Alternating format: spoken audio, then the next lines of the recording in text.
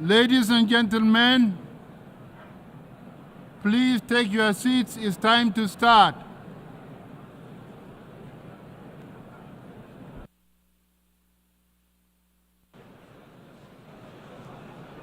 Time to start.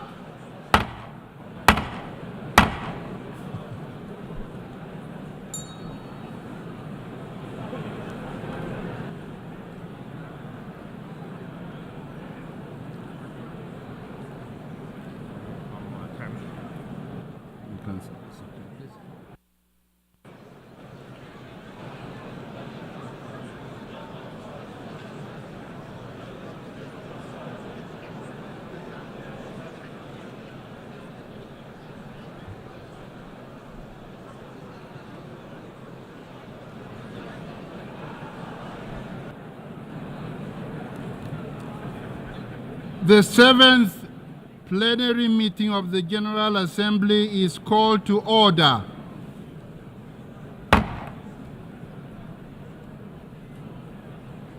Not moving.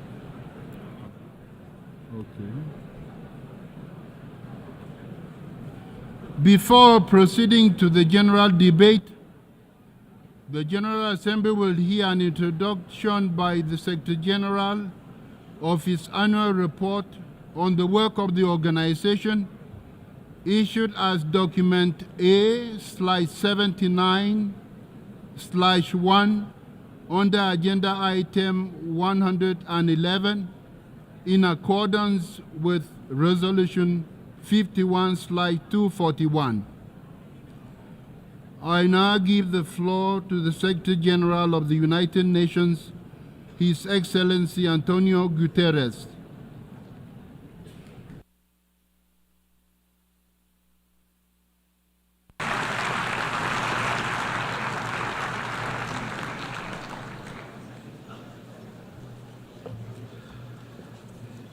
Mr. President of the General Assembly, Excellencies, ladies and gentlemen, our world is in a whirlwind.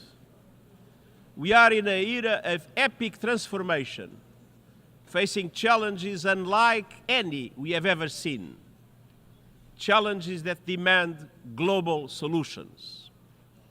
Yet, geopolitical divisions keep deepening. The planet keeps heating. Wars rage with no clue how they will end. And nuclear posturing and new weapons cast a dark shadow. We are edging towards the unimaginable, a power keg that risks engulfing the world. Meanwhile, 2024 is the year that half of humanity goes to the poles, and half of humanity will be affected. I stand before you in this whirlwind, convinced of two overriding truths. First, the state of our world is unsustainable. We can't go on like this. And second, the challenges we face are solvable. But that requires us to make sure the mechanisms of international problem solving actually solve problems. The Summit of the Future was a first step, but we have a long way to go. And getting there requires confronting three major drivers of unsustainability. A world of impunity, where violations and abuses threaten the very foundation of international law and UN Charter. A world of inequality, where injustices and grievances threaten to undermine countries or even push them over the edge. And a world of uncertainty, where unmanaged global risks threaten our future in unknowable ways. These worlds of impunity, inequality, and uncertainty are connected and colliding. Excellencies, the level of impunity in the world is politically indefensible and morally intolerable. Today, a growing number of governments and others feel entitled to get out of jail free card. They can trample international law. They can violate the United Nations Charter. They can turn a blind eye to international human rights conventions or the decisions of international courts. They can thumb their nose at international humanitarian law. They can invade another country, lay waste to whole societies, or utterly disregard the welfare of their own people. And nothing will happen. We see this age of impunity everywhere, in the Middle East, in the heart of Europe, in the Horn of Africa, and beyond. The war in Ukraine is spreading with no signs of letting up. Civilians are paying the price in rising death tolls and shattered lives and communities. It is time for a just peace based on the UN Charter, on international law, and on UN resolutions. Meanwhile, Gaza is a non-stop nightmare that threatens to take the entire region with it. Look no further than Lebanon. We should all be alarmed by the escalation. Lebanon is at the brink. The people of Lebanon, the people of Israel, and the people of the world cannot afford Lebanon to become another Gaza. Let's be clear. Nothing can justify the abhorrent acts of terror committed by Hamas on October 7th or the taking of hostages, both of which I have repeatedly condemned. And nothing can justify the collective punishment of the Palestinian people. The speed and scale of the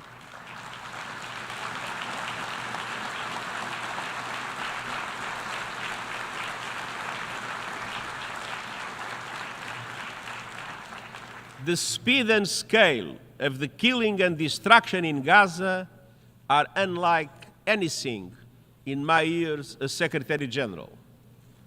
More than 200 of our own staff have been killed, many with their families. And yet, the women and men of the United Nations continue to deliver humanitarian aid. And I know you join me in paying a special tribute to UNRWA and to all humanitarians in Gaza.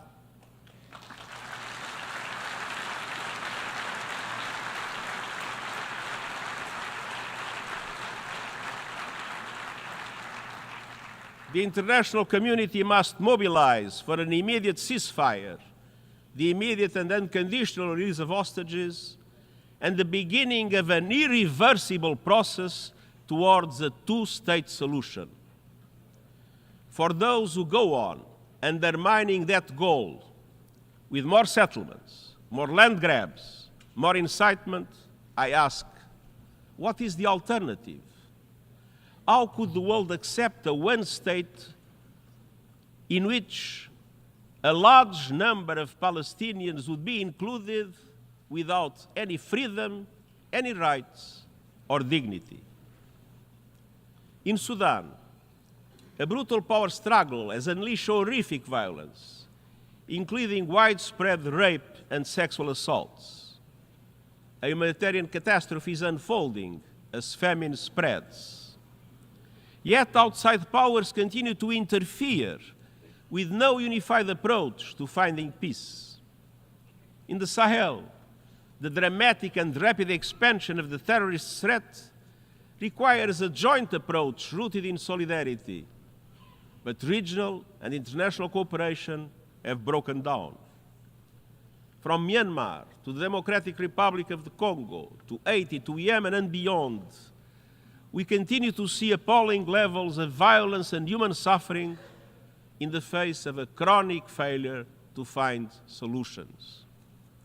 Meanwhile, our peacekeeping missions are too often operating in areas where simply there is no peace to keep. Instability in many places around the world is a byproduct of instability in power relations and geopolitical divides. For all its perils, the Cold War had rules. There were hotlines, red lines, and guardrails. It can feel as though we don't have that today, and nor do we have a unipolar world. We are moving to a multipolar world, but we are not yet there yet. We are in a purgatory of polarity. And in this purgatory, more and more countries are filling the spaces of geopolitical divides, doing whatever they want with no accountability. That is why it is more important than ever to reaffirm the Charter, to respect international law, to support and implement decisions of international courts, and to reinforce human rights in the world, anywhere and everywhere.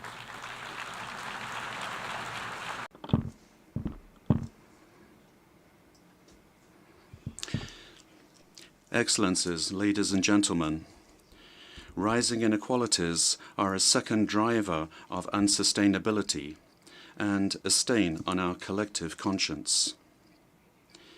Inequality is not a technical or bureaucratic issue. At its heart, inequality is a question of power with historic roots. Conflict, climate upheaval, and the cost of living crisis are pushing those roots even deeper. At the same time, the world has not recovered from the surge in inequalities caused by the pandemic. Of the world's poorest 75 countries, 1/3 are worse off today than they were 5 years ago. During that same period, the 5 richest men in the world have more than doubled their wealth. And the top 1% of people on Earth own 43% of all global financial assets. At the national level, some governments are supercharging inequalities by doling out massive tax giveaways to corporations and the ultra-rich, while shortchanging investments in health, education, and social protection. No one is being more shortchanged than the world's women and girls. Excellencies, rampant gender-based discrimination and abuse are the most prevalent inequality across all societies. Every day, it seems that we are confronted by yet more sickening cases of femicide, gender-based violence, and mass rape, both in peacetime and as a weapon of war. In some countries, laws are being used to threaten reproductive health and rights. And in Afghanistan, laws are being used to lock in the systematic oppression of women and girls. And I am sorry to observe that despite years of talk, gender inequality is on full display. Please forgive me, it's on full display in this hall as well. Less than 10% of speakers during this week's general debate are women. This is unacceptable, especially when we know that gender equality delivers for peace, sustainable development, climate action, and much more. That is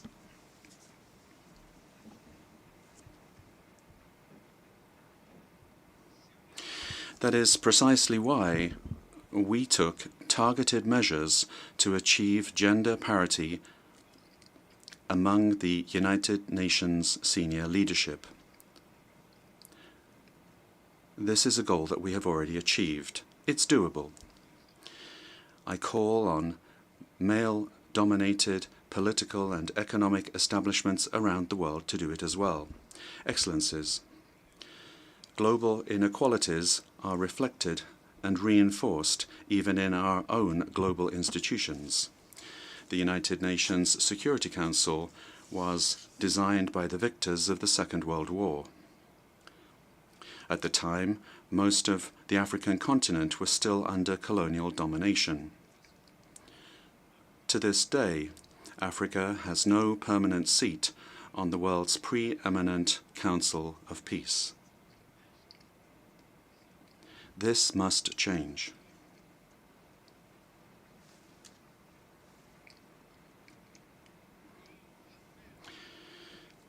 so must the global financial architecture set up 80 years ago. I commend the leaders of the World Bank and the International Monetary Fund for taking the important steps that they have. But, as the Pact for the Future emphasizes, tackling inequalities requires accelerating reform of the international financial architecture. Over the past 8 decades, the global economy has grown and transformed. The Bretton Woods institutions have not kept pace. They can no longer provide a global safety net or offer developing countries the level of support that they need. In the world's poorest countries, the debt interest payments now cost more on average than investments in education, health, and infrastructure combined. And around the world, more than 80% of Sustainable Development Goal targets are off track. Excellencies, getting back on track requires a surge of financing for the 2030 Agenda and the Paris Agreement. That means that G20 countries need to lead on an SDG stimulus of $500 billion a year. It means reforms to substantially increase the lending capacity of multilateral development banks and to enable them to massively scale up affordable long-term climate and development finance. It means expanding contingency financing through recycling of special drawing rights. And it means promoting long-term debt restructuring. Excellencies, I have no illusions about the obstacles to reform of the multilateral system. Those with political and economic power, or those who believe they have that power, are always reluctant to change. But the status quo is already draining their power. Without reform, fragmentation is inevitable, and global institutions will become less legitimate, less credible, and less effective. Excellencies, the third driver of our unsustainable world is uncertainty. The ground is shifting under our feet. Anxiety levels are off the charts, and young people in particular are counting on us and seeking solutions. Uncertainty is compounded by 2 existential threats: the climate crisis and the rapid advance of technology, in particular artificial intelligence. Excellencies, we are in a climate meltdown. Extreme temperatures, raging fires, droughts, and epic floods are not natural disasters. They are human disasters, increasingly fueled by fossil fuels. No country is spared.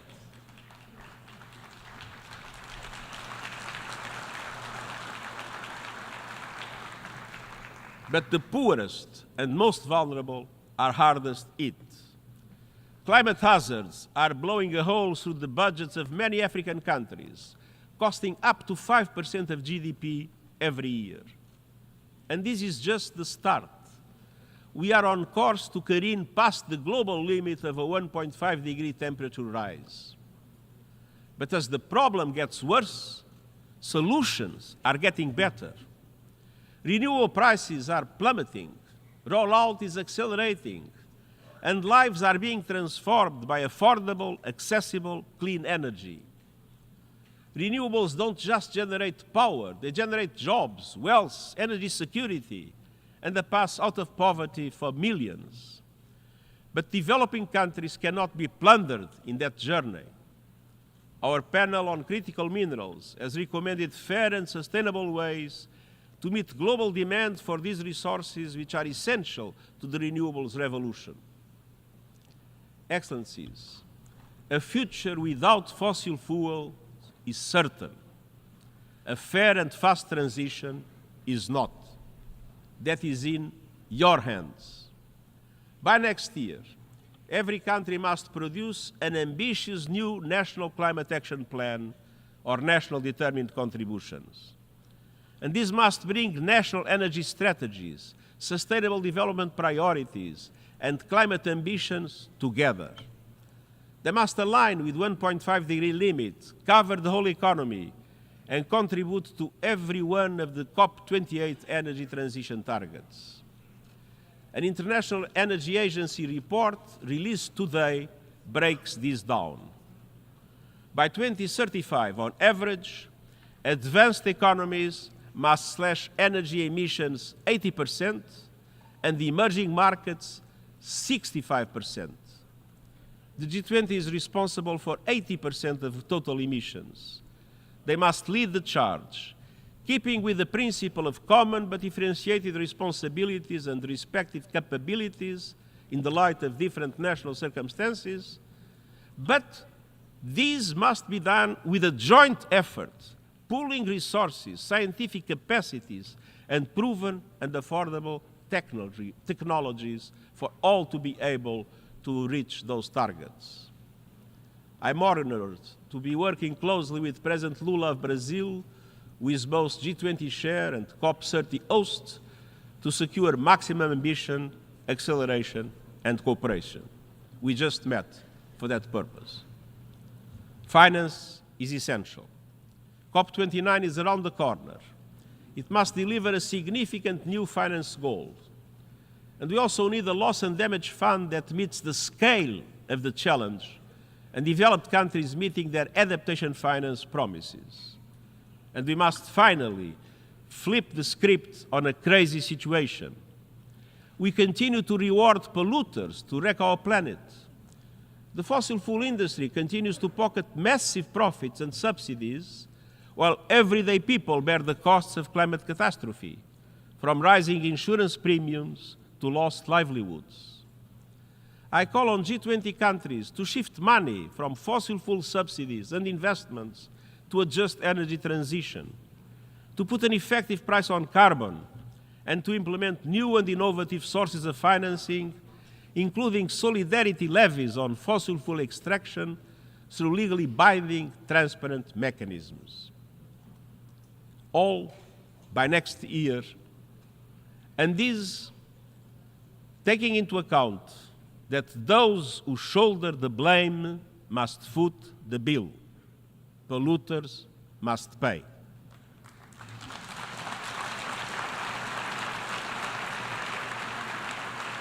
Excellencies, the rapid rise of new technologies poses another unpredictable existential risk. Artificial intelligence will change virtually everything we know, from work, education, and communication to culture and politics. We know AI is rapidly advancing, but where is it taking us? To more freedom or more conflict? To a more sustainable world or greater inequality? To being better informed or easier to manipulate? A handful of companies and even individuals have already amassed enormous power over the development of AI with little accountability or oversight for the moment.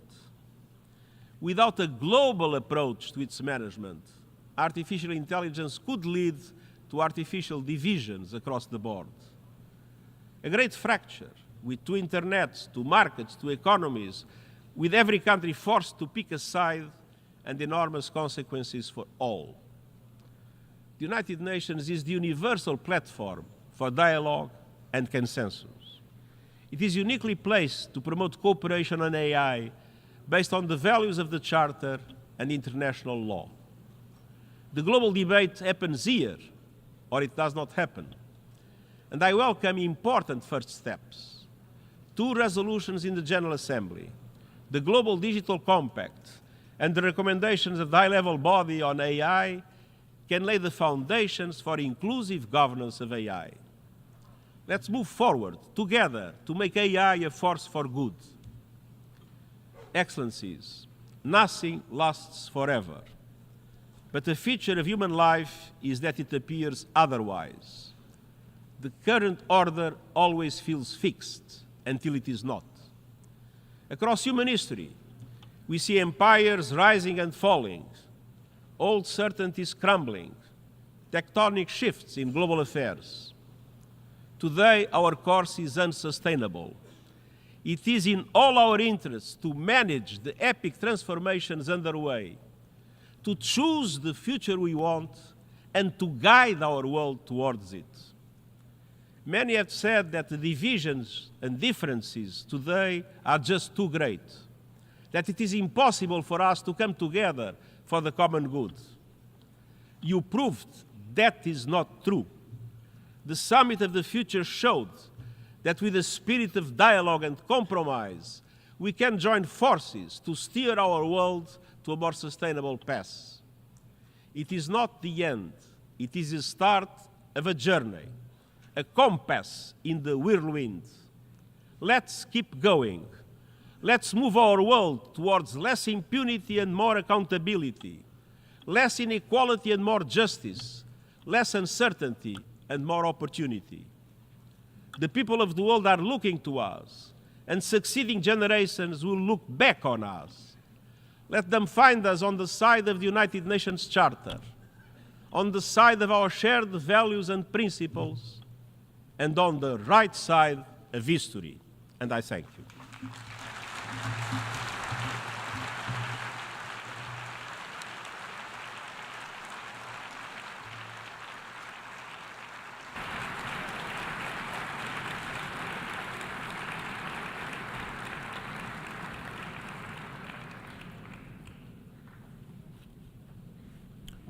I thank the Secretary General.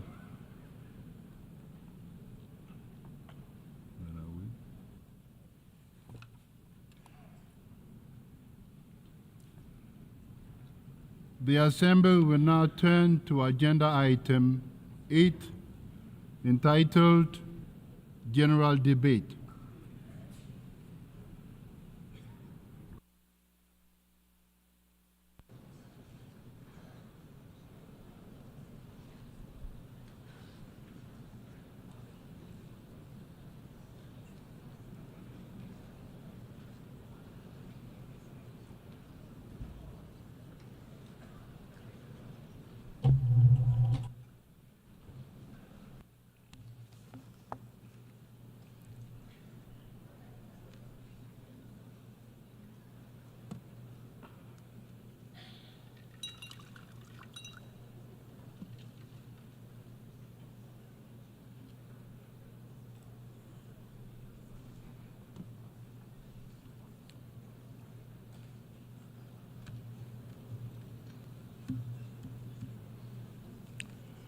Excellencies, Heads of State and Government, Your Excellency Antonio Guterres, Secretary General of the United Nations, Honorable Ministers,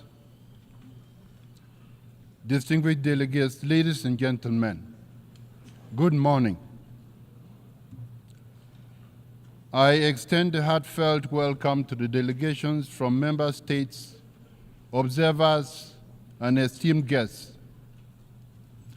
It is my profound honor and privilege to welcome you to this august hall for the general debate of the 79th session of the General Assembly. Before I proceed, I would like to recognize the presence here today of 9 of my predecessors, past presidents of the General Assembly. Although barely 2 weeks in the job, I can already appreciate the challenges they navigated through. The general debate remains one of the world's most inclusive, representative, and authoritative platforms for global reflection and collective action. This year, the urgency of our task cannot be overstated. We are falling behind in our pursuit of the Sustainable Development Goals. I am informed that with just 5 years to go, less than 18% of the goals have been achieved. Also, the climate crisis is no longer a distant threat. It is here now, ravaging ecosystems and dismantling the livelihoods of entire communities. Conflicts rage from the Middle East to Ukraine, from Haiti to South Sudan, leaving in their wake death, destruction, and immense suffering. I call for an immediate ceasefire in all these conflict settings. For almost a year now,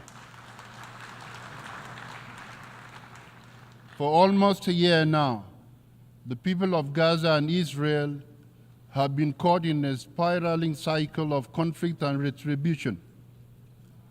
I take this opportunity to call for an immediate ceasefire for the Hamas-Israel war, the unconditional release of hostages, and for all parties to abide by international law, including international humanitarian law, and work towards a just and lasting solution grounded in the United Nations Charter, relevant resolutions, and international law ensuring dignity for both Palestinians and Israelis.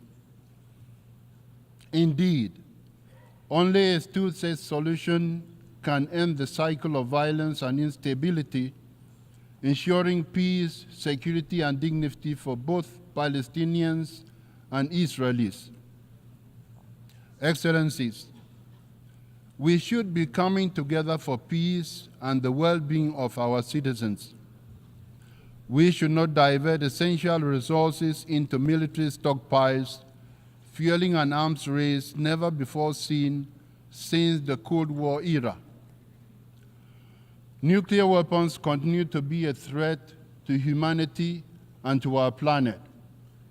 A nuclear war must never be fought.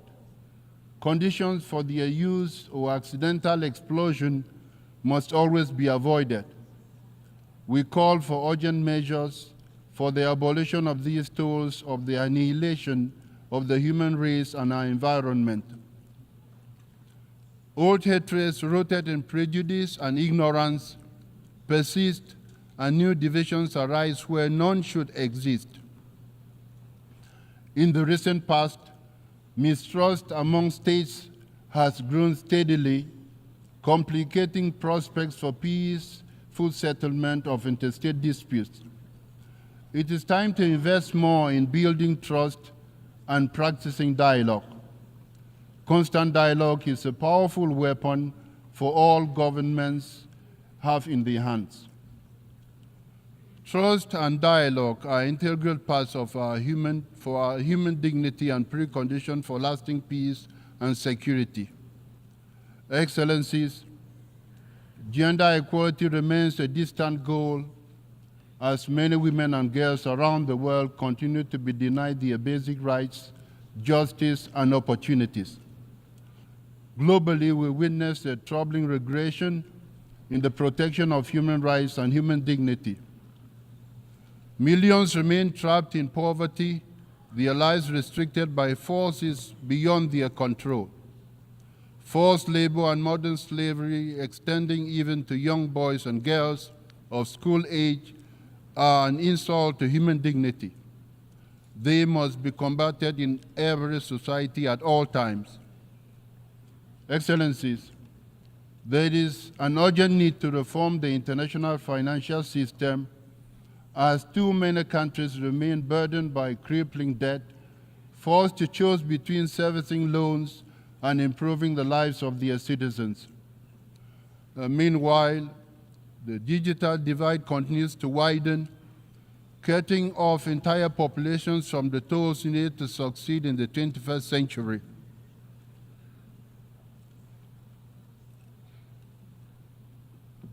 Excellencies, we are not mere spectators of these crises, nor are we powerless to act.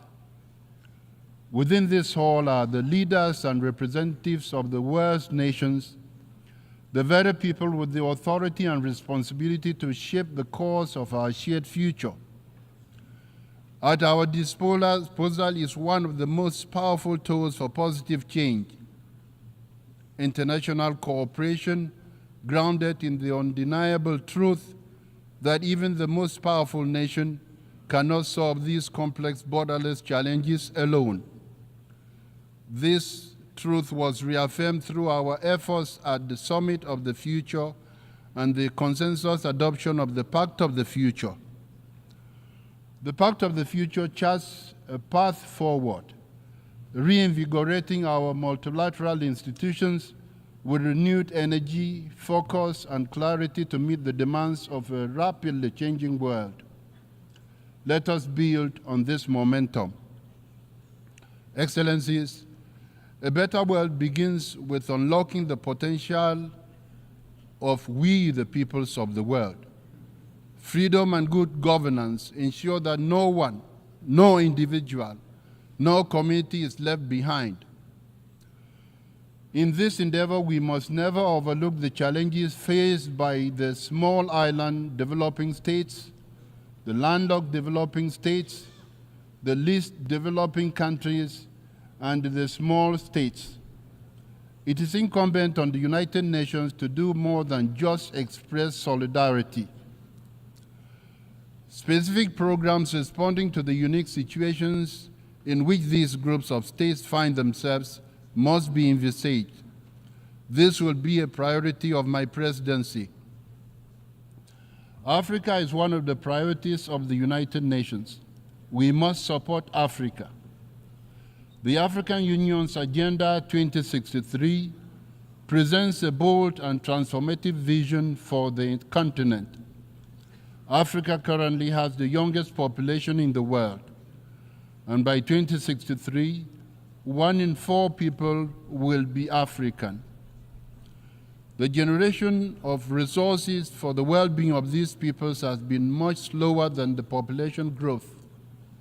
We must not let Africa's potential go unrealized. In fact, to truly unlock Africa's vast potential, we must actively cultivate global partnerships that align with the continent's aspirations and drive its success. In this endeavor, I look forward to working with member states of the United Nations this year on keeping Africa at the heart of our agenda. Excellencies, in this 79th session, I also want to prioritize multilingualism as a recognition of our world's cultural and linguistic richness. We understand that the multitude of languages, cultures, and perspectives should not be viewed as a source of division, but as a wellspring of strength. Excellencies, we anticipate a very successful high-level week. In addition to the recently concluded Summit of the Future and this ongoing general debate, several critical high-level events are expected to take place. These include the high-level event on microbial resistance, the high-level meeting on addressing the existential threats posed by sea level rise, and the high-level plenary meeting to commemorate and promote the International Day for the Total Elimination of Nuclear Weapons. Throughout the 79th session, we will address the urgent issues of our time. While we may not agree on every issue, we all share the same fundamental goal: to build a better world for everyone, everywhere. Here today are representatives from 193 member states, each embodying our collective aspirations, each guided by a shared vision. The path ahead is difficult, fraught with obstacles that may at times seem insurmountable, but they are not impassable. We have the tools, the knowledge, and the collective will to overcome these challenges if we act together with courage and conviction. Thank you.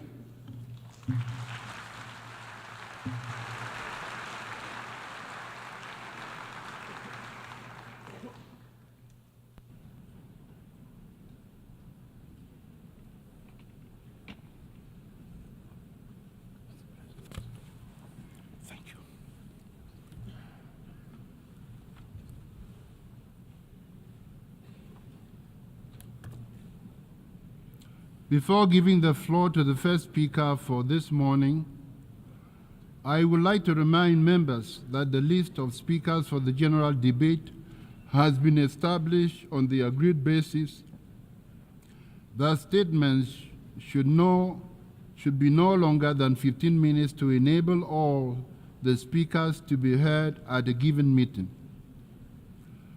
Within this time frame, I would like to appeal to speakers to deliver their statements at a reasonable pace so that interpretation into other official United Nations languages may be provided properly. I would also like to draw your attention to the decision taken by the General Assembly at previous sessions, namely, that the practice of expressing congratulations inside the General Assembly Hall after a speech has been delivered is strongly discouraged. After delivering their statements from the rostrum, speakers are invited to exit the General Assembly Hall through room GA 200, located behind the podium, before returning to their seats. May I take it that the General Assembly agrees to proceed in this manner? It is so decided. Finally, I should like to draw the attention of members that during the general debate, official photographs of all the speakers are taken by the Department of Global Communications. Members interested in obtaining these photographs are requested to contact the Photo Library of the United Nations. The Assembly will hear an address by His Excellency Luiz Inácio Lula da Silva, President of the Federative Republic of Brazil. I request protocol to escort His Excellency and invite him to address the Assembly. Muito bem.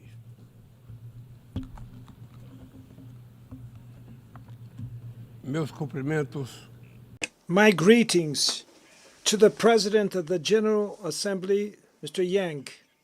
I would like to greet the Secretary General, Antonio Guterres, and each of the heads of state and government and delegates present. I'd like to address specifically to the Palestinian delegation who is taking part in this opening session for the first time, a bit as an observer member.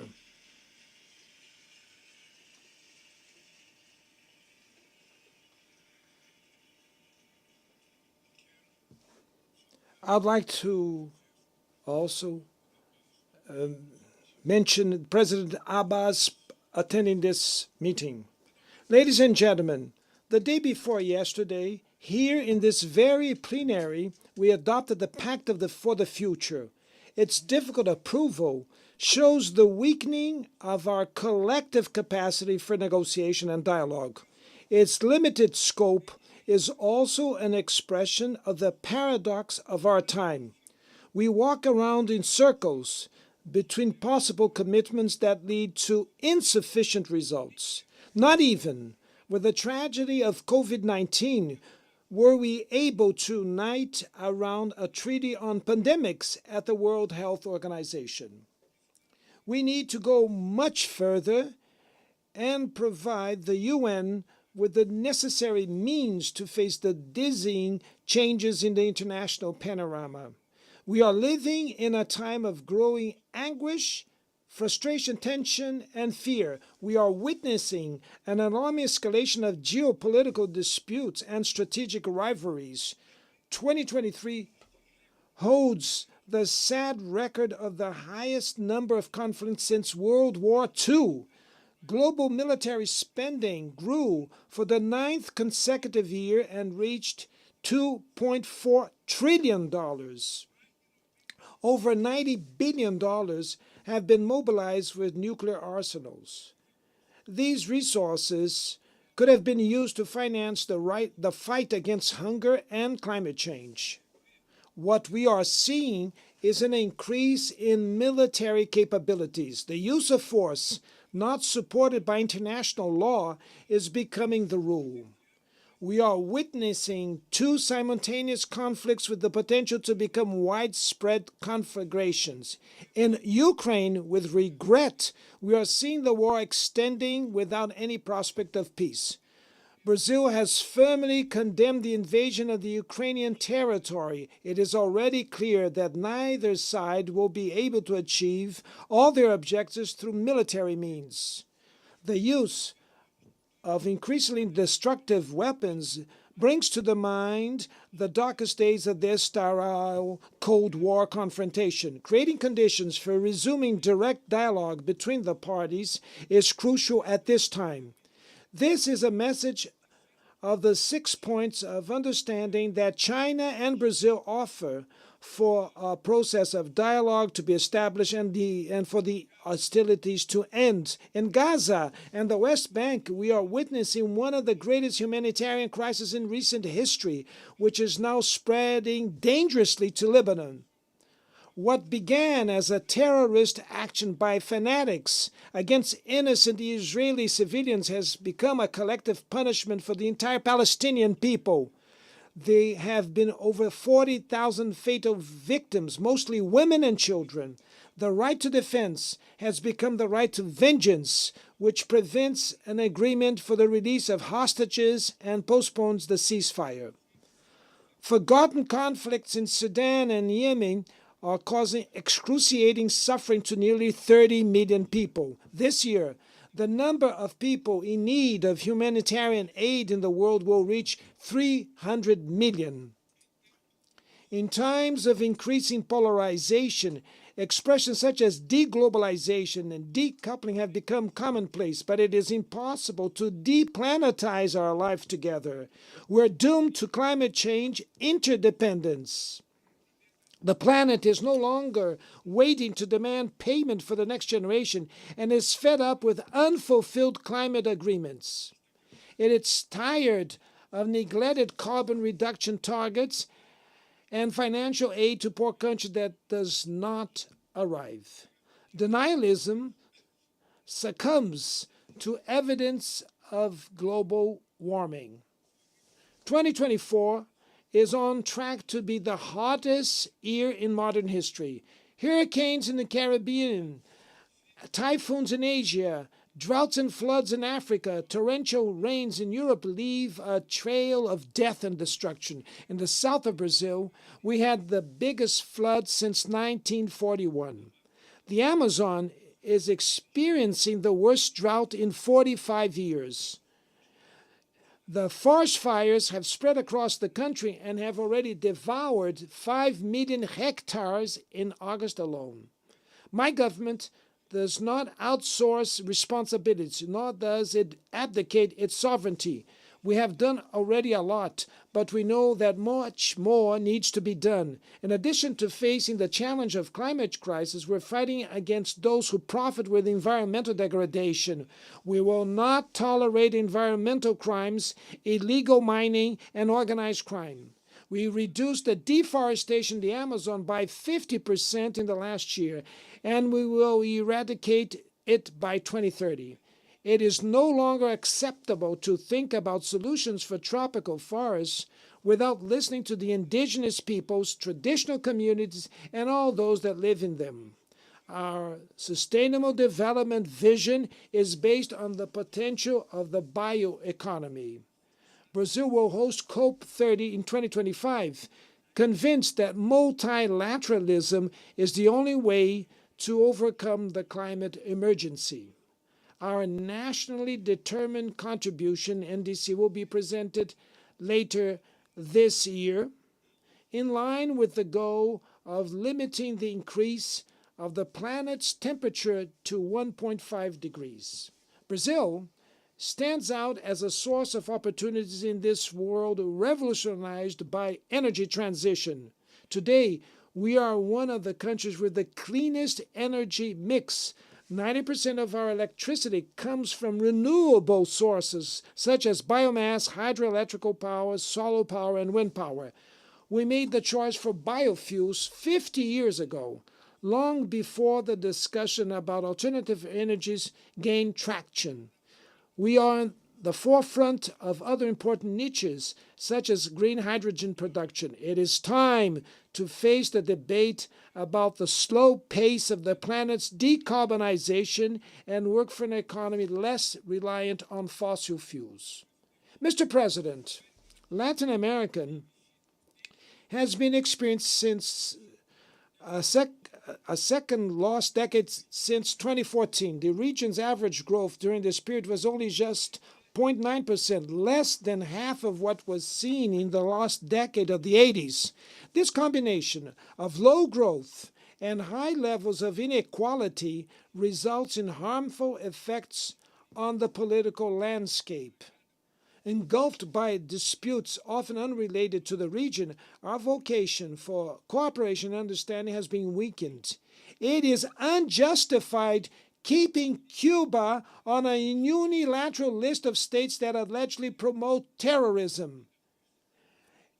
And also that this is undue, this reaches the most vulnerable countries. In Haiti, it's urgent to combine actions to restore public order and promote development. In Brazil, defending democracy implies in permanent action against extremist, messianic, and totalitarian attacks which spread hatred, intolerance, and resentment. It was on its behalf that Brazilians defeated dictators and tyrants who tried to undermine institutions and put them at the service of reactionary interests. Democracy needs to respond to the legitimate aspiration of those who no longer accept hunger, inequality, unemployment, and violence. In a globalized world, it makes no sense to resort to false patriots and isolationists, nor is there hope in resorting to ultra-liberal experiments that only worsen the difficulties of an impoverished continent. The future of our region depends, above all, on building a sustainable, efficient, and inclusive state that tackles all forms of discrimination. A future which is not intimidated by individuals, corporations, or digital platforms that consider themselves above the law. Freedom is the first victim of a world with no rules. Essential elements of sovereignty includes the right to prescribe laws, adjudicate disputes, and enforce rules within one's territory, including the digital environment. The state we are building is sensitive to the needs of the most vulnerable, without giving up sound macroeconomic foundations. The false opposition between state and market was abandoned by developed nations, which returned to practice active industrial policies and strong regulation of the domestic economy.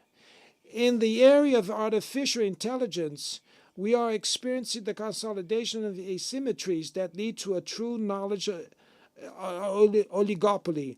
The unprecedented concentration in the hands of a small number of people and companies based in an even smaller number of countries is advancing. We are interested in emancipatory artificial intelligence, which also has the face of the global south and which strengthens cultural diversity, that respects human rights, protects personal data, and promotes information integrity. And, above all, that it will be a tool for peace, not for war. We need an intergovernmental governance of artificial intelligence in which all states have a seat. Mr. President, conditions for accessing financial resources remain prohibitive for most low and middle income countries. The debt burden limits fiscal room to invest in health and education, reduce inequalities, and address climate change. African countries borrow at rates up to 8 times higher than Germany and 4 times higher than the United States. It's a Marshall Plan in reverse, in which the poorest finance the richest. Without greater participation of the developing countries in the management of the IMF and the World Bank, there will be no effective change. While the Sustainable Development Goals lag behind, the world's 150 largest companies had collectively made up to $1 trillion in profits over the last 2 years. The fortunes of the top 5 billionaires have more than doubled since the start of this decade, while 60% of humanity has become poor. The super rich pay proportionally much less tax than the working class. To remedy this anomaly, Brazil has insisted on international cooperation to develop minimum global taxation standards. The data released by FAO 2 months ago on the state of food insecurity in the world is shocking. The number of people going hungry around the world has increased by more than 152 million since 2019. This means that 9% of the world's population, 733 million people, are undernourished. The problem is severe in Africa and Asia, but it also persists in parts of Latin America. Women and girls make up the majority of people facing hunger in the world. Pandemics, armed conflicts, climate events, and agricultural subsidies from rich countries are increasing the scope of this scourge. But hunger is not just the result of external factors.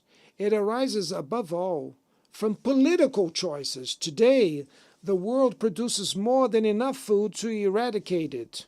What is missing is for conditions to be created so that food may be affordable. This is my government's most urgent commitment: end hunger in Brazil, as we did in 2014. In 23 alone, we lifted 24,400,000 people out of a condition of severe food insecurity. The Global Alliance Against Hunger and Poverty, which we will launch in Rio de Janeiro in November, was born from this political will and this spirit of solidarity. It will be one of the main results of the Brazilian G20 chairmanship and is open to the world. Anyone who wants to join this collective effort is welcome. Mr. President, ladies and gentlemen, about to turn 80, the United Nations Charter has never undergone comprehensive reform. Only 4 amendments were passed, all of them between 1965 and 1973. The Charter's current version fails to address some of humanity's most pressing challenges. When the UN was founded, we were 51 countries. We are now 193 countries. Several countries, mainly on the African continent, were under colonial rule when the UN was founded and had no say over its goals and functioning. There is no gender balance in the highest positions. The position of Secretary General has never been held by a woman.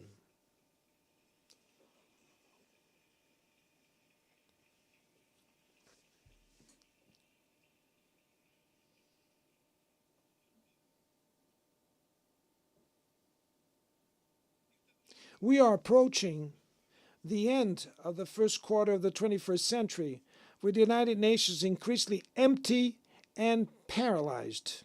It is time to react vigorously to this situation, restoring to the organization the prerogatives that derive from its status as a universal forum.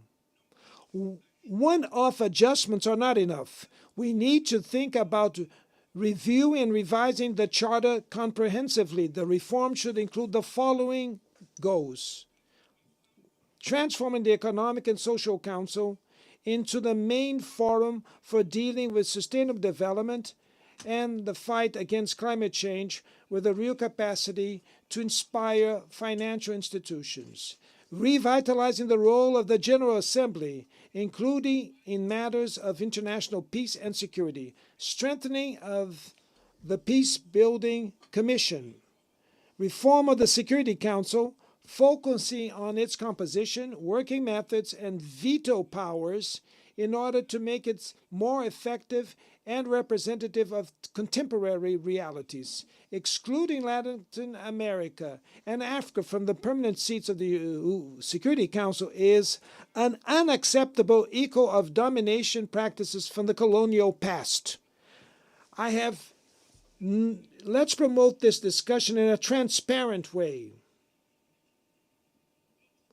Let's promote this discussion in a transparent way in consultation with the G77, the G20, and the BRICS, in the CARICOM, at the UE, and any other spaces that exist. I have no illusions about the complexity of a reform like this, which will face crystallized interests in maintaining the status quo. It will require enormous negotiation effort, but that is our responsibility. We cannot wait for another world tragedy like the World War II to only then build a new governance on its rubbles. The will of the majority can persuade those who cling to the raw expression of the mechanisms of power. The humanities' aspirations echo in this plenary. Here, we engage in the world's big debates. In this forum, we look for answers to the problems inflicted on the world. It is up to the General Assembly, the biggest expression of multilateralism, the mission to pave the way for the future. Thank you very much.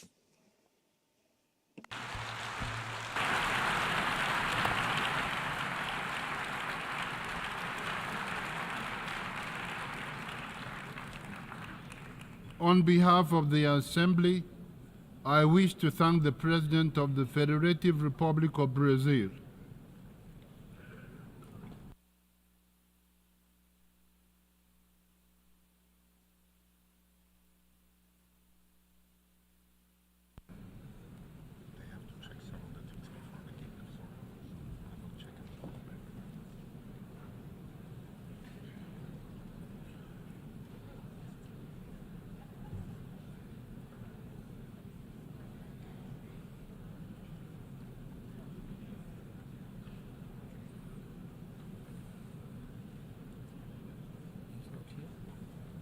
say they're checking a few things before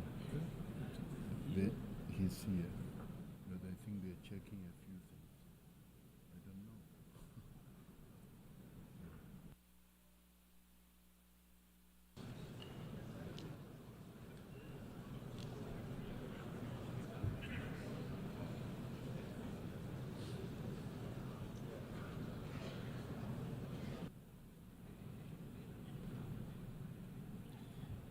Just arriving, another minute.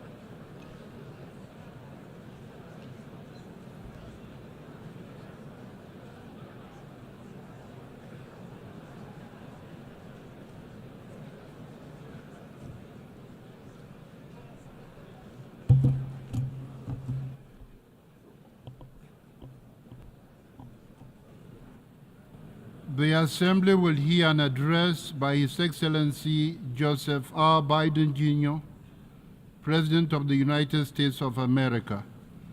I request protocol to escort His Excellency and invite him to address the Assembly.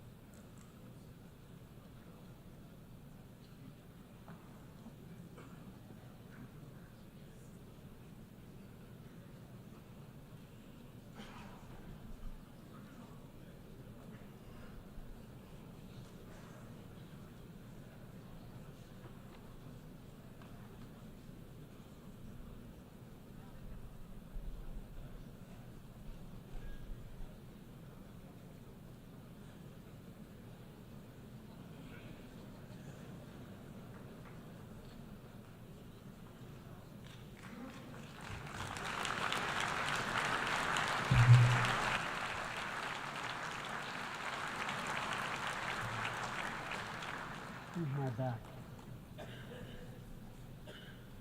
My fellow leaders, today is the fourth time I've had the great honor of speaking to this assembly as President of the United States. It'll be my last. I've seen a remarkable sweep of history. I was first elected to office in the United States of America as a U.S. Senator in 1972. Now, I know I look like I'm only 40. I know that. I was 29 years old. Back then, we were living through an inflection point, a moment of tension and uncertainty. The world was divided by the Cold War. The Middle East was headed toward war. America was at war in Vietnam. At that point, the longest war in America's history. Our country was divided and angry, and there were questions about our staying power and our future. But even then, I entered public life not out of despair, but out of optimism. The United States and the world got through that moment. It wasn't easy or simple without significant setbacks. But we would go on to reduce the threat of nuclear weapons through arms control, and then go on to bring the Cold War itself to an end. Israel and Egypt went to war, but then forged a historic peace. We ended the war in Vietnam. The last year in Hanoi, I met with the Vietnamese leadership. We elevated our partnership to the highest level. It's a testament to the resilience of the human spirit and the capacity for reconciliation. That today the United States and Vietnam are partners and friends, and it's proof that even from the horrors of war, there's a way forward. Things can get better. We should never forget that. I've seen that throughout my career. In the 1980s, I spoke out against apartheid in South Africa, and then I watched the racist regime fall. In the 1990s, I worked to hold Milosevic accountable for war crimes. He was held accountable. At home, I wrote and passed the Violence Against Women Act to end the scourge of violence against women and girls, not only in America, but across the world, as many of you have as well. But we have so much more to do, especially against rape and sexual violence as weapons of war and terror. We were attacked on 9/11 by al-Qaeda and Osama bin Laden. We brought him justice. Then I came to the presidency at another moment of crisis and uncertainty. I believed America had to look forward. New challenges, new threats, new opportunities were in front of us. We needed to put ourselves in a position to see the threats, to deal with the challenges, and to seize the opportunities as well. We need to end the era of war that began on 9/11. As Vice President to President Obama, he asked me to work to wind down the military operations in Iraq and we did, painful as it was. When I came to office as president, Afghanistan had replaced Vietnam as America's longest war. I was determined to end it, and I did. It was a hard decision, but the right decision. 4 American presidents had faced that decision, but I was determined not to leave it to the 5th. It was a decision accompanied by tragedy. 13 brave Americans lost their lives, along with hundreds of Afghans in a suicide bomb. I think those lost lives, I think of them every day. I think of all the 2,461 U.S. military deaths over a long 20 years of that war. 20,744 American servicemen wounded in action. I think of their service, their sacrifice, and their heroism. I know other countries lost their own men and women fighting alongside us. We honor their sacrifices as well. To face the future, I was also determined to rebuild my country's alliances and partnerships to a level not previously seen. We did just that, from traditional treaty alliances to new partnerships like the Quad with the United States, Japan, Australia, and India. I know many look at the world today and see difficulties and react with despair, but I do not. I won't. As leaders, we don't have the luxury. I recognize the challenges from Ukraine to Gaza to Sudan and beyond. War, hunger, terrorism, brutality, record displacement of people, a climate crisis, democracy at risk, strains within our societies, the promise of artificial intelligence and its significant risk. The list goes on. But maybe because all I've seen and all we have done together over the decades, I have hope. I know there is a way forward. In 1919, the Irish poet William Butler Yeats described a world, and I quote, "where things fall apart, the center cannot hold, mere anarchy is loosed upon the world," end of quote. Some may say those words describe the world not just in 1919, but in 2024. But I see a critical distinction. In our time, the center has held. Leaders and people from every region and across the political spectrum have stood together, turned the page. We turned the page in the worst pandemic in a century. We made sure COVID no longer controls our lives. We defended the UN Charter and ensured the survival of Ukraine as a free nation. My country made the largest investment in climate, clean energy, ever anywhere in history. There will always be forces that pull our countries apart and the world apart. Aggression, extremism, chaos, and cynicism. A desire to retreat from the world and go it alone. Our task, our test, is to make sure that the forces holding us together are stronger than those that are pulling us apart. That the principles of partnership that we came here each year to uphold can withstand the challenges. That the center holds once again. My fellow leaders, I truly believe we're at another inflection point in world history, where the choices we make today will determine our future for decades to come. Will we stand behind the principles that unite us? Will we stand firm against aggression? Will we end the conflicts that are raging today? Will we take on global challenges like climate change, hunger, and disease? Will we plan now for the opportunities and risk of a revolutionary new technologies?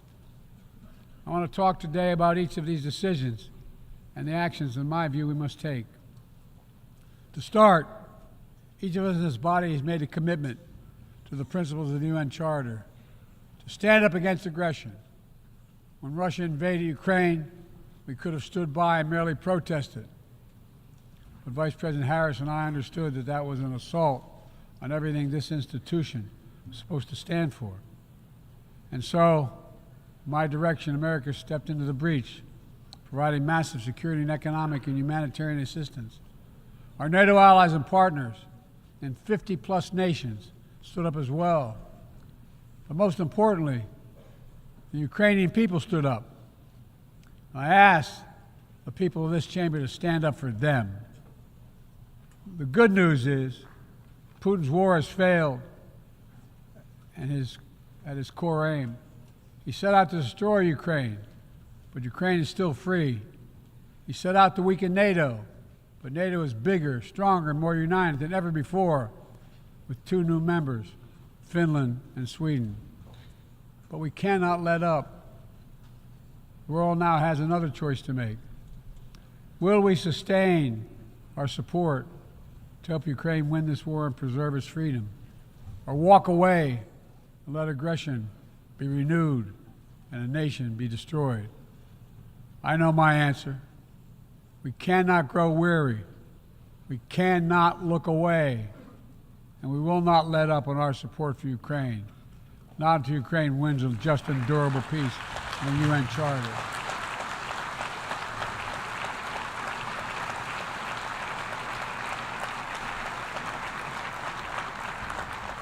We also need to uphold our principles as we seek to responsibly manage the competition with China so it does not veer into conflict.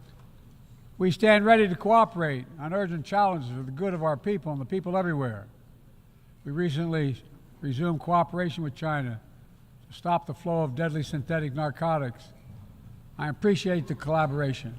It matters for the people of my country and many others around the world.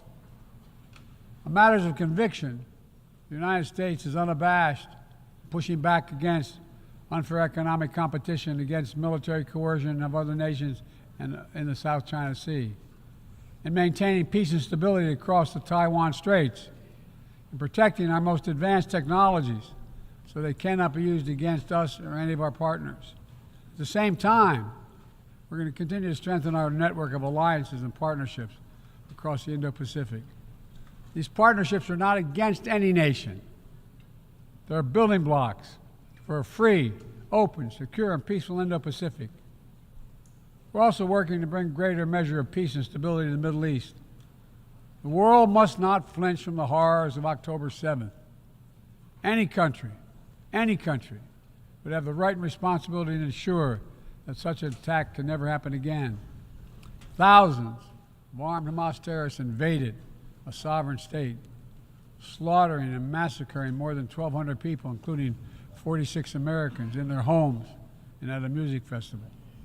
Despicable acts of sexual violence, 250 innocents taken hostage. I've met with the families of those hostages. I've grieved with them.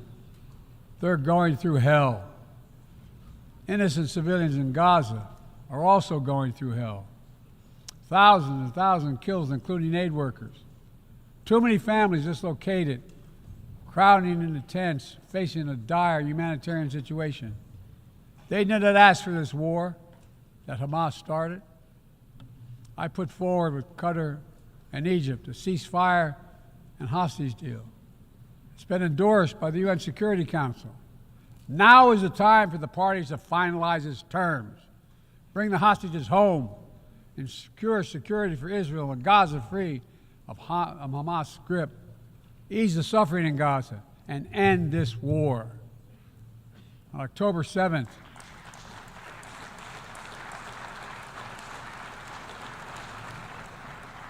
since October 7th, we've also been determined to prevent a wider war that engulfs the entire region. Hezbollah, unprovoked, joined the October 7th attack, launching rockets into Israel. Almost a year later, too many on each side of the Israeli-Lebanon border remain displaced. A full-scale war is not in anyone's interest. Even if the situation has escalated, a diplomatic solution is still possible. In fact, it remains the only path to lasting security to allow the residents from both countries to return to their homes and the border safely. And that's what we're working tirelessly to achieve. As we look ahead, we must also address the rise of violence against innocent Palestinians on the West Bank and set the conditions for a better future, including a two-state solution where the world where Israel enjoys security and peace and full recognition and normalized relations with all its neighbors, where Palestinians live in security, dignity, and self-determination in a state of their own.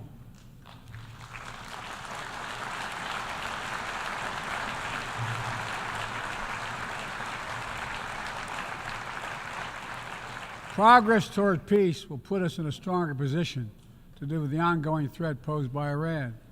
Together, we must deny oxygen to its terrorist proxies, which have called for more October 7th and ensure that Iran will never, ever obtain a nuclear weapon. Gaza is not the only conflict that deserves our outrage. In Sudan, a bloody civil war unleashed one of the world's worst humanitarian crises. 8 million on the brink of famine. Hundreds of thousands already there. Atrocities in Darfur and elsewhere. The United States has led the world in providing humanitarian aid to Sudan. And with our partners, we've led diplomatic talks to try to silence the guns and avert a wider famine.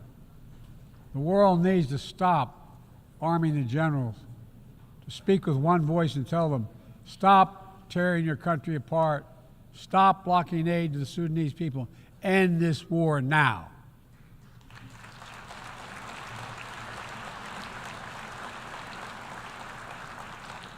But people need more than the absence of war. They need a chance to live in dignity. They need to be protected from the ravages of climate change, hunger, and disease. Our administration has invested over $150 billion to make progress and other sustainable development goals. It includes $20 billion for food security, over $50 billion for global health. We've mobilized billions more in private sector investment. We've taken the most ambitious climate action in history. We've moved to rejoin the Paris Agreement on day one. And today, my country is finally on track to cut emissions in half by 2030. On track to honor my pledge to quadruple climate financing to developing nations with $11 billion thus far this year. We've rejoined the World Health Organization, donating nearly 700 million doses of COVID vaccine to 117 countries. We must now move quickly to face Mpox outbreak in Africa. We're prepared to commit $500 million to help African countries prevent and respond to Mpox and to donate 1 million doses of Mpox vaccine now.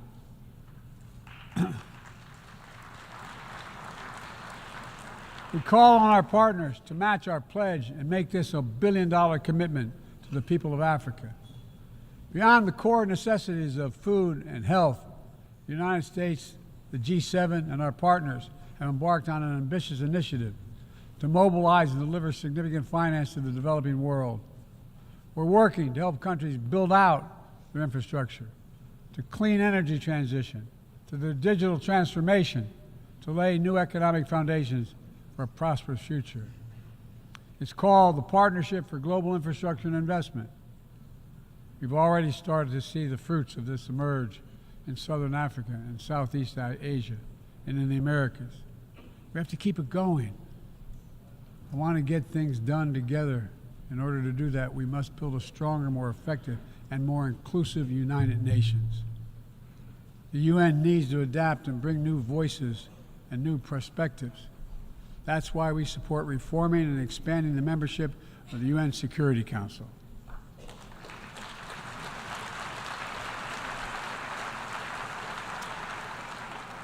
Our UN ambassador just laid out our detailed vision to reflect today's world, not yesterday's. It's time to move forward. The Security Council, like the UN itself, needs to go back to the job of making peace, of brokering deals to end wars and suffering. And to stop the spread of the most dangerous weapons, of stabilizing troubled regions in East Africa, from East Africa to Haiti, to Kenya-led mission that's working alongside the Haitian people to turn the tide. We also have a responsibility to prepare our citizens for the future.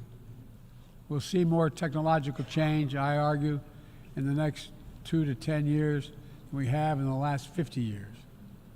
Artificial intelligence is going to change our ways of life, our ways of work, and our ways of war. It could usher in scientific progress at a pace never seen before, and much of it could make our lives better. But AI also brings profound risks, from deep fakes to disinformation, to novel pathogens, to bioweapons.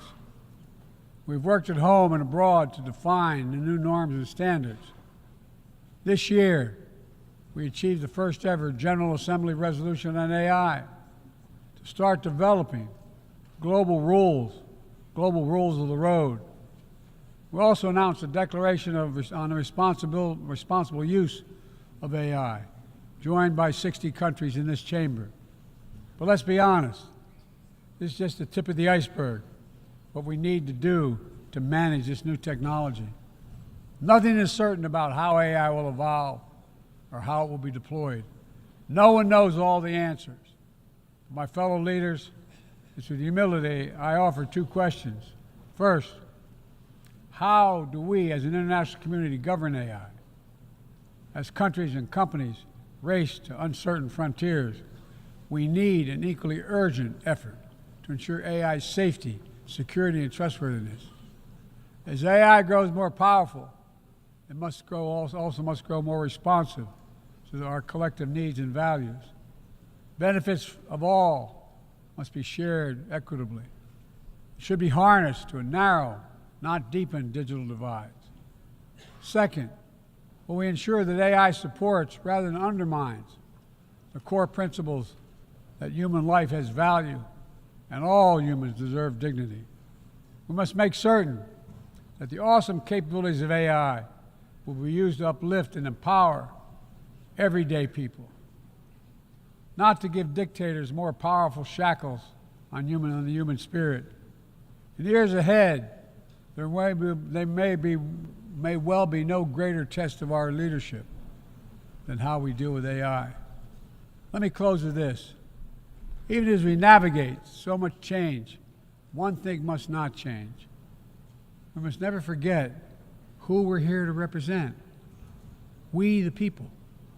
These are the first words of our Constitution, the very idea of America. They inspired the opening words of the UN Charter. I made the preservation of democracy the central cause of my presidency. This summer, I faced a decision whether to seek a second term as president. It was a difficult decision. Being president has been the honor of my life. There's so much more I want to get done. As much as I love the job, I love my country more. I decided after 50 years of public service, it's time for a new generation of leadership to take my nation forward. My fellow leaders, let us never forget, some things are more important than staying in power. It's your people.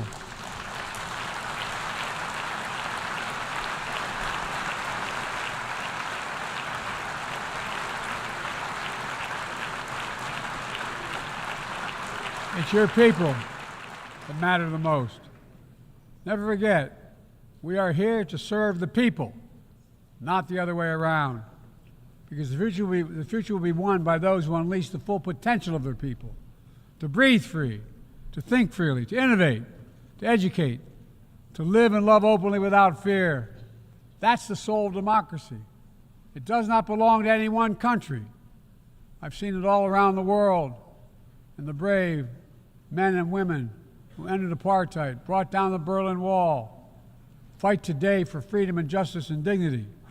We saw it, that universal yearning for rights and freedom in Venezuela, where millions cast their vote for change that hadn't been recognized. But it can't be denied. The world knows the truth.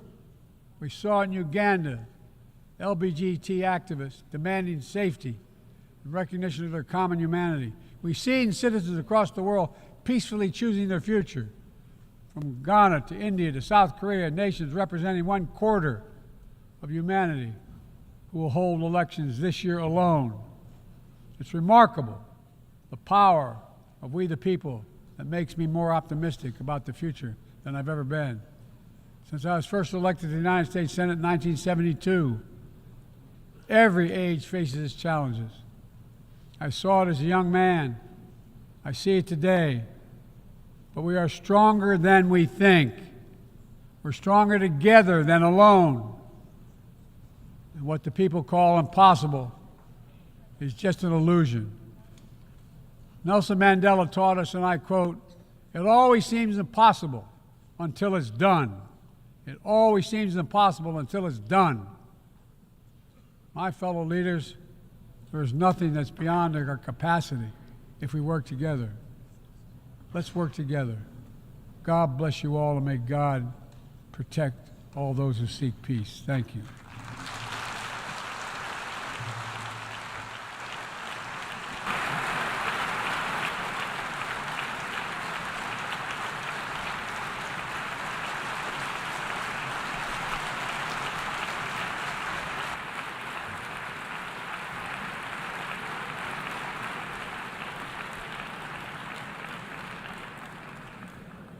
On behalf of the Assembly, I wish to thank the President of the United States of America. May I request representatives to remain seated while we suspend the meeting for 5 minutes before resuming to hear the next speaker.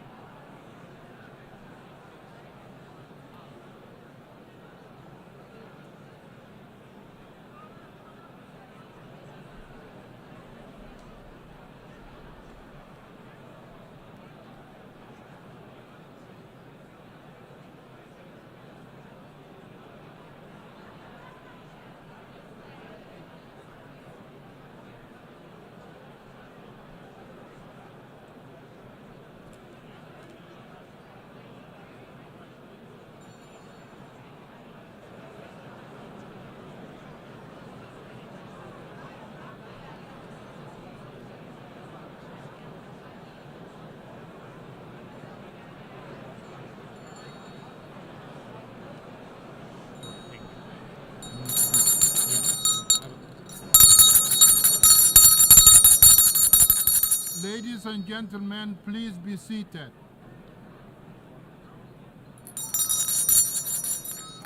Ladies and gentlemen, please be seated. Senhoras e senhores, retomam seus assentos.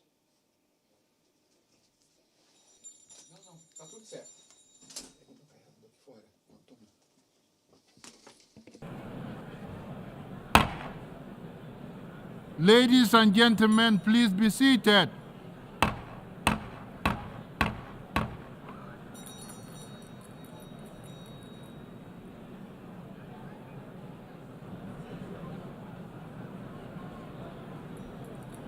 Ladies and gentlemen, please be seated.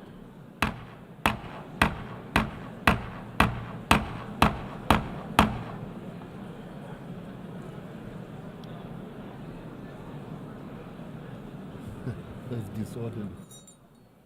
Check if the president is ready. Okay.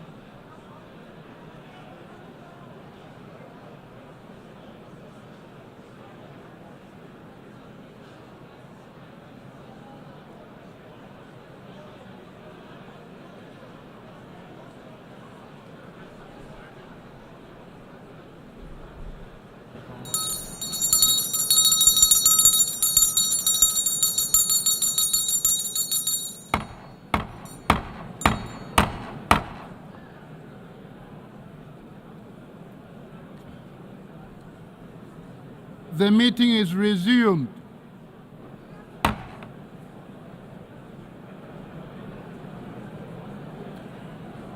The Assembly will hear an address by His Excellency Recep Tayyip Erdogan, President of the Republic of Turkey.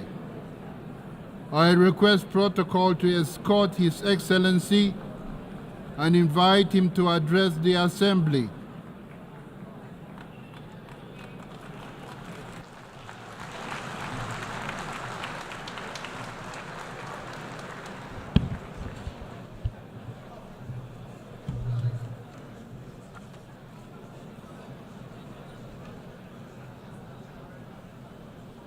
Sayın Başkan, Mr. President, dear heads of states and governments, Mr. Secretary General, distinguished delegates, on behalf of myself, my country, and my nation, I greet you with my most heartfelt feelings and respect.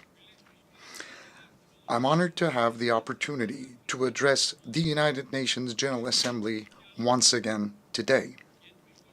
Well, I hope that the 79th General Assembly will be a blessing for our countries and for the entire humanity.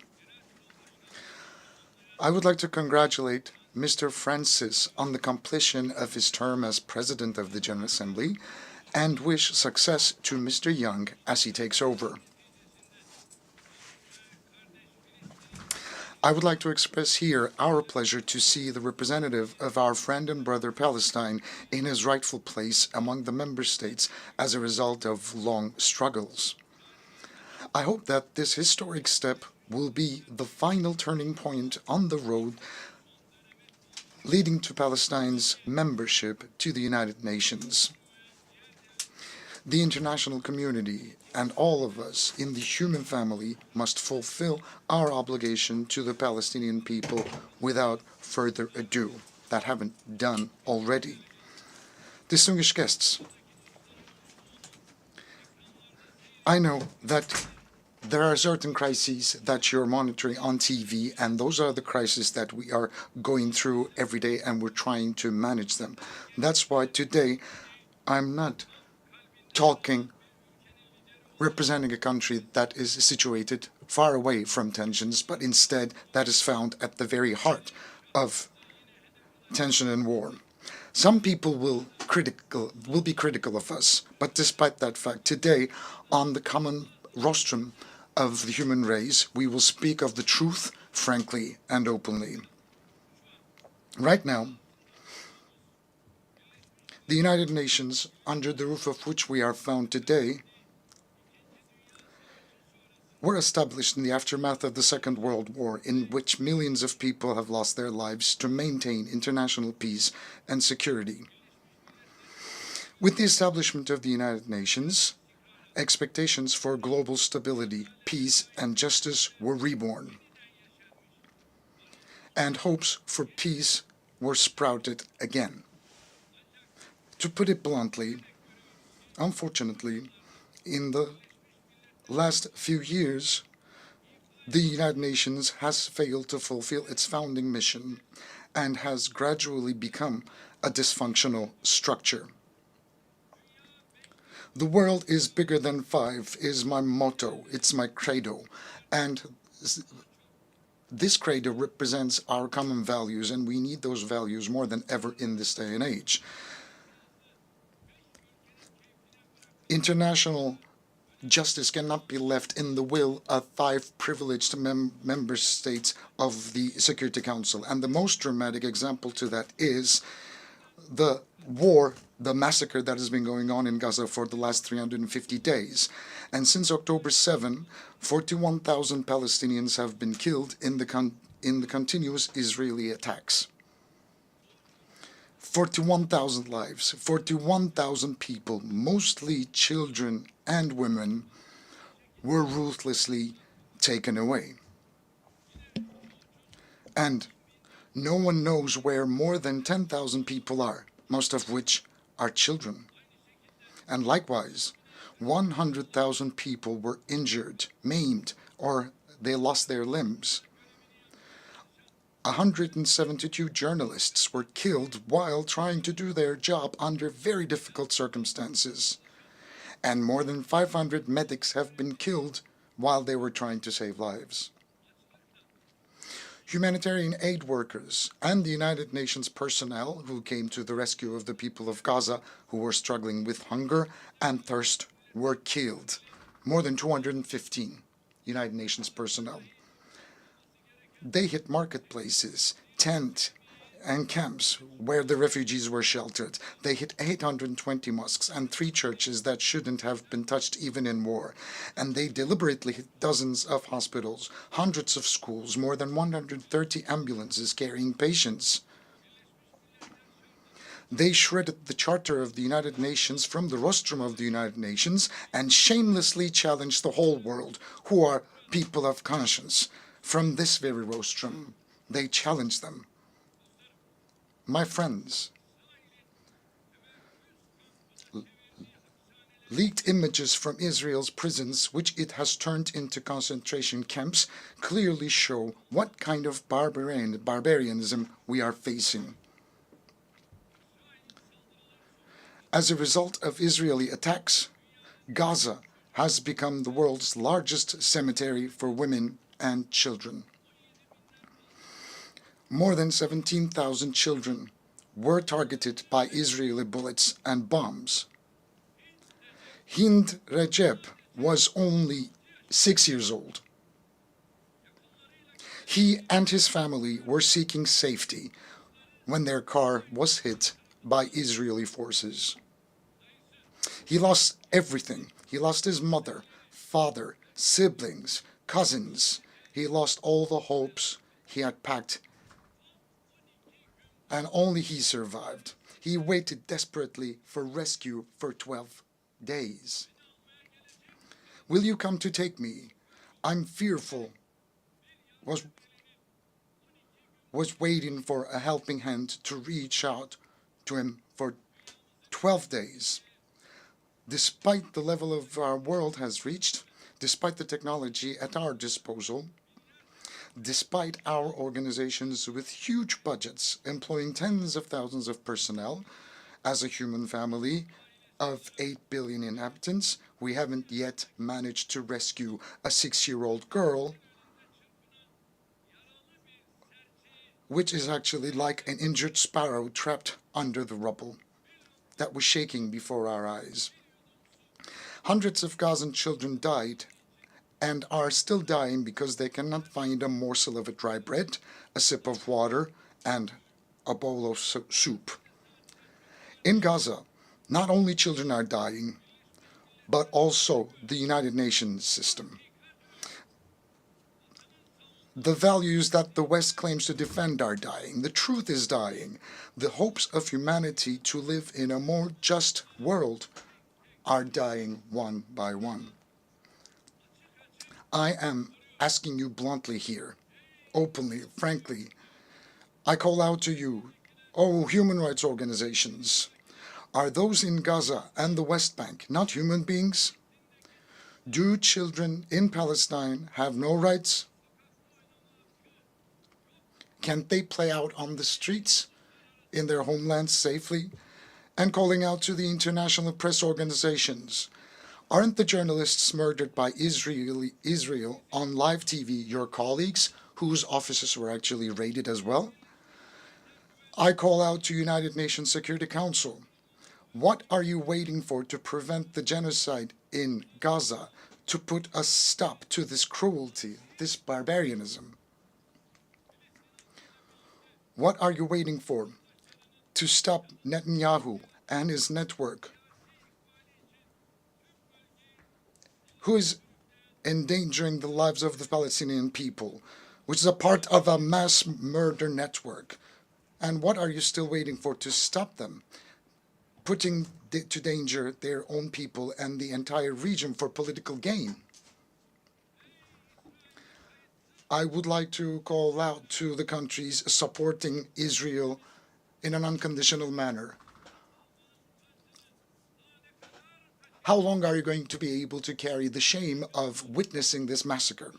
Dear friends, while children are dying in Gaza, in Ramallah, in Lebanon, while babies are dying in incubators, unfortunately, the international community has given a very bad test and failed in a big way. What's happening in Palestine, look, is a sign of a great moral collapse. I believe that the peoples of the world, the leaders of countries and international organizations should reflect on this painful picture, upon this painful landscape. And I would like to state very clearly and loudly here, the Israeli government, disregarding basic human rights, trampling on international law at every opportunity, is practicing ethnic cleansing, a clear genocide against a nation, a people, and occupying their lands step by step. Palestinians, whose freedom, independence, and most basic rights have been usurped, are rightfully exercising their legitimate rights of resistance against this occupation and ethnic cleansing. The just resistance of the Palestinian people against the occupiers of their land is too noble. It's honorable and legitimate to be called illegitimate. It's heroic and it's noble.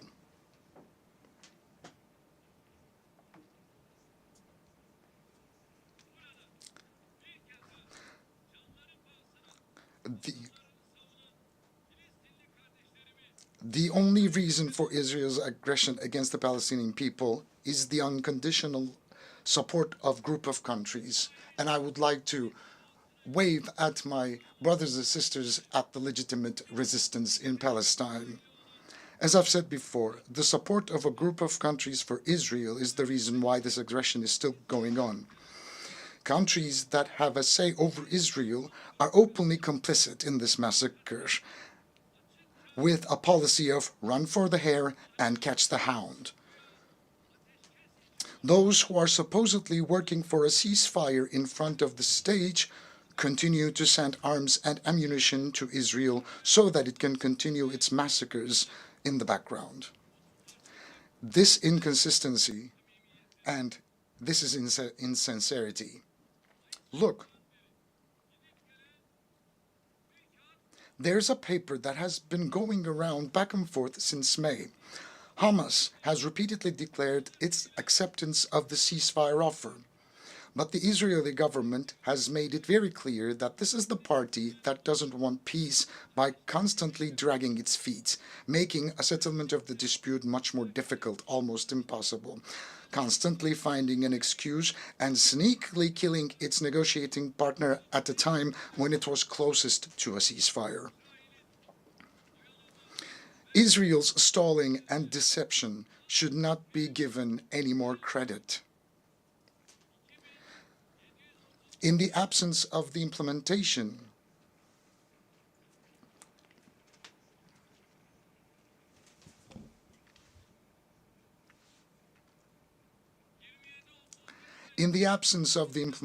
of UN Security Council Resolution number 2735, coercive measures against Israel should be put on the agenda.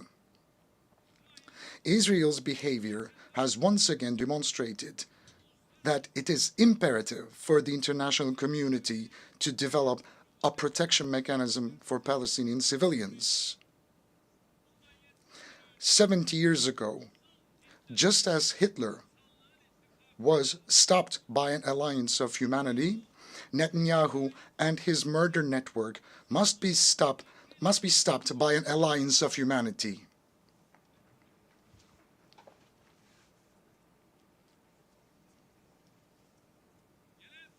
We believe that the General Assembly's authority to recommend the use of force, as in the 1950 Resolution on Unity for Peace, should be considered in this process during this time.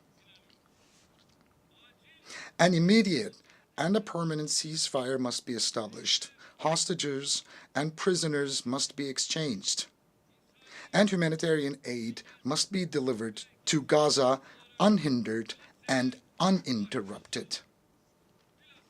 It's very, very important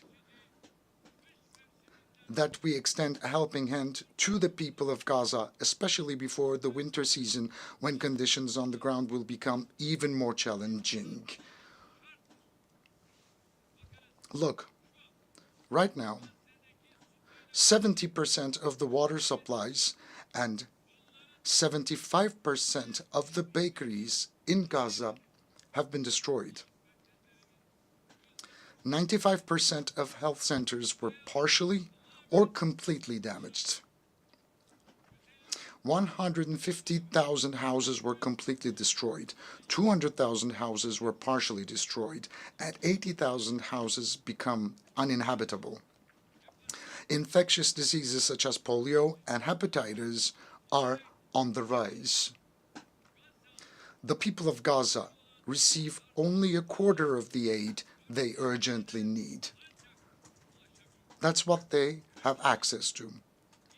And as Turkey, we have been providing humanitarian aid to our brothers and sisters in Palestine, and we will keep on doing that. With more than 60,000 tons of aid, Turkey is the country sending the largest amount of aid to Gaza. Likewise, by halting commercial transactions with Israel, we have demonstrated our stance on this issue. Now, during the last couple of weeks, attacks by Israel have been increased in Lebanon, and we are by the side of Lebanese people and the Lebanese government.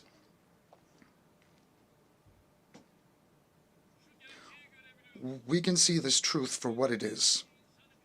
Those who murdered 41,000 people cannot rest until those who gave the orders, pulled the trigger, and dropped the bombs are held accountable for their crimes. We will not heave a sigh of relief. Our conscience will not go silent. The bill for the billions of dollars of damage caused in the cities that have been destroyed, wrecked, and reduced to rubble must and will be compensated by the perpetrators. We support the case brought by the Republic of South Africa at the International Court of Justice to ensure that Israel's crimes do not go unpunished. We will take every step necessary for justice to be served in the case for which we have applied as an intervener or as a party. We will fight for the blood of Ayşenur Ezgi Eygi, who was shot in the head and murdered by Israeli soldiers during a peaceful protest in Nablus. And we will fight in all legal remedies, and we will keep on doing that.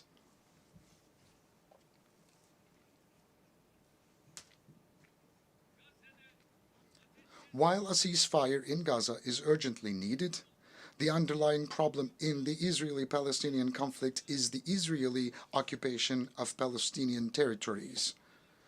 Based on the 1967 borders, an independent, sovereign, and geographically integrated Palestinian state with East Jerusalem as its capital must come into being. This cannot be delayed any longer. I would like it to be known that we are closely following Israel's increasing attacks on our first Qibla, Al-Aqsa Mosque and Haram al-Sharif. I would like to state once again on this podium as Tayyip Erdogan once again that I'm not using a language of politics.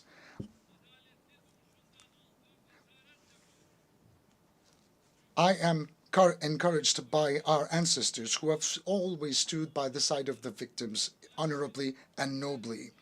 We are a nation that has been on the side of the oppressed and against the oppressors and oppression throughout history. We are such a nation.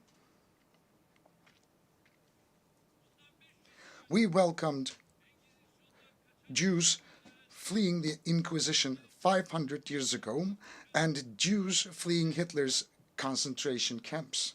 We opened our arms wide.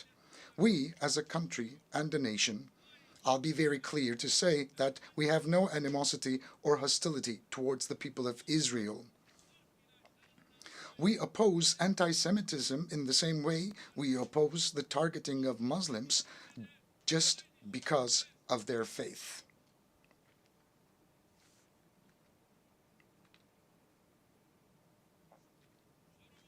Our problem is with the massacre policies of the Israeli government. Our problem is with the oppressor and the oppression, just as it was 5 centuries ago. Everybody should know about this. We will always speak of the truth and speak of what's right and what's fair. Even if some people will be uncomfortable, we will continue to shout out the truth and stand by the righteous and boldly say that we will speak of what we know is right, even though it will hurt some people.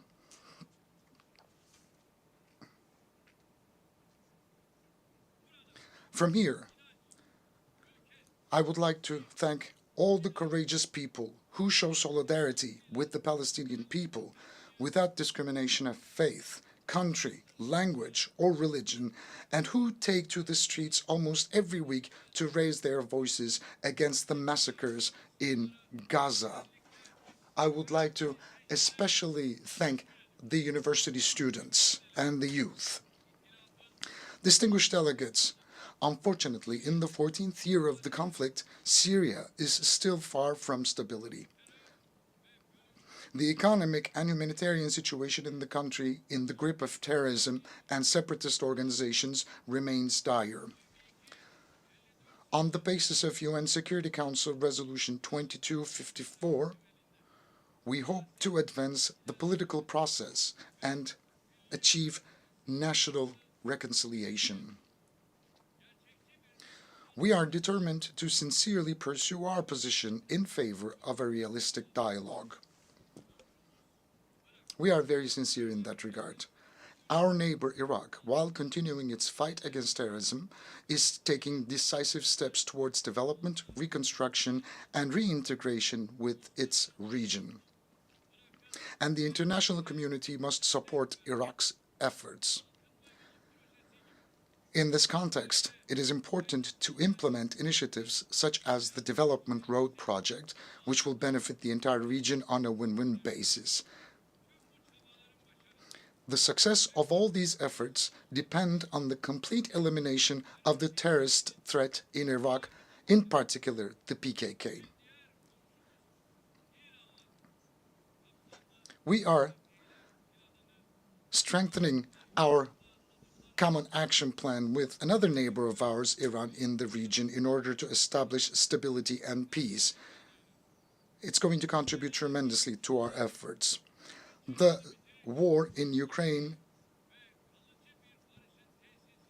has been going on for 3 years, and we are still away from establishing a permanent peace and stability. As the arms race accelerates, the space for diplomacy is shrinking. It's very important that diplomacy and dialogue will ensure territorial integrity and sovereignty of Ukraine, and our support for those endeavors of Turkey will continue even strongly. And again, during this process, we are determined to implement the Montreux Convention on the Straits. We will rigorously implement the Montreux Convention. We support the peace process between Azerbaijan and Armenia and hope that this process will be concluded as soon as possible with good news. We support continued high-level contacts between the two countries, and we are focusing on dialogue. Turkey and Armenia, we are also taking positive steps on that track too. Progress in the Azerbaijan-Armenia peace process will have a positive impact on the Turkey-Armenia normalization process. Dear friends, we play a constructive role for the prosperity and peace at the Balkans, of which we are an integral part, and we act in close cooperation with all actors in the region.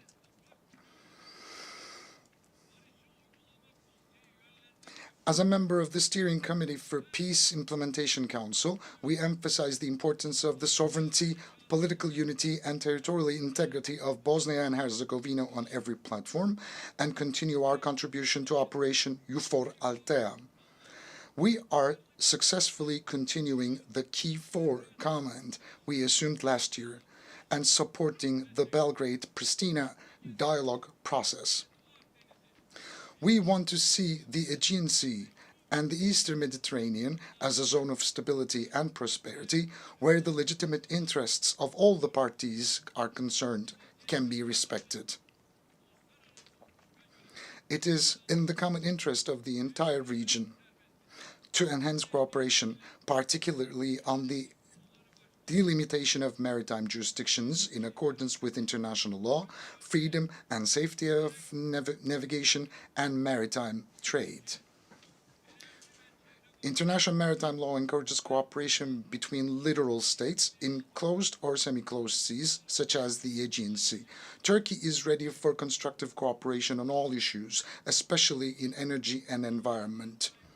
We have the longest coastline in the Eastern Mediterranean, and Turkey's key role is undeniable. Turkey has legitimate rights and authorities in the western part of the island of Cyprus, while the Turkish Cypriots have legitimate rights in the areas around the world. It has been 50 years since the Cyprus peace operation and 61 years since the Cyprus issue emerged as a result of the Greek Cypriot usurpation of the partnership state.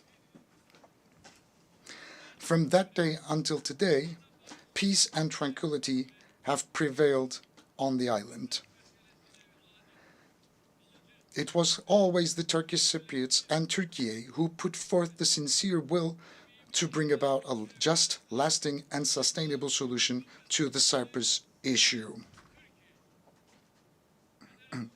The federation model is now completely outdated, and we fully support the vision of a two-state solution with two different nations put forward by the Turkish Republic of Northern Cyprus. The sovereign equality and equal international status of the Turkish Cypriots, which are the vested rights of the Turkish Cypriots, must be re-registered and the isolation must end. Today, I once again invite the international community to recognize the Turkish Republic of Northern Cyprus and to establish diplomatic, political, and economic relations. We actively support the stabilization of Libya and the preservation of the unity and integrity of the country. We call on all states to sincerely stand by Libya at this very sensitive time and contribute to building trust between the parties.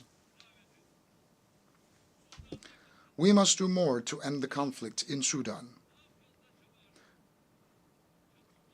We all have a responsibility to deliver humanitarian assistance to the millions of Sudanese people displaced by the conflict. With its young and dynamic population, rich natural resources, and vast fertile lands, Africa has enormous potential. Based on the principles of equal partnership and mutual respect, hand in hand with the peoples of Africa, we support the continent's efforts for peace, stability, and development. We will continue to stand in full solidarity with our African brothers and sisters. As part of our initiatives, we are strengthening our deep-rooted ties with Asia. We are deepening our engagement with our partner regional organizations such as ASEAN, the Shanghai Cooperation Organization, and the Pacific Islands Forum. We keep our will to develop our relations with BRICS, which brings together emerging economies alive.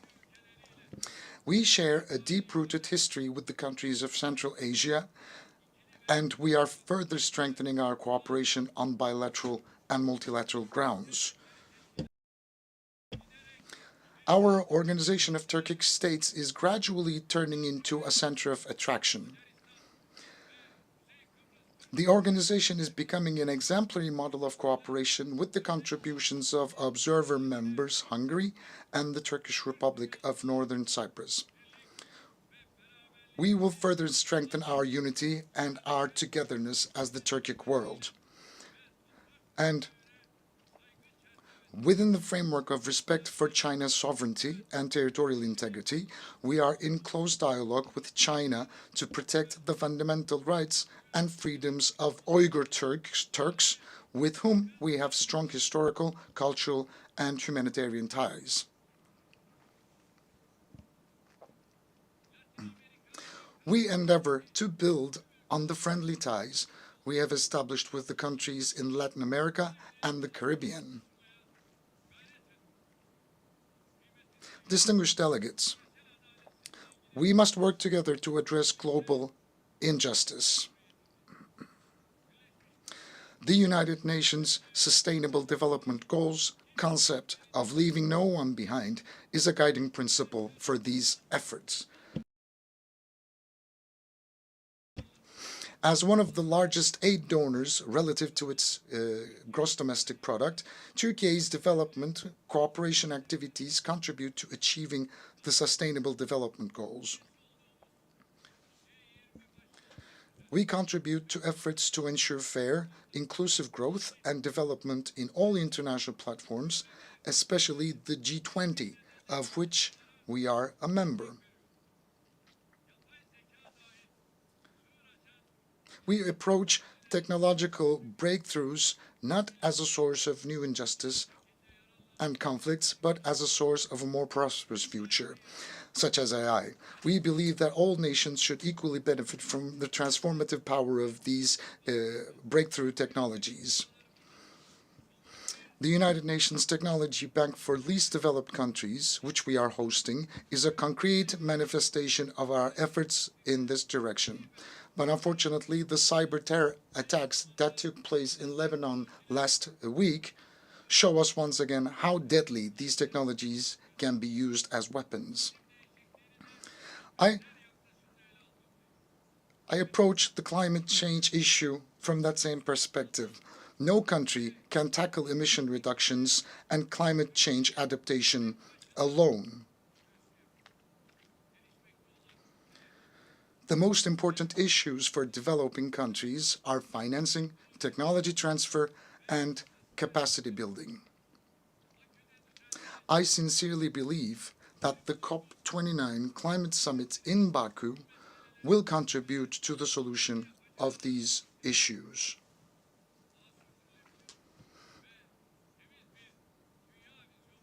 At the summit, we expect to launch important additional initiatives and unveil our long-term low-emission development strategy and the zero waste initiative that became a reality under the auspices of my spouse, Madam Emine Erdogan.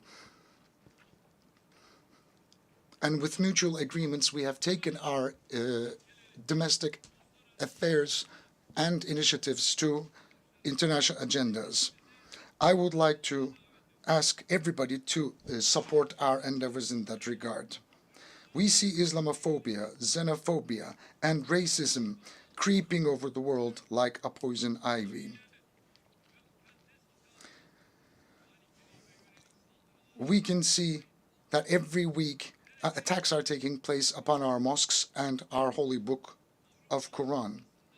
In the middle of Europe, people's homes are set on fire and lives are taken because of their ethnic and religious affiliation. Their lives are taken away from them and their fundamental rights are being suspended. And nobody can ignore this growing danger any longer.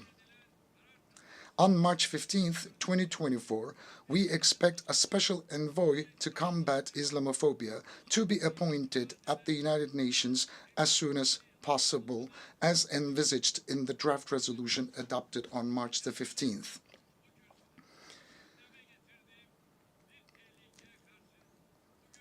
Today, I would like to draw your attention once again to the danger that I raised last year on this podium. Attacks on the institution of family, the pillar of society, are increasing.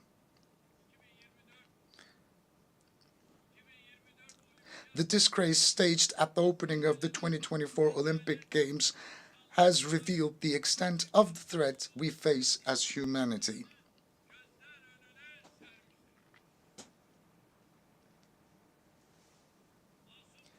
A sporting event watched by innocent children and hundreds of millions of people of all ages and beliefs has been used as a tool for a sexist propaganda. It was actually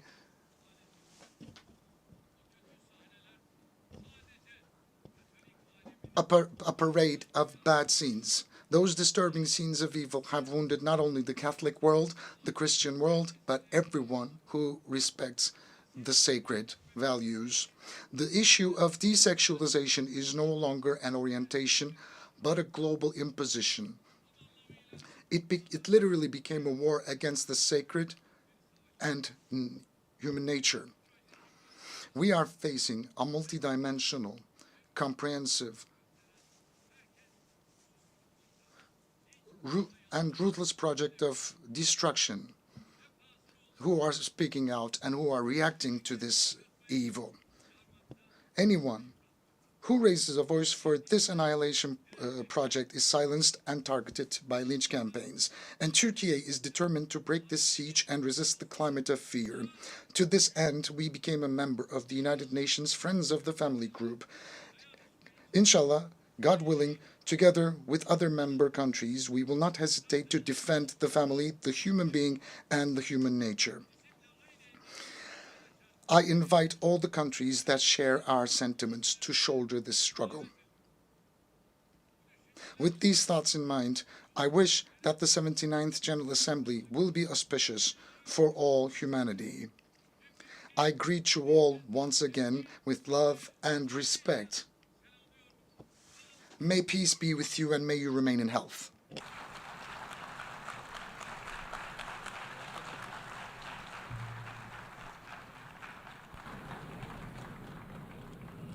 On behalf of the Assembly, I wish to thank the President of the Republic of Turkey,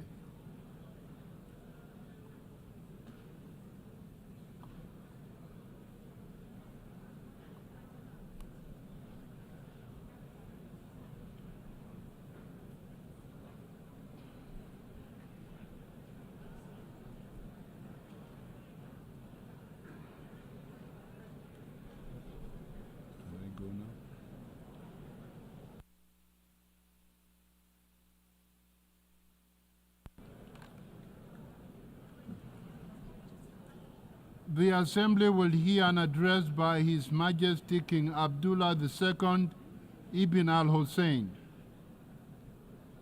King of the Hashemite Kingdom of Jordan. I request protocol to escort His Majesty and invite him to address the Assembly.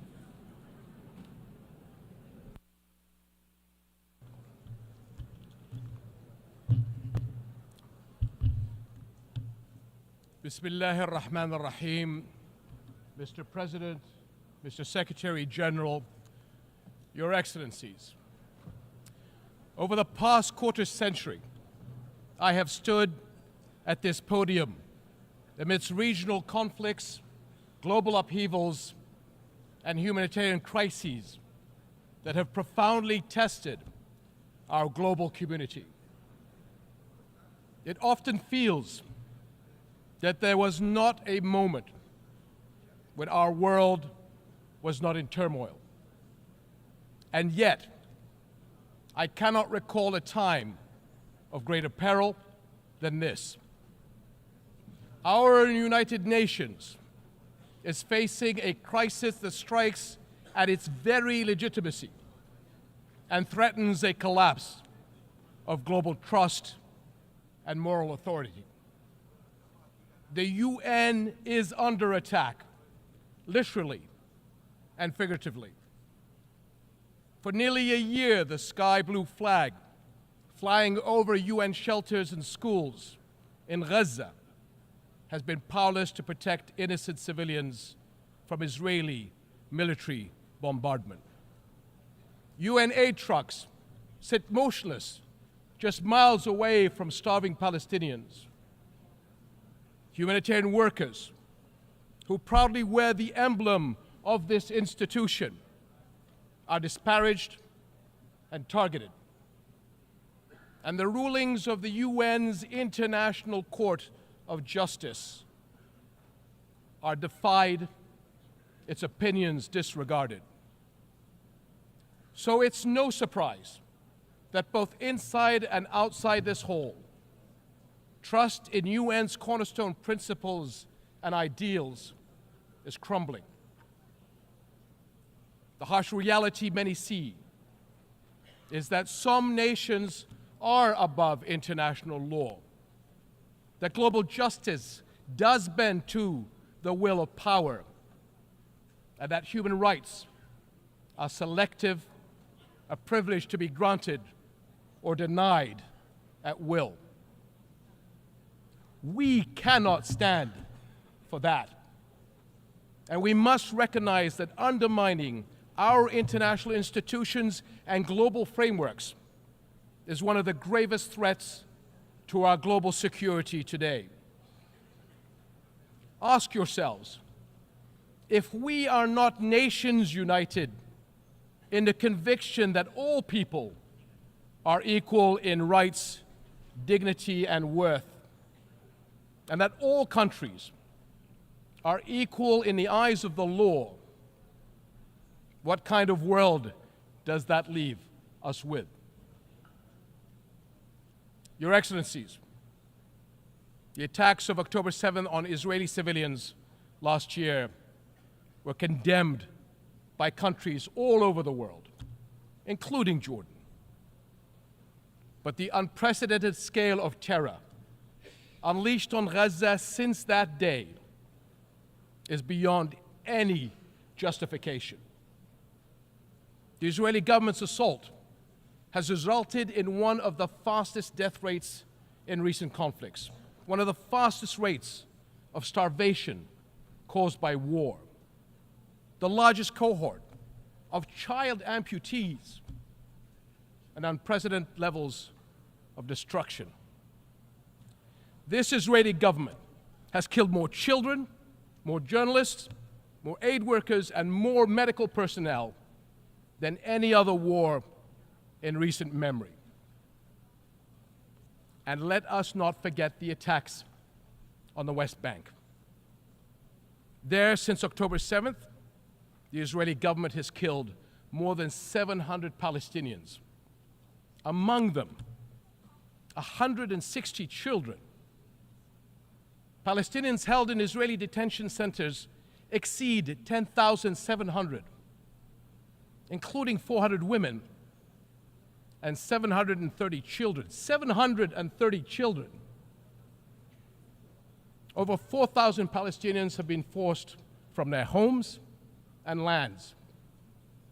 Armed settler violence has surged, and entire villages have been displaced. And in Jerusalem, a flagrant violations of the historical and legal status quo at Muslim and Christian holy sites continue unabated under the protection and encouragement of members of the Israeli government. To be clear, this is in the West Bank, not Gaza. Almost 42,000 Palestinians have been killed since October 7th. So is it any wonder that many are questioning how can this war not be perceived as deliberately targeting the Palestinians? The level of civilian suffering cannot be written off as unavoidable collateral. I grew up a soldier in a region that is all too familiar with conflict. But there is nothing familiar about this war and the violence unleashed since October 7th. In the absence of global accountability, repeated horrors are normalized, threatening to create a future where anything is permitted, anywhere in the world. Is that what we want? Now is the time to ensure the protection of the Palestinian people. It is the moral duty of this international community to establish a protection mechanism for them across the occupied territories.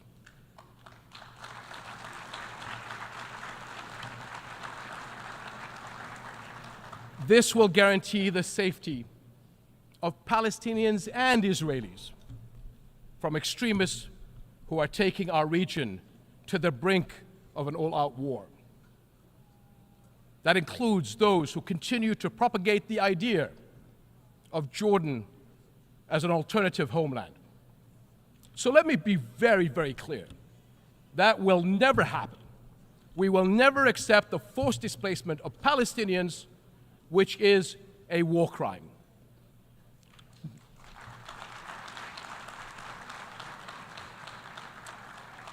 No country in the region benefits from escalation. We have seen that clearly in the dangerous developments in Lebanon over the past few days. This has to stop. For years, the Arab world has extended a hand to Israel through the Arab Peace Initiative, offering full recognition and normalization in exchange for peace. But consecutive Israeli governments, emboldened by years of impunity, have rejected peace and chosen confrontation instead.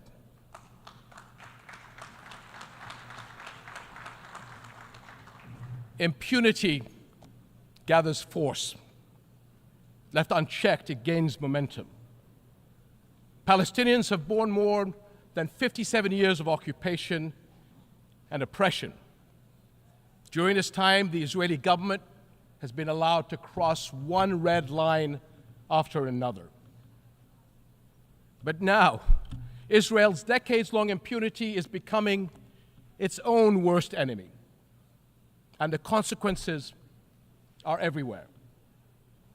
The Israeli government has been accused of genocide at the ICJ.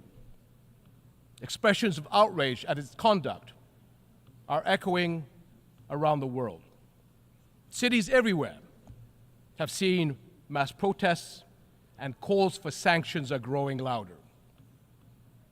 International frustration with Israel has long been mounting, but it has never been more exposed. For decades, Israel has projected itself as a thriving Western-style democracy in the Middle East. But the brutality of the war on Gaza has forced the world to look closer. Now many see Israel through the eyes of its victims. And the contradiction, the paradox, is too jarring. The modern advanced Israel admired from afar, and the Israel that Palestinians have experienced firsthand, simply cannot coexist. Israel will eventually be entirely one or the other. That is the choice its leaders and its people will have to make. To live by the democratic values of freedom, justice, and equality for all, or to risk further isolation and rejection. Over and over, we have watched Israel try to achieve security through military means. Each escalation is followed by a pause until the next deadlier one. And for years, the global community has taken the path of least resistance, accepting the status quo of the ongoing military occupation of Palestinians, all the while paying lip service to the two-state solution. But it has never been more evident that the current status quo is untenable. And as the International Court of Justice's advisory opinion underscored 2 months ago, it is unequivocally illegal. The court's opinion bears a moral imperative to us all. The obligation it carries is one that our nations cannot afford to ignore for the sake of our world, as well as the future for Palestinians and Israelis alike. Because both peoples deserve to live their lives in dignity, free of violence and fear. And the only way to achieve that is a just peace, one grounded in international law, justice, equal rights, and mutual recognition. That is something we, as nations and people everywhere, can and must unite around. Your Excellencies, the world is watching, and history will judge us by the courage we show. And it is not just the future that will hold us accountable, so will the people of the here and now. They will judge whether we, as the United Nations, will surrender to inaction or will fight to uphold the principles that anchor this institution and our world. Right now, they are asking whether we will stand by as parents watch their children waste away, as doctors watch their patients die for lack of basic medical supplies, and as more innocent lives are lost because the world failed to act. This war must end. Hostages and detainees must return home. But every day we wait is one day too long for far too many.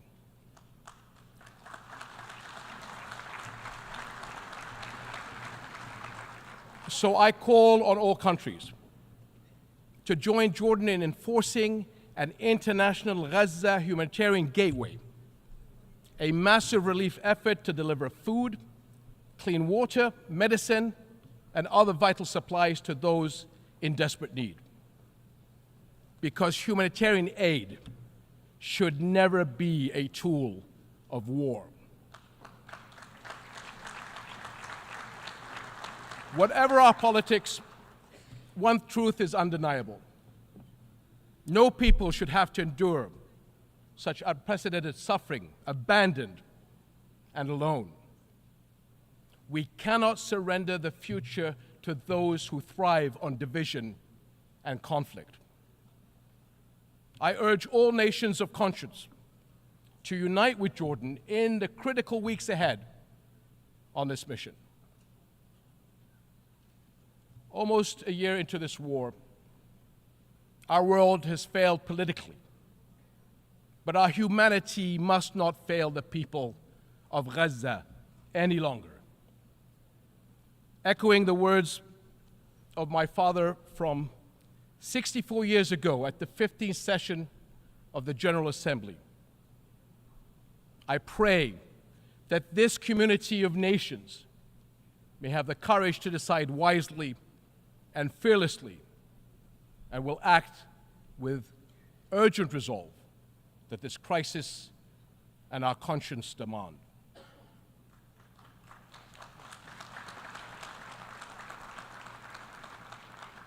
My father was a man who fought for peace to the very end. And like him, I refuse to leave my children or your children a future we have given up on. Thank you.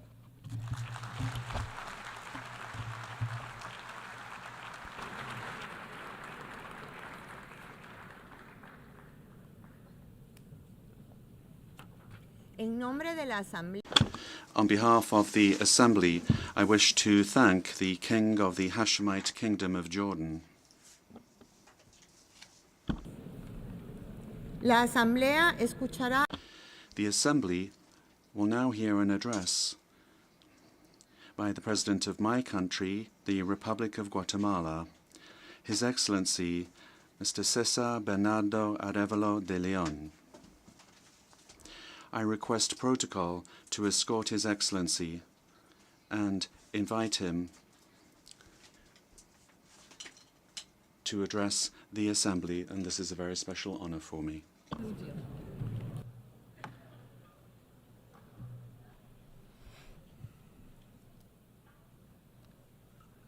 Excelentísima.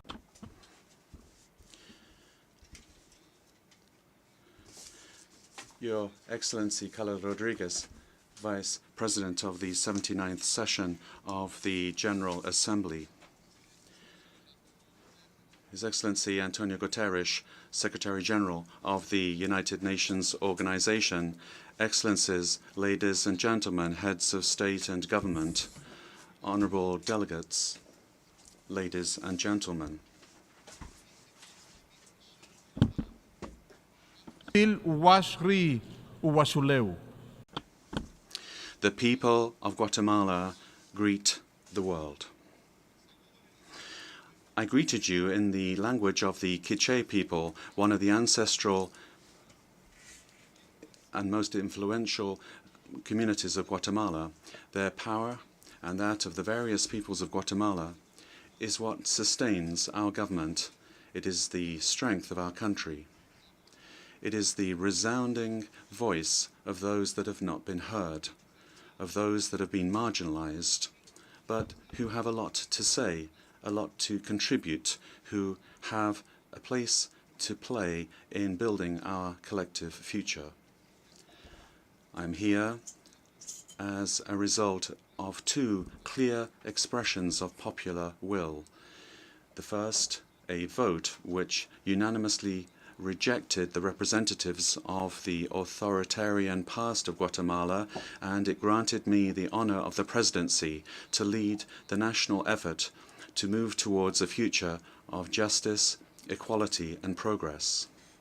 The second was the defense that the society of Guatemala, by various means of expression, reaffirmed and defended on the streets with regard to the decision that they took at the polls when a corrupt minority attempted to impose their further rule and cheat democracy. Our democracy will not be complete, it could not exist, without the impetus which is so decisive and courageous of the Mayan people of Guatemala, of people of mixed descent, of the Garinagu people of the Caribbean and of the Xinca people. It is a democracy that comes from the four corners of the country. From these four peoples, together we form a nation. And The role of our government is to give a sense of unity to this diversity and to move forwards towards a prosperous and inclusive future. I would like to express particular thanks on the part of Guatemala to the countries, peoples and governments that were together with us, together with the people of Guatemala during this historic gesture in 2023, and for the support that they continue to give us in our efforts to rescue our democratic institutions. And we are doing this through dialogue, a dialogue which is part of a great national consensus, something which all Guatemalans share over and above our ideological differences, our cultural diversity, our various ways of seeing the world. And I am sure that in this forum everyone can identify with this consensus. Namely, we cannot continue to tolerate corruption. Corruption, when the few abuse what belongs to everyone to benefit themselves, is like an anchor that chains us to the past, and it prevents us from growing, from prospering and building a society which is based on the common good. In the case of Guatemala, corruption's roots are buried in our authoritarian past of repression, of political violence, of social exclusion. But we are breaking free from this. We are freeing ourselves from the chains of the dark past, and what we are seeing reborn is a young, creative, vital, joyous but anxious nation. Young people who will not be silent in the light of injustices and in the light of corruption. A diverse community that is building the future, a future where everyone has a seat at the table, where opportunities multiply, where cooperation and solidarity optimize talent, creativity, and individual efforts, where parents are able to sleep peacefully knowing that health and educational opportunities for their children are will be guaranteed, where work will be fairly remunerated, and where prosperity will not require immoral acts of corruption, where the earth, our earth, will be treated with gratitude and respect, and it will give us in exchange clean spaces for us to work, to live, to recreate ourselves, to grow. This is the future that we are building for Guatemala. And this future is not emerging in a vacuum. For us, we see it as coming from within, from our principles, from our own values, from our own cosmovision. Our government is made up of the diverse peoples of Guatemala, and these are the values and the vision of these four peoples. They are the instruments that we are using to navigate this ocean of transformation. In the same way, this very important forum, and so necessary for global coexistence and for the progress of all nations, must look inwards and return to its fundamental values and use them to navigate the complex reality that we are facing today as a planet. The time has come to rescue multilateralism, to revitalize dialogue for peace, and to take concrete actions in order to resolve the most urgent problems afflicting us. Let us begin at the beginning. War, this horror that motivated the opening of this global forum, has commanded once again our attention. It is becoming a permanent reality, but in the recent last 2 years has become desperate, an intensity that we did not expect. We cannot tolerate it. We cannot tolerate war. We cannot ignore international conflicts that affect the peace and security of us all. We must not abandon hope of a world without war, of a future of peace. Guatemala would like to reiterate its solidarity with countries that are suffering from armed conflicts and unjustified wars. We would call upon the members of this Assembly to redouble regional and international efforts so that we can find peaceful solutions to our disputes based on respect for international law and international humanitarian law and the fundamental principle of human dignity. We cannot accept any violation of the United Nations Charter or of the Security Council resolutions by any member state of this organization. Not in Ukraine, not in Gaza, not in Sudan, and not in any other part of the world. Ladies and gentlemen, rescuing multilateralism as a fundamental principle for the international system is an urgent necessity. And for each and every one of the nations that make up this forum, it's an unavoidable commitment if we really and sincerely want a future of peace and progress. Only with substantial reforms can we resume the path that we set out on when this organization was founded in 1945. A multipolar world needs new focuses which will be adapted to emerging needs of nations. We support the reform of the Security Council. Once again, it should resume a collective approach that is pacifist and democratic in the way it acts. It's not acceptable that decisions are not adopted in favor of peace because of the right exercised by the few. I'm referring to the right of veto. And with that, avoiding decisions being taken that are hard-hitting against those states which repeatedly violate the charter of this organization. Let us recall to the members of the Security Council that it is their primary responsibility to maintain international peace and international security, and that in the performance of its functions it must proceed according to the purposes and principles of the United Nations. Madam Vice President, Guatemala contributes as part of our commitment to peace with 213 officials, military observers and military staff in 7 of the United Nations peacekeeping missions. And this is a contribution which fills us with pride. Our professionalism and experience in this area have led us to be recognized internationally as one of the main countries to make the greatest contribution to peace in Latin America and the Caribbean. And I would like to share with this General Assembly that we are in the process of finalizing administrative steps to ensure our participation and deployment as a military police contingent in the Multinational Security Support Mission in Haiti, pursuant to Resolution 2699 of 2023 of the United Nations Security Council.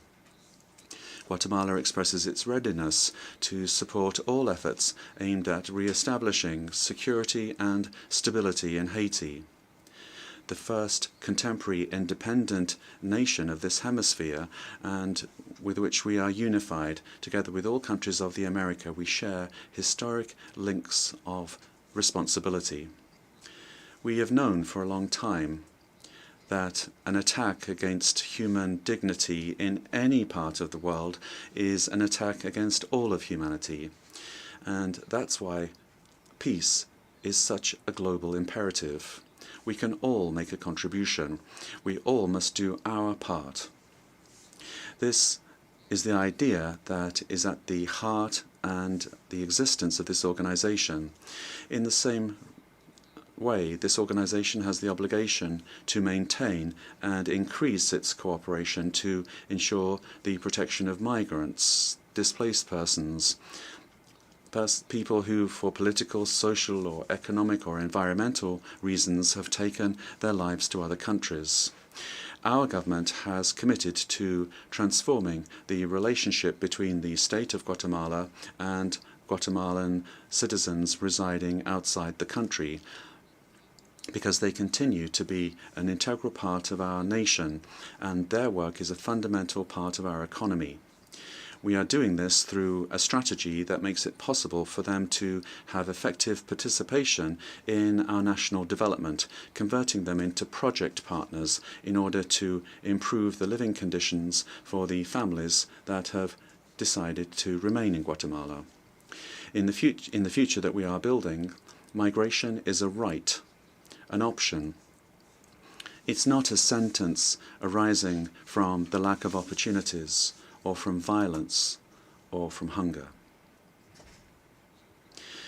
Over the last decade, Guatemala has moved from being a country of origin for migrants and increasingly one of transit and return, and also to a lesser extent a place of destination. Our commitment is to give dignified treatment to all people that arrive on our shores, consistent with the treatment that we demand for Guatemalans abroad. Our state is making substantial changes in the way that we protect and care for migrant persons. We have identified areas that need improvement and where we can offer greater opportunities in order to strengthen our management of migration flows, to ensure that it is orderly, regular and safe. It's my personal conviction, that of my government and of the broad majority of Guatemalans, that all migrants deserve to have the opportunity of a dignified life and to ensure that their fundamental rights are respected, irrespective of the causes that led them to migrate. For this reason, we firmly believe in the work that is being done through the United Nations system. Guatemala promotes the achievement of the 23 goals established in the Global Compact for Migration, for safe, orderly and regular migration, promoting international cooperation in the area of migration. With that same conviction, we welcomed 135 Nicaraguan brothers who were released from arbitrary detention by their government. Our commitment is that Guatemala will always be a space for dignity and freedom for those who come to our country, particularly for Central Americans who are, in accordance with our Constitution, our history, and are generally felt to be our people, fellow citizens and brothers and sisters. Guatemala reaffirms its commitment to the fundamental principles of democracy, such as those that are in the Inter-American Democratic Charter, and which is a basic fundamental principle of the political organization of our peoples. We reject in our hemisphere and throughout the world any attempt to suppress the aspirations for freedom and justice that are expressed by the peoples of the world through free and democratic processes, as we are seeing currently in Venezuela and Nicaragua. The principles of democracy are fundamental in order to preserve freedom, dignity, and inclusive and equitable prosperity for humanity. Madam Vice President, before this General Assembly, I would like to reaffirm the commitment of Guatemala to permanently and in a lasting manner resolve before the International Court of Justice the insular and maritime and territorial dispute with the brotherly country and neighborly country of Belize. By opting for dialogue and the international legal mechanisms, we have demonstrated that peaceful means and respect for multilateral institutions are the most effective way to resolve disputes between countries. We are confident that this process will make it possible to bring about a just and lasting solution that respects the rights and dignity of both countries. This act is an act of faith, of our faith, in international law, and our commitment to lasting peace, not only for Guatemala and Belize, but also as an example for the region and for the world. Madam Vice President, the urgency of the challenge that we are facing suggests that we take concrete action and not just limit ourselves to rhetoric. It has been said very often that the time has now come to move from words to action. Conflicts and migration in Central America are fueled by what we consider to be the most pressing global challenge, namely the climate crisis. It is endangering our systems, our economy, our food chain, our survival itself. We are at a critical juncture for saving the current and future generations. Climate change is a devastating reality that is affecting humanity, which affects us today, but which will have disastrous consequences for the future. Guatemala, despite being a hugely diverse country, is extremely vulnerable to extreme climate events that cause natural disasters, flooding, landslides, fires, and an increase in temperatures that we have all been witness to this year. Our contribution to greenhouse gas emissions is minimal. Nevertheless, we, like few other countries, are suffering the onslaught of these extreme climate events.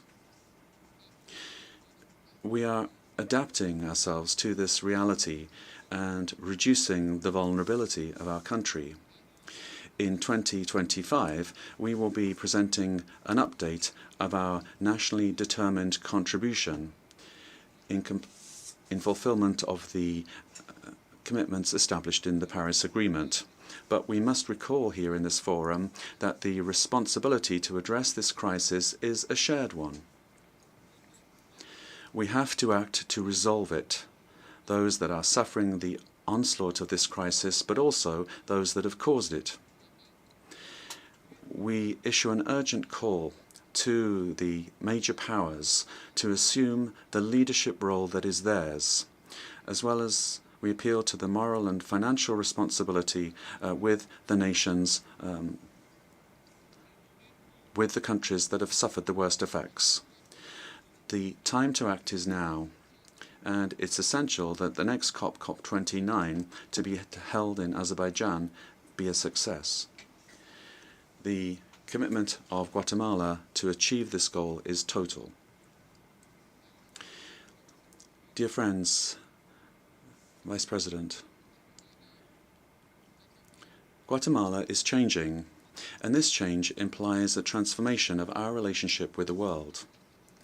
We are doing what we can to contribute to the goals of this organization, and this contribution is born of a commitment to the norms and values of global peace and security, but also it comes from a democratic mandate that we have been given.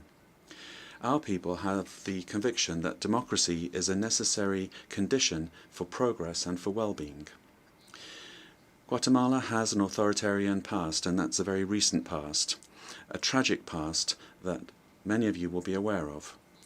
Nevertheless, expressing our vocation for the freedom of our people, and with significant assistance from the international community, we have taken a turn towards promoting and defending human rights, earnestly confronting our historic problems and debts, and assuming courageously the responsibility to resolve the current problems that we have.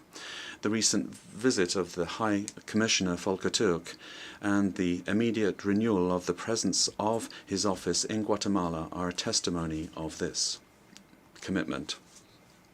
Guatemala has renewed its commitment to achieving the Sustainable Development Goals, with the recent adoption of the Pact for the Future as part of the Summit of the Future.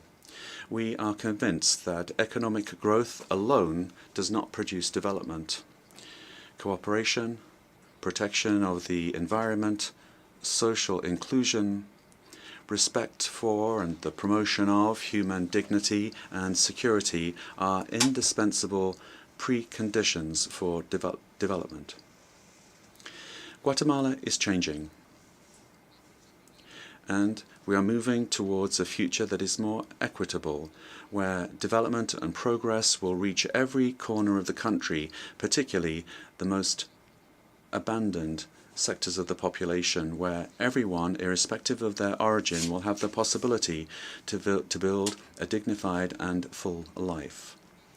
This is a natural aspiration of all peoples. We will do our part to bring this about in Guatemala, and we will work together to bring this about where it is needed. But But we're doing this because we know that the world is changing. This change depends on our efforts as United Nations in this forum.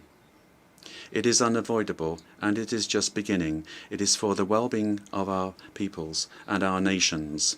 This is the vision that was at the heart of the foundation of this organization 79 years ago. This is the vision that should guide our efforts today as humanity.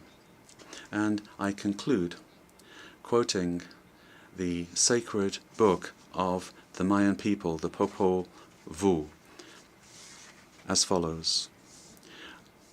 Let everyone stand up and advance. Let no one be left behind. Thank you very much.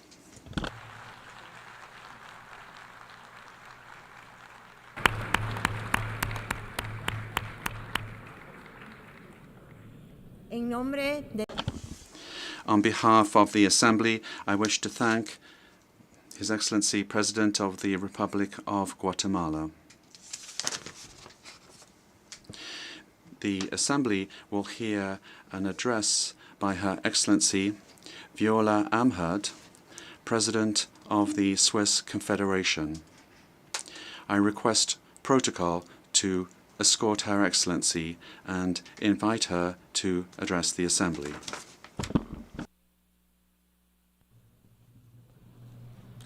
Madame la Vice-Présidente, Madam Vice President, Deputy Secretary General, Excellencies, ladies and gentlemen, on the morning of the 3rd of March 2002, I placed a ballot paper in the ballot box on which I had written a decisive yes.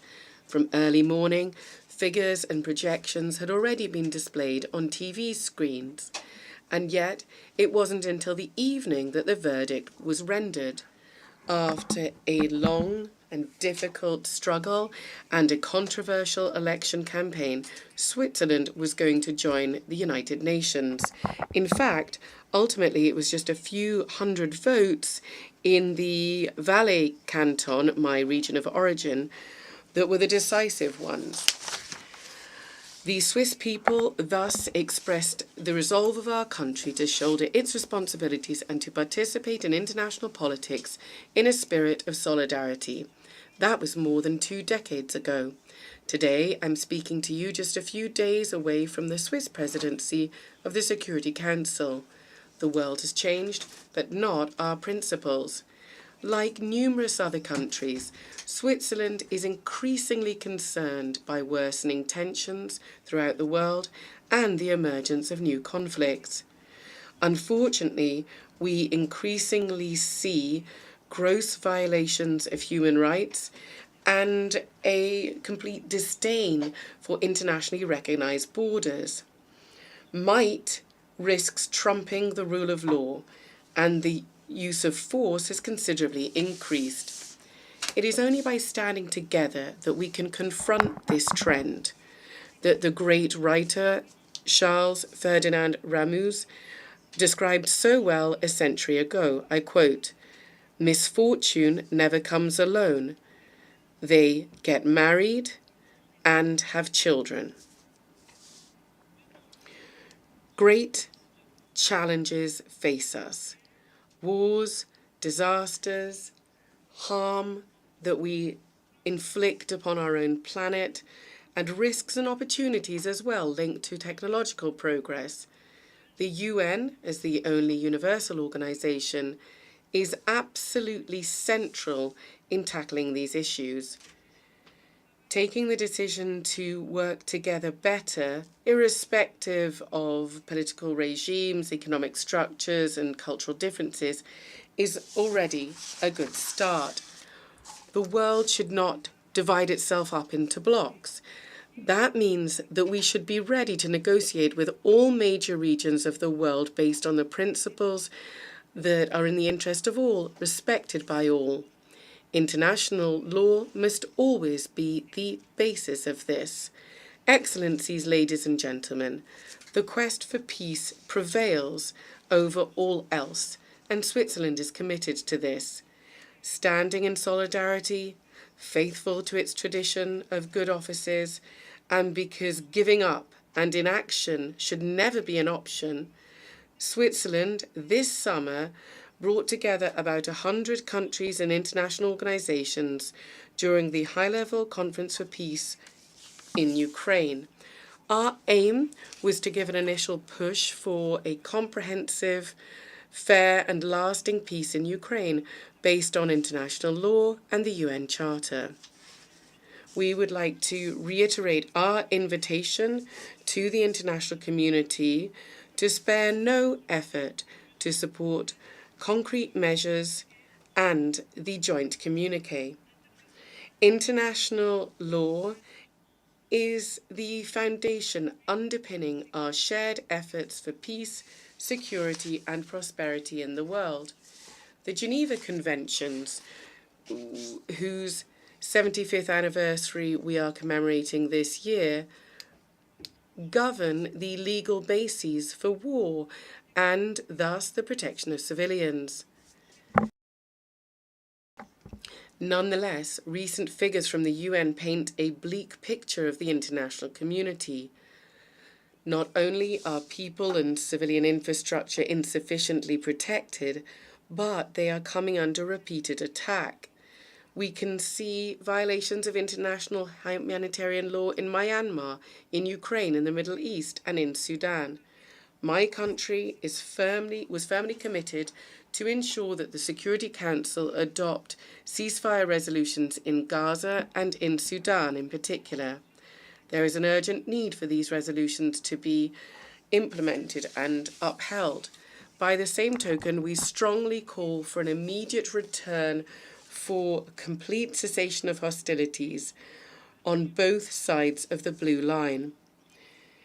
The heavy price paid by civilians in these crises and in these conflicts currently makes Switzerland even more resolved to continue to view international humanitarian law as a top priority. Respecting it is at the heart of our commitment within the Security Council. The protection of civilians is not a given, and it is no way guaranteed. We should grant it more importance in situations of conflict. The best way of protecting civilians is and will always be peace. Along these lines, my country is investing in promoting civilian and military peace. Whilst some peacekeeping missions have not always achieved the aim set out, day after day, they nonetheless contribute to keeping people safe and to stability and to peace. We need to overcome disagreements when we are deciding upon new missions. Peace is too precious to become a playground where individual interests play out. Standing alongside numerous international partners, Switzerland is making its contribution to promoting peace and strengthening its commitment where possible. Over and beyond matters pertaining to peace and conflict, numerous other challenges are of concern. We urgently need to address these. For several years now, it has become increasingly clear that civilians must be protected not only during armed conflicts, but also during natural disasters. Climate change and biodiversity loss have an existential impact on a growing number of people. It is crucial that we also maintain our commitment in these areas and that we bolster them and take brave, courageous measures for the future. Numerous international agreements on the environment or on climate change have not been implemented or have been done so insufficiently. This has led to a massive destruction of our environment. I'm also concerned by the uptick in disinformation. This undermines freedom of opinion based on facts. Private and state actors are spreading false information in their own countries and in other countries in order to deepen polarization, sow discord, and destabilize states. Switzerland is firmly committed to freedom of expression and to freedom of the media. Disinformation is a poison.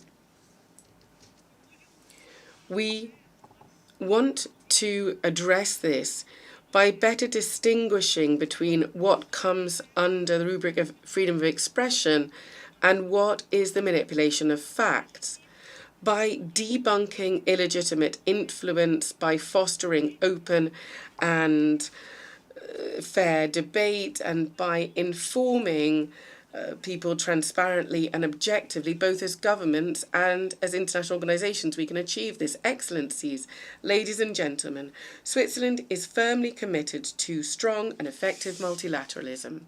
I'm aware of the need for combined commitment from all states in order to find solutions together. My country stands out for its regular democratic debates at all levels of our country, within the municipalities, our regions, and at the confederation level. There is an urgent need to restore such a constructive and peaceful debate between states in order to tackle existential challenges. The day before yesterday, together we adopted the Pact for the Future. The Pact is a strong commitment to multilateralism. One of the key dimensions of this is the 2030 Agenda for Sustainable Development. This is our roadmap, which we need to implement together as quickly as possible. The idea must be born of the vision, like the spark from the stone. Ramu also said this, and this quote still is relevant today. Let us be courageous and let us remain confident. We need a framework in which we can work together in partnership to find solutions. It is the United Nations which provides us with precisely this framework. It is up to us to make this institution stronger. Thank you very much.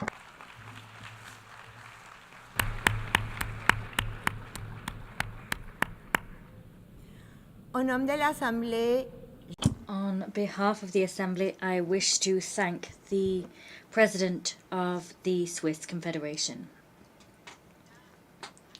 The Assembly will hear an address by His Excellency Gustavo Petro Urrego, President of the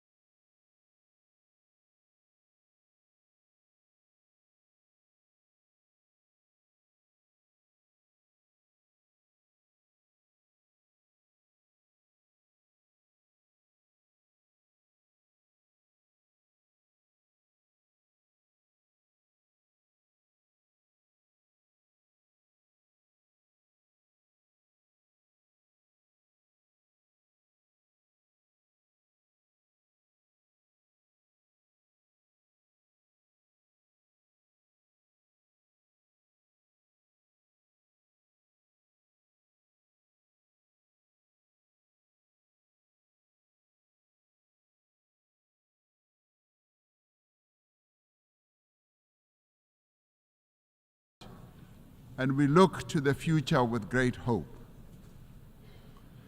The South African story bears witness to the enduring role of the United Nations in global matters. In supporting our struggle, the United Nations affirmed the principles of the UN Charter, the fundamental human rights, the dignity and worth of every person, and the equal rights of nations, large and small.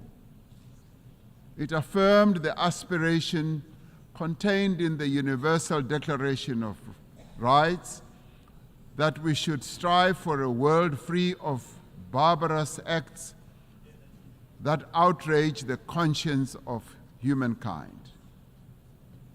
Genocide was declared to be a stain on the conscience of the world,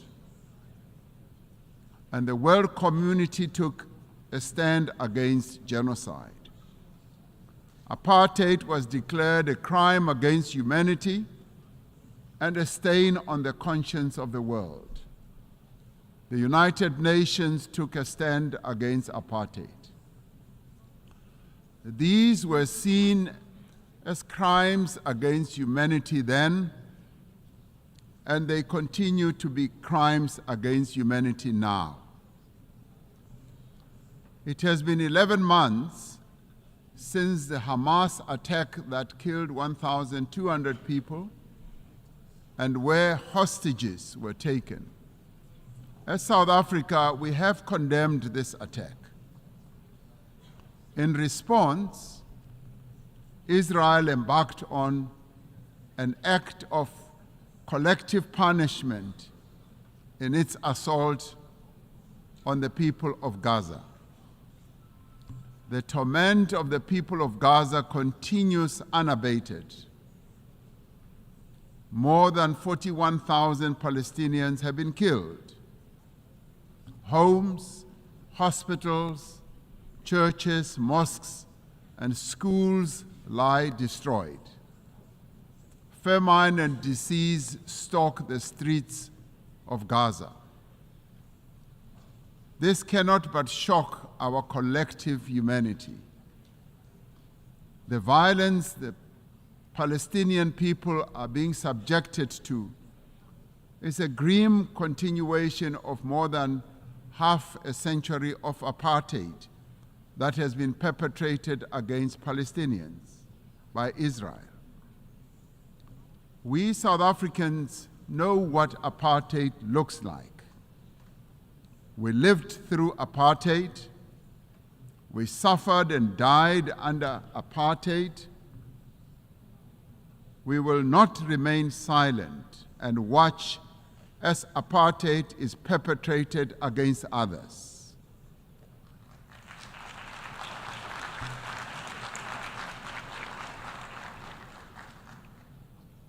Through the United Nations and the instruments it wields, we must end the suffering that Palestinians are being subjected to. We are called upon to uphold the principles of the UN Charter and to uphold consistently and in their entirety the fundamental tenets of international law. International law cannot be applied selectively. No one state is more equal than any other. In December last year, South Africa approached the International Court of Justice, seeking an order to prevent Israel from committing genocide against the people of Gaza.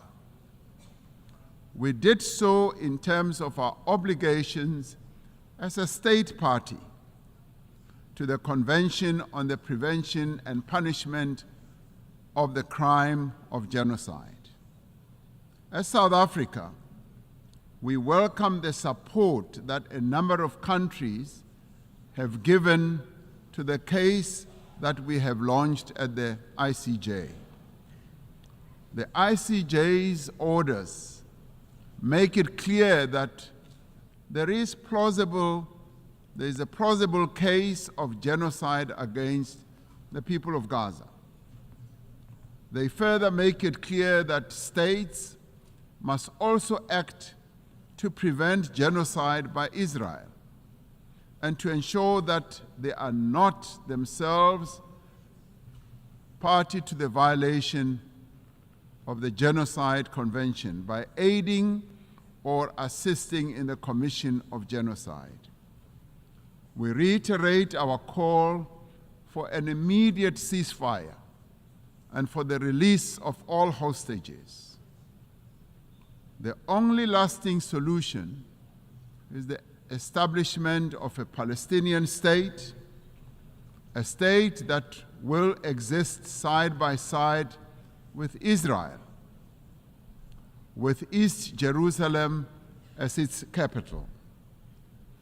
Our moral conscience further demands that we exert every effort to bring peace also to other countries, especially the eastern part of the Democratic Republic of the Congo, to Sudan, to Ukraine, and other parts of the African continent. We must realize the aspirations of the people of Western Sahara to self-determination. Achieving and maintaining peace and security requires the collective will of the community of nations gathered here. It requires that the UN Security Council should be a more representative body and inclusive. 78 years since its formation, the structure of the United Nations Security Council remains largely unchanged. Africa and its 1.4 billion people remain excluded from its key decision-making structures. This cannot continue. The Security Council has not fulfilled its mandate to maintain international peace and security. The UN Security Council must be reformed as a matter of agency.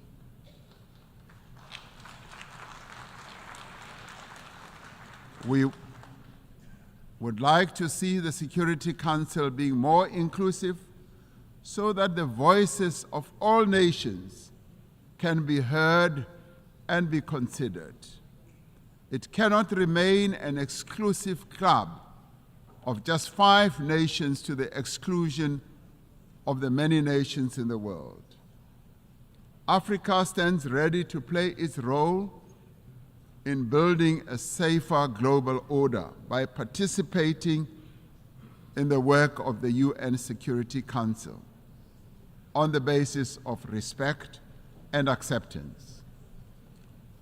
The African Union and its member states are engaged in mediation, in dialogue and diplomacy across our continent to create conditions under which peace and development can take hold. There must be greater collaboration between the United Nations and the African Union towards resolving a number of conflicts and also in addressing the root causes of conflicts that continue to rage. Pandemics and endemics pose a serious threat to us all. We are concerned by the spread of mpox across the world and in Africa in particular.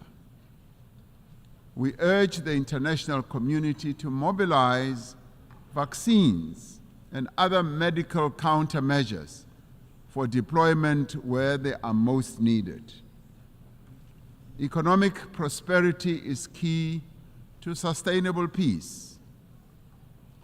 Through the Africa Continental Free Trade Area, we are establishing the foundation for a massive increase in trade and investment and infrastructure in our continent. The AFCFTA will further integrate regional economies and accelerate Africa's industrialization and economic growth. The climate crisis is now a full-blown climate emergency in the world. It impacts very devastatingly to both countries and citizens of many countries. Extreme weather, such as flooding, fires, and droughts, are becoming wreaking havoc on societies, economies, and the livelihoods of ordinary people. Despite being least responsible for climate change, developing economy countries, and particularly African countries, are bearing the brunt of what they did not create and are in the front line. As South Africa, we remain committed to contributing our fair share to reduce global emissions, guided by the principle of common but differentiated responsibilities and respective capabilities. We have adaptation and mitigation programs and policies in place and have passed a climate change law to further support our emissions reduction targets. It is essential that climate actions do not deepen global inequality or stifle the developmental aspirations of the Global South. The industrialized nations are not honoring their climate commitments, and we repeat the call for predictable and sustainable financing for climate action. We must operationalize the agreed upon climate financing and capacity building instruments to advance mitigation and adaptation. Pursuing sustainable development necessitates that those with greater means should support those who lack them. The world faces annual financing gap of some $4 trillion to achieve sustainable development. We call on better resourced countries to scale up their levels of support to developing economy countries. Debt is the millstone around the neck of many developing economy countries, stifling their potential and development. Debt servicing is robbing a number of countries of much needed funds to support health, education, and social spending. South Africa endorses the United Nations Secretary General's call for the reform of the global financial architecture to enable developing economy countries to lift themselves out of the quicksand of debt. We must commit to systems for financing development that are more accessible, agile, and equitable. In 2025, South Africa will assume the presidency of the G20. We will use this important role to advocate for the peoples of Africa and all of the Global South, for their development and advancement. South Africa welcomes the adoption of the Pact for the Future and congratulate our sister country, Namibia, as well as for the Federal Republic of Germany for having ably steered the United Nations towards the adoption of the resolution in this regard.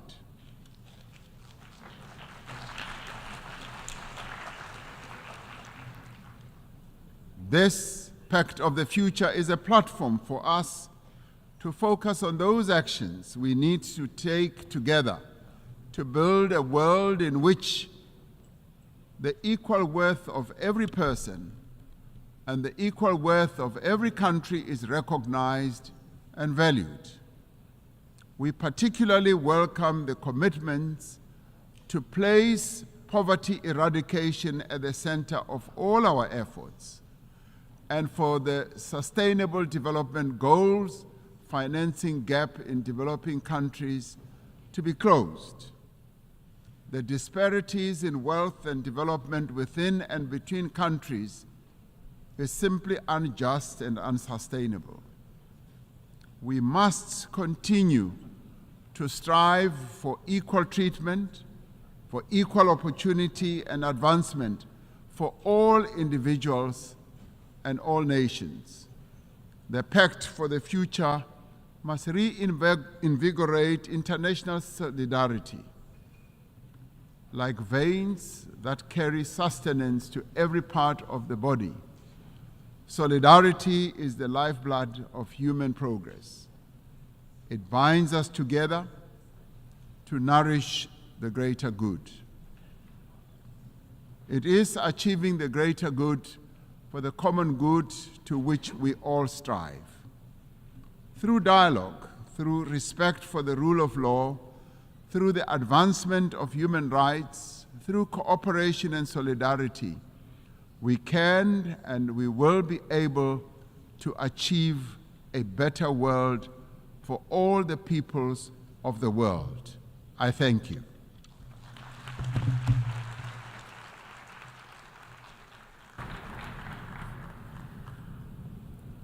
Agradezco. On behalf of the Assembly, I wish to thank the President of the Republic of South Africa. The Assembly will now hear an address by His Excellency Mohamed Muizu, President of the Republic of Maldives. I request protocol to escort His Excellency and invite him to address the Assembly.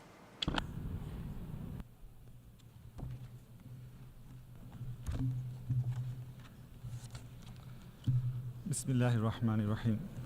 Mr. President, Mr. Secretary General, Assalamu alaikum and good afternoon. Mr. President, congratulations on the assumption of your presidency of the General Assembly. Our appreciation also to your predecessor for his strong leadership. We extend our gratitude to the Secretary General for his tireless efforts in steering the Secretariat. We gather here today at a delicate moment in the world history.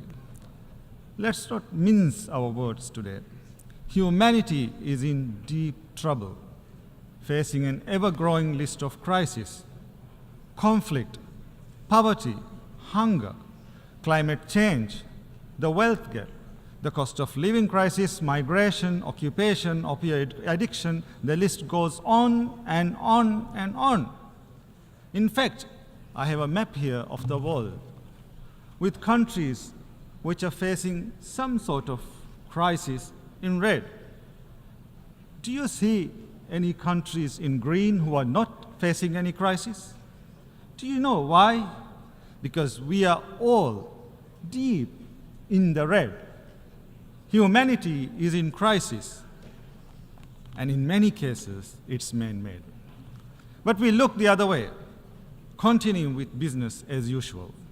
While the alarms are ringing, the band is still playing the same old tunes as the whole ship descends deeper and deeper into uncharted waters.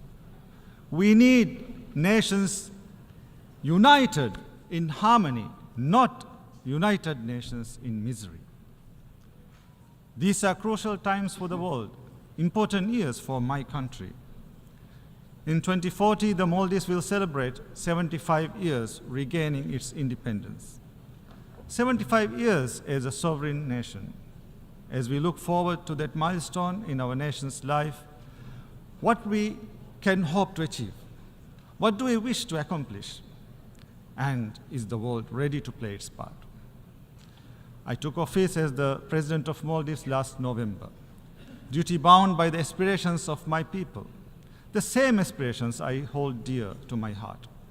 not just for the present, but for the future too. Today, I'm here at the United Nations with a vision of where I want to take my country. By 2040, I wish to see the Maldives as a full-fledged developed nation. A nation that commands respect, is relevant, and one that embodies resilience. A society that is inclusive and just. A country that exemplifies sustainability and democratic governance. Destiny is not mere fate. It is a consequence of the many choices we make, the many decisions we take, and the many hours we work.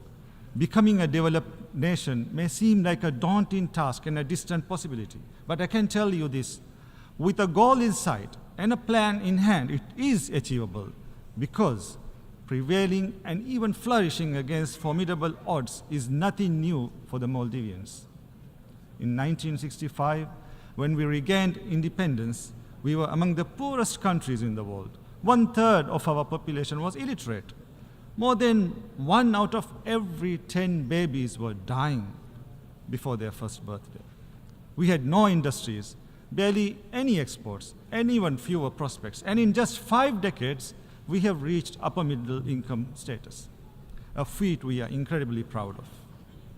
I believe the Maldives can become a developed country by investing in the country's productive capacity and increasing its productivity, by transforming our economy into one that is fully digitized and driven by artificial intelligence, and most importantly, by leveraging the natural beauty and marine resources of our country. Boosting productivity will be the key to economic transformation. This we will do by reforming and strengthening our institutions, increasing our state capacity, and leveraging the private sector. We will also identify and implement policies that support investments in key sectors, such as the digital economy.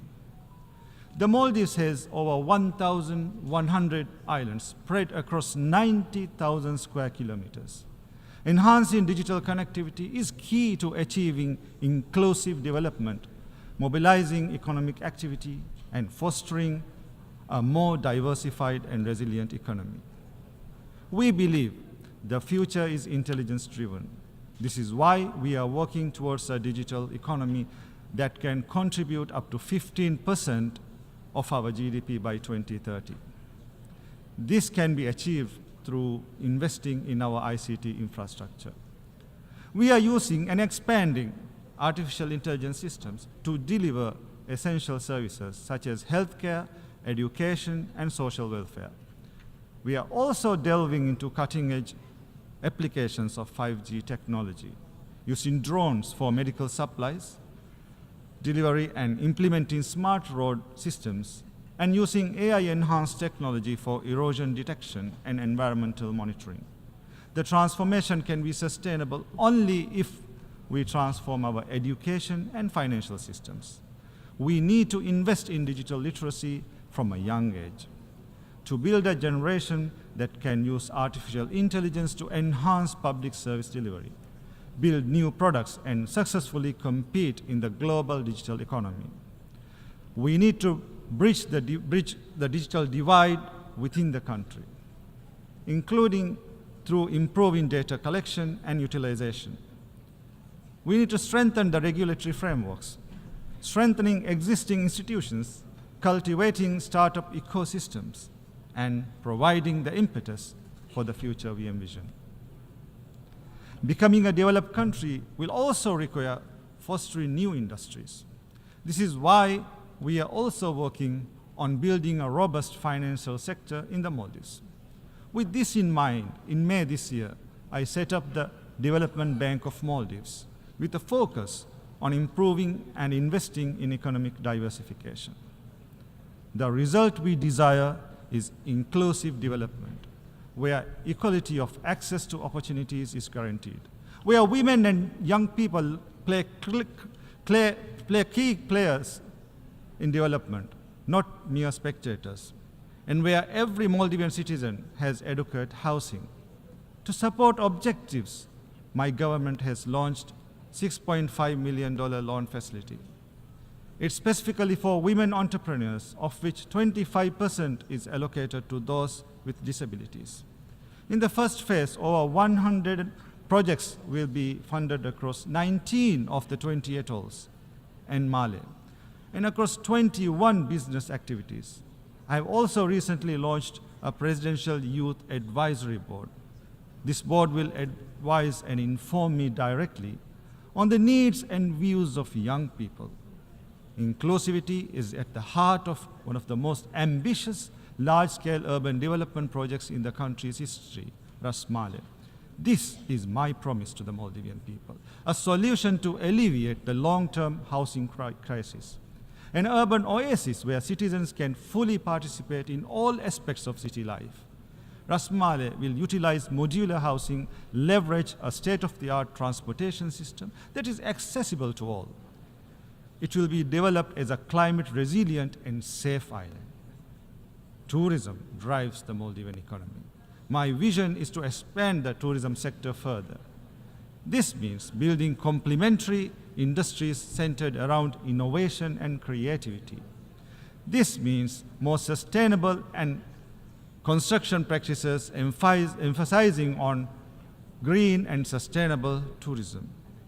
We are also expanding our main international airport, our air connectivity, and the fleet of our national airline. These steps will support the expansion of the tourism sector and at the same time generate more revenue for the country. But tourism is also highly vulnerable to external shocks, conflicts, calamities, and causes beyond our control, can and have had far-reaching critical implications in the past. We need the international system to anticipate and address these threats. Threats such as armed conflicts, terrorism, violent extremism, transnational organized crime, climate change, ocean degradation, crimes that transcend national borders. Part of addressing these threats is to safeguard and protect people's fundamental rights. In 2015, the world came together to endorse humanity's fundamental rights by committing to the Sustainable Development Goals, or SDGs. But 6 years to the SDGs deadline, we are only on track in less than a fifth of those targets. In June, this organization, the UN, issued a report saying the world is failing to deliver on Sustainable Development Goals. This week, we agreed on a pact for the future. But do we want this document, the pact, to go the same way as this one, the 2015 SDG commitments? I'm sorry, but we can't keep doing this. We can't keep meeting, talking, pledging, but not doing.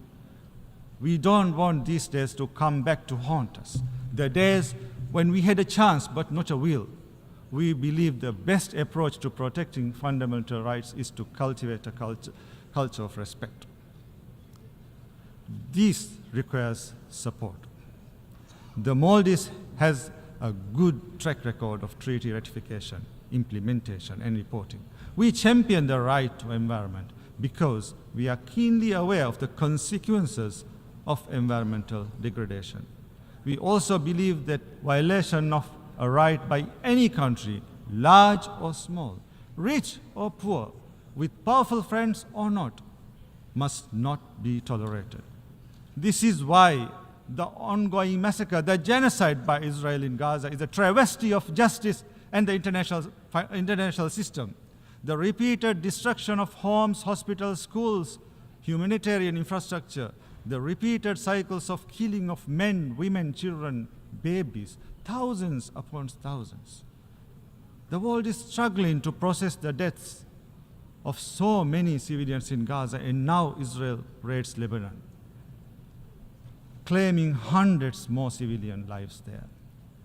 Their cries haunt anyone with humanity. Their tears bitter our conscience. Israel's targeting of journalists, the eyes and ears of humanity, the killing of journalists, Palestinian journalists, Lebanese journalists, Al Jazeera journalists, the closure of Al Jazeera officers. How can we interpret this as anything other than brutal attempts to prevent the world from knowing about the crimes taking place? Israel must be held accountable for these acts of terrorism, for these violations of international law and UN resolutions. we must accept a sovereign and independent Palestinian state on the pre-1967 borders, with East Jerusalem as its capital.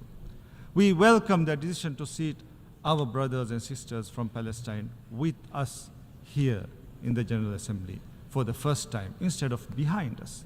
Now we must ensure that Palestine becomes a full member of the UN. Mr. President,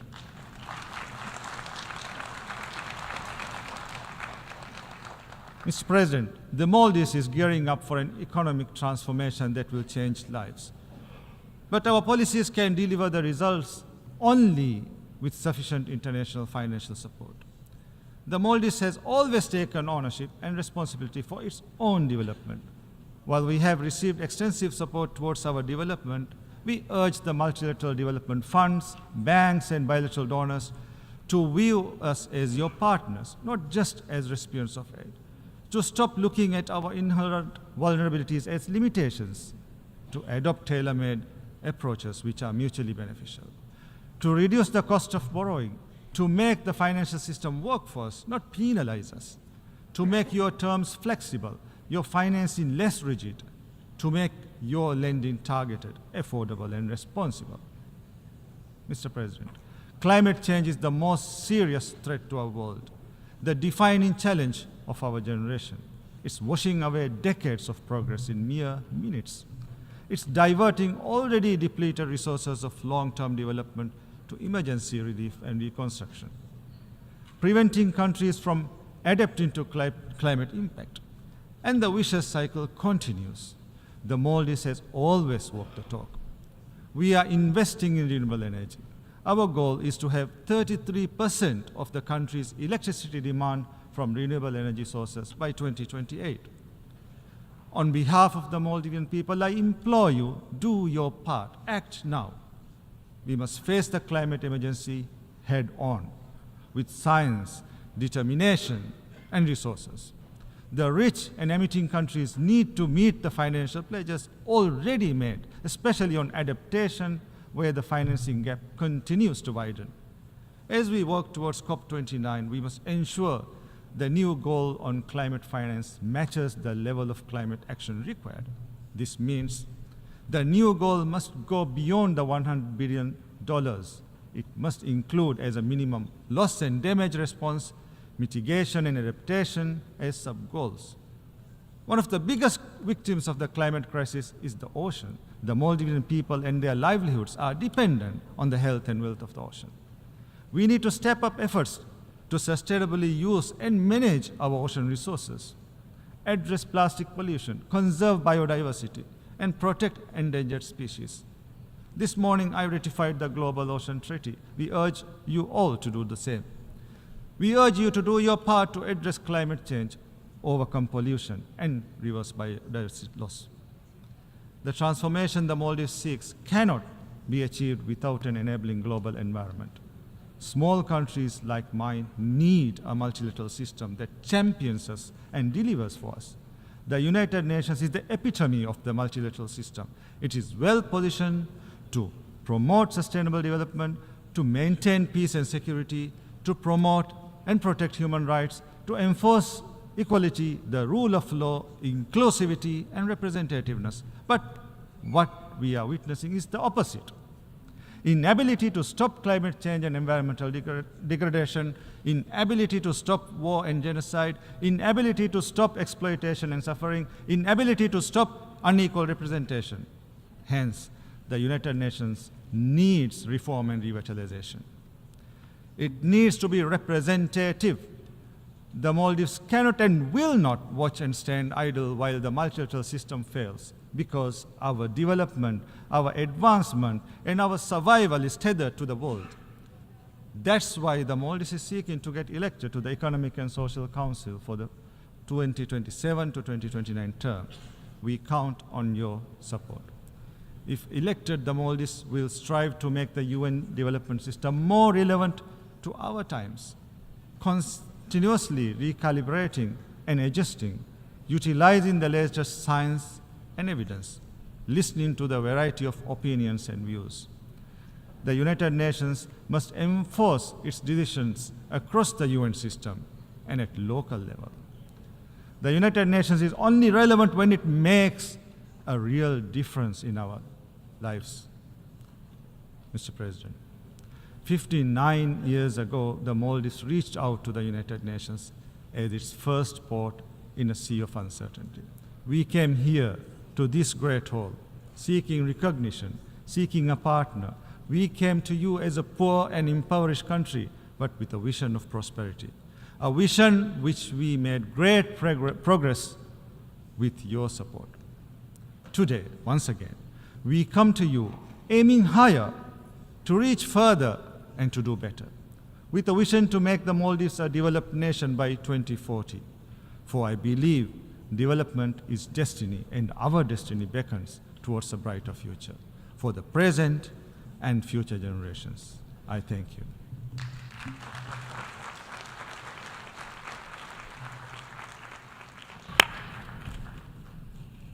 En nombre de la Asamblea, agradezco al presidente de la... On behalf of the Assembly, I wish to thank the President of the Republic of Maldives.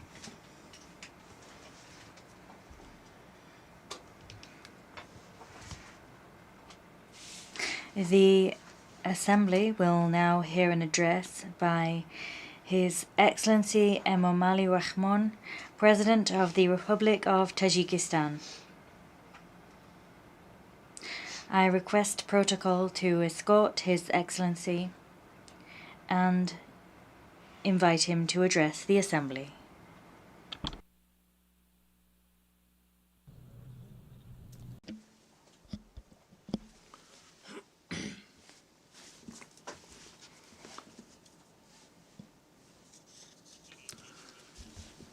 Honorable President, Excellency Secretary General, distinguished delegates, ladies and gentlemen, I at the onset extend my warm words of congratulation to His Excellency Mr. Philemon Yan on his election as the President of the 79th session of the United Nations General Assembly.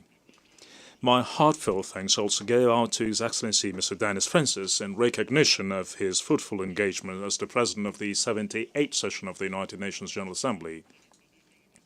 Distinguished delegates, today the world is facing up to a turbulent and intricate situation.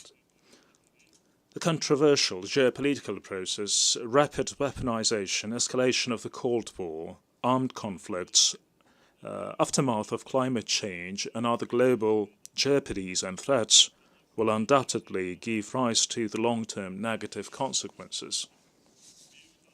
In this context, it is critical more than ever that we consolidate joint efforts of the international community to protect security, maintain stability, and ensure overall sustainable development. Obviously, we can bring lasting peace, build a harmonious life of mankind and prosperity of countries primarily on the basis of mutual understanding and constructive cooperation.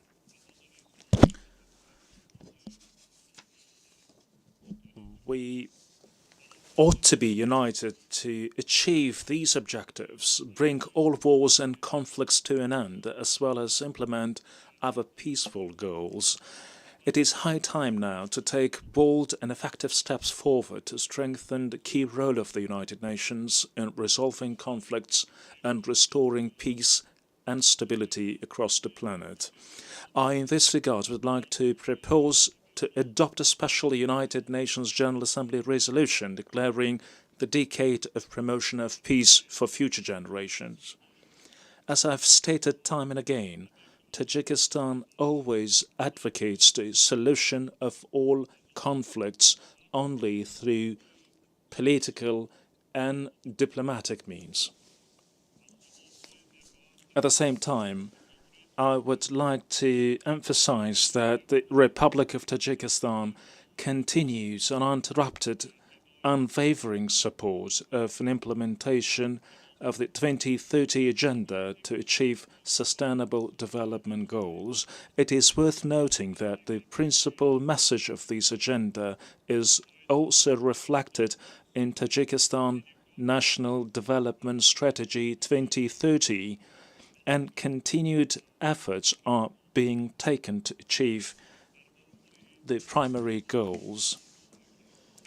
Nevertheless, the existence of a wide range of difficulties hinder the timely financing of sustainable development.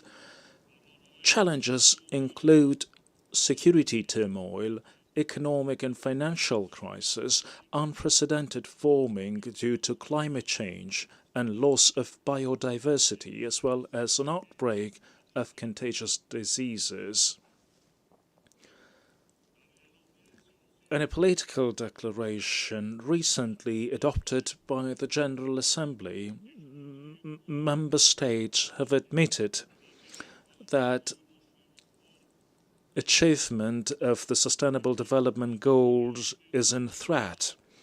According to the United Nations Secretary General's report, the international community will be able to achieve only 17% of Sustainable Development Goals by 2030.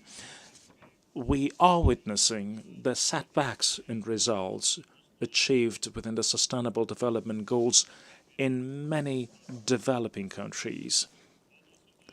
In view of this, we need to intensify our efforts to implement the 2030 agenda in a timely manner and pay particular attention to the financing for sustainable development. It means that we need to prioritize sustainable development for developing countries and financing with a view to facilitate and promote the sustainable development achievement. We do also believe that the 4th International Conference on Financing for Development, scheduled to be held in Spain in July 2025, as per the United Nations General Assembly resolution, will play a crucial role in exploring new approaches to remove barriers on the way to financing for development. Necessarily, the activities of the international financial and economic system should meet the needs of developing countries so that it can facilitate the timely counter-response of member states to modern threats and challenges. In that context, in order to implement the goals and programs we've outlined, we believe it is important to continue financing countries in need by international financial institutions, especially through the means of the International Development Association, IDA. Digital technologies and artificial intelligence pave the suitable ways for achieving the Sustainable Development Goals. Tajikistan is taking effective and the most necessary measures for the gradual transition to digitalization system by adopting the national strategy and relevant conceptual legal acts. I, in this respect, propose to the General Assembly to adopt at its upcoming session a special resolution on the role of artificial intelligence in creating new opportunities for socio-economic development and acceleration of the Sustainable Development Goals achievement in the region of Central Asia. Tajikistan recognizes the importance of the Summit of the Future held in the framework of the current session of the United Nations General Assembly. The intergovernmental document, the Pact for the Future, adopted during the summit, plays a key role in ensuring peace, security and sustainable development, and we welcome the willingness of the international community to implement this pact. This pact was adopted at a time when millions of civilians are exposed to security risks and dangers in different regions around the world. We reckon that the international community must take joint and effective actions to withstand the threats of terrorism and extremism, radicalism, cybercrime, trafficking in narcotics and weapons smuggling, and fight other manifestations of transnational crime. Furthermore, the rise of Islamophobia, as well as the trend of practicing double standard policy in international relationships in recent years, has become a matter of our deep concern. Our country constantly carries out joint actions in cooperation with the United Nations and its specialized agencies, as well as other international partners to counter security threats and challenges. Consequently, Tajikistan and the state of Kuwait, in cooperation with the United Nations Office on Counterterrorism, will hold the next high-level conference in the framework of the Dushanbe process on counterterrorism in the city of Kuwait this November. We do believe that this platform will mainly focus on the subjects related to the persistence of inclusive security and stability, and contribute to the continuation of an extended and trustful dialogue, as well as facilitate the exchange of helpful experience and ideas among the stakeholders. Ladies and gentlemen, on security matters, I would like to emphasize that the Palestinian crisis remains a matter of deep concern to our country. Today's tragic situation in this region once again proves that there is absolutely no military solution to the Palestinian case. Tajikistan believes that an ultimate and tangible solution to this conflict would be possible only through the implementation of the United Nations resolutions on recognition of an independent state of Palestine based on 1967 borders. We hope that conflicting parties will take actions for a ceasefire deal and arrange the peace negotiations, and the international community will take effective steps to restore the lasting stability in Palestine. Moreover, we uphold the establishment of enduring peace and stability, as well as economic and social development in neighboring Afghanistan. To this end, Tajikistan is always ready to accord its assistance in the revival and development of a wide range of sectors of peaceful life in Afghanistan. Subsequently, I repeatedly call on the international community to spare no effort to help the long-suffering people of Afghanistan, including regions affected by natural disasters, to prevent a humanitarian crisis in this war-torn country. Honourable delegates, ladies and gentlemen, it has been more than a year since the United Nations Water Conference 2023.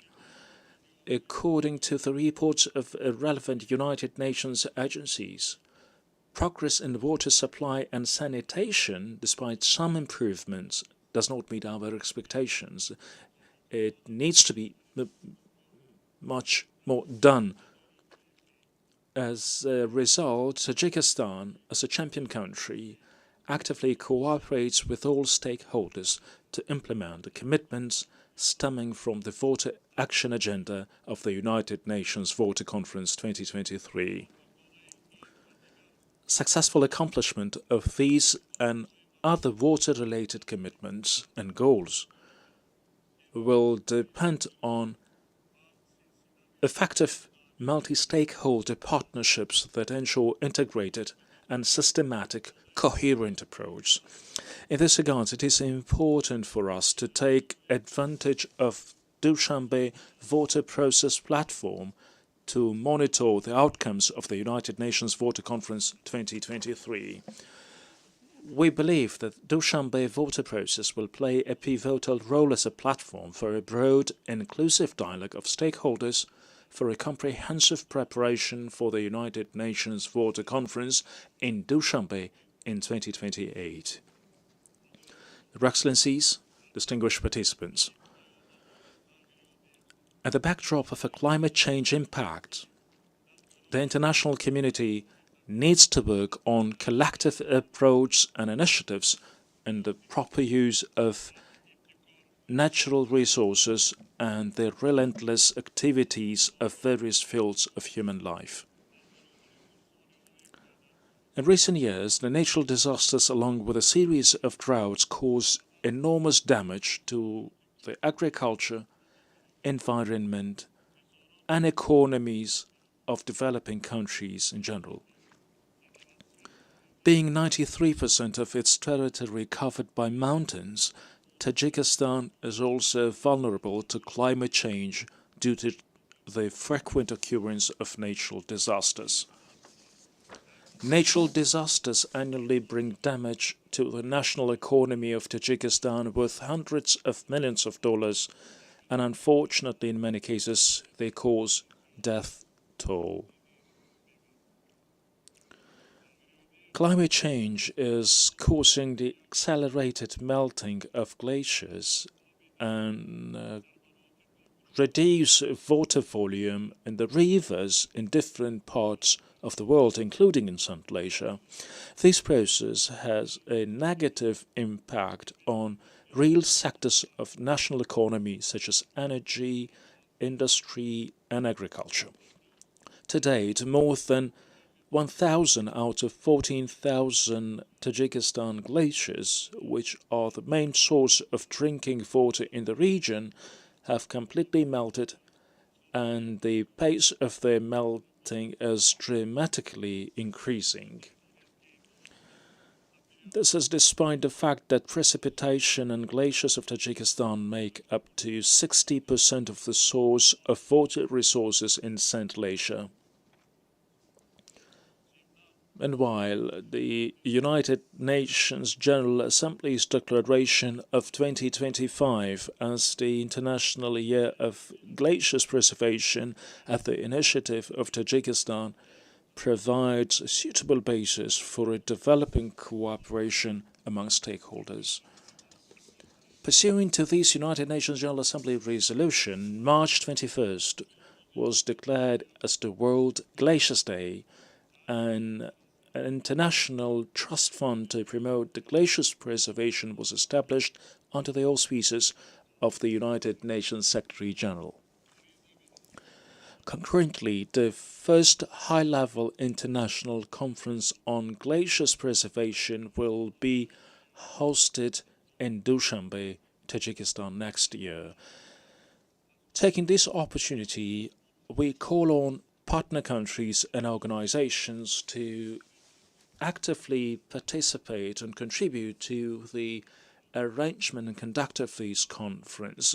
We believe that this important international conference, which is scheduled to be held in cooperation with UNESCO and the World Meteorological Organization, will play an effective role in assessing the global glaciers problems and exploring specific approaches and ways for their effective solutions.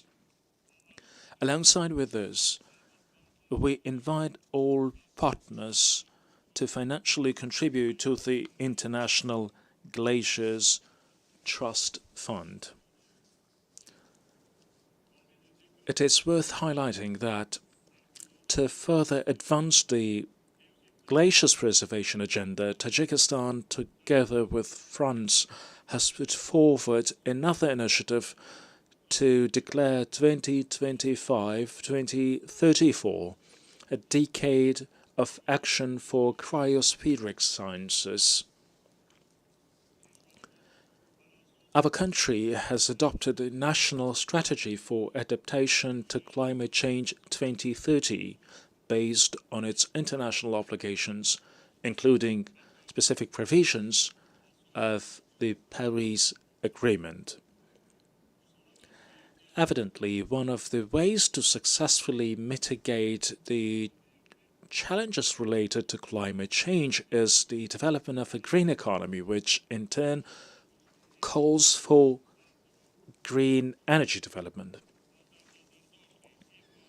Considering the importance of this reality, our country has approved and currently is implementing the Green Economy Development Strategy for 2023-2037. We currently produce 98% of our electricity from the country's hydroelectric power resources, and we are ranked the 6th in the world in terms of the share of greener energy produced from renewable sources. The goal of the implementation of our plans in this direction is to turn Tajikistan into a green country by 2037. Today, finding solutions to the daily issues of adaptation to climate change and reducing the severity of its negative consequences is considered one of the top priorities for the international community. We hope that developed countries, the United Nations and its specialized agencies, influential international financial institutions, and other international and regional multilateral entities will further continue to pay serious attention to these important and critical issues. We are convinced that the international community succeeds to achieve its common goals and objectives through the development of trustful dialogue, mutual understanding, and constructive, rewarding cooperation. I thank you for your attention.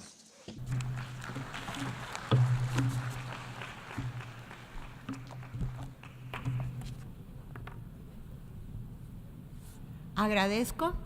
On behalf of the Assembly, I wish to thank the President of the Republic of Tajikistan.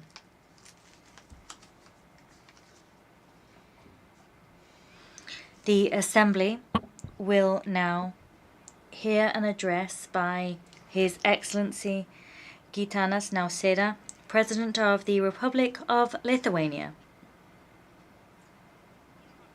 I request protocol to escort His Excellency and invite him to address the Assembly.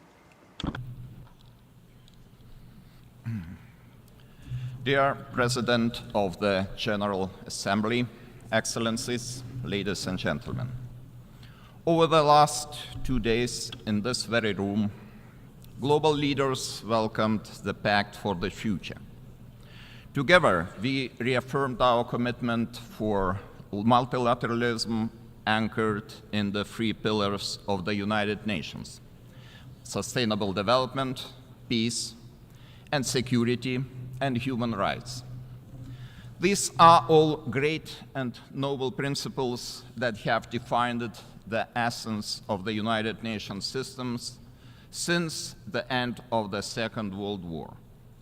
Most significant global political developments, from decolonization to the end of the Cold War and the singing revolutions in Europe, have seemed to bring us closer to the bright future of peace, freedom, and human dignity.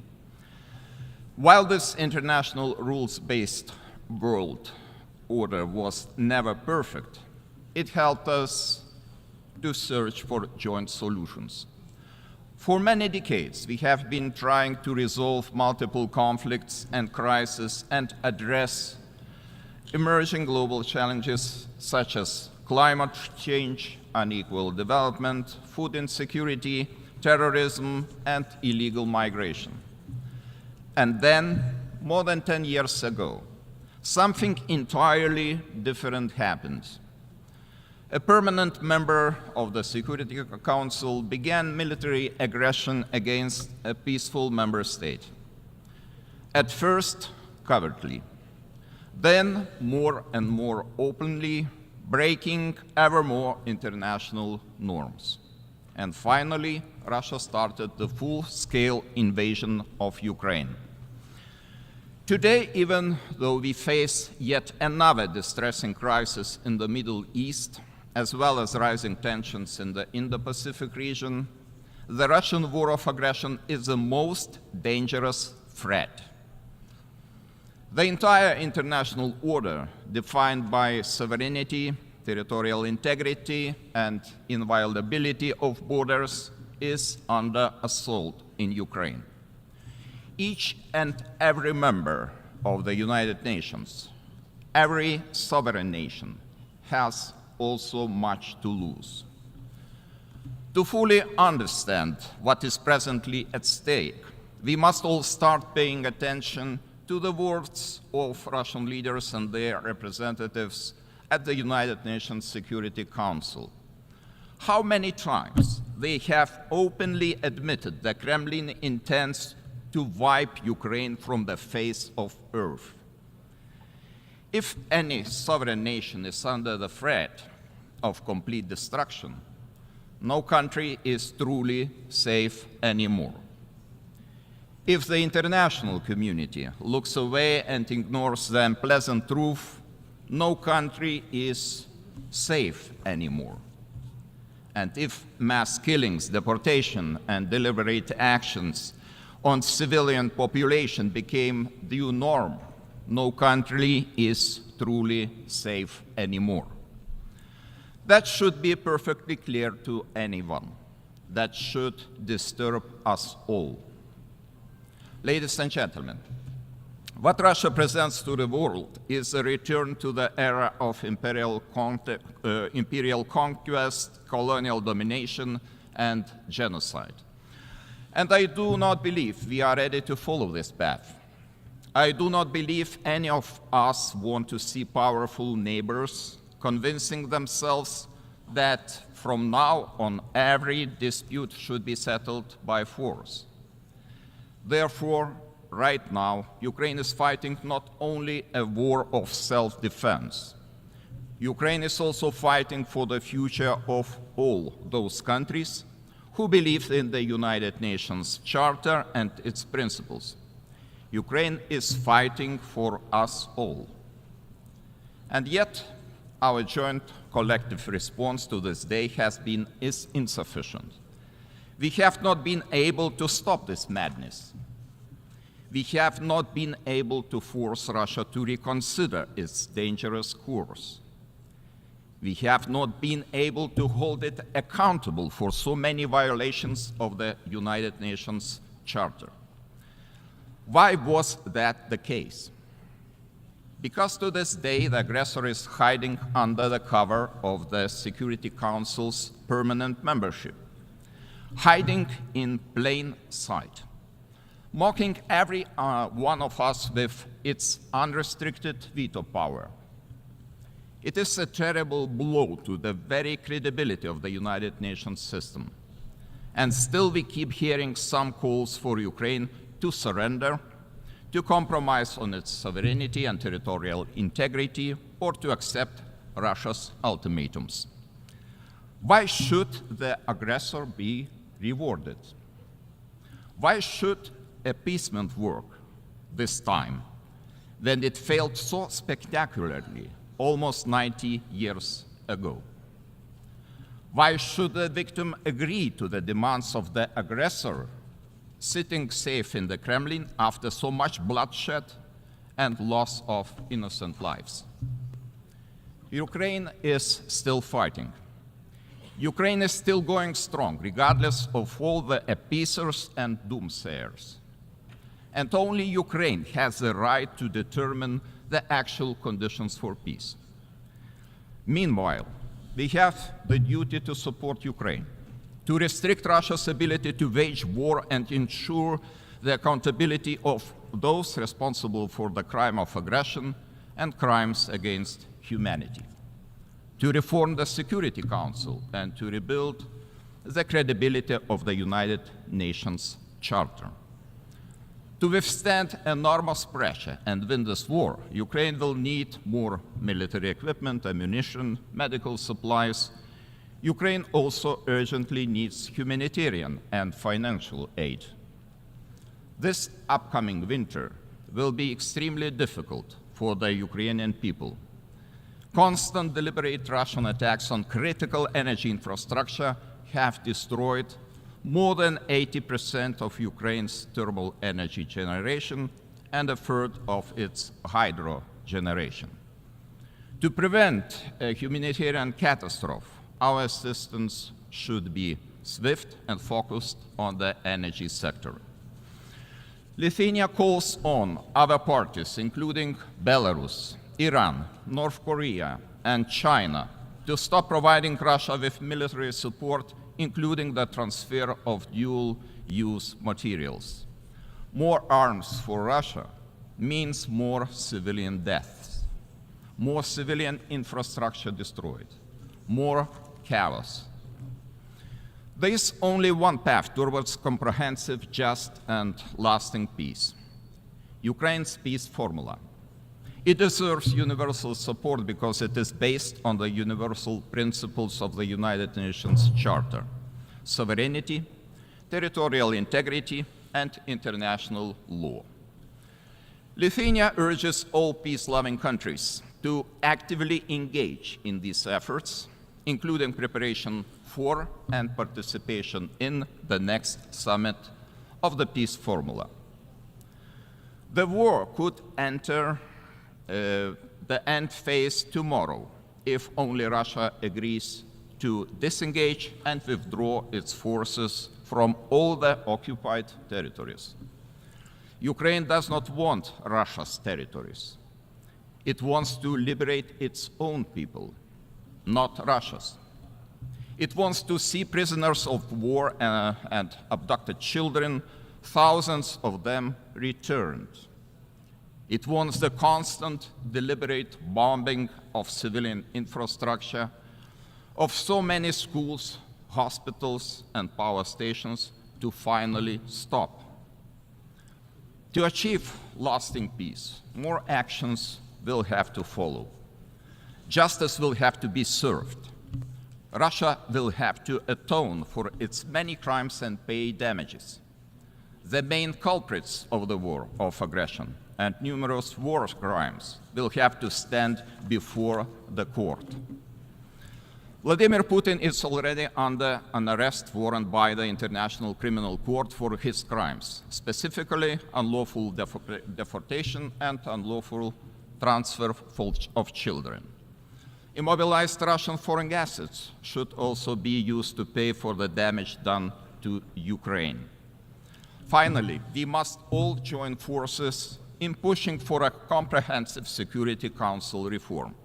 There is simply no place for Russia in the Security Council, which was created to maintain international peace and security. Excellencies, Lithuania hopes to witness Ukraine's victory soon.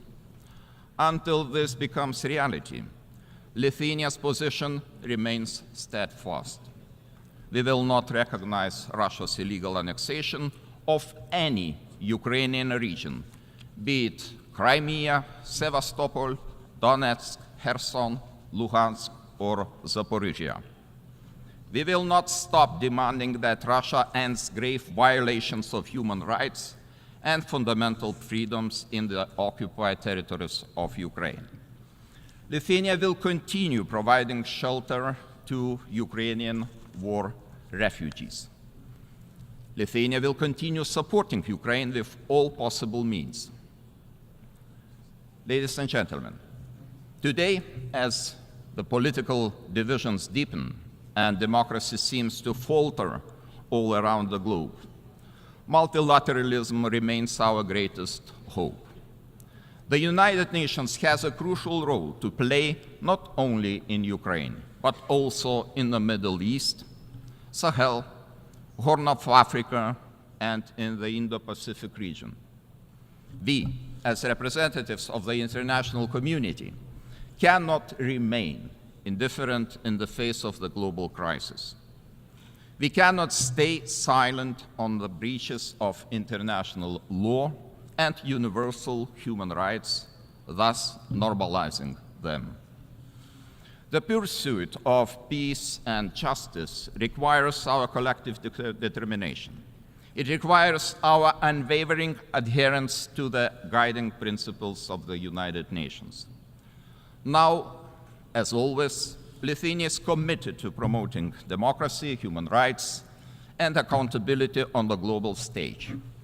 we call on all the members of the United Nations to unite in securing a better future for all.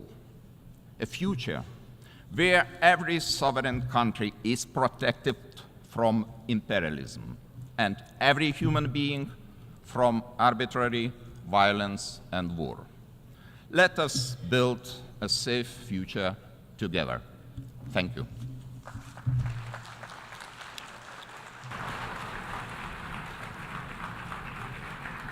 On behalf of the Assembly, I wish to thank the President of the Republic of Lithuania.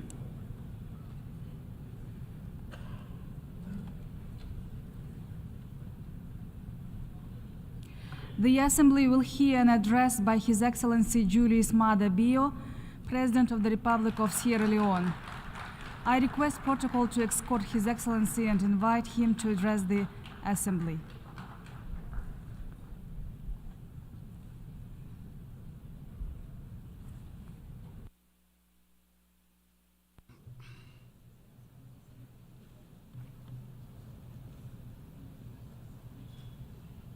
Madam President,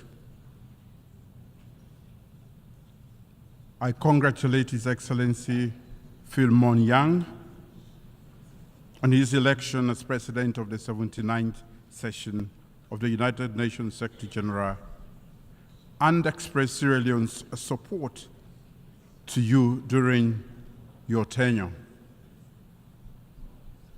I extend my deep gratitude to His Excellency Dennis Francis for his principled stewardship as President of the 78th session of the United Nations General Assembly. I appreciate and thank His Excellency Antonio Guterres, Secretary General of the United Nations, for his tireless effort and global leadership. Madam President, more than 30 years ago, Sierra Leone was plunged into a decade-long brutal civil war. More than 50,000 people were killed, and millions fled their homes as refugees and internally displaced persons. The situation in Sierra Leone at that time was not unique. Conflicts existed in other parts of West Africa, in Africa, and around the world. In Sierra Leone, however, we overcame our challenges with a common vision for peace through genuine dialogue, committed leadership, and action. Notably, the hard-won peace we enjoy is not without its fragility, and we remain vigilant in safeguarding it. Sierra Leone's peace journey exemplifies the values of ownership, engagement through dialogue, and our partnership with ECOWAS, the United Nations, and the broader international community, which yielded the peace dividend. This story has shaped our engagement at the United Nations Security Council since the commencement of our second tenure in January this year. For almost 9 months, Sierra Leone, as an elected member of the United Nations Security Council, has endeavored to be a voice of reason and a bridge builder with balance and objectivity.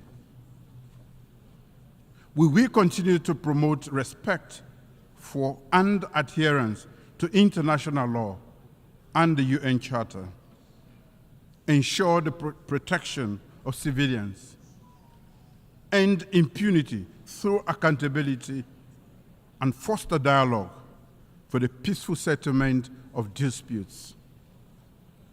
Our commitment to these principles is even more imperative now than ever before, as we are confronted with conflicts of great magnitude in the Middle East, Africa, Asia, and Europe. The need for a ceasefire in Gaza and the wider Middle East, as well as in Sudan, Eastern Democratic Republic of Congo, and Ukraine, is not just pressing, but urgent. Immediate action is required to prevent further loss of precious lives and human suffering. We need collective action to stop all conflicts and engage in meaningful dialogue so that the countries can move forward with their development agenda in peace, security, and stability. As a country that has experienced the devastating consequences of armed conflict, we acknowledge that peace cannot be achieved in isolation. It requires inclusive political processes, economic development, and respect for human rights. For the millions of civilians trapped in ongoing armed conflicts, words of condemnation and empathy alone are not enough.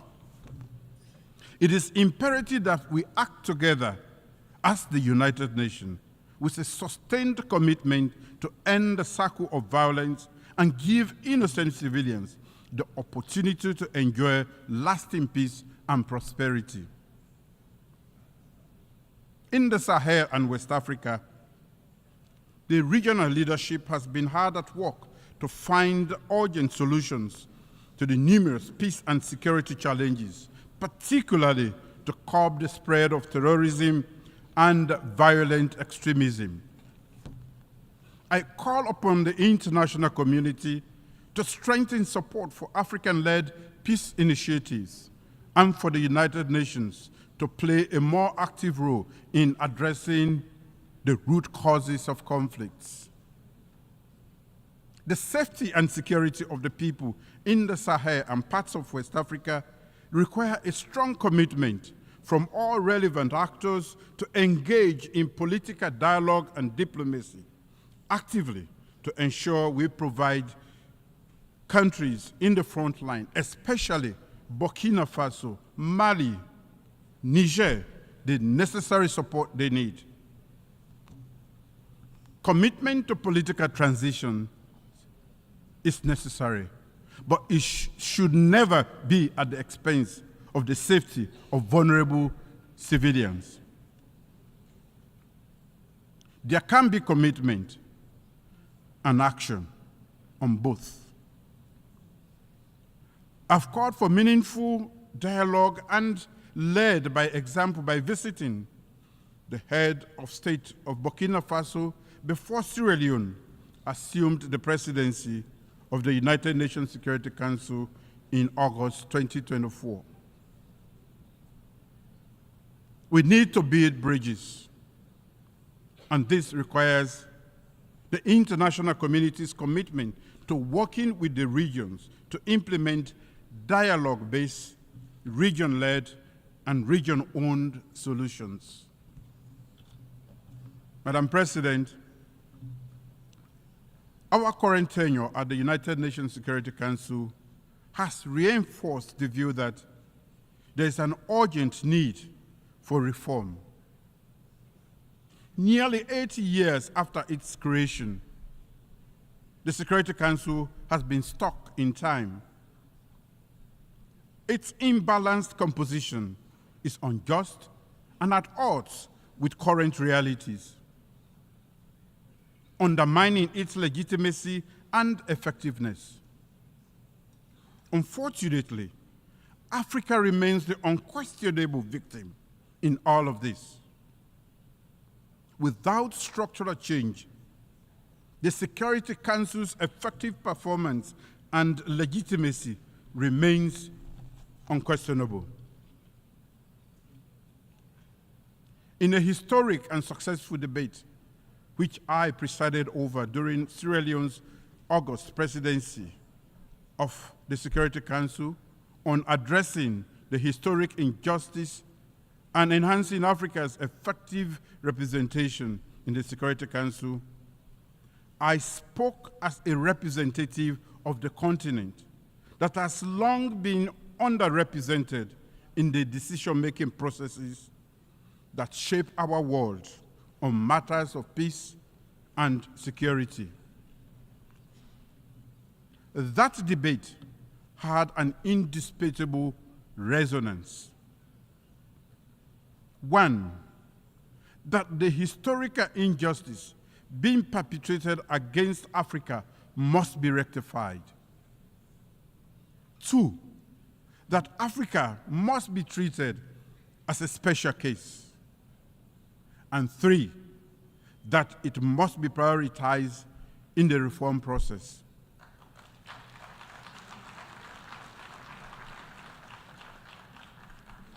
In expressing appreciation for the active and supportive engagement by the many interest and regional groups, as well as invited member states to the debate, the facts and issues are now clear to all. Africa has long been marginalized in global decision-making processes, and its voices are often drowned out.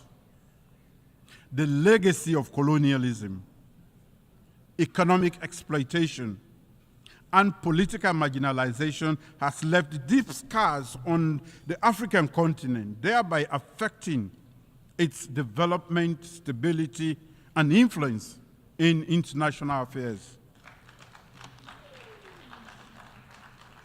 This results in a lack of meaningful representation on issues that directly affect the continent, such as conflict prevention, conflict resolution, peacekeeping operations, and sustainable development. Addressing contemporary global security challenges require the collective wisdom and the cooperation of all nations, not just the privileged few or the most militarily or economically powerful.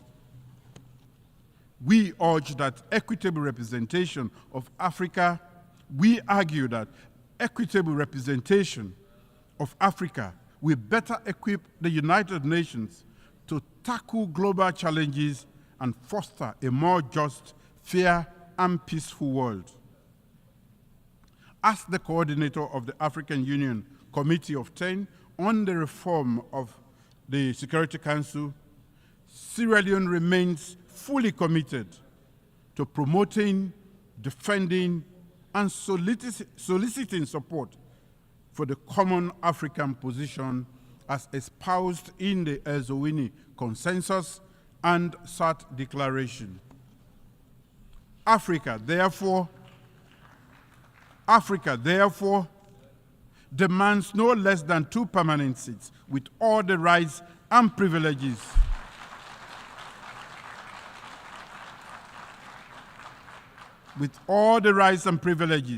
of the permanent members, including the right to veto and 2 additional seats in the non-permanent category of the Security Council.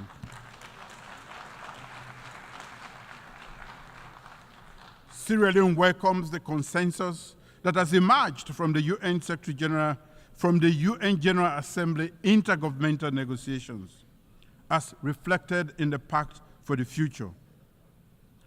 And I quote, "To address the historical injustice against Africa as a priority, and while treating Africa as a special case, improve the representation of the underrepresented and unrepresented regions and groups," end of quote. Let us work together to redress historical injustice and recreate a Security Council that truly reflects the diversity of the world that we live in today. As I stated in the Security Council debate, the time for half-hearted measures and incremental progress is over. Africa's voice must be heard, and its demands for justice and equity must be met, and now. Madam President, the Summit of the Future for Sierra Leone is about delivering peace, human rights, and the dividends of democracy for everyone everywhere and now. Accordingly, my government has laid out a strategic vision for Sierra Leone as captured in Sierra Leone's Medium-Term National Development Plan 2024-2030, a framework for delivering socio-economic development and prosperity for our people.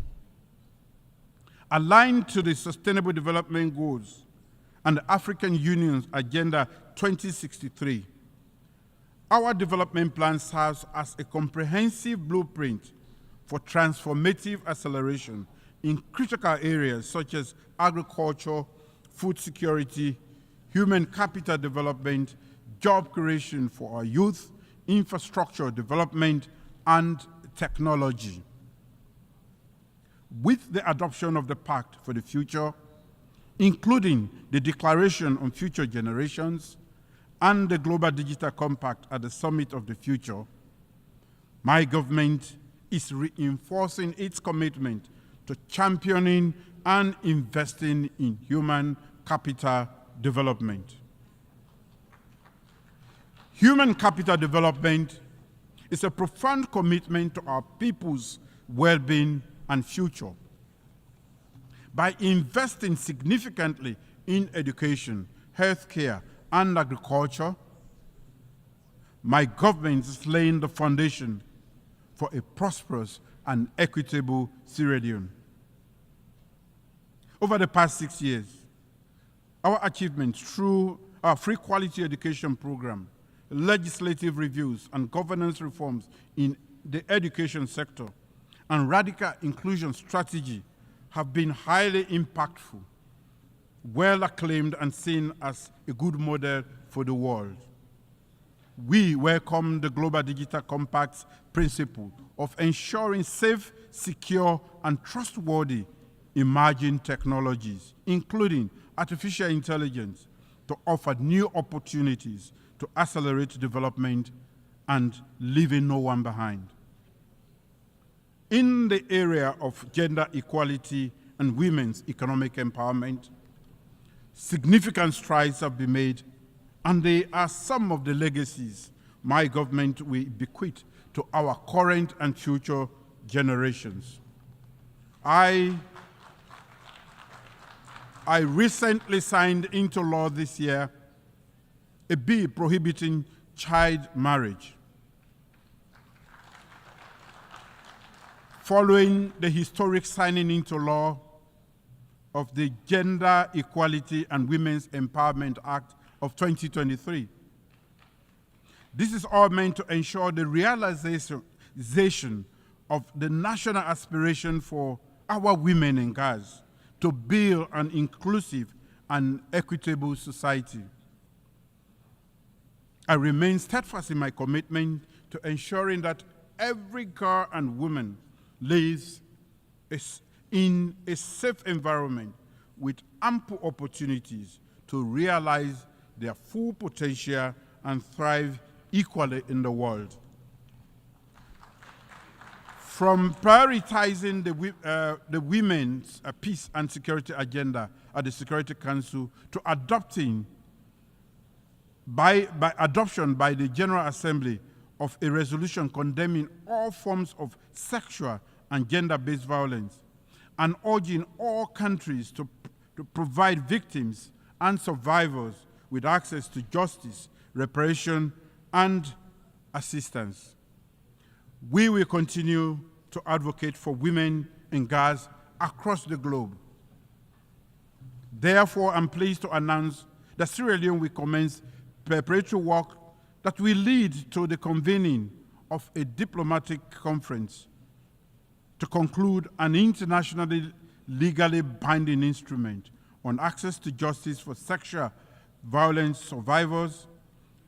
The proposed treaty, Freetown Treaty, in accordance of the success of the United Nations resolution on access to justice, remedies, and assistance for survivors of sexual violence.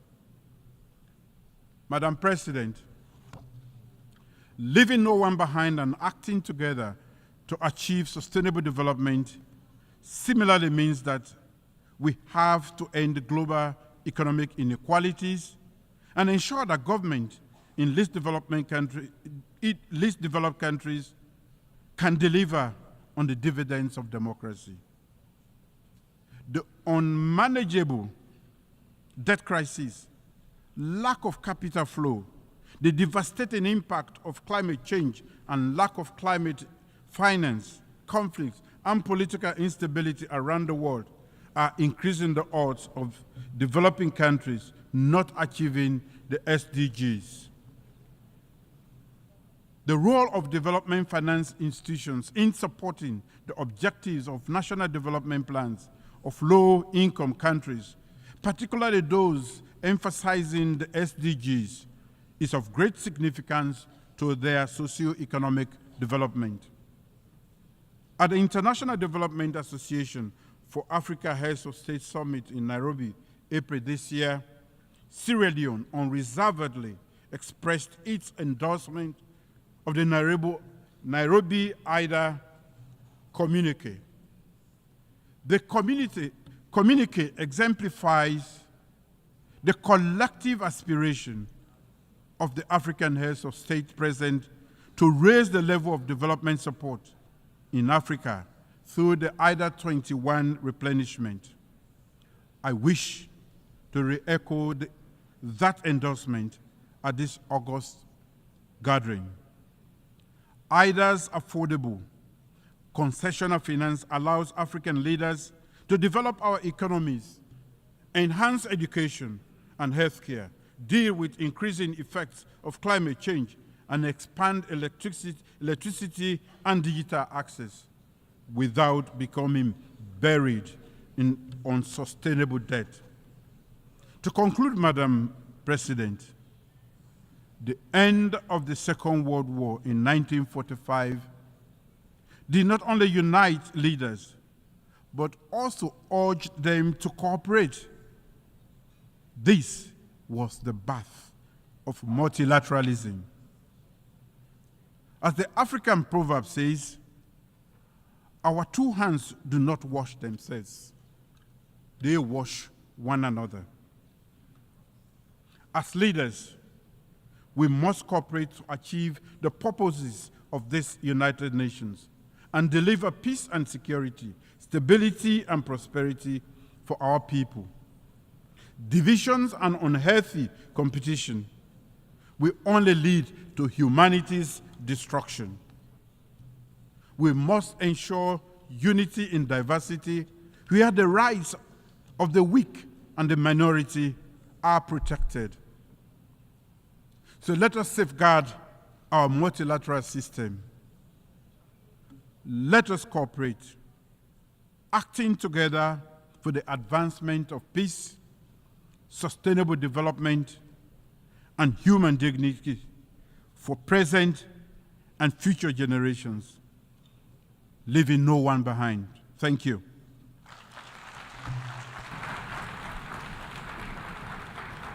On behalf of the Assembly, I wish to thank the President of the Republic of Sierra Leone. The Assembly will hear an address by His Excellency Alexander Vučić, President of the Republic of Serbia. I request protocol to escort His Excellency and invite him to address the Assembly.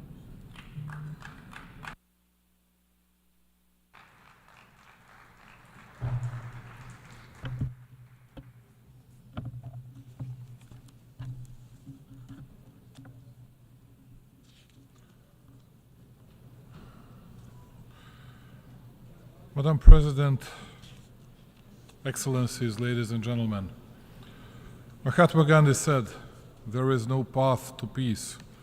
Peace is the path." In the same spirit of fraternal love and open heart, I address you today on behalf of the Republic of Serbia, a founding country of the United Nations, a country of freedom and justice. It is my honor to address you as President of the Republic of Serbia, the country on whose behalf I stand proudly before you today. A country that, despite the current global challenges, consistently perseveres in defending the principles of the Charter of the United Nations and international law, and that through its activities and principled policy strongly advocates the idea that is the main topic of this year's session. Ladies and gentlemen, when we talk about the current moment this year again, to my immense regret, I have to state that the situation in the world seems even more difficult and dark than a year ago. The tensions are growing and challenges are becoming more numerous and complex. What worries me the most is that despite our declaratory efforts for peace, development and prosperity of humanity, there is no end in sight to this geopolitical nightmare. I would not like to see the wise words of the former President John Fitzgerald Kennedy becoming the words of a prophet. Mankind must put an end to war, or war will put an end to mankind. Today, mankind relies more on technology than it relies on mankind. This year, we are once again talking about tragic conflicts and destruction that bring suffering and enormous human losses, as well as about the numerous serious consequences that inevitably accompany armed conflicts. The Republic of Serbia and the Serbian people deeply sympathize and share the grief for all the lives lost in the conflicts happening around the world, including the tragic events in the Middle East and Ukraine. It is unforgivable that today, in the 21st century, we are talking about gruesome figures related to children who have died in conflicts. It seems absolutely incredible, but the world is on the verge of nuclear disaster and nuclear holocaust. In a desire to win and destroy the other one, step by step, we were getting closer to the verge of precipice, and eventually we got there. We live in a world where no one listens to anyone.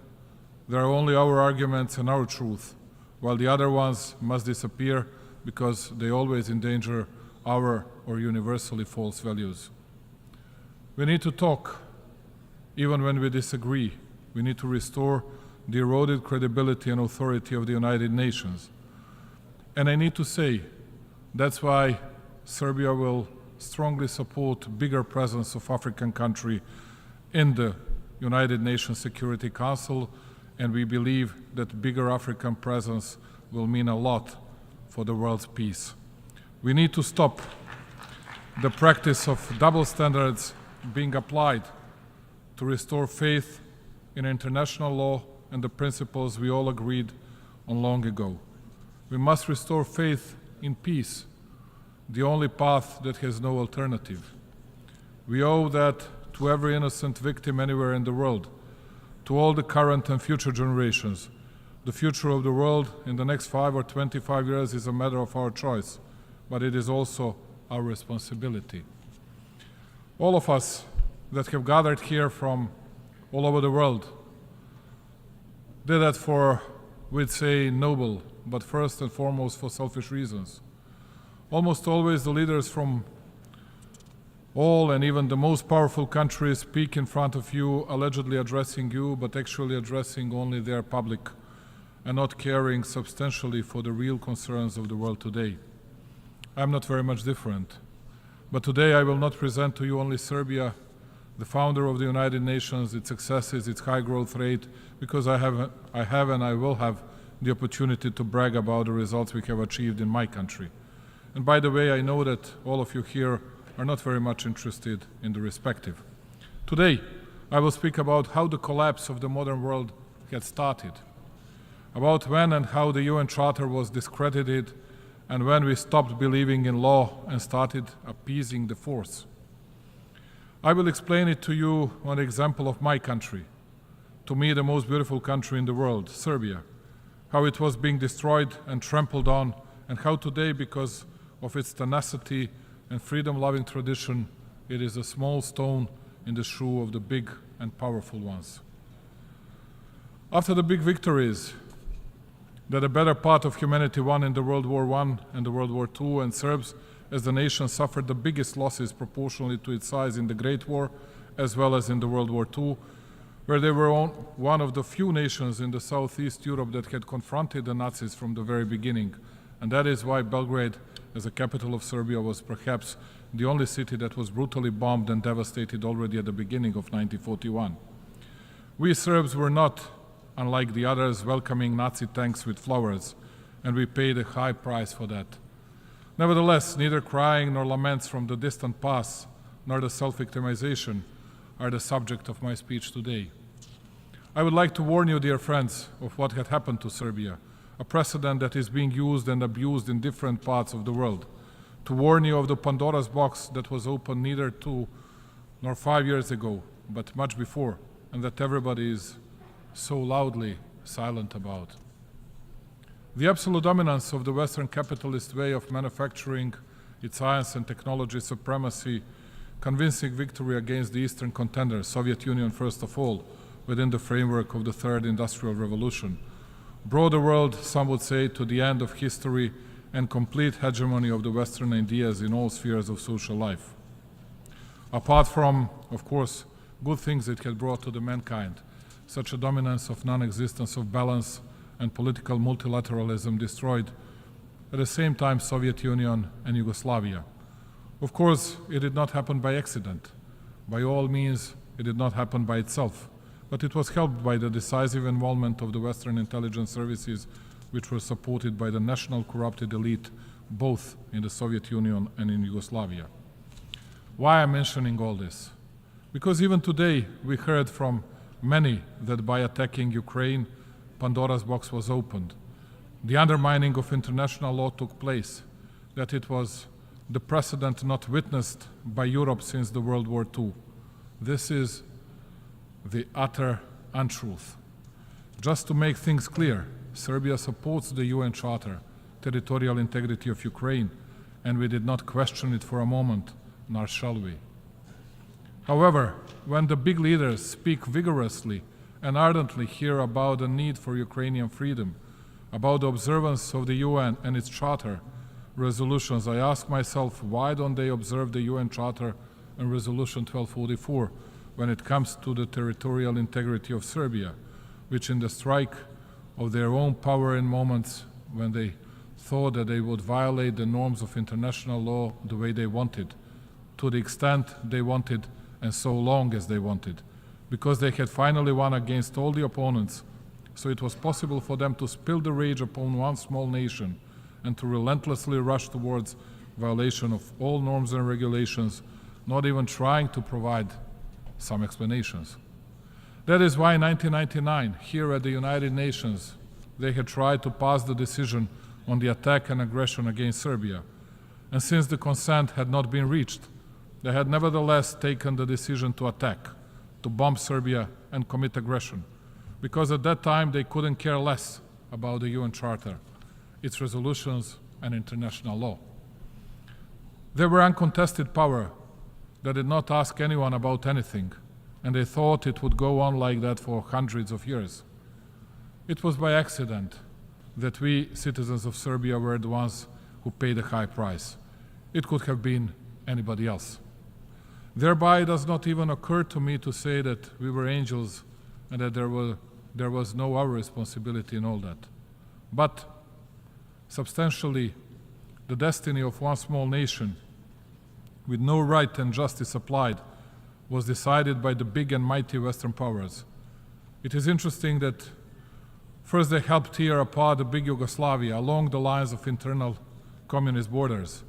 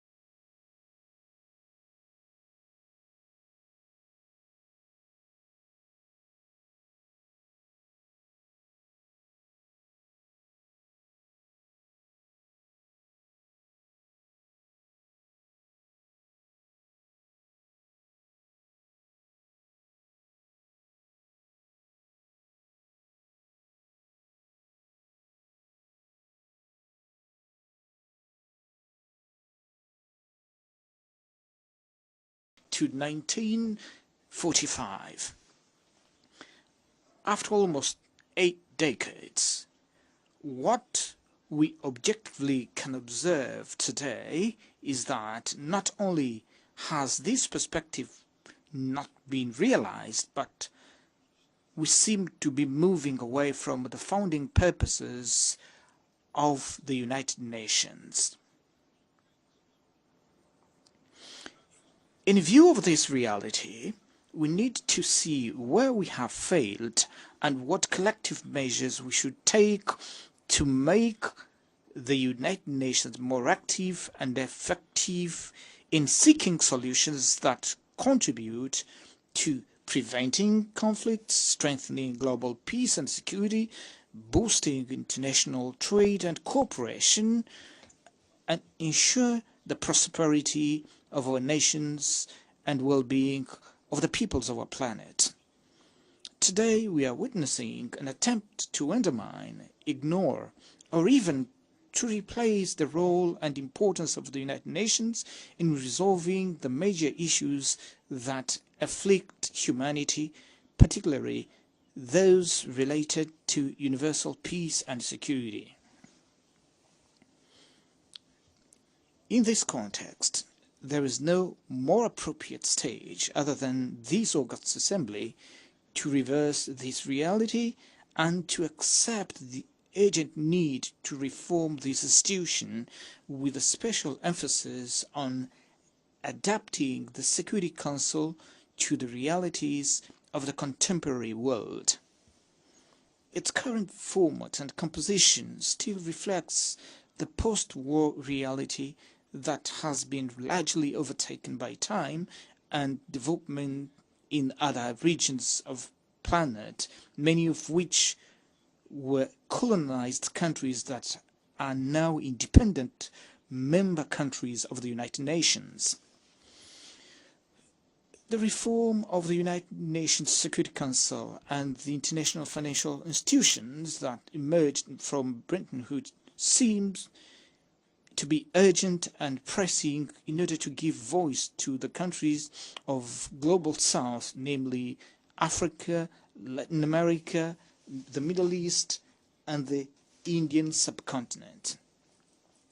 The imperative of multilateralism must prevail as the only framework truly capable of safeguarding the common interest of all humanity, within which we must reaffirm our resolute commitment to diplomacy, inclusive dialogue, and the use of peaceful means to resolving conflicts. It is within this spirit that the Republic of Angola is deeply committed to the process of seeking solutions to conflicts in Africa, notably the greatest efforts at this moment is focused on the conflict prevailing in East Democratic Republic of the Congo without neglecting those occurring in Sudan and in the Sahel region.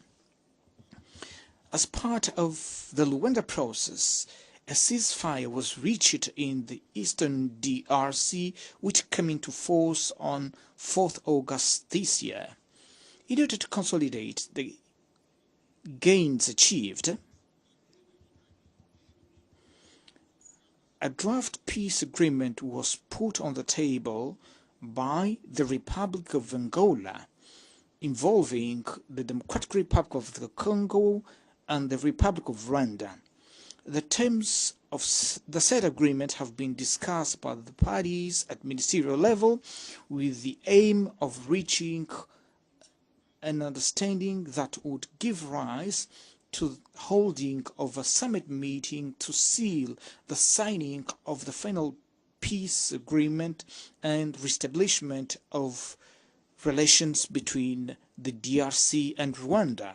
We are very concerned about the situation prevailing in Sudan, where a violent war is being waged with dramatic humanitarian consequences, despite a certain apathy of the international community, which must seek to combine its efforts and act in coordination with the African Union to promote and achieve a long-lasting peace.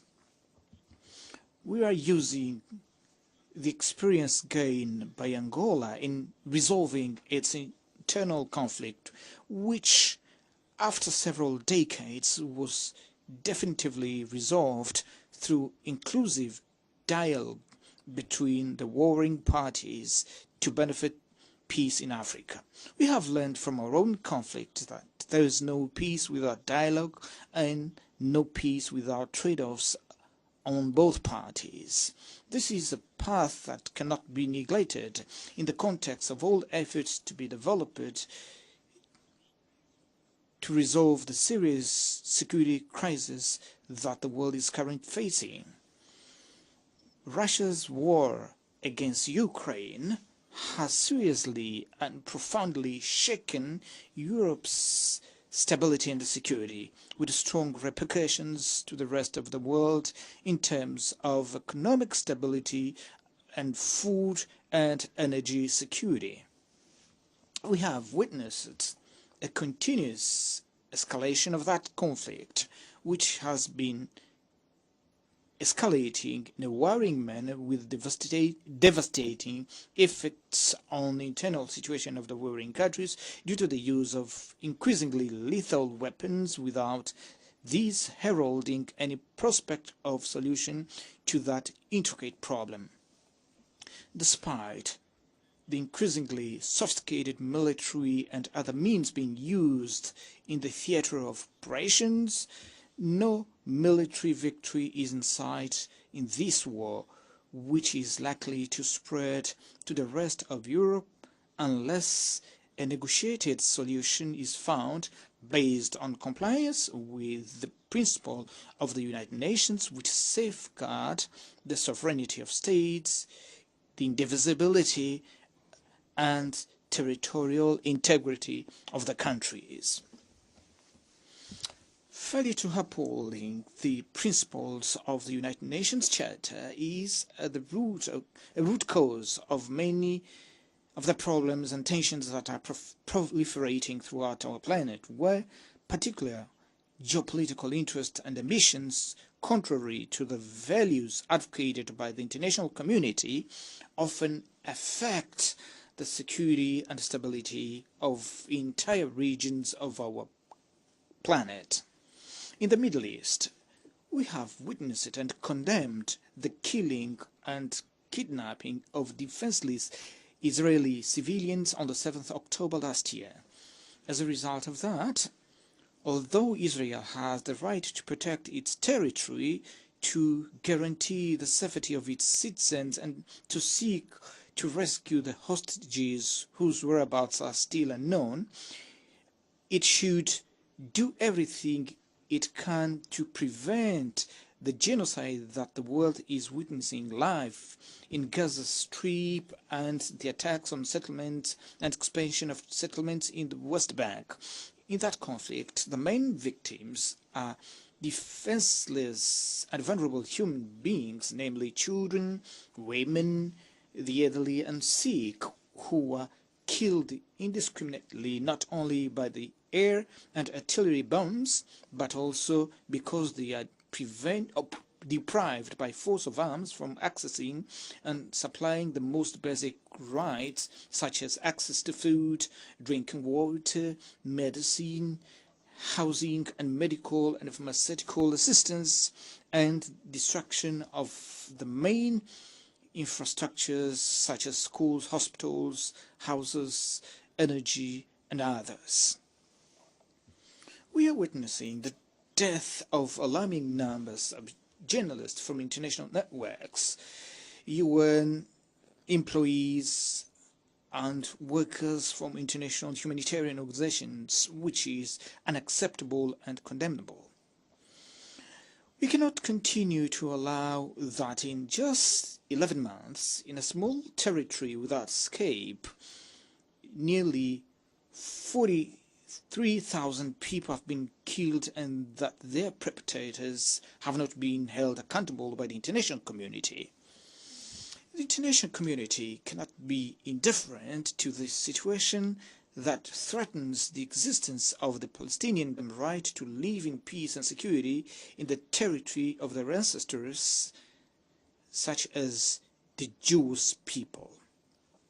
We are concerned about the spread of the conflict to other countries because it threatens peace and security throughout the Middle East and opens up the dangerous possibility of direct involvement of the major world powers and thus render the conflict into World War I with all possible consequences on a global scale.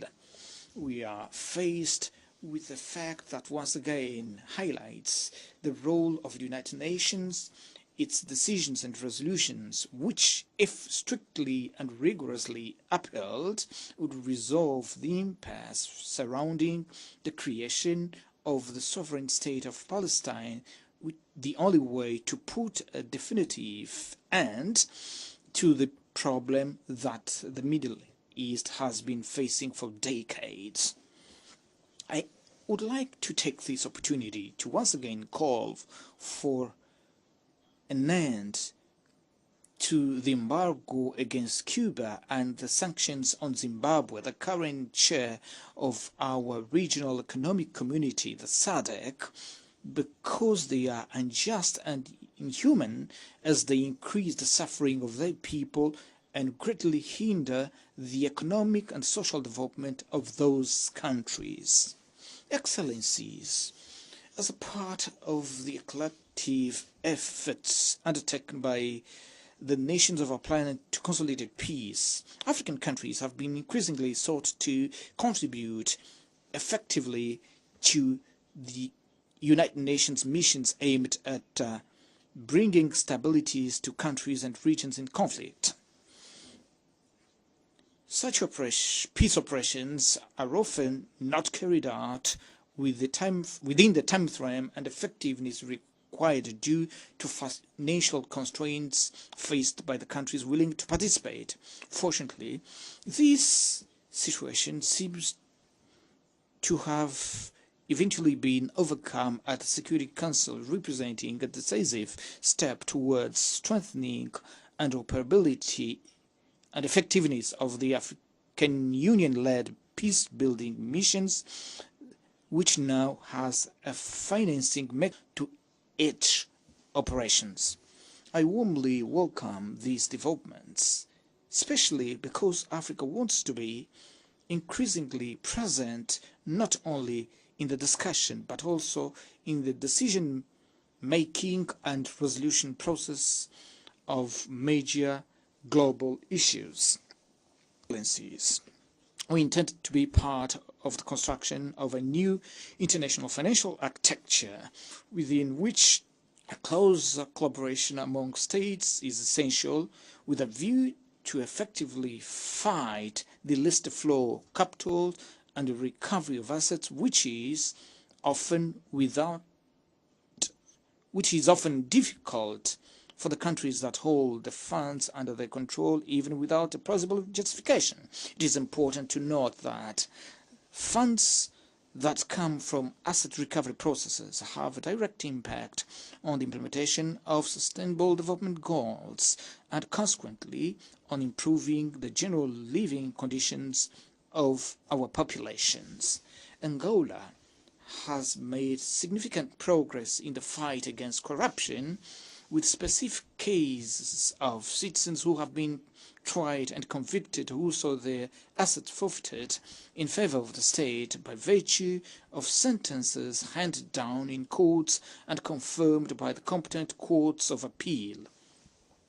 As regards asset recovery, we have had 2 successful cases in which we countered with a highly responsible attitude and respect for our sovereignty by the United Kingdom authorities, who have returned to Angola $2.5 billion that were sitting in a bank in London, and it is befitting to acknowledge this fact publicly from this World Forum.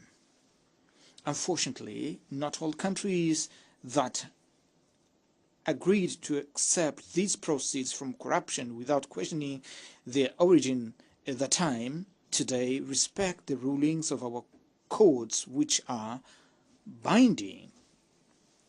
Some of these countries even claim the right to question the credibility of our courts, almost wanting to review the sentences issued by our courts as if they were extraterritorial appeal bodies.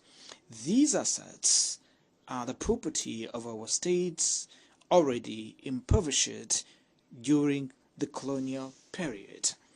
We will therefore continue to fight with all our strength to recover the assets that were embezzled from public treasury that are sorely needed for the construction of infrastructure such as school, hospital, energy and water facilities, roads, amongst others. Excellencies, ladies and gentlemen, the Republic of Angola advocates for the urgent implementation of reforms that will lead to a fair representation of African countries within the main international financial institutions in order to stand for the decision-making and development of policies that have impact on the daily life of the populations of the concerned countries. We are firmly committed to leaving no one behind, acting together to promote peace, sustainable development, and human dignity for present and future generations. In line with this motto of 79th session, we must mobilize efforts, capabilities, and all resources at our disposal to promote policies, measures, and programs that make it possible to materialize the intentions contained therein. Excellencies, ladies and gentlemen, the Republic of Angola is making a great effort to put the country on the path of progress and development based on policies that establish priorities contained in the National Development Plan, whose main pillars are economy diversification, public debt reduction, mobilization of domestic revenues, optimization of public expenditures in priority sectors such as health and education, and implementation of special social protection schemes. The tasks that we have proposed to carry out in the areas that I've just mentioned are complex. They require time and sufficiently qualified human resources to carry them out successfully. But despite this situation, we are making encouraging progresses whose benefits will be felt over time. Among the successful initiatives, I would like to mention the construction of water transfer systems for areas severely affected by droughts in the south of Angola, where poverty and misery are paving the way for a prospect of prosperity and a more dignified life for the population, who can now count on water available in sufficient quantities to transform arid zones into areas for agricultural production and livestock farming without the previous risk that used to jeopardize human and animal survival. As part of the government of Angola's action to improve the national social situation and create factors that boost the development of industry and agriculture, we have embarked on the path of electrification of the country in all its latitudes. We have invested in production of clean energies with construction of large hydropower plants and photovoltaic parks, meaning that 60% of the country's energy matrix will be now coming from clean sources, with a trend to phase out the thermal power plants still in operation over the next 3 years. In terms of clean energy production, In addition to the more than 6,500 megawatts produced currently, we are building the Kakulka Bas hydropower plant, which will produce more than 2,000 megawatts and will soon begin the construction of the country's largest photovoltaic park with financing of $1.5 billion from the US Exim Bank to supply off-grid power to a considerable number of locations in the provinces of Willa, Kunene, Namib and Kwantkubango.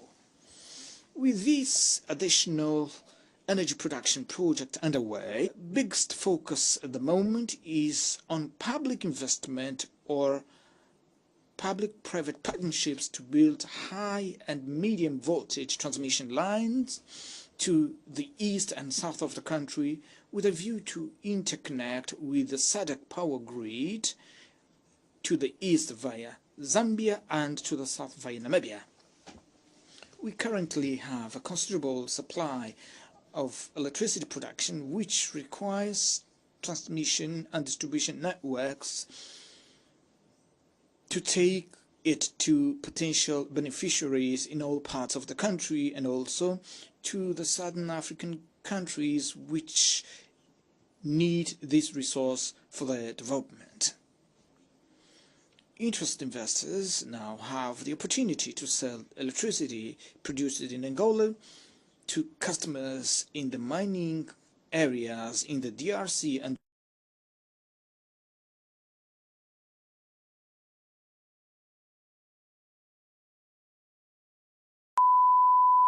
manner in order to ensure the development and well-being of our populations.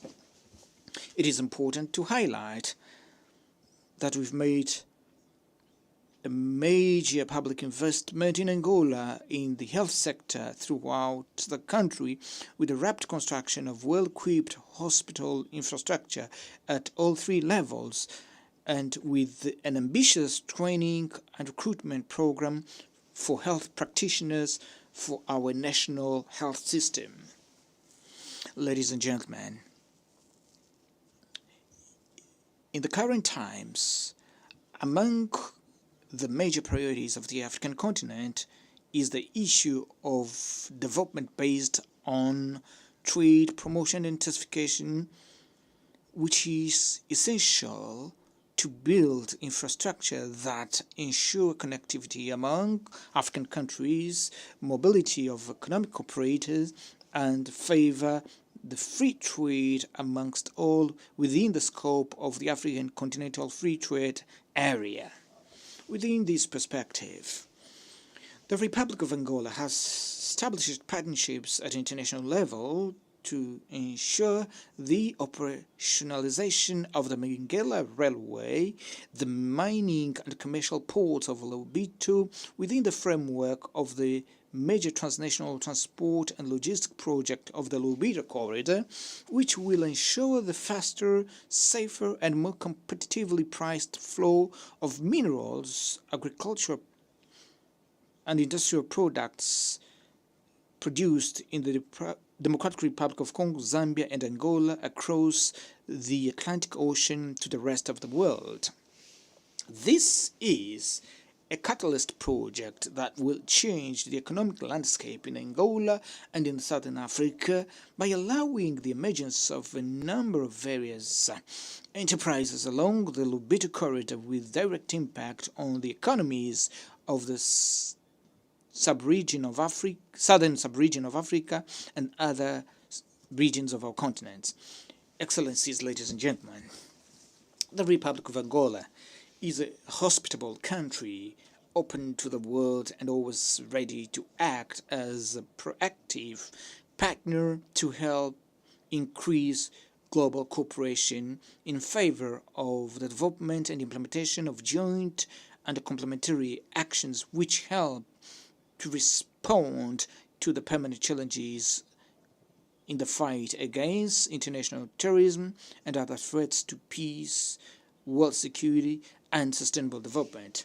With improvement of the business environment in recent years, we are open to tourism and direct private investment virtually in all sectors of our economy that are of interest to investors.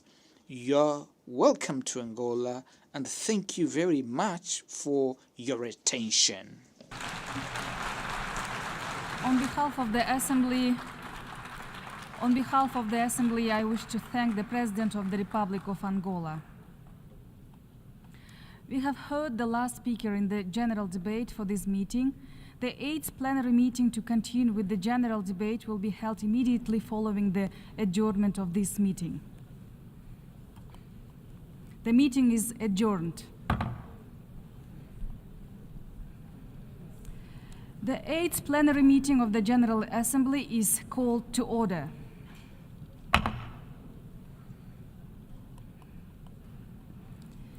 The Assembly will hear an address by His Excellency Mohammed Ould Sheikh Al Ghazouani, President of the Islamic Republic of Mauritania. I request protocol to escort His Excellency and invite him to address the Assembly.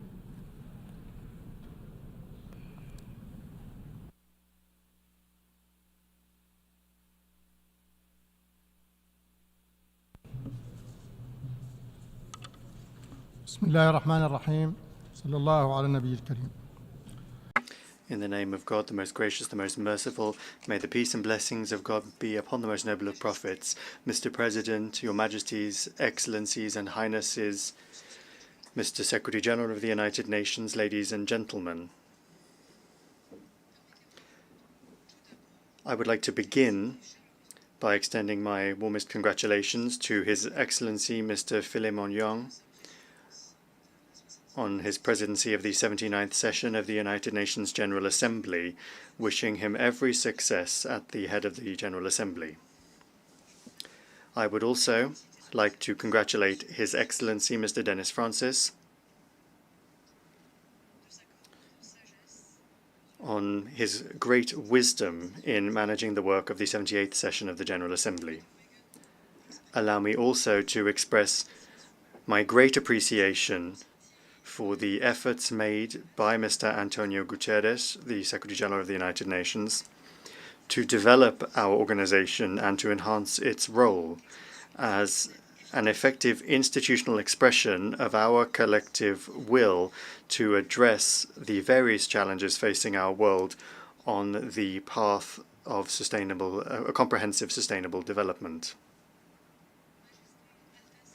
Your Majesties, Excellencies, Highnesses, ladies and gentlemen, the theme of this session, Leaving No One Behind, Acting Together for the Advancement of Peace, Sustainable Development and Human Dignity for Present and Future Generations, powerfully and clearly encapsulates the goals and objectives of the Charter of the United Nations and at the same time translates the depth of our collective awareness of the need to enhance our cooperation and coordinate our efforts to address the existing challenges.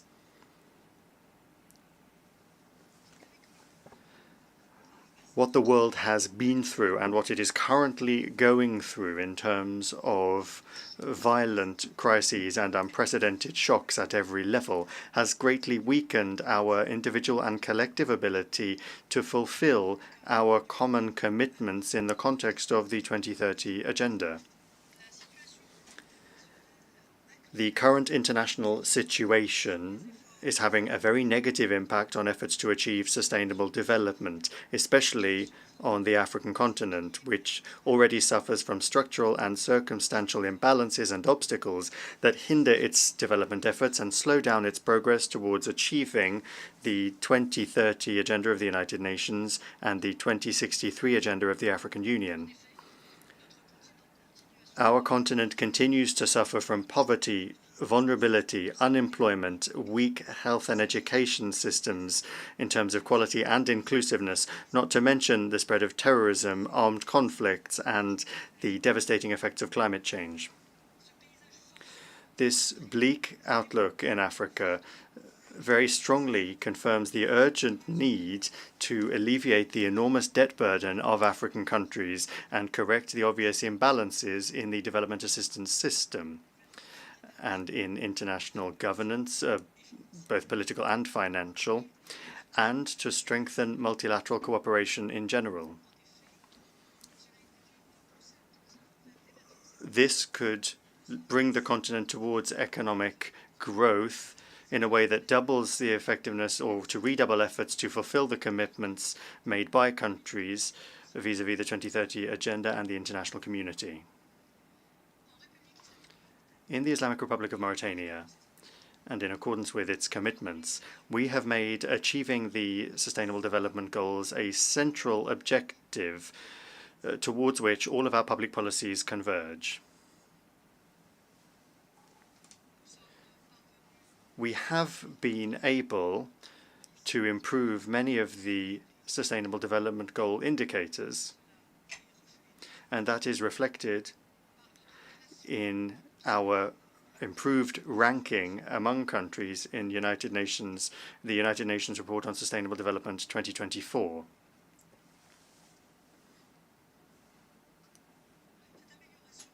This improvement is the result of intensive efforts aimed at enshrining the rule of law, strong institutions promoting democracy and individual and collective freedoms, the use of dialogue and consultation as a permanent method for managing public affairs, support for the independence of the judiciary, transparency, combating corruption and bribery in administrative or financial terms.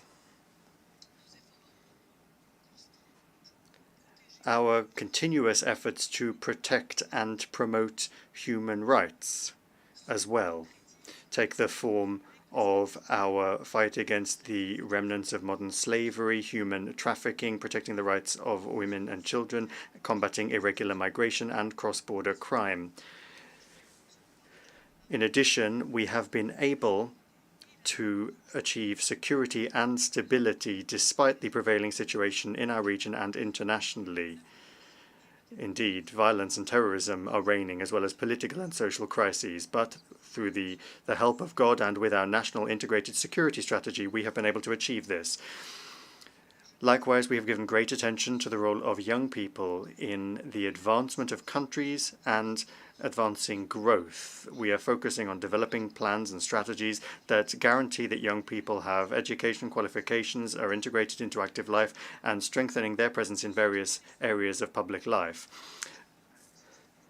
All of the above has played a positive role in consolidating our national unity and strengthening our social cohesion. To do this, we have made intense efforts to eliminate various forms of exclusion, injustice, and vulnerability. To do this, we have built a social safety, a vast and varied social safety net that aims to alleviate the burden of the constraints and hazards of daily life on the poorest and to enhance their ability to withstand these vicissitudes and to access all public services. We have also launched a promising reform process for our education system in the aim of establishing a Republican school that embodies the values of equality and fairness and that guarantees that everyone in the same conditions can have high-quality education that will be a lever for social advancement. In parallel, we have redoubled our efforts to expand and improve the scope of health services that we offer to our population and to ensure access to medicines. We have created a health insurance system for citizens not covered by traditional insurance programs. In addition, we are providing some basic medical services free of charge, especially for mothers, older persons, and persons with disabilities.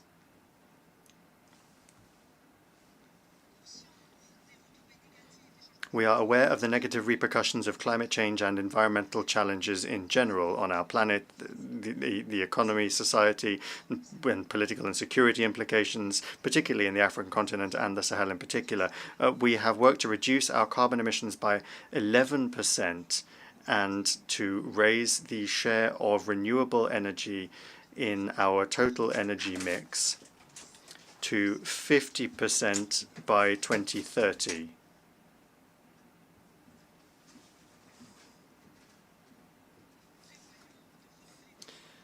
We intend to redouble our efforts in this area to adopt a green hydrogen development program.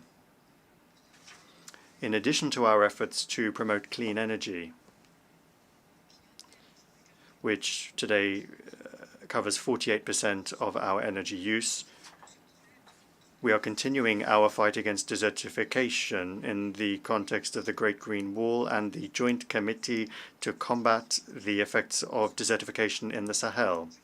In this context, I would like to applaud the outcomes of COP28, which was hosted by the United Arab Emirates at the end of last year. I would like to hope that these environmental gains will be strengthened during the upcoming session, which will be hosted by Azerbaijan this year. We are hopeful that industrialized countries will respect their commitments to reduce their emissions and fulfill their pledges from the Paris Summit.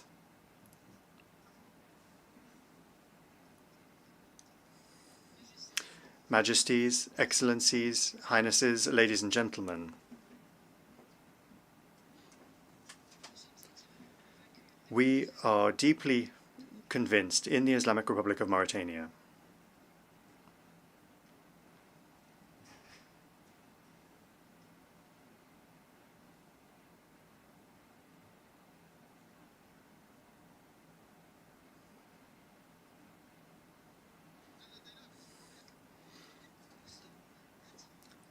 we are deeply convinced in the Islamic Republic of Mauritania that the effectiveness of cooperation between states depends on relationships based on friendship, trust, and mutual respect.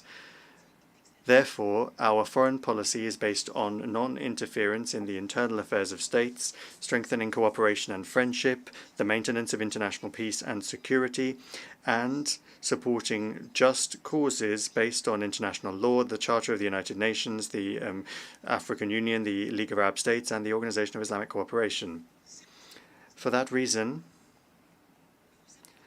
we would like to reiterate the following.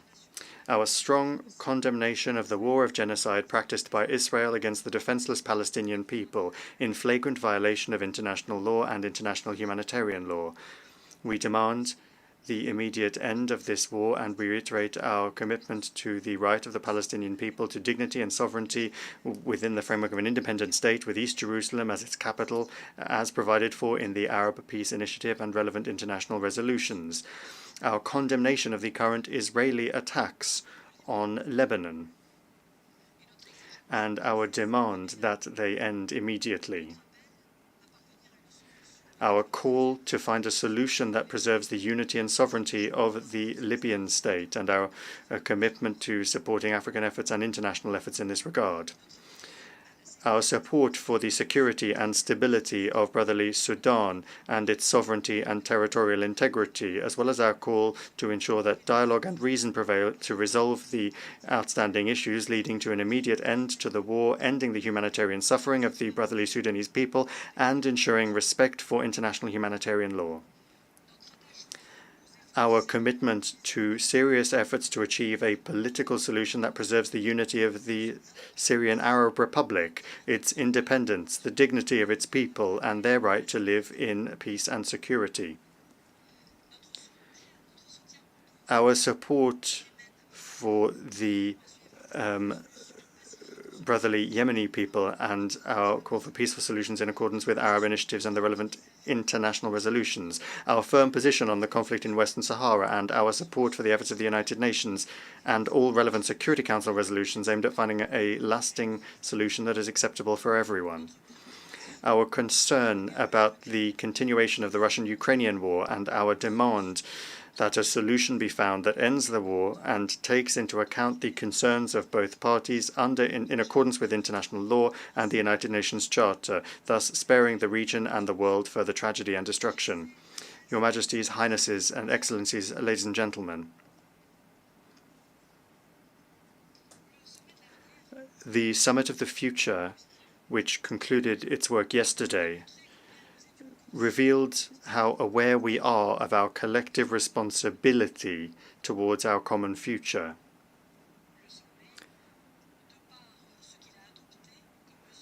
Through what was adopted in terms of measures and plans, the summit confirmed that we are still able to make this future one of security, peace, prosperity, comprehensive sustainable development that will not exclude any people or country. Let us therefore strengthen mutual trust, intensify our multilateral cooperation, and accelerate the reform of international political and financial governance rules so that they are more just, more balanced, and more equitable. And then, God willing, we will be able to save our planet from perdition and secure a bright future for current and future generations. Thank you. On behalf of the Assembly, I wish to thank the President of the Islamic Republic of Mauritania. The Assembly will hear an address by His Excellency Sadir Japarov, President of the Kyrgyz Republic. I request protocol to escort His Excellency and invite him to address the Assembly.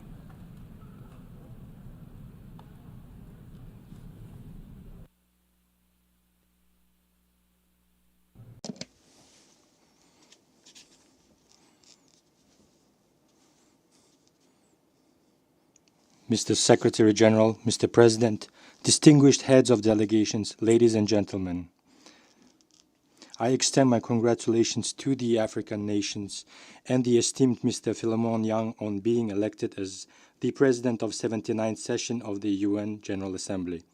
I wish you success in the important and assure you that Kyrgyzstan will provide full support to your presidency in the interests of peace and sustainable development.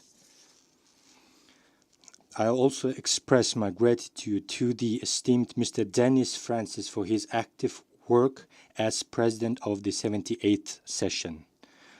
On behalf of the Kyrgyz Republic, I reaffirm our commitment to international law, the principles and provisions of the UN Charter, and express our full support for the organization's efforts to ensure international security, address global social, economic, and climate challenges, and protect human rights and freedoms.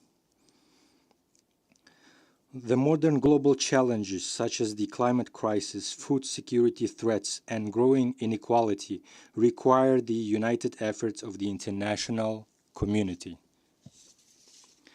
In this turbulent period, I urge all states to continue supporting the UN in its core mission, ensuring peace and preventing contemporary risks and threats. Now more than ever, this support is crucial. I hope that under the leadership of Secretary General Mr. Antonio Guterres and with the active backing of member states, our organization will be able to effectively fulfill its functions and assist nations in addressing pressing global issues. Ladies and gentlemen, we live in a world that is becoming increasingly unpredictable and complex with each passing year. We are facing unprecedented challenges, global climate catastrophe, economic inequality that divides nations and continents, and of course conflicts that shatter hopes for a peaceful future. At this time, we are witnessing global military expenditures increasing each year, while poor and vulnerable states lack the resources needed for their development and survival. I would like to draw your attention to two conflicting realities of our time. The first reality is the limitless spending on military needs. According to the Stockholm International Peace Research Institute, global military expenditures increased by 6.8% in 2023, reaching a record $2.5 trillion or 2.3% of global GDP. This is the highest figures in decades. Leading powers are allocating vast resources to building and developing armed forces, expanding arsenals, and creating new, more destructive weapons. Unfortunately, this is happening in a world where many countries and people still lack access to basic services such as water, healthcare, and education. It would be far better if the money spent on war, destruction, and death were redirected towards creation or addressing global challenges for the benefit of all humanity, helping countries combat climate change and prevent mass migration. Military expenditures and armed conflicts are having devastating impact on many countries, exacerbating poverty and inequality. Conflicts and armed clashes have led to the destruction of infrastructure, a decline in living standards, and mass migration, creating a vicious cycle of poverty and instability. While some countries are increasing their military budgets, many of those in need of assistance are losing the opportunity for a normal life. The second reality is the lack of progress in providing aid to poor and vulnerable states. We all know the economic inequality is on the rise. World leaders have been speaking for decades about the need of eradicating poverty, but they lack the will to follow through.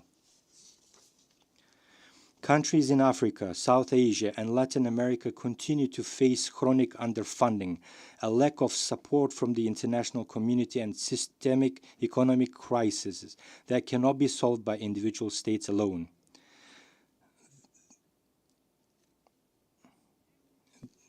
The countries at the lowest economic levels are in dire need of investments in healthcare, education, infrastructure, and the fight against climate change. Yet amidst the rapid increase in military spending, assistance to these nations remains insufficient. Humanitarian aid and development assistance programs often face financial shortages, while these resources are being used for purchase of weapons and the conduct of military operations. Instead of decreasing, inequality between the nations is deepening. The world is now faced a critical choice. We can either choose to increase security through the expansion of armed forces, or we can pursue sustainable development aimed at eradicating poverty and supporting the most vulnerable. If the resources spent on military expenditures were instead invested in providing access to clean water, educating children in developing countries, combating hunger, or addressing climate change, it would make a significant difference.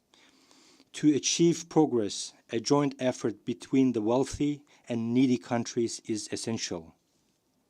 Firstly, developed nations must not only increase financial aid to those in need, but also focus on targeted infrastructure and social development projects. Secondly, the countries in need must actively participate in international sustainable development initiatives and commit to using resources effectively rather than scattering them without direction. Thirdly, it is crucial to transfer modern technologies from wealthy countries to those in need. This would enable struggling nations to develop their economies independently and reduce dependence on external aid. Today, we observe that geopolitical conflicts require not only increase in defense spending, but more importantly, the necessity of international cooperation for their resolution. If the global community can unite its efforts to fairly distribute resources, assist vulnerable countries, and address the root causes of armed conflicts, we can build a safer and more prosperous world. If we begin to invest in people instead of war, in education, healthcare, and sustainable development instead of weaponry, we can undoubtedly create a flourishing world. The time has come to rethink global security priorities. Security is not merely about powerful armies and weapons of mass destruction. True security is achieved through trust, equality, and the prosperity of nations. By investing in the future of poor countries, helping them to combat poverty, and providing opportunities for sustainable growth, we can create a more stable and secure world.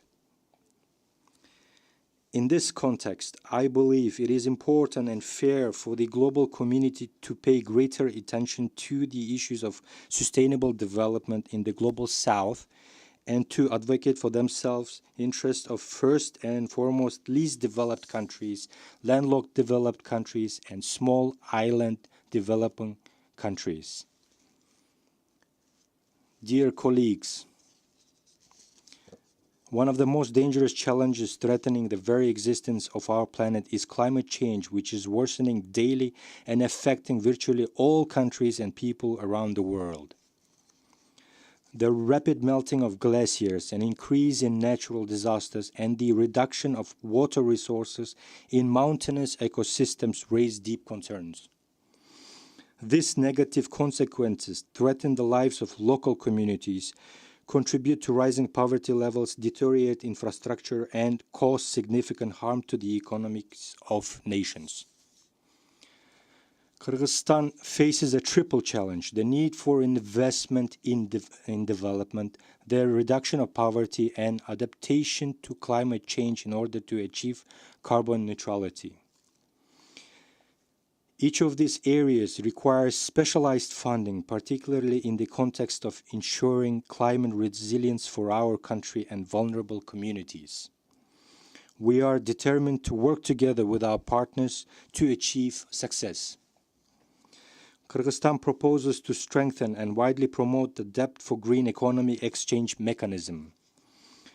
We believe this will help developing and less developed countries collectively combat climate change. Kyrgyzstan supports the view of the UN Secretary General on the need to reform the international financial architecture and reduce the debt burden of developing countries.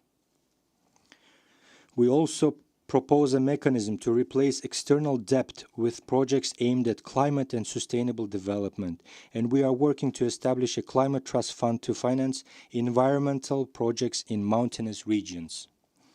The Kyrgyz Republic pays special attention to climate issues in implementing its national policy and, based on the principles of green development, has set an ambitious goal of achieving carbon neutrality by 2050.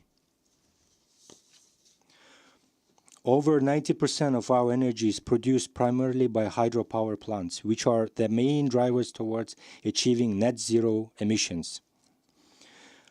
Our country has extensive opportunities to integrate renewable energy sources into various sectors of economy, develop electric transport infrastructure, promote sustainable agriculture, and enhance ecotourism. We are actively taking measures to encourage the use of electric vehicles and improve the energy efficiency of buildings. I would like to provide just one example of our commitment to building a green future.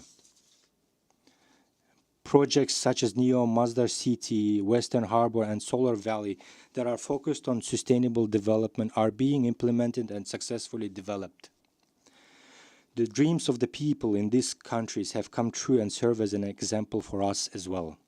We have begun constructing the modern and innovative city of Asman on the shores of Lake Essekool. Next year, we will start building the city of Kemin.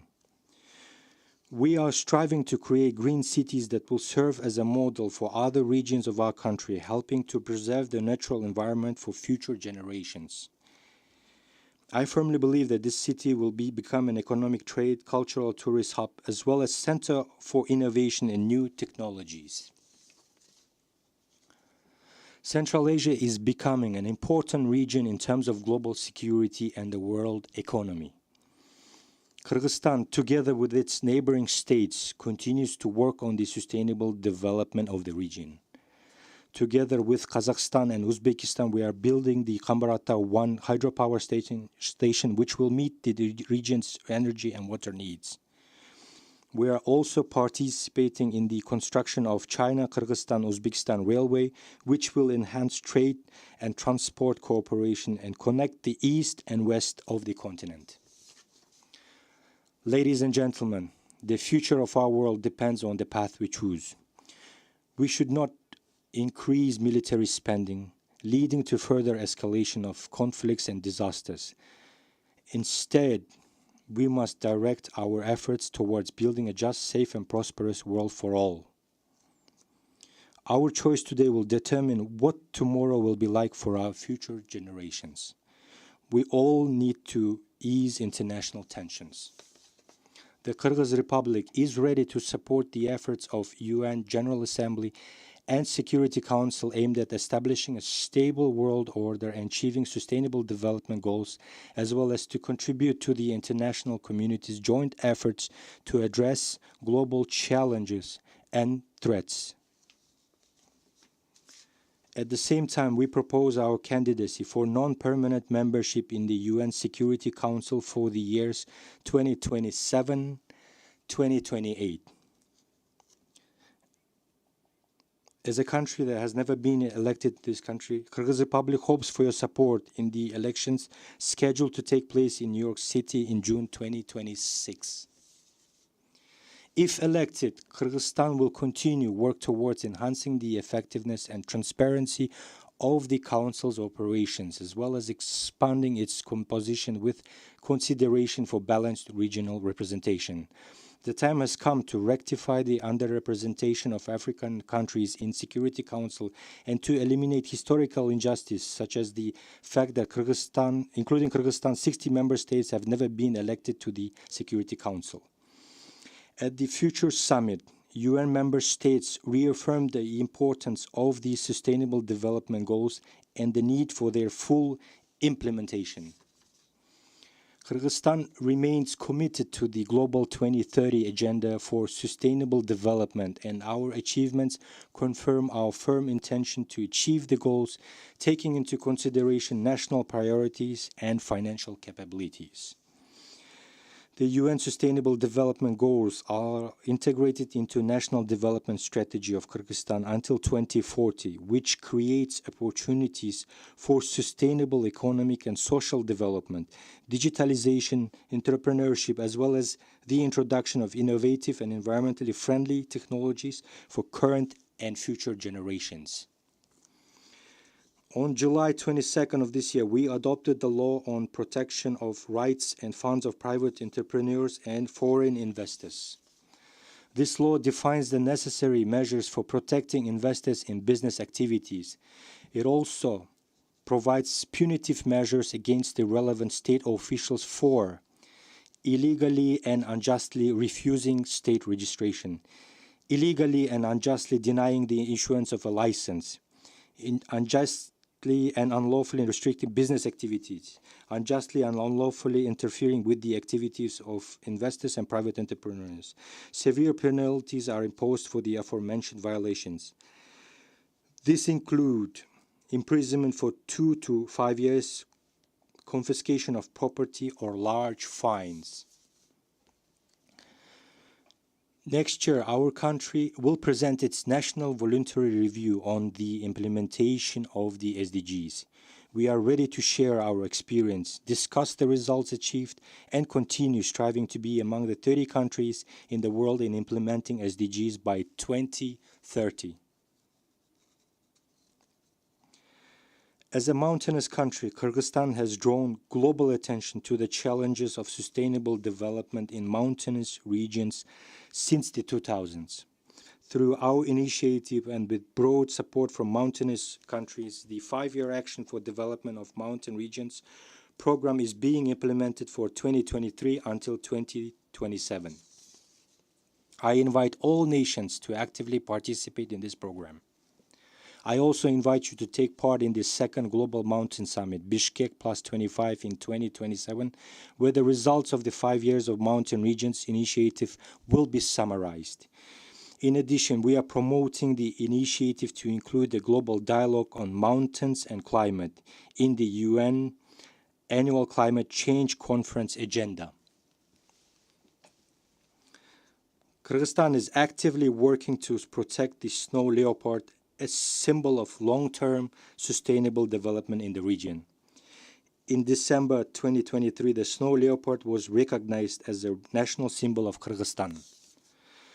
Together with 11 other countries within its habitat, we are working to protect this unique animal. In this regard, I am proud to announce that a resolution to declare International Snow Leopard Day will be introduced to the UN General Assembly, and I urge all nations to support this initiative. The inhabitants of mountainous regions face daily challenges such as water shortages, food insecurity, poverty, and lack of access to basic services. These countries should not be left alone with their problems. We call on global community to take active steps to address these issues. Dear colleagues, ladies and gentlemen, the time has come for the international community to build a new consensus based on trust and the interest of all nations. In conclusion, I would like to share the following words from Manas epic, which embodies the profound depth of friendship, unity, and solidarity among people. Let us unite our strength as one head from one shoulder and one hand from one sleeve. Where there is unity, there is prosperity. Thank you very much for your attention. On behalf of the Assembly, I wish to thank the President of the Kyrgyz Republic. The Assembly will hear an address by His Excellency Javier Gerardo Milei, President of the Argentine Republic. I request protocol to escort His Excellency and invite him to address the Assembly.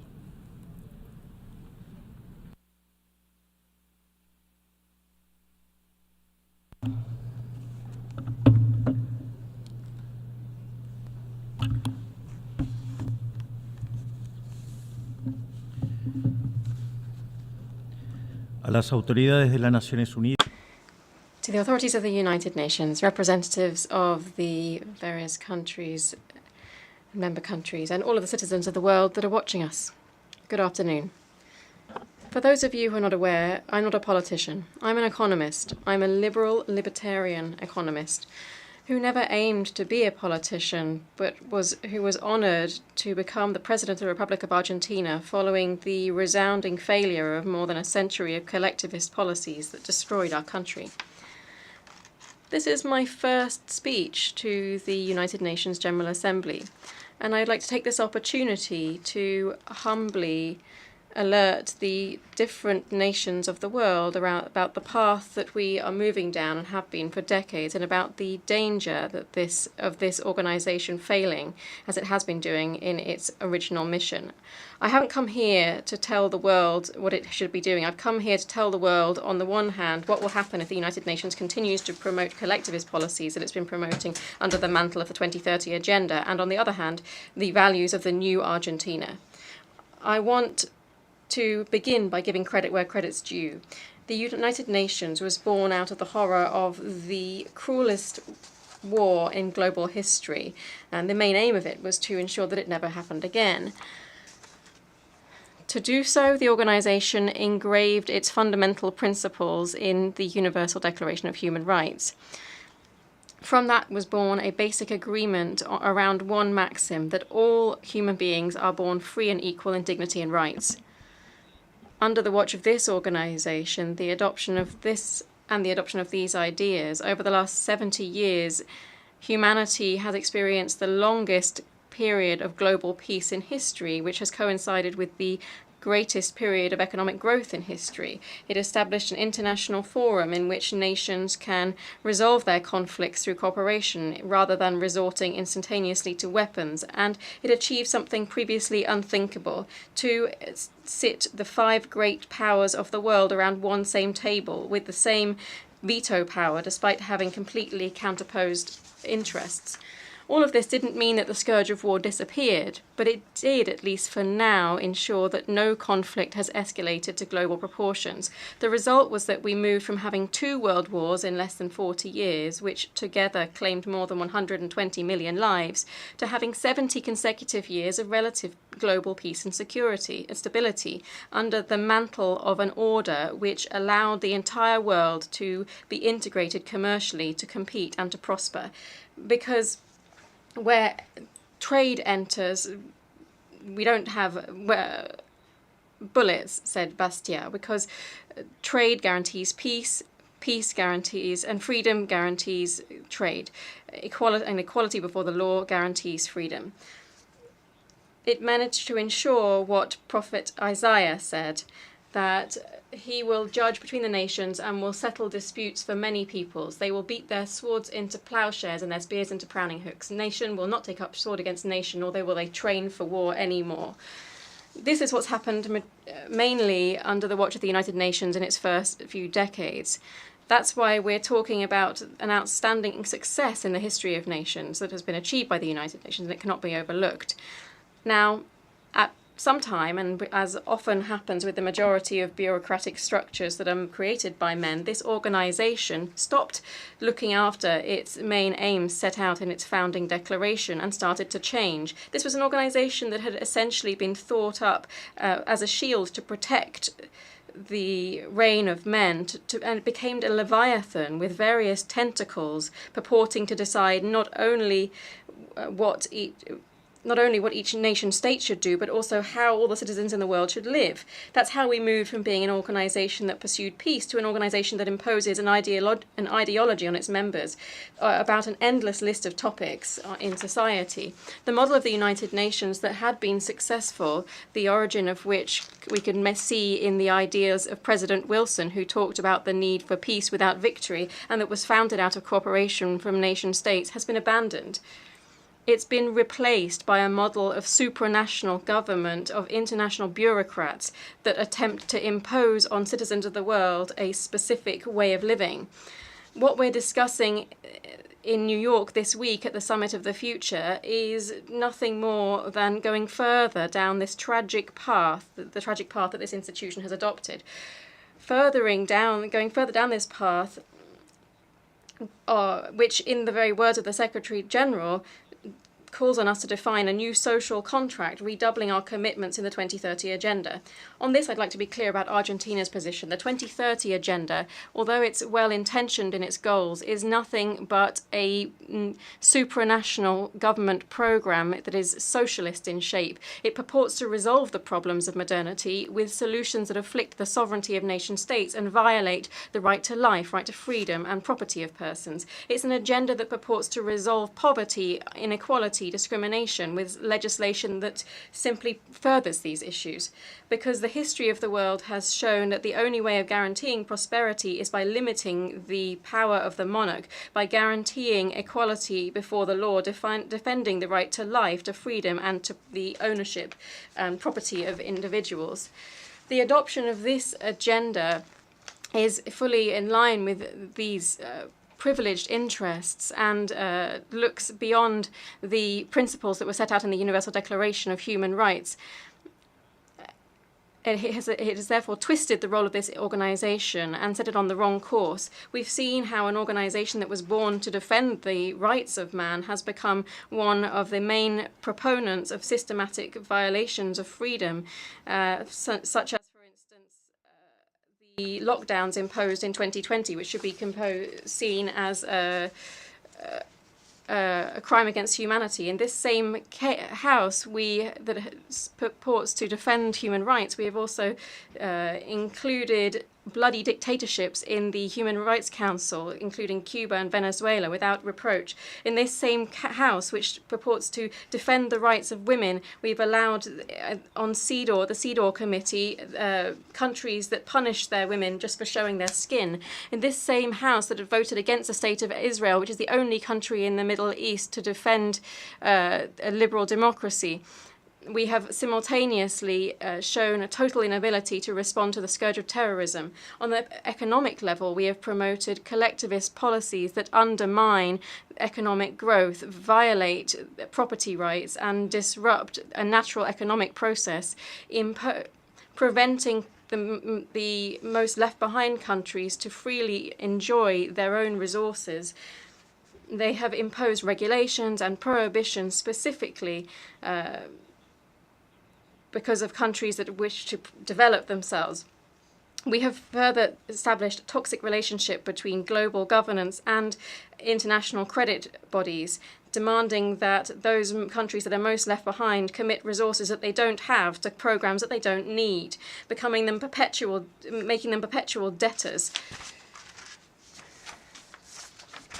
We have also seen ridiculous policies with Malthusian stances, such as policies, zero emissions policies that harm all poor countries, policies related to sexual and reproductive rights, when birth rates in Western countries are plummeting, announcing a somber future for all of us. The organization has met its mission of upholding territorial sovereignty of its members. As we know, the Argentines have a first-hand experience of this with the Malvinas Islands.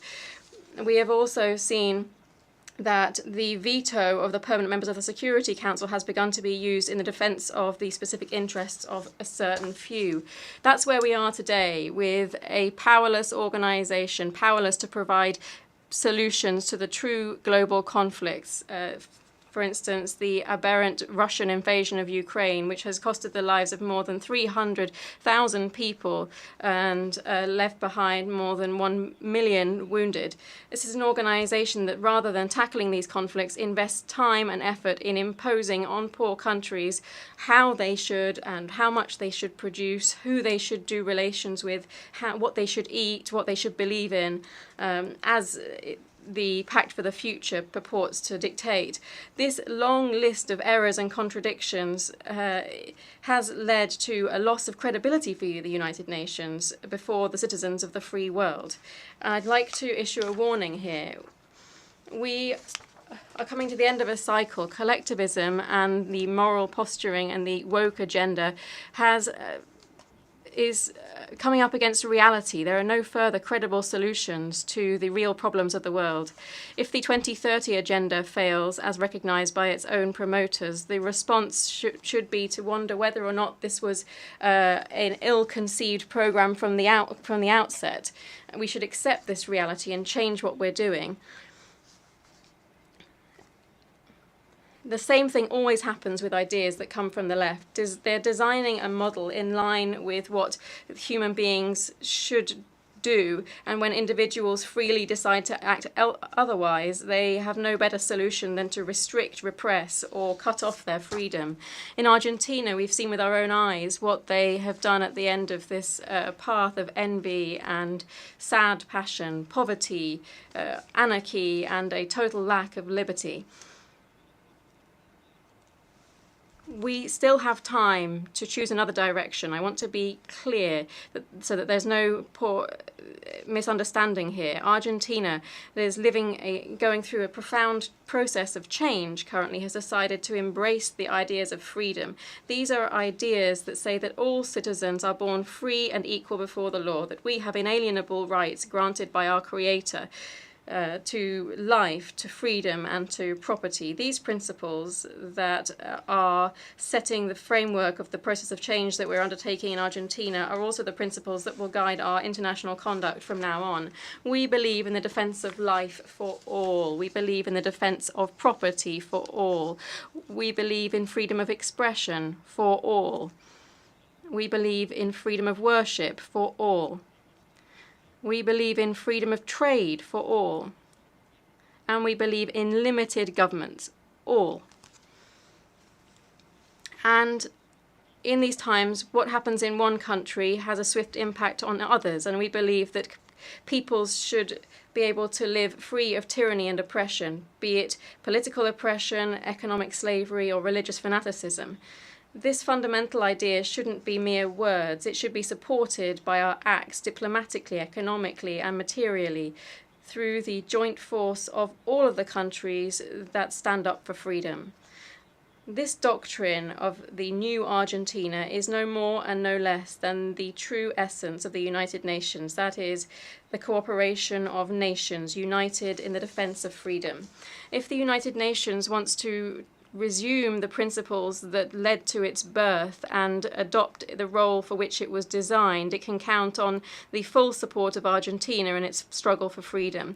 You should be aware, though, that Argentina will not support any policy that implies restricting individual or trade freedoms nor the violation of the natural rights of individuals, regardless of who promotes these or how big the consensus is in this institution. For this reason, I'd like to officially express our dissent on the Pact for the Future that was signed on Sunday, and I invite all nations of the free world to support us, not only in relation to this pact, but also in the establishment of a new agenda for this noble institution, that is, the agenda for freedom. From this day on, you should know that Argentina, the Republic of Argentina, will abandon its policy of historic neutrality and will be on the vanguard in the struggle for the defense of freedom. Because, as Thomas Paine said, those who expect to reap the blessings of freedom must, like men, undergo the fatigue of supporting it. Long live freedom, God damn it. Thank you very much. On behalf of the Assembly, I wish to thank the President of the Argentine Republic.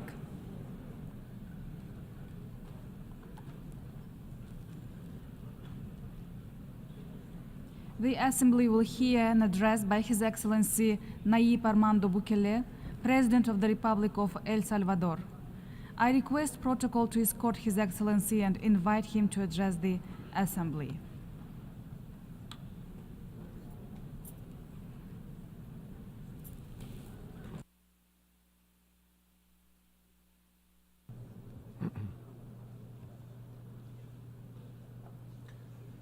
Señor Presidente.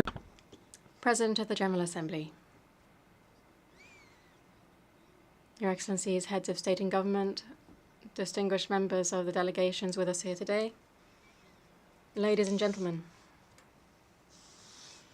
When I came to this General Assembly for the first time in 2019, I know that many of you didn't know El Salvador or hadn't even heard of El Salvador. And if you had heard of it, you only had heard bad references, either the most violent country in the world or the country of gangs.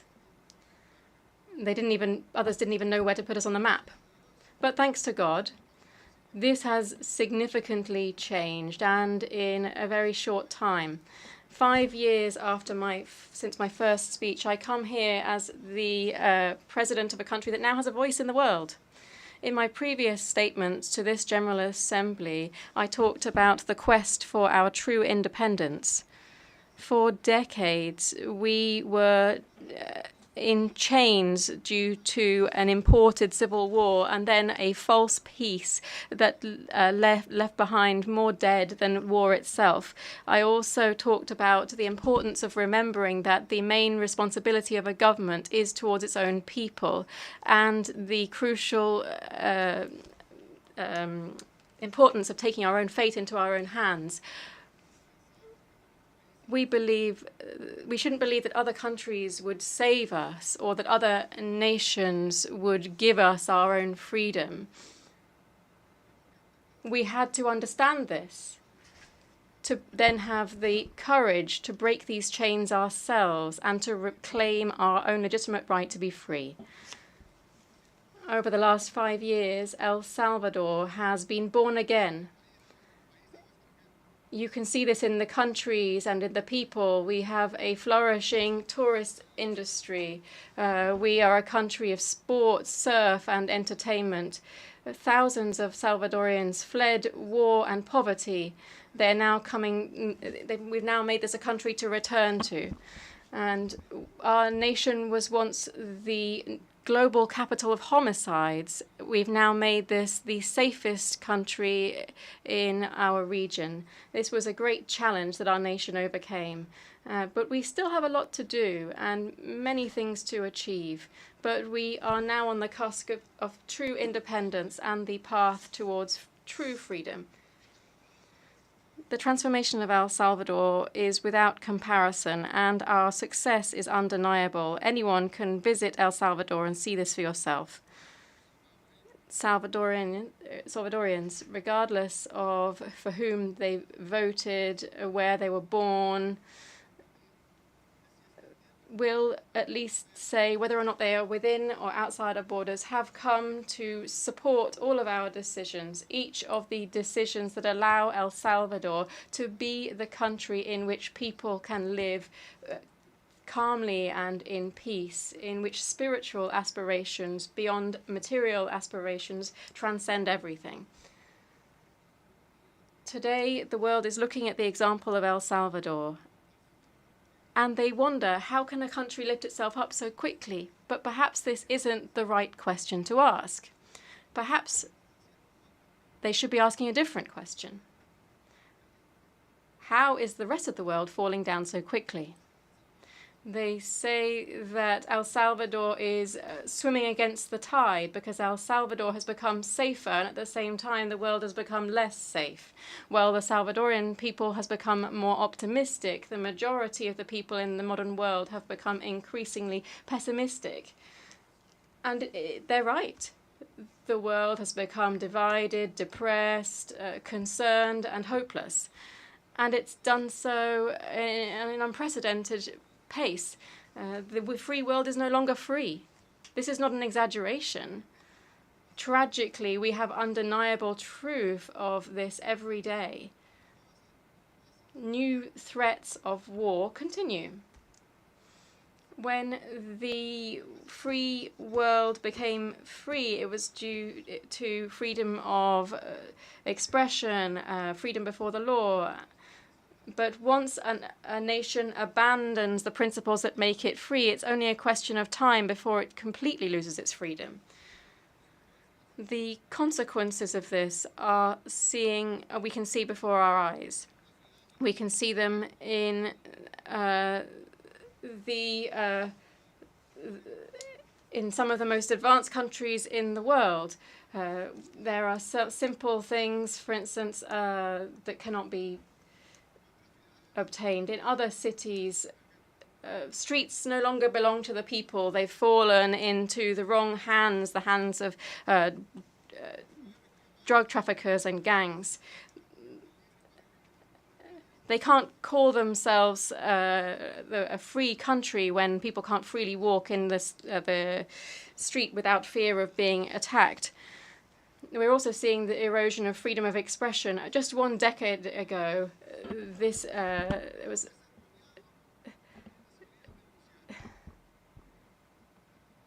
the biggest platform of social media in the world has had to use its citizens of Western countries have been arrested for their postings on social media. Governments have had to impose restrictions. This isn't a conspiracy theory. These are fully documented, proven facts. You can't win the favor of the people without respecting people. This didn't start just a while ago. We've only just noticed it now because it's accelerating, and this means that we are moving towards a scary inflection point. We are standing before a new dark period for humanity. As a Salvadorian, I recognize these symptoms because we have experienced all of them. We saw the collapse of our nation step by step, and we are seeing these same steps, but this time on a global scale. We cannot, nor do we want to tell other countries what they should do. Every country needs to take its own decisions and do what's best for its people. We can only offer a word of warning to a friend who's gone through a dark period and who has gone through a battle in their own lives. We can't change the direction of the world. El Salvador is too small a country for that. We are indeed the smallest country in the whole of the American continent.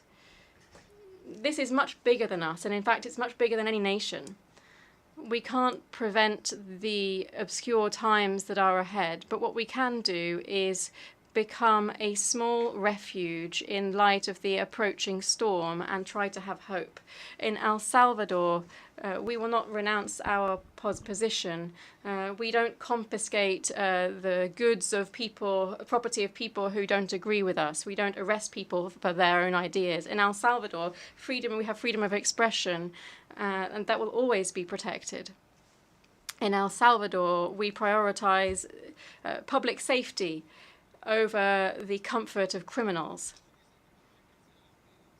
some people say that we are the country that has imprisoned thousands, but actually we've freed millions. Now the good people are living free, without fear, without freedoms and with freedoms and human rights fully respected. We want our people to prosper. That's why we foster innovation and new ideas.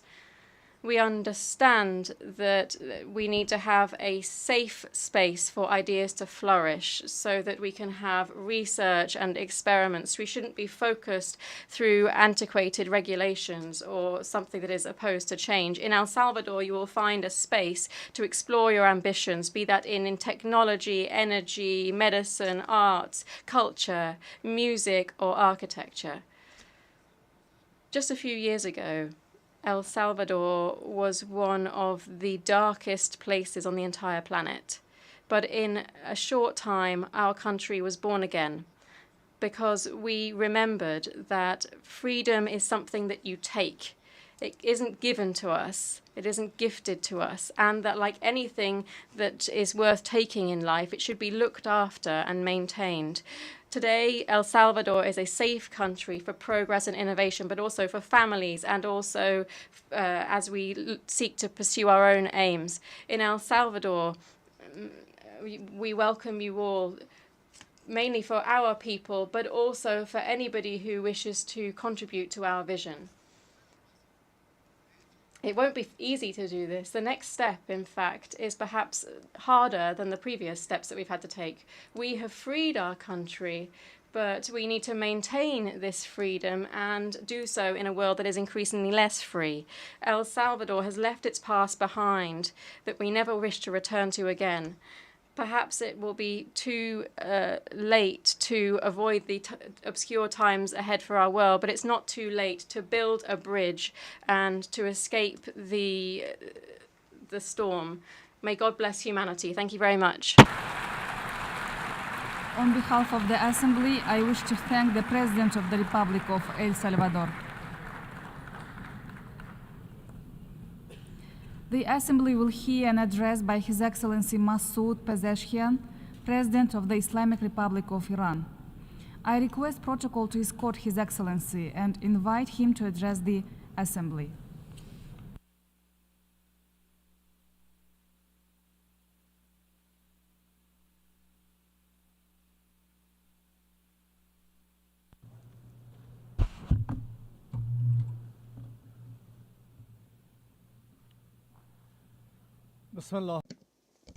In the name of God, the most gracious, the most merciful. Mr. President, Excellencies, I extend my sincere congratulations both on the opening of the 79th session of the United Nations General Assembly and to you, Mr. President, on your well-deserved election. I trust that the crucial themes of this session, peace, sustainable development, and human dignity, will illuminate a bright path for both present and future generations. Last year, the devoted president of my country, Ibrahim Raisi, addressed you from this very podium. He was martyred in the service of the Iranian people. May his soul rest in peace. This is my first time addressing you as the President of the Islamic Republic of Iran, a position I assumed after the Iranian people voted for my central campaign platform of national empathy. This guiding principle is rooted in the command of the Almighty God as set forth in the Holy Quran. According to the teachings of the Quran, mankind was once a nation, so God dispatched prophets as heralds and warners. He sent the books down along with them to bring the truth so as to decide among mankind concerning whatever they had been disagreeing about. However, only those to whom it was given disagreed about it out of envy towards one another after explanations had been brought to them. Imam Ali, peace be upon him, instructed one of his governors to embrace the people with all your heart, show them kindness, and extend your compassion towards them. Never treat those under your command with harshness or violence, for people fall into two categories. They're either your brothers in religion or equals in creation. The mission of all prophets has been to establish and promote truth and justice in society among all people, regardless of color, race, gender, or language. Peace and security in the world will not be achieved unless the rights of all individuals, communities, and nations are upheld with justice and fairness. Let's ask ourselves, are the roots of war and bloodshed we see in today's world anything other than the fact that aggressors have violated the rights of others, overlooked the rights of nations, enforced discrimination and inequality, kept certain groups weak and underdeveloped, and disregarded the rights of individuals? As long as injustice, oppression, greed, poverty, and ignorance prevail in any region, violence and conflict will continue. Unless we confront the root causes of such disorders, we cannot rescue the future of our children from darkness and destruction. Mr. President, I embarked on my electoral campaign with a platform focused on reform, national empathy, constructive engagement with the world, and economic development, and was honored to gain the trust of my fellow citizens at the ballot box. I aim to lay a strong foundation for my country's entry into a new era, positioning it to play an effective and constructive role in the evolving global order. My objective is to address existing obstacles and challenges while structuring my country's foreign relations in cognizance of the necessities and realities of the contemporary world. Mr. President, over the past year, the world has witnessed the true nature of the Israeli regime. It has witnessed how the regime carries out atrocities in Gaza, and in 11 months has murdered in cold blood over 41,000 innocent people, mostly women and children. Its leaders label this genocide, the killing of children, war crimes, and state terrorism as legitimate self-defense. They label hospitals, kindergartens, and schools as legitimate military targets. They label the freedom-loving and brave people around the world who protest against their genocide as anti-Semitic. They label and oppress people who have stood up against 7 decades of occupation and humiliation as terrorists. It is Israel that has assassinated our scientists, diplomats, and even guests on our soil, and supported, both covertly and overtly, terrorist groups like ISIS. Iran, in contrast, has supported popular liberation movements of people that have been victims of 4 generations of the crimes and colonialism of the Israeli regime. We have been siding with the people across the world who have flooded the streets in outrage against Israeli atrocities. We condemn Israeli crimes against humanity. It is imperative that the international community should immediately stop the violence and bring about a permanent ceasefire in Gaza and bring an end to the desperate barbarism of Israel in Lebanon before it engulfs the region and the world. Israel has been defeated in Gaza, and no amount of barbaric violence can restore its myth of invincibility.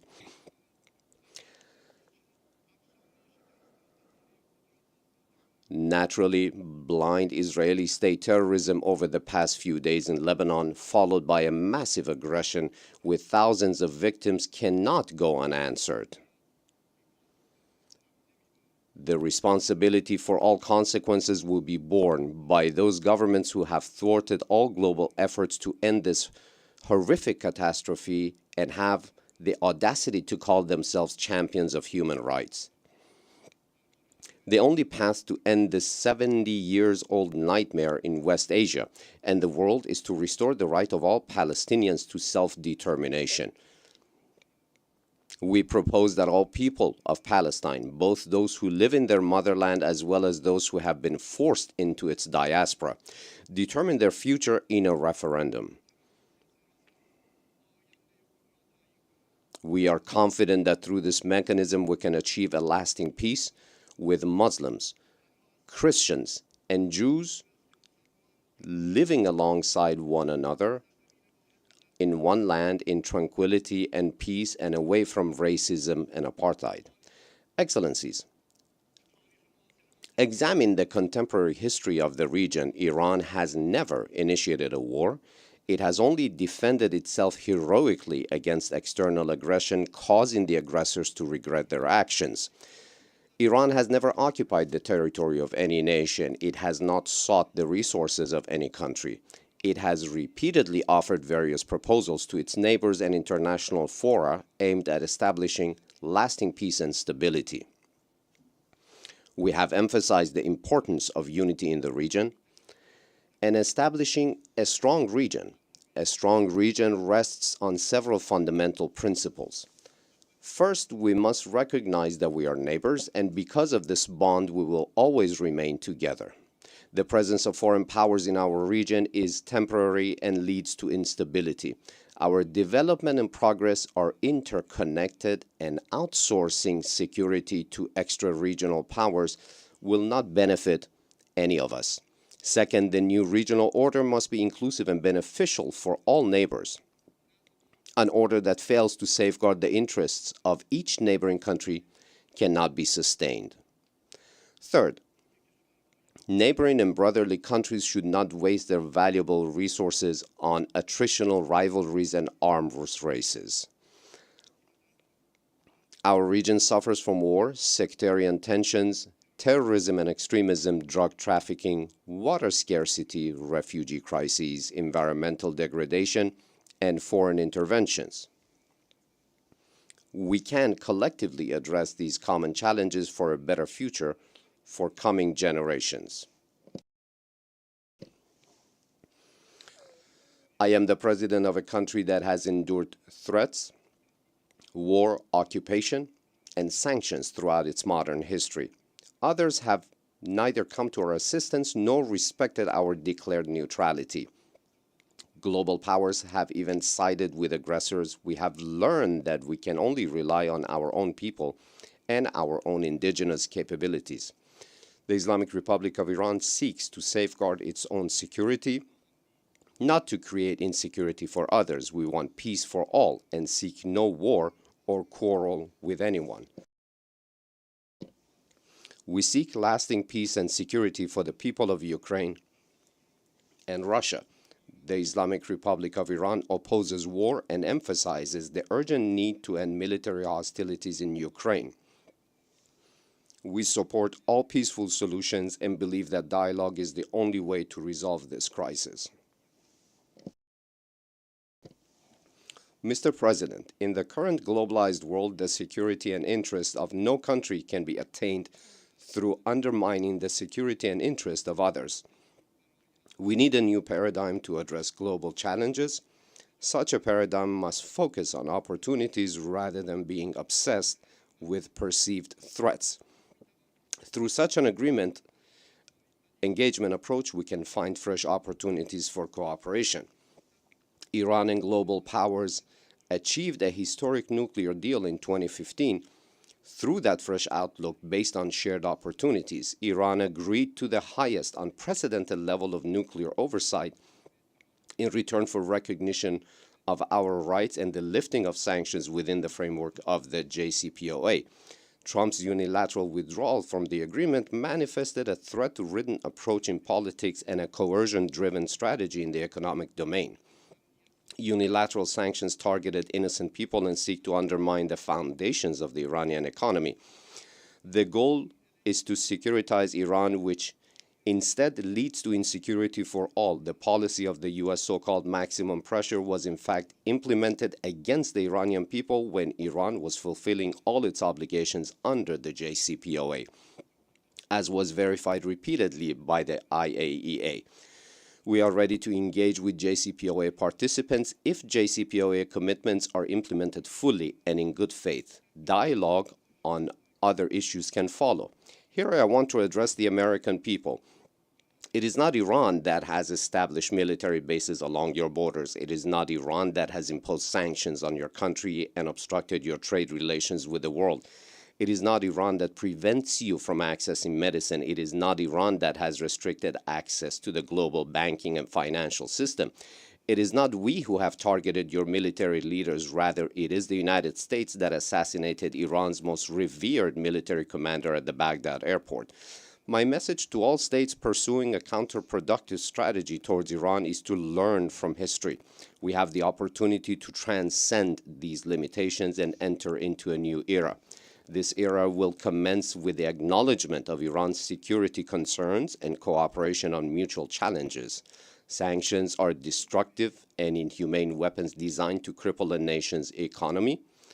The deprivation of access to essential medications is one of the most painful consequences of the sanctions, endangering the lives of thousands of innocent people. This measure is not only a blatant violation of human rights, but also constitutes a crime against humanity. Our nation has demonstrated resilience in the face of numerous hardships throughout the past few years caused by sanctions. Although the wounds inflicted by these sanctions are deep within our society, confronting this bitter experience has transformed us into a stronger nation with unwavering resolve and self-confidence. In order to build a better future world, Iran stands prepared to foster meaningful economic, social, political, and security partnerships with global powers and its neighbors based on equal footing. The appropriate response to this message from Iran is not to impose more sanctions, but to fulfill existing obligations to remove sanctions, benefiting the Iranian people, hence laying the foundations for more constructive agreements. I hope that this message from Iran is carefully heard today. Thank you, Mr. President. On behalf of the Assembly, I wish to thank the President of the Islamic Republic of Iran.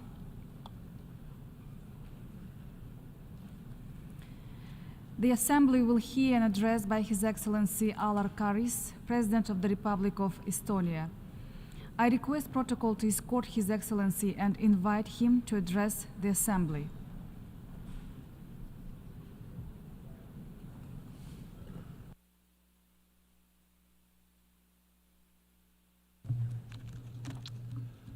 Madam President, Excellencies, dear ladies and gentlemen, I want to live in a world that is in peace, in a world that is not destroying itself, where proud, sovereign nations, big or small, old or young, modern or traditional, are not conquered and colonized.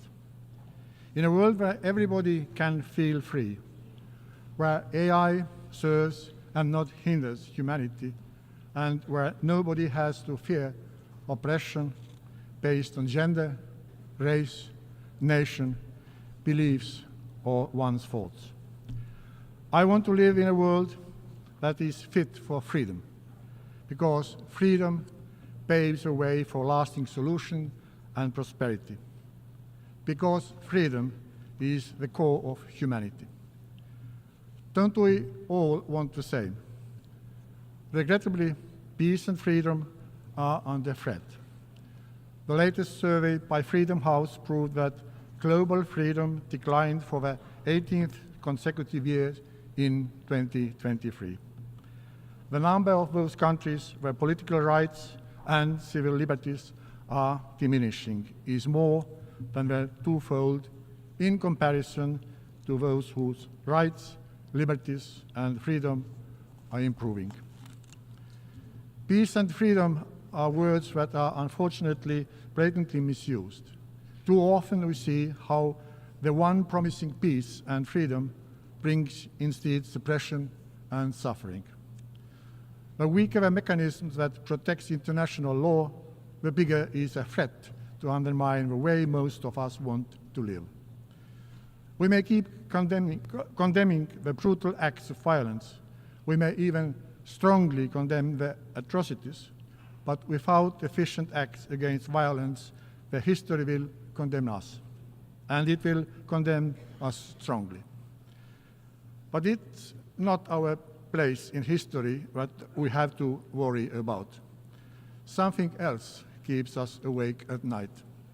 It's children who are lost to conflicts, who will never be old enough to see the high school diploma, who will never have a chance to learn how to ride a bike, who will never dance in the desert, who will not be free, who will not be smiling.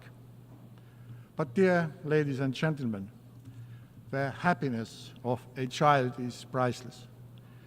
This image should set our moral compass right, personal and global, strategic and tactical. This image will be reality on those shores of Gulf of Aden, Azov Sea, Bay of Bengal, Dead Sea, Caspian Sea, Lake Tanganyika, Yellow Sea, or elsewhere in the world when the universally shared rules prevail, when the international law is respected, when UN Charter is applied. Therefore, we have no other option than to act and adjust the UN system so that it could live up to the demands and necessities of the 21st century. It means reinforcing the UN Charter. Restoring the credibility and reforming the UN should grant better and more efficient application of the Charter so that the peace and security is maintained in everyone's interest and everywhere in the world. The need to reform the UN and its Security Council has been discussed for decades. I am convinced that now more than ever, the renewal and strengthening of a multilateral world order with UN Charter at its core is in the interest of all of us. Pact for Future that we adopted at the Summit of the Future just a few days ago is a good start. It is guidelines showing us the way forward. Now we must implement all we have pledged. We should have been even more ambitious.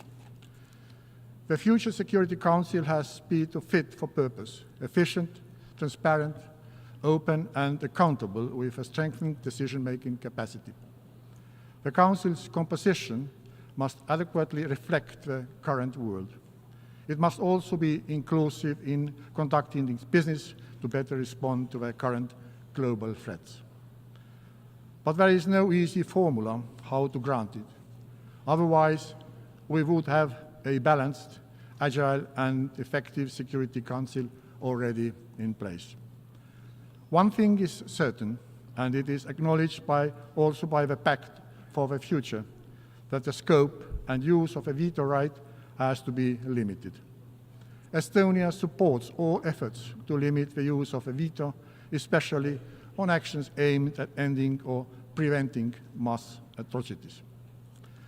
Currently, the veto right in the Security Council hands its holder a great power, a power also to put finding the solution of a standstill, as sometimes that solution might sharply be against the interest of the members of the Security Council itself. The deadlocks of the Security Council can be measured directly in lost and crippled human lives. This is not right, and this is unacceptable. We believe that all states collectively should have bigger say in maintaining peace and security than one member of the Security Council, especially in the case of a deadlock in the Security Council. We cannot restore credibility of a multilateral system and the UN when a permanent member of the Security Council acts against the principles of a charter. Therefore, let us wisely use the powers of the General Assembly. We, in the General Assembly, should be able to collectively overcome the veto in the Security Council, if the situation requires. Let us analyze the options how General Assembly could gain more prominence. In addition, I recommend taking this analysis to our capitals, to different conferences around the world, collecting new ideas from the inclusive global debate. Pact for the Future acknowledges the need for revitalizing the work of the General Assembly, also in connection of strengthening the coordination with Security Council. Among other things, it means that the future peace operations would be better respond to existing challenges and emerging realities. The preciseness and sharpness of a pact for future allows us to believe that the United Nations 2.0 is an idea that is also capable of meeting the current challenges on the ground. Dear ladies and gentlemen, the pain of losing a close one is grave. It hurts us no matter where it happens.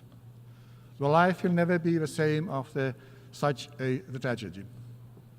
Russia's aggression against Ukraine causes inhumane suffering, as does the war in Gaza, or the worsening fighting in Sudan, or the tensions, instability, human rights violations in Sahel, the war in Syria, the unresolved Rohingya crisis, the humanitarian catastrophe in Yemen, or the suppression and torture of girls and women in Afghanistan. Since the horrific terrorist attacks by Hamas against Israel almost a year ago, there has been too much suffering in Gaza and the region. The destruction, loss of life, and trauma is unimaginable. It only leads to a vicious cycle of violence and deepening hatred. We believe it is high time for an agreement that would establish a ceasefire and allow for the release of hostages. Without being naive or blind to regional complexity, Estonia is deeply convinced that the two-state solution is the only way to just and lasting peace. Israelis and Palestinians both deserve to live in a free, sovereign country with secure and recognized borders. We must step up efforts to achieve this goal. Ladies and gentlemen, in this very room, the global community has condemned Russia's aggression against Ukraine. Russia has attacked international peace and security and the UN Charter. That is a fact, confirmed also by General Assembly. We must also firmly condemn the actions of those who arm Russia in this aggression, Iran and North Korea. It has been becoming increasingly important not to lose the sight. We cannot and will not accept blurring the realities of the ground. Russia's war against Ukraine is a clear black and white situation. Russia is the aggressor and Ukraine is the victim. Russian violations against international law are brutal and widely documented. Russia has systematically killed civilians. Ukrainian children are deported to camps far away from their homes and parents in order to teach how to think correctly. Unfortunately, sending people in the so-called correction camps where they are taught right behavioral patterns are not precedent in today's world. It makes me wonder in which century do we actually live in. What would any of us do if the aggressor, the murderer of our parents, would stand in front of us? Would we demand justice, accountability, and the end of aggressive behavior, or would we call the aggressor for a chat, for a settled misunderstanding between us? Probably the smooth talk about dialogue and importance for Ukraine and Russia to engage in direct peace talks are only supporting Russian cause, especially when those so-called peace proposals fail to recognize who is one who has launched the aggression and who is the one suffering. We are not going to call Russia for coffee. Instead, we call them to accept President Zelensky's 10-point peace formula, which has wide international support. Russia has to end the aggression, withdraw the troops and military equipment from the territory of Ukraine. Ukraine's territorial integrity and sovereignty must be restored. We demand Russia to stop cynically and shamelessly exploiting various conflicts to its own advantage by fueling contradictions in Africa, Europe, America, or elsewhere. Russia attacks the coherence of our societies and generates instability. Misinformation is a widely used weapon for this purpose. We have to act decisively against systematic spread of lies. To succeed in this, we must develop critical thinking and knowledge. Therefore, granting education globally for everybody is so strategically important. While drafting the UN resolutions, we must consider the new mechanisms that are weaponized and used to undermine international peace and security. The world has changed. Information is rushing in various digital formats, and we tend to live in fragmented bubbles. This can, in turn, be fertile ground to extremist terrorist groups or for neo-imperial expansionist ambitions. Similarly, refugees are sometimes used for destabilizing actions. Changing world poses new challenges. Let's make sure that UN methods, agencies, and resolutions meet the requirements of the 21st century. Dear ladies and gentlemen, last year, Estonia proposed the Fit for Freedom agenda that calls for global discussion. First, on how to reinforce multilateralism and international rule-based system with the UN Charter at its core. Second, how to foster inclusive decision-making of all states and societies. And third, how to ensure human rights and freedoms for all. The central idea of Fit for Freedom is simple. International law must be upheld, the rules must apply. Only then we are all better off. We do not need global cataclysm to build something instead of the UN. We have learned from the past, and we are able to build on the structures of the UN already in place. Most of all, it takes political will to succeed. The possibilities to engage with the work of the Security Council and its subsidiary organs should be improved to all the members of the General Assembly. With a distinct help from technology, the accountability of the Security Council has to be enhanced. If the working culture would be more open, hypocrisy and lies would have indeed shorter legs. Promoting new open and swift models to work and administer is the second pillar how we can make the world freer. This year, Estonia chairs the Media Freedom Coalition, and next year, Freedom Online Coalition. We will build our conviction that fundamental freedoms and human rights should be the mainstream of international policies, even more forcefully and consciously than until today.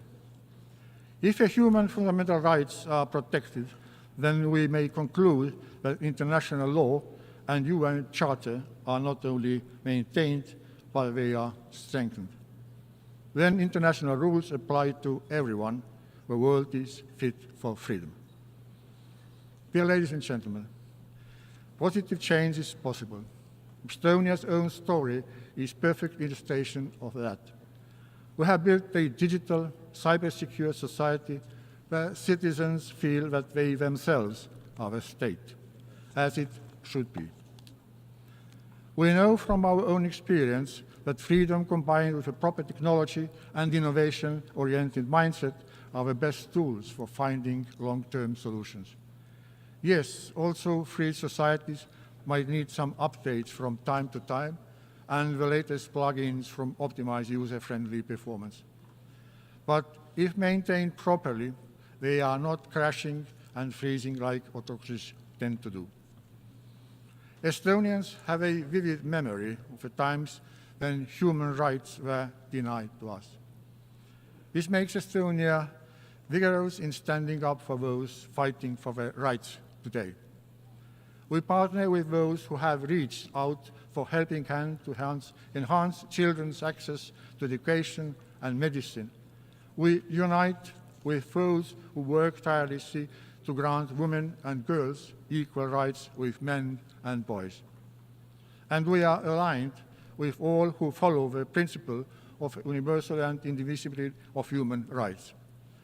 My country stands for these principles as a candidate for the UN Human Rights Council for 2026 till 2028.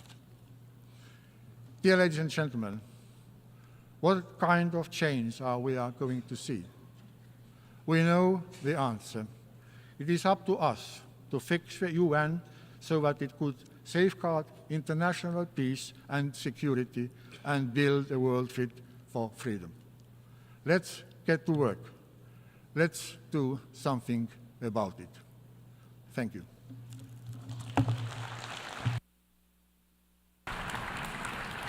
On behalf of the Assembly, I wish to thank the President of the Republic of Estonia. The Assembly will hear an address by His Excellency Gabriel Boric Font, President of the Republic of Chile. I request protocol to escort His Excellency and invite him to address the Assembly.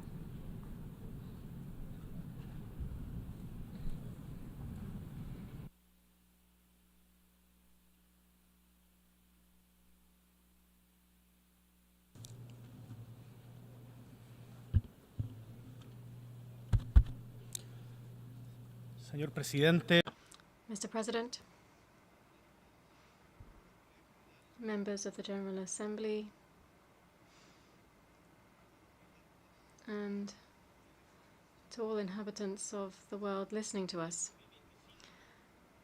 2025 will mark 80 years since the day on which 51 countries took the momentous step of creating the United Nations.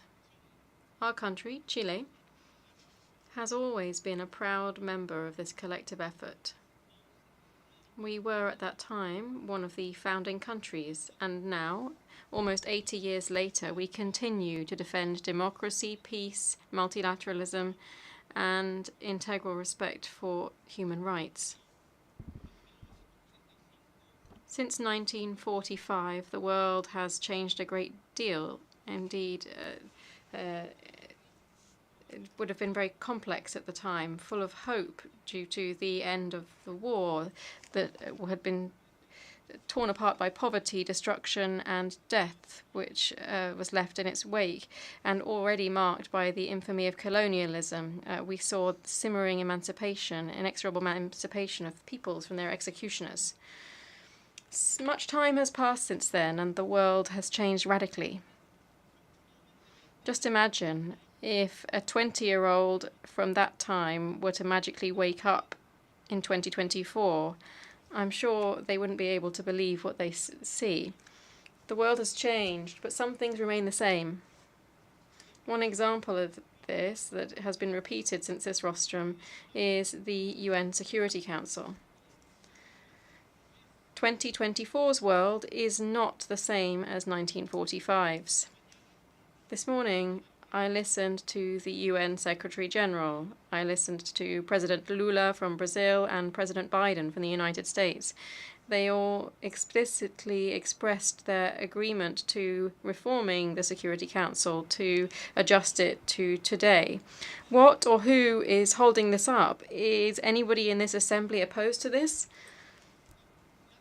Chile proposes that we set a deadline for this reform, and when the UN celebrates its 80th birthday, we'll do so with a Security Council that is in line with current times, that includes Brazil from Latin America, India, and at least one country from Africa, among others. Nothing is stopping this except the lack of our own will. Human institutions depend on the will of their leaders, us. And those that are not able to adapt to their era run the risk of failing. It's worth remembering the swift collapse of the League of Nations. There are times at which change is the best way of ensuring the continuity of our history, and this is exactly one of those. The same goes for financial governance. We welcome the efforts that have been made by global financial institutions to modernize, but above all, Chile supports the proposal of Africa, led by Nigeria, to address tax evasion, illicit financial flows, and inequalities in tax collection through the establishment of a convention on international tax cooperation. This would ensure that we have a more transparent and inclusive system, a global taxation system that supports the financing of the fight against climate change, in which countries but also large companies are held accountable for their movements and contribute what is due to those countries from which or whom they have obtained their wealth. I'm also are in no doubt that it is the possible leadership of a woman, as is noted in the agreement of the Pact for the Future that we signed this morning, that might come from our Latin America on the basis of territorial rotation. This is the person who might be able to lead this process down the reformist path already set by Antonio Guterres. President, leaders of the world. The international community is occasionally accused of double standards in the face of violations of human rights that happen around the world. We condemn what our adversaries do, but when an alleged friend is the one violating the UN's charter, we look aside or we express ambiguity. Chile rebels against double standards in human rights. As a young Latin American and left-wing president, I would clearly, strongly like to say that human rights must always be respected everywhere. We must demand this respect regardless of the political color of the dictator or the government that violates them. Because the Palestinian teenager murdered in Gaza, the Venezuelan worker who's forced to leave their homeland, the Ukrainian child abducted by Russia, the silenced opposition in Nicaragua, or the woman expelled from school in Afghanistan just for being a woman, are all, above all, human beings. And the voice of all nations, regardless of their political position, should be raised in their defense. This is a principles-based position beyond any geopolitical interest that we defend in Chile. For this reason, I refuse to choose between the terrorism of Hamas or the genocide carried out by Netanyahu's Israel. We have no reason to choose between barbarity. I choose humanity. We denounce the illegal occupation of Palestinian territory and the de facto denial of the existence of an independent Palestinian state by the occupying country. From Chile, we call for an immediate ceasefire in Gaza that would bring an end to the suffering and the massacre of the Palestinian population, which has already claimed more than 40,000 lives. And imagine just the number of wounded. We also clearly and unambiguously demand the immediate release of the hostages held by Hamas. We also note that Israel must respect international law, must halt the establishment and expansion of illegal settlements on occupied Palestinian territory, and bring an end to the massacre in Gaza and the indiscriminate attacks that it has been carrying out on the civilian population. And in line with our consistent state policy, we insist on the need to reach a sustainable two-state solution behind defined, secure, internationally recognized borders in line with 1967 borders. Furthermore, Russia's aggression on Ukraine must stop. The United Nations is the right body to bring an end to this flagrant transgression of international law. We can't accept the normalization of one country invading another and taking away part of its territory. For medium-sized countries such as ours, demanding respect for international law is the main safeguard that we have for the respect of our own sovereignty, respect for our own territorial integrity. And today, from this rostrum, I particularly wish to stress the situation of Ukrainian children abducted by Russia and taken onto Russian territory. They must be returned to their families. Before this assembly, Chile reaffirms its commitment to democracy, which remains always the only system able of maintaining peace, reaching sustainable development, and protecting dignity, rights, and fundamental freedoms. For this reason, we are concerned to see increasing disaffection among citizens at this form of government all around the world. We also are concerned to see the emergence of authoritarian leaders who persecute or insult those with ideas different to their own. It's our duty to speak up and fight against those who erode democracy, be it through authoritarianism or by disseminating fake news unashamedly. At the same time, we must respond to the needs and anxieties of our people to ensure that they can once again trust in democratic institutions and mechanisms. We are concerned to see how these threats are closing in on our region. Chile will continue to take steps to build bridges between diverse societies, seeking the integration of voices from Latin America to promote peace and stability, as we've been doing recently in the meeting with the President of Spain and President of Brazil at the Summit of Progressive Leaders. This doesn't stop us from firmly condemning any violation of human rights or international law or violations of democracy in neighboring countries. We are particularly alert to the critical situation in Venezuela. Here we have a dictatorship which is trying to steal an election, which persecutes its opposition and is indifferent to the exile not only of thousands but rather millions of its citizens. We need a political outcome to this crisis, which recognizes the triumph of the opposition in the latest elections and undertakes peaceful transition towards a democracy. I also must say that unilateral sanctions imposed by the United States, as I personally said to President Biden, do not assist in resolving the conflict. Rather, on the contrary, they worsen it.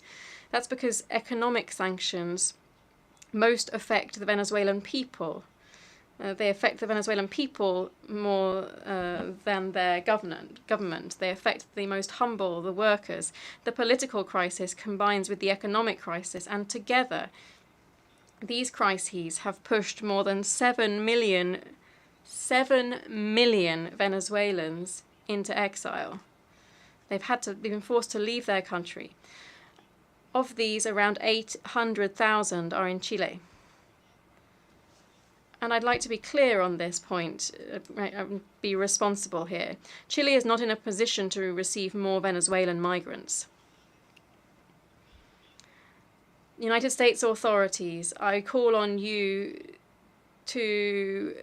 called on them to lift economic sanctions in the south, because we know that they only cause more poverty for peoples and not for dictatorships. None of us, not even the most powerful, can face phenomena such as the climate crisis, pandemics, digital revolution, transnational organized crime, etc. alone. We need each other. We also need the United Nations and a stronger, more active international community. This is the vision that we've promoted through our involvement in various United Nations bodies. I'd particularly like to highlight Chile's recent presidency of the Economic and Social Council under Paula Narváez. I'm also speaking on behalf of all of my fellow Chileans in noting our concern at the rising transnational organized crime and the devastating effects of such crime on the security and development of countries, as well as on democracy and on people's lives. It's fundamental for our governments to act together and to coordinate public policies, strategies, and operational capacity to curb financial crime, drugs trafficking, trafficking in persons and in weapons, which all affect our countries. Security is currently the main concern of the majority of people in Chile, but also in the whole of Latin America. And states cannot surrender to nor normalize violence and organized crime. Standing steadfast against crime, steadfast against corruption, tireless in building communities and social cohesion in our societies. Chile is also committed to developing regulations to channel the progress of artificial intelligence ethically, transparently, and responsibly. Such a development should respect human rights but protect personal data and promote the integrity of information and its use in the digital era. Today, and I'm sure that many of you already have AI apps on your smartphones, today, artificial intelligence reproduces prejudices and stereotypes as a result of reinforced existing biases from the databases that they use. Should we trust that these large companies simply regulate themselves? History has taught us that this doesn't work. The international community must look after the weakest who are being excluded from this new world and ensure that they can be involved in it. If we don't act now, for instance, by demanding traceability in algorithms, data audits, and corrective human interventions, we might in a few years see a new form of extermination, digital extermination, of non-hegemonic cultures. This would lead to the loss of the valuable diversity of humanity. Let's not allow this to happen. Artificial intelligence and new technologies can represent a tremendous contribution to the world.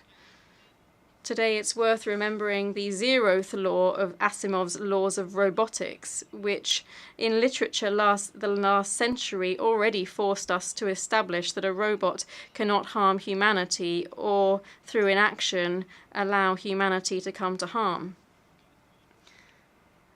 And finally, I'm obliged to call your attention to the greatest challenge that we face as a generation, the climate emergency.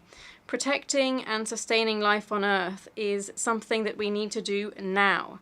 And I'm saying this from Chile, a country that has been affected by drought, floods, and fires that are increasingly frequent.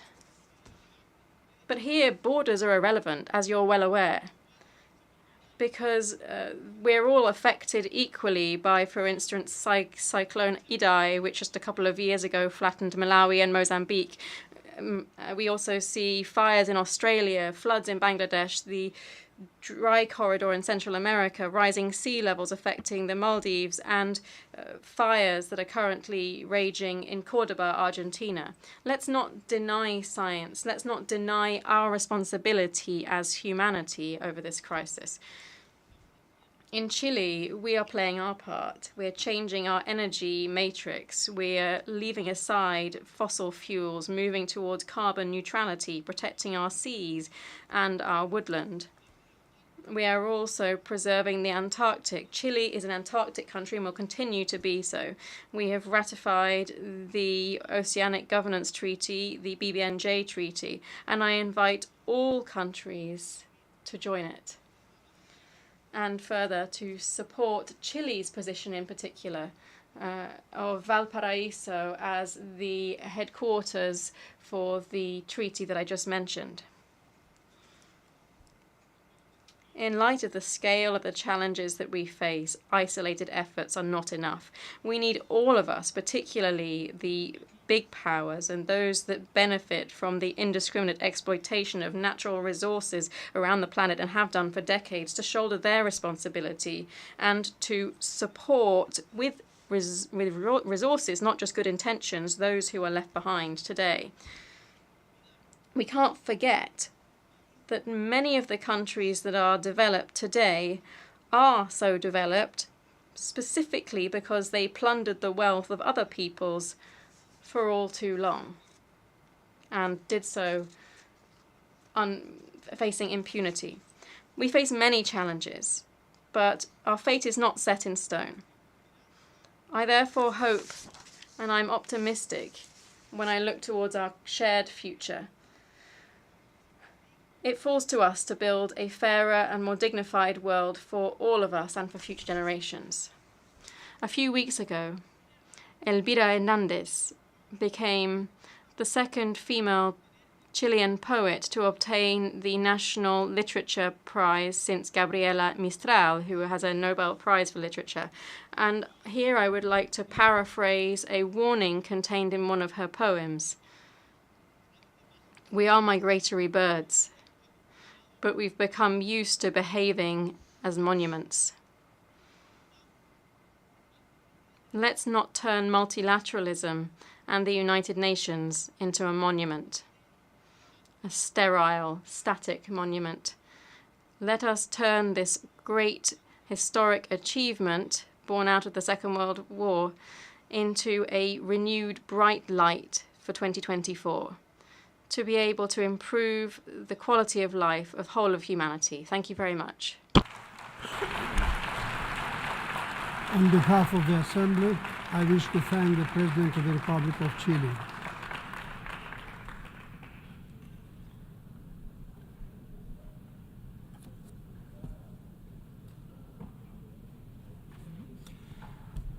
The Assembly will hear an address by His Excellency Edgar Rinkēvičs, President of the Republic of Latvia. I request protocol to escort His Excellency and invite him to address the Assembly.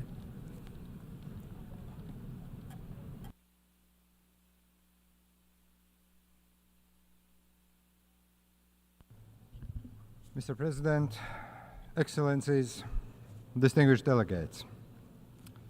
First of all, I wish to congratulate His Excellency Philmon Yang of Cameroon on assuming the post of President of the General Assembly. I assure you of Latvia's full cooperation along the way. This year's debate is of utmost importance. It focuses on today's interlinked global challenges. It emphasizes the need for a comprehensive approach that is firmly rooted in the United Nations Charter. Allow me to highlight a few points. The future of the multilateral system and rules-based order is in all our hands. We shall not allow selective application or disregard of global norms. The alternative is a terrifying world where force prevails and law perishes. It is already the third year of Russia's unprovoked, full-scale war of aggression against Ukraine. Russia is still testing the global community's resilience and commitment to the rules-based order. This war gravely affects the stability of the region and beyond. It has far-reaching consequences for the principles that uphold sovereignty, territorial integrity, and international law. We must ensure that the global order remains resilient in the face of aggression, especially when the aggressor is a nuclear weapon state and a permanent member of the United Nations Security Council. Russia tries to tear down what has been built by all of us. Russia tries to rearrange the international system that only benefit aggressors. Having endured 50 years of Soviet occupation, Latvia deeply understands the value of freedom and independence, as do many other countries represented in this room. Latvia stands by Ukraine. We continue to call for an immediate and unconditional withdrawal of all Russian troops and military equipment from the entire territory of Ukraine. There can be no compromise regarding Ukraine's sovereignty and territorial integrity. Russia's unprovoked attack has widespread consequences beyond Ukraine's borders. It impacts global food security, nuclear safety, and humanitarian situation. Ladies and gentlemen, access to food is a human right. Hunger must never be used as a political tool. Latvia stands in solidarity with countries most affected by food crisis. Latvia has supported grain initiatives and released fertilizer cargoes. We implement partnerships for safe and responsible food production in Africa and Central Asia. Children's rights are human rights. Forcible deportations and illegal adoptions of Ukrainian children to Russia are of serious concern. We call on the United Nations to take a more active stand on this. We will contribute to the return of Ukrainian children and their recovery to the best of our ability. Right to life, liberty, and security is also a human right. Russia continues to deliberately target civilian and critical infrastructure. Its brutal attacks are supported by Belarus, Iran, and North Korea. In response, we are determined to help Ukraine in its fight and to rebuild what has been brutally destroyed. I call on all members of the United Nations to support and join the communiqué adopted at the Peace Summit in Switzerland, to start building a peace process based on the United Nations Charter principles. Russia must bear full legal and financial responsibility for its aggression. We must spare no effort to ensure comprehensive accountability for all crimes committed by Russia in Ukraine. It is crucial to support and strengthen institutions that investigate and prosecute these crimes, provide justice for victims, and uphold the rule of law. Establishment of a special tribunal that would be able to prosecute the main perpetrators of the crime of aggression would ensure full accountability. I encourage other countries to support this proposal. Distinguished delegates, our attention remains focused on the crisis in the Middle East. Tragically, innocent civilians, including countless children, bear the brunt of this crisis.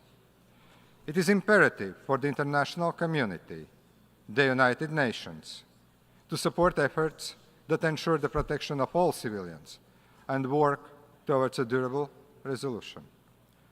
Latvia, together with other European Union member states, has called for an immediate ceasefire in Gaza, the unconditional release of all hostages, and the provision of humanitarian access at scale. It is crucial to prevent the deepening of the crisis and avoid regional spillover. We remain hopeful that progress towards ending hostilities can soon be achieved. We condemn all terrorist attacks against Israel. We recognize Israel's legitimate right to self-defense, and it must be exercised in line with international law, and particularly international humanitarian law, the law that has been put in place to protect all civilians.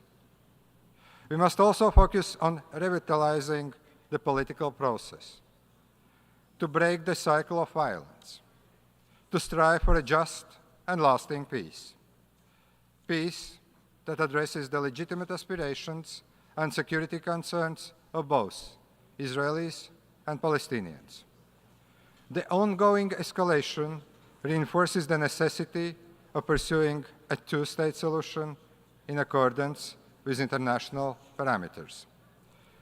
Mr. President, the United Nations is a place where no country's voice can be dimmed by more resourceful powers. The United Nations' commitment to principles of peace and security, justice and human rights, empowers us to address challenges that otherwise cannot be tackled alone.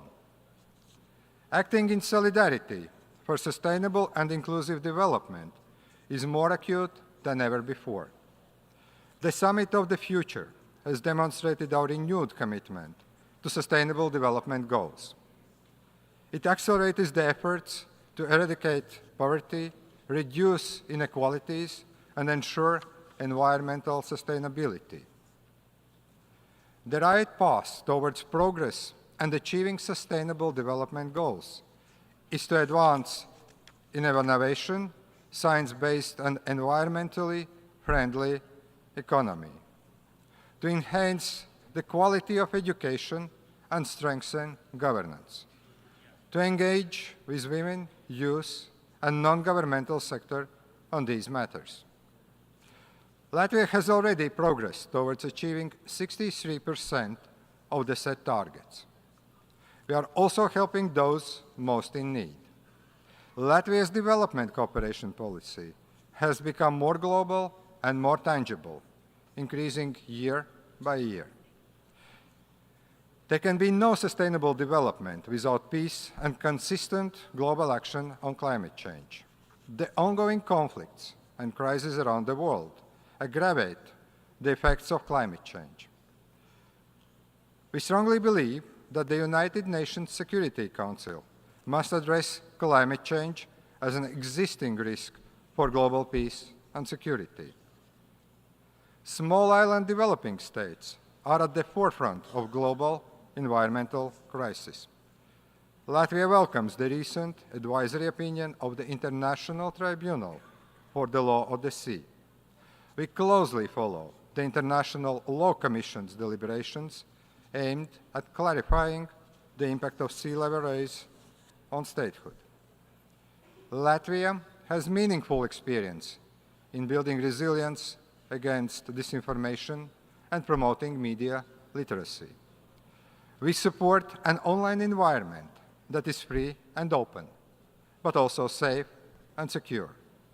The rising capabilities of artificial intelligence provide a lot of opportunities for growth and development. However, misuse of these capabilities is a concern. Latvia also remains increasingly engaged in peacebuilding and prevention, but in words and in deeds. That includes continuous voluntary financial support and participation in United Nations peacekeeping missions, as well as support to women, peace, and security agenda.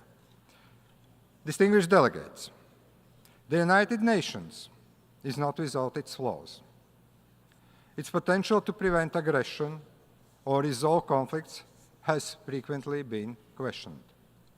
We must acknowledge the shortcomings and effectively address them. Latvia strongly supports revitalization of the United Nations system and reform of the United Nations Security Council. The number of permanent members of the Security Council must be expanded. It must be expanded to make it more effective, inclusive, and accountable. It must be expanded to elevate the voice of underrepresented regions. It is high time for Africa to have permanent presence at the Security Council table. Africa has been neglected for far too long, and that has to be changed. Also, the small island developing states deserve a non-permanent seat. Their voices must be heard, especially given the existential threats they are facing. The decision-making process should be revisited as well. No single state should have veto power in the United Nations Security Council, especially when it comes to conflicts the permanent members are involved themselves. This is the way to ensure that the permanent members of the Security Council uphold their responsibility to protect peace and security. Dear friends, The United Nations once used to be a beacon of hope for the people. Not anymore. We must change that. We must rebuild trust and common values. And we can do that only by working together. Latvia is fully prepared to shoulder its part of the responsibility. For the first time, Latvia is running for a non-permanent seat on the United Nations Security Council at the 2025 elections. We stand ready to re-energize this international body. Thank you. On behalf of the Assembly, I wish to thank the President of the Republic of Latvia.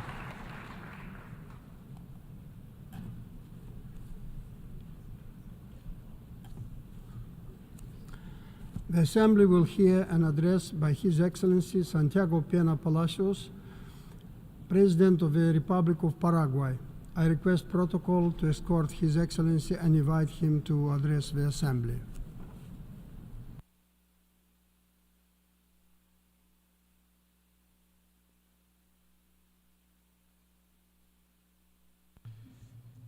Señor Presidente de la Asamblea. President of the General Assembly, distinguished heads of state and government, distinguished ministers of foreign affairs, ladies and gentlemen. We live in a troubled, volatile world which is experiencing extremely difficult, unprecedented days and tremendous challenges, armed conflicts, tensions in every corner of the globe, crises of multilateral institutions and of the international system, attacks on the values of democracy by the twin threats of populism and authoritarianism, the risks of cyber security and the misuse of artificial intelligence, brutal inequity in the distribution of wealth, climate change, which is jeopardizing our very existence. These are just some of the immense problems that we face.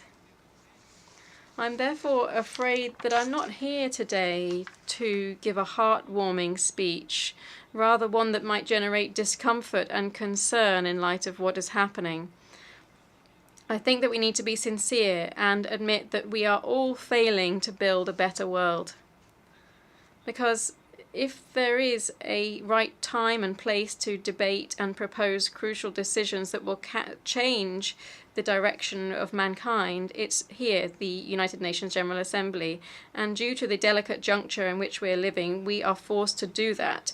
The good news is that not all is lost, because as a great military hero and then a statistician of my country said, his name was Bernardino Caballero, he said, the future is the child of the president. This means that we can have a better future if we act today and here. Even with disappointments, we can beat down many spirits. We can contemplate the bright horizons of the future, but always and when, as Caballero added, when we are worthy of respect and the estimation of future generations. This is only if we are worthy of taking up the lofty roles that we have. Rather than hiding problems under the carpet, we attack them clearly, firmly, and bravely. Despite the hard reality that we face, I continue to be optimistic. I don't fear the future, because I trust in the capacity of mankind to overcome challenges. But it is imperative, I think even obligatory, to abolish the issues in multilateralism and push through changes such as abolishing the veto in the UN Security Council. We need to build frameworks that promote equitable and sustainable development in which all countries, regardless of their size or their power, can benefit equally from global progress. Only in this way we will be able to meet the promises represented by this forum and make us worthy of the respect and esteem of future generations. Ladies and gentlemen, the maintenance of peace should be the fundamental pillar of multilateralism. However, today's reality shows a sad outlook. Around 20 international armed conflict, and more than 110 domestic armed conflicts are active around the world. This shows us that the institutions that were established to preserve peace have not been able to meet their aims. War continues to be a scourge that is scattered across humanity. This scourge tears the social fabric, annihilating communities and leaving a legacy of suffering that is incalculable in scale. Every lost life is a testimony to our collective failure to meet the most basic of our responsibilities, which is to preserve peace and protect human dignity. My nation's history is a living testimony to the cruelty and immense suffering of wars. With the War of the Triple Alliance, Paraguay experienced this extermination, which sadly caused 3 of the genocides of the 20th century. As another great Paraguayan, Manuel Gondra, said, Paraguay is a small but proud country, and that's the only reason we were able to survive this cruel war. However, it is also a country that knows the price to pay knows that the price that can be paid through a conflict is very large. For this reason, Paraguay best understands that not only the calamity of war, but also what it means for a small country to be invaded or attacked by more powerful powers. That's why we express our most sincere solidarity with the victims of all armed conflicts, be they domestic or international in nature. We reaffirm our steadfast, decisive commitment to the peaceful settlement of disputes, and we advocate without exception for the non-use of force as a means of resolving disagreements between nations and peoples. In this context, we reiterate our firm support for Ukraine, respecting their sovereignty and territorial integrity. We underscore the urgent need to find diplomatic solutions that lead to fair, comprehensive, lasting peace, with the aim of bringing an end to this conflict and ensuring stability in the region. Just as in the case of Ukraine, we believe that conflicts must be resolved through dialogue and diplomacy, always through a quest for solutions that respect the fundamental rights of all involved parties. This belief also guides our position on the increasing crisis in the Middle East. Our relations with the State of Israel are underpinned by solid pillars such as faith and hope. This is why Paraguay was one of the countries which has stood most firm alongside Israel since the gross, heinous terrorist attacks of Hamas on the 7th of October 2023. Paraguay today reaffirms its recognition of the legitimate right of Israel to defend itself. We also reject any attempt to assign in a biased manner responsibility between the democratically elected authorities of Israel and the leaders of the terrorist group Hamas. At the same time, we issue an urgent appeal for the implementation of a solution that alleviates the humanitarian situation, brings an end to the violence, and guarantees the immediate release of the hostages, promoting constructive dialogue which would lead to lasting peace. We must continue to speak up about our deep-rooted concern at the situation in Africa. Here, UNHCR estimates that there are currently around 25 active conflicts, some long-standing and others emerging, but all with devastating consequences for the lives and the futures of the inhabitants of that continent. We aspire to see a return to peace and stability in that region. Enough violence, enough wars, but also enough mere words. As actors on the international stage, we must take firm and effective action. Today, I would also like to, as an aside, mention the hard situation in Haiti. This is a clear example of the shortcomings of multilateralism. Despite international efforts and interventions, attempts for global cooperation haven't led to peace, governance, and sustainable security that the Haitian people so needs and warrants. Today, gangs control a large part of Port-au-Prince, submerging the country into a spiral of violence that multilateral mechanisms have not been able to de-escalate effectively. Added to this situation, we see a catastrophic humanitarian reality. More than 5 million Haitians are suffering from food insecurity, and we see the re-emergence of illnesses such as cholera. Although multiple promises of aid have been made, the lack of financial resources and logistical difficulties have stopped humanitarian assistance arriving in a timely and opportune manner, there is a worrisome dissonance between what the international community promises and what really happens on the ground. We will stand alongside the Haitian people in every step towards helping this brother country. My country, as many other countries have done here, have passed through authoritarianism and dictatorships. For this reason, today Paraguayans value the ideals of democracy and the rule of law more than ever. Paraguayans can talk with their own experience. Our country lived through the shadow of dictatorship, banishment and exile for a long time. Today, however, our reality is different. Paraguay is reaffirming its democratic vocation through free elections, transparent elections, and it has done for more than 3 decades. Never before have we had so many years of democracy, and I'm pleased to be able to say, against the doomsayers and pessimists, that we have seen the happiest lives in my homeland. Perhaps Paraguayans don't agree on everything, but we can agree that there are no better ways to live together than through democracy and the rule of law. Democracy is simply innegotiable. For this reason, I must condemn today, loudly and strongly, what is happening to our Venezuelan brothers. I would like to reiterate Paraguay's position as to the electoral process in the Bolivarian Republic of Venezuela, which culminated on the 28th of July this year. This process overlooked the will of the Venezuelan people and was characterized by serious acts by the regime, which led to persecution of the main opposition actors and to arbitrary detentions. The deterioration of democracy in Venezuela is clear to see, such as are the systematic violations of human rights and fundamental freedoms. Added to that, we see action contrary to international law, particularly in diplomatic relations and the right to asylum. We reiterate our support for the democratic forces in Venezuela that are fighting authoritarianism for the return to a truly democratic system that is not merely a facade. One of the most important criticisms of global multilateralism is the idea one of the most important ideas behind multilateralism is the idea that all are treated on an equal footing.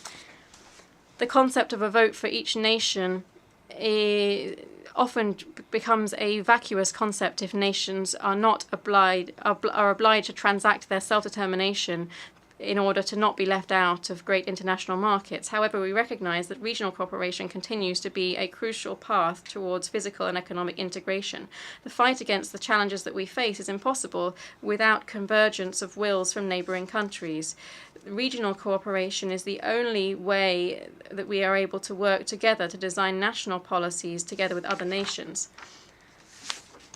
And it is through this spirit of cooperation and strengthening regional institutions that Paraguay decided to put forward the candidacy of our Foreign Minister, Ruben Ramirez Lescano, as Secretary General of the Organization of American States. We're convinced that his leadership will contribute significantly to revitalizing the OAS, promoting more inclusive and efficient multilateralism that meets the challenges of the present and focuses on the well-being of all peoples in our hemisphere.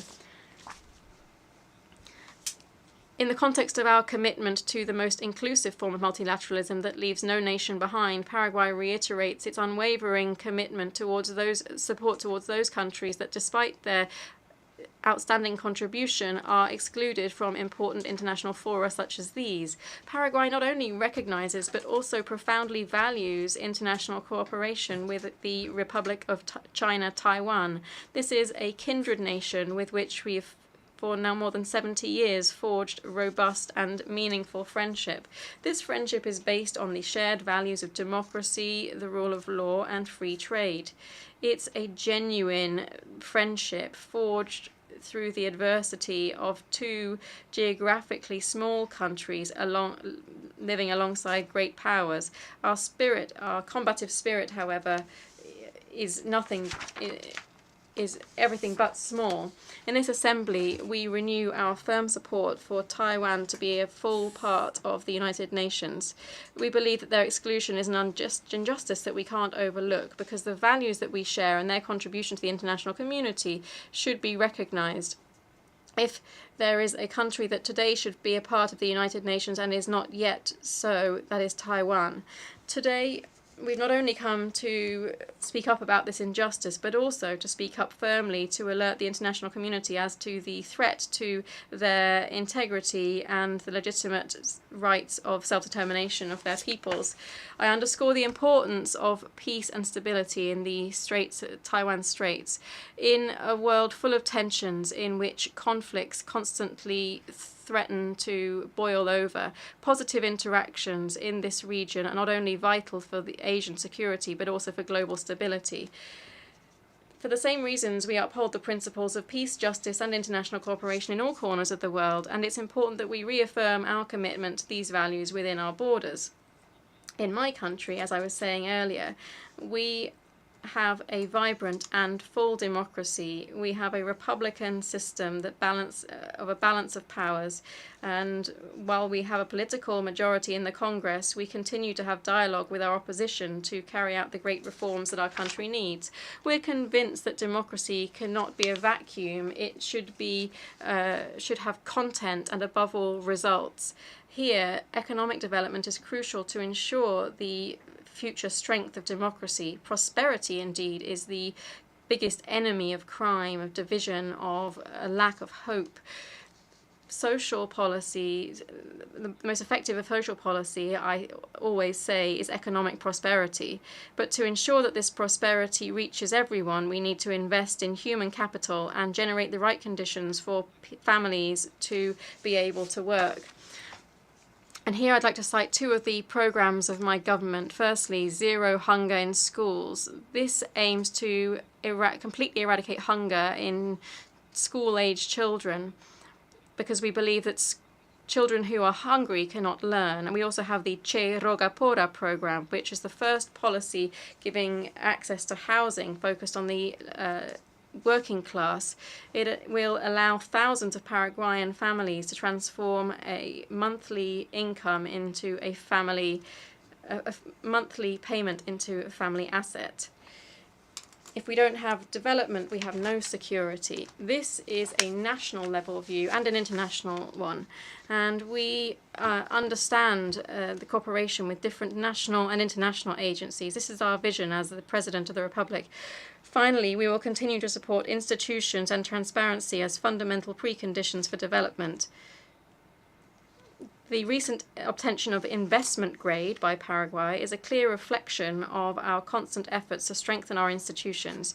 Added to that, we have a long-standing economic stability that has been consolidated over the years. Dear friends, Paraguay wants to, can, and will be a true protagonist on the global stage. We are determined to play our role.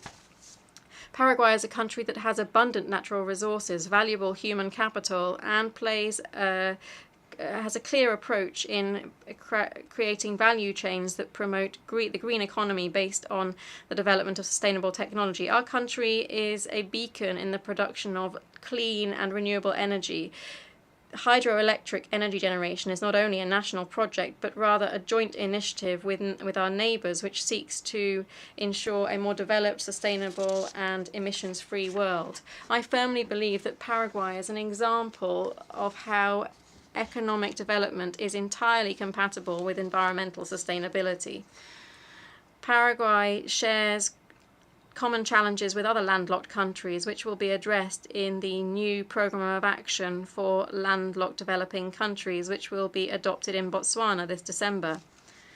Far from giving up hope, we see in these challenges great opportunity. We are transforming our difficulties into strength, harnessing our geographic location as a strategic asset. Our position in the heart of South America means that we can be the motor of South American integration. We have a clear vision, and we are becoming a logistics center through the hydro corridor, Paraguay-Paraná, and the bioceanic corridor in the South America. These are key to revitalizing and boosting Mercosur and the Pacific Alliance. As we consolidate our geographic position it is crucial that this vision of growth is supported by strong investment in education. Paraguay's success will depend on our ability to prepare future generations for the globalized and competitive world. Together with education, technology is a key tool to ensure development and social inclusion. Our nations face many challenges, but without doubt, one of the greatest is the issue of the ethical use of artificial intelligence and the progress in technology in general. Moore's Law posits exponential growth in the development of new technologies. This calls for the creation of new regulatory schemes that protect people able to face challenges that are approaching at all too fast a pace. These new techniques, such as sandboxes or co-regulation, should ultimately aim at ensuring responsible use of emerging technologies and equity in how they are applied. In Paraguay, we are profoundly committed to preserving our cultural heritage. At the end of this year, we will be hosting the 19th session of the Intergovernmental Committee for Safeguarding Cultural Heritage of UNESCO, and we hope that Guarania will be recognized as immaterial cultural heritage. Further, we reaffirm our commitment to the protection of fundamental rights of all citizens, the family and human life from conception. We defend the traditional values that have made our nation so great.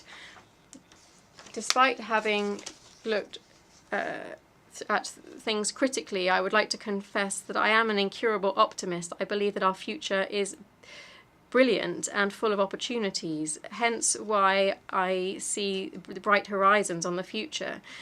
But if we fight for a better present, we will have future days full of light and possibilities. The defense of democratic values and respect for human rights must continue to be our guide.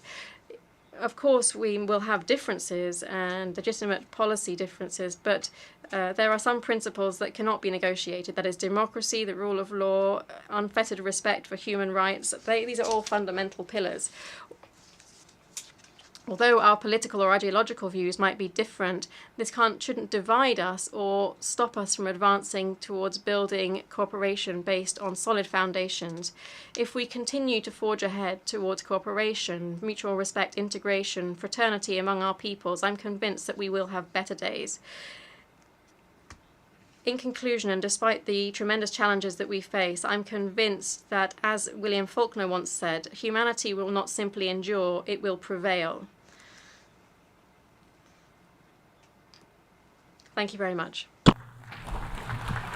On behalf of the Assembly, I wish to thank the President of the Republic of Paraguay.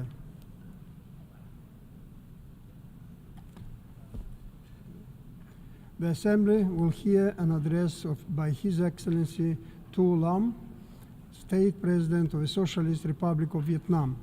I request protocol to escort His Excellency and invite him to address the Assembly.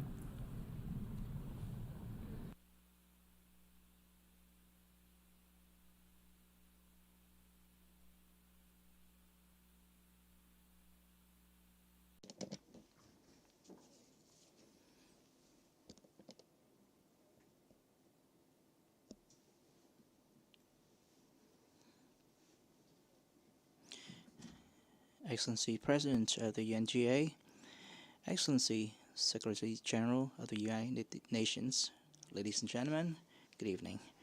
Let me first congratulate you, Excellency Philemon Yang, on your election as the President of the 79th session of the UNGA. I trust that this session will be a great success. I also commend Excellency Denis Francis, President of the 78th session, and Excellency Antonio Guterres, the UN Secretary General, for their contributions and efforts in coordinating UN endeavors to prevent wars, maintain peace, and promote global development cooperation. Ladies and gentlemen, the world is undergoing transformative changes of historic significance. Although peace, cooperation, and development remain the dominant trends, they're facing new and more serious challenges. Strategic competition among major powers is becoming broader, fiercer, and more confrontational. Political disputes, conflicts and security environment intensify, survival and development space narrows. Risk of conflict, new hotspots, arms race, tension, confrontation, and direct clashes increase. The rise of power politics, egoistic nationalism, are challenging international law, eroding multilateral institutions, and diminishing faith in global cooperation. The vicious cycle of conflict and violence escalates in various regions, causing immense sufferings to millions of innocent civilians. The risk of a limited nuclear war, or even a Third World War, has not been ruled out. Non-traditional security challenges, such as climate change, extreme weather events, natural disasters, diseases, resource depletion, and aging population, are becoming increasingly severe and hindering our efforts for development. Poor countries are being left further behind with a widening development gap. Super Typhoon Yagi, which ravaged Vietnam and other countries in the region, serves as a stark warning of the severe impacts that natural disasters and climate change can have on sustainable development for all. Global food production is sufficient to feed 1.5 times the world population, yet famine is threatening over 780 million people, and 2.4 billion people endure food insecurity. Defense expenditure reached a record of $2.4 trillion in US dollars in 2023, yet we struggled to pull $100 billion US dollars for climate actions. With only a third of the SDGs timeline remaining, 80% of the targets may not be met. Global economic growth faces difficulties, and decoupling and fragmentation, along with economic pressures and sanctions, threaten rapid and sustainable development. The fourth industrial revolution offers opportunities for quantum progress, but it also poses security and safety challenges for society and individuals. These unprecedented challenges to peace, cooperation, sustainable development, and human dignity affect this generation and the next. They compel us to unite, act, and work together, upholding the role of international institutions, foremost among them the United Nations, regional organizations including ASEAN, to achieve the ultimate goal of ending war, abolishing all forms of oppression, exploitation, building peace, and creating a better world to bring happiness to all mankind. In that spirit, I would like to share Vietnam's vision for a more peaceful, stable, cooperative, prosperous, and sustainable future for everyone. First, as peace and stability are the foundation for a prosperous future, we must promote observance of international law and UN Charter by all states, particularly the major powers. Each state must act responsibly, fulfill its commitments, and abide by international law and UN Charter, including fundamental principles such as the peaceful settlement of disputes, non-use of force, sovereign equality, territorial integrity, and respect for the political systems chosen by the people of each nation. States should also contribute to the common work of the international community in line with their capabilities. We must strengthen solidarity, sincerity, and trust among nations, uphold dialogue, eliminate confrontation, and firmly oppose unilateral embargoes and sanctions that contravene international law and UN Charter. Second, we must ensure equitable development for every state, community, and individuals, and recognizing the diverse economic, social, and cultural conditions that they may have. Every resource must be effectively unleashed, marshaled, and utilized for development. According to each country's needs, we must prioritize resources where they're most needed for implementing the SDGs, with attention to assisting developing and less developed countries, especially through preferential loans, transfer of advanced technologies, investment and trade facilitation, and debt relief for poor countries. And third, we should urgently create smart global governance frameworks with long-term vision for science and technology, especially emerging technologies like AI. This will ensure we make progress and enjoy the benefits of these technologies while actively preventing threats to peace, sustainable development, and humanity. In that connection, I welcome the documents adopted at the Summit for the Future, especially the Global Digital Compact. This will serve as a crucial basis for advancing global governance and international cooperation in those areas. And fourth, we should adopt innovative thinking to build a transformative future across all sectors, focusing on digital transformation, green transition, and global governance transformation. Green transition and digital transformation are essential tools for countries, especially developing ones, to build resilience and self-reliance, enabling a timely and active prevention of and response to shocks, crises, and potential disasters. We must also prioritize reforming multilateral mechanisms, especially the UN system, international financial and monetary institutions, to ensure better representation, equity, and transparency. Enhancing the capacity, effectiveness, and future readiness is essential for remaining relevant in our changing world.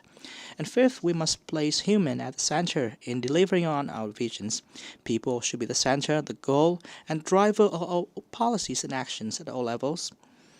And investments should focus on the holistic development of the youth, enriching their knowledge and culture, grounded in shared values and a sense of responsibility and contribution. Vietnam welcomes the UNGA's official decision to grant additional rights and privilege participation to the State of Palestine from this session onwards. Vietnam reaffirms its solidarity with the state and people of Cuba and calls on the United States to lift embargoes and sanctions against Cuba and to remove Cuba from the list of state sponsors of terrorism.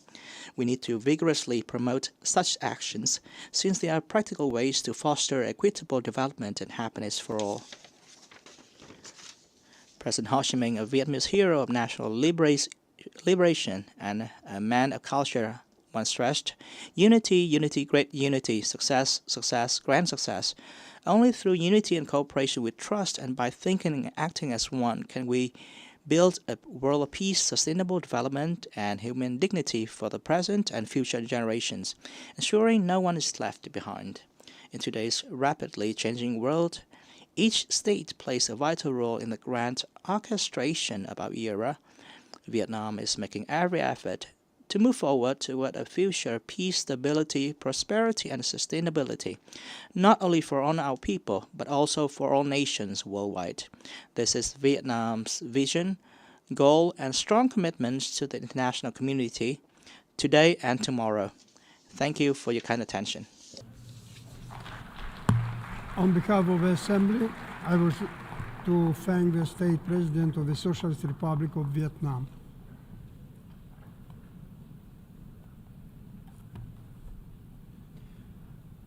The Assembly will hear an address by His Excellency Andrzej Duda, President of the Republic of Poland. I request protocol to escort His Excellency and invite him to address the Assembly.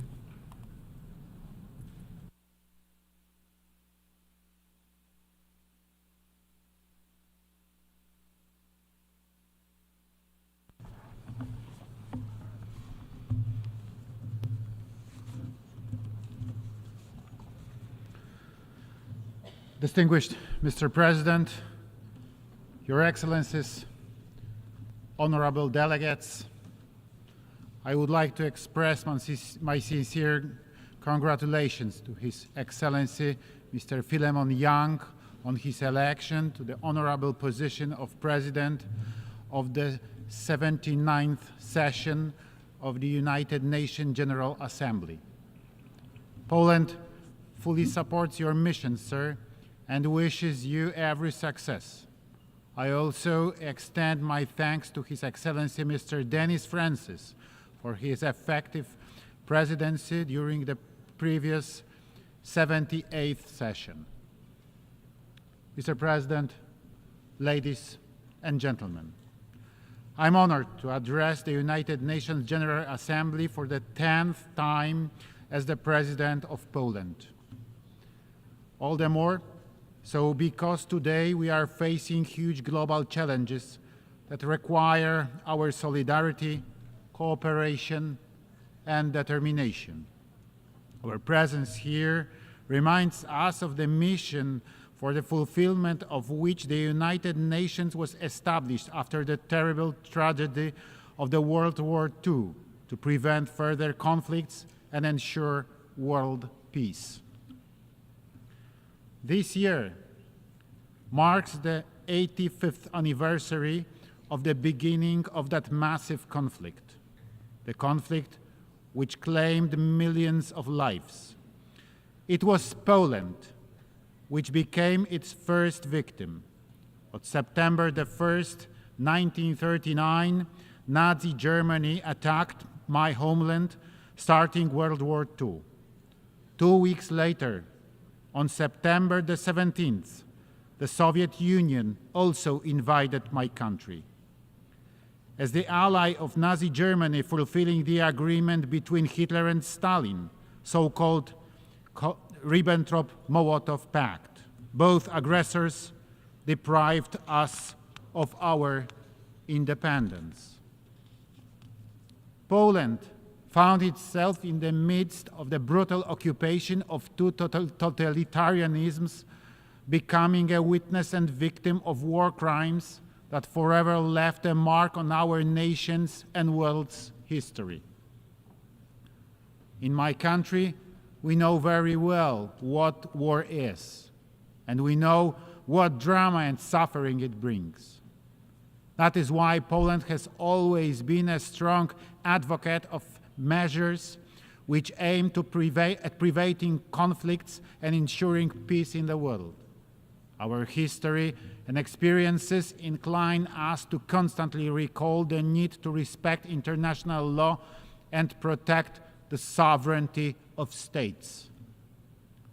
Ladies and gentlemen, today we are facing yet again an extremely serious threat to global security. For the past 2.5 years, we have seen Russia's brutal aggression against neighboring Ukraine. This is a flagrant violation of fundamental norms of international law, such as the prohibition of the use of force in international relations.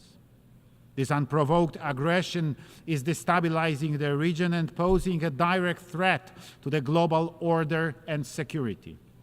We cannot allow this war to turn into another frozen conflict. This is the most important task for the future. That is why it's so important today to stop the Russian war in Ukraine. Not only to end the suffering of the people and punish the aggressor, but also to prevent such heinous actions from becoming a model for others to follow. Ukraine's territorial integrity must be restored within its internationally recognized borders. The logic of conquest and disregard for international law must be stopped, unless we agree to live in a world where any country can become a victim of aggression regardless of its size and geographic location. Poland is following with equal concern the situation in the Middle East, where due to the brutal Hamas attacks of October the 7th, 2023, the conflict has escalated. Israel, like any other state, has the right to self-defense. However, these actions must follow international humanitarian law. Poland has consistently supported a two-state solution to the Middle East conflict that will guarantee both Palestinians and Israelis the right to live in peace and security in correct relations with all the neighbors. As proponents of the principles of equality and the right of nations to self-determination, we believe that the emergence of an independent Palestine will not contradict Israel's interests, whereas the right of Israel to exist cannot be questioned. The two nations are united by space and time, which will remain their common destiny. The current situation in Yemen is also of deep concern to us. The ongoing humanitarian crisis affects millions of people. and the struggle for control in a country poses a threat to regional security and freedom of navigation in the Red Sea. The international community must do everything possible to ease the suffering of Yemeni people and restore stability in their country.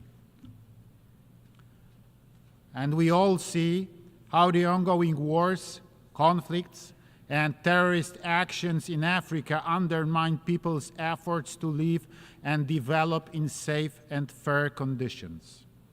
The world must stand with all those affected by insecurity and help them to restore peace through reconciliation and social cohesion. Ladies and gentlemen, peace and security in a world will not be possible to achieve without respect for the law. As President of Poland, I consistently repeat the phrase peace through law, always emphasizing the fundamental role of international law in maintaining global order.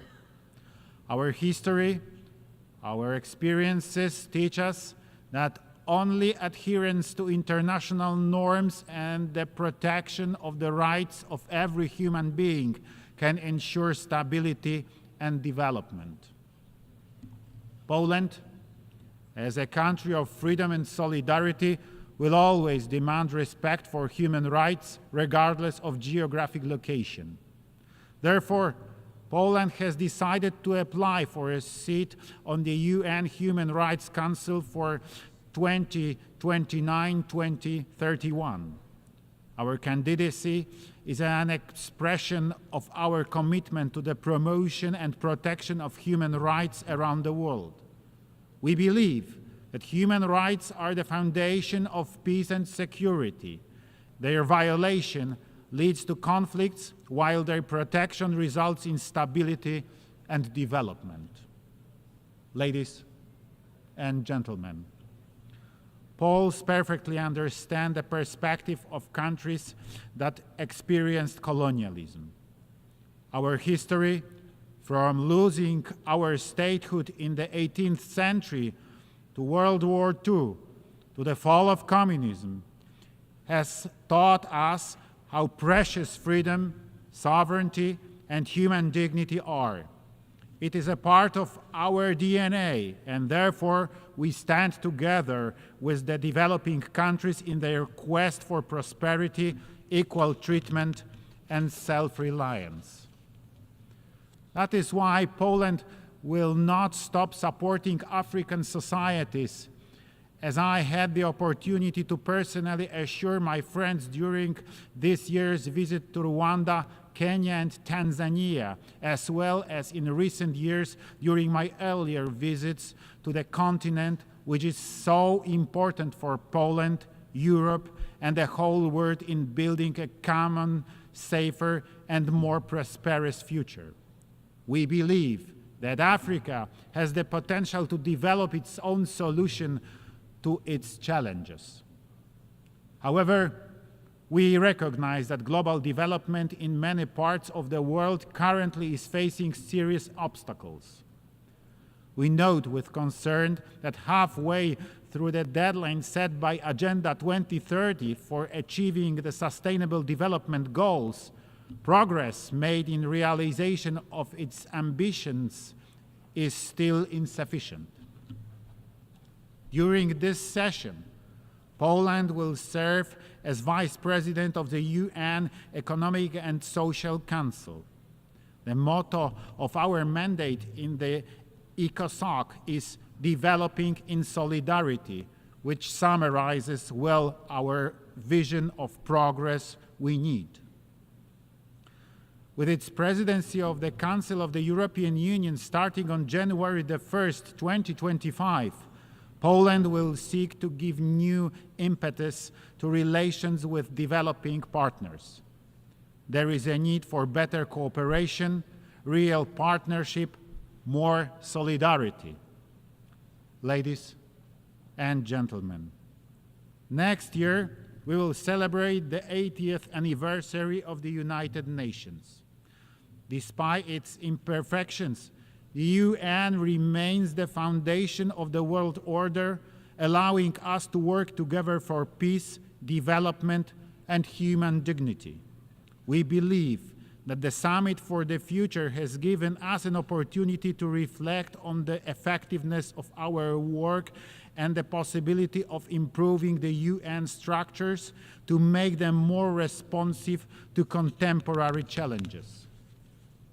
Poland is ready to discuss reforms to the Security Council, other key UN bodies, as well as international financial institutions. The world is changing, and our system must change as well in order to better serve the global community. Ladies and gentlemen, distinguished delegates, our common commitment enshrined in the UN Charter sounds to save succeeding generations from the scourge of war. Poland will remain faithful to this mission and will support efforts for peace, human rights, and sustainable development. Thank you for your attention, and I wish us all fruitful deliberations. Thank you. On behalf of the Assembly, I wish to thank the President of the Republic of Poland.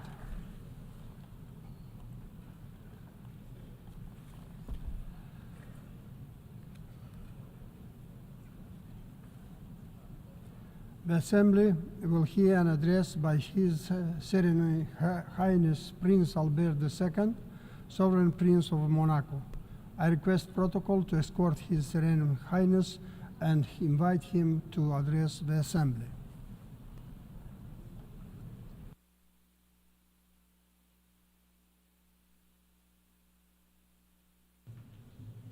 Monsieur le Président de l'Assemblée. Mr. President of the General Assembly, Mr. Secretary General, Heads of State and Government, Excellencies, ladies and gentlemen. Almost 80 years ago, the United Nations Charter was born and laid the foundations of our organisation to preserve future generations from the scourge of war. The founders then had a firm conviction that there was no power more legitimate than that we vested collectively in this new international organisation. Over the last 2 days, I have participated, alongside many of you, on the initiative of the Secretary-General, Mr. Antonio Guterres, in the Summit to the Future. Between hope and concern, the summit allowed us to grasp just how much work we still need to do to leave a harmonious and peaceful future to our children.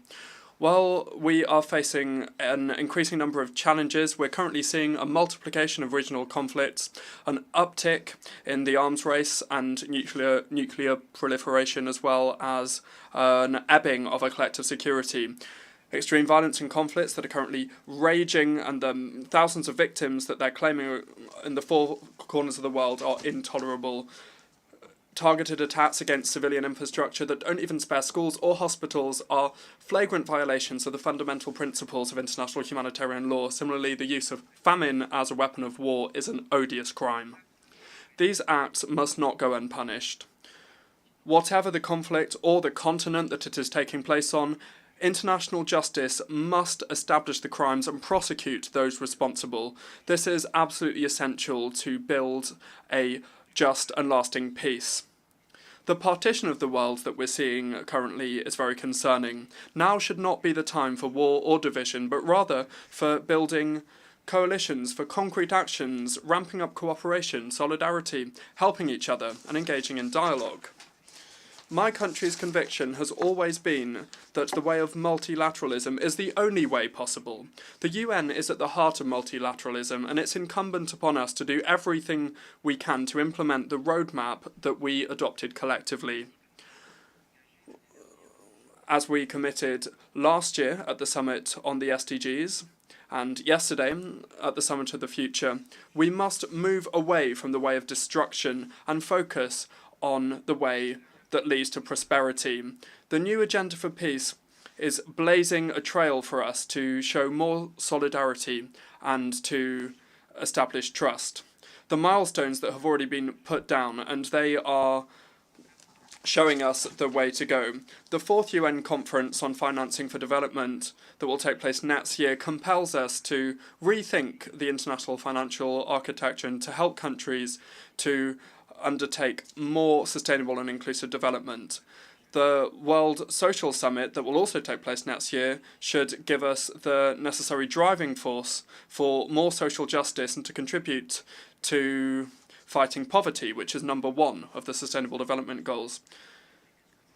Sustainable development as a whole will not be achieved, and it will not achieve the desired results if we do not include women and girls.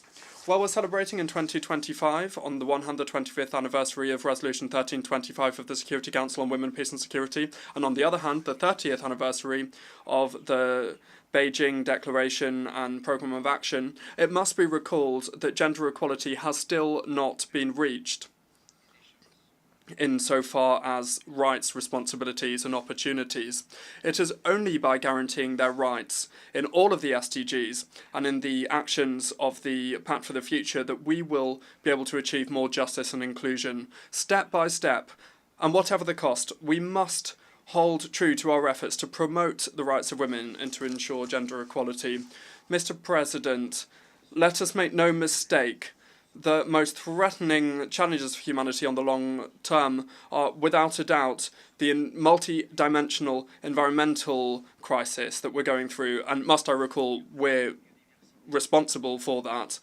Climate change, the erosion of biodiversity and ecosystems, as well as the huge amount of pollution that is affecting both the land and the ocean, the cradles of life, are turning upside down the daily lives of millions of people and causing considerable economic loss. We, in the face of this tragedy of the commons, we cannot show any doubt or dejection. We must be clear-headed when it comes to all of the things we must do, and we must be optimistic when it comes to the future. Indeed, we now have several international instruments, major ones, that must guide us when navigating this storm. We have the Paris Agreement, the Global Framework for Biodiversity of Kunming-Montreal, and the BBNJ Agreement, and I hope that a new international agreement will come about as well on plastic pollution in the world. These crises require coordinated response, and when we participate in the different international fora over the next few months, let us bear this in mind and engage in unified and concerted action. In Colombia, first of all, we have the COP16 of the UN Conference on Biodiversity, where we have high hopes to deal with the challenges, to implement the plan for biodiversity and to deliver our 2050 vision, living in harmony with nature. Finally, at the end of the year, at the COP29, we have the UNFCCC conference in Baku, and we will establish a new collective goal for climate financing for developing countries that should be up to the needs and be realistic and operational.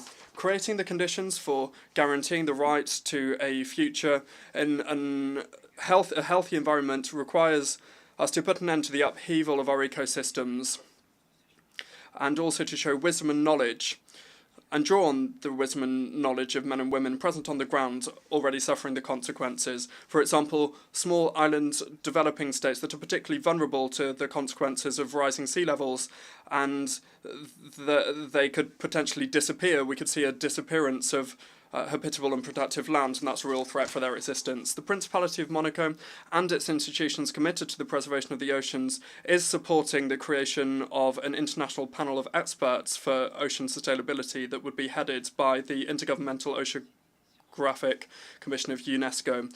In this regard, we call upon all states to ramp up the process to ratify the BBNJ agreement coming into force in 2025, which is an important year for the planet, with France hosting the 3rd UN conference on the oceans in Nice.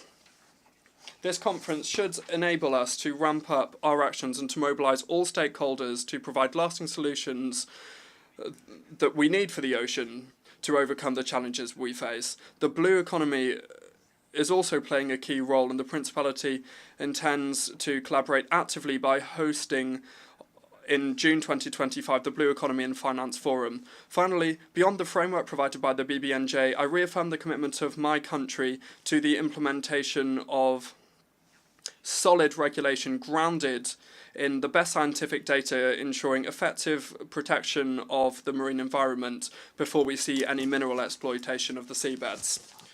Ultimately, these interconnected crises compel us to completely rethink our relationship with nature, which is essential for our survival and well-being.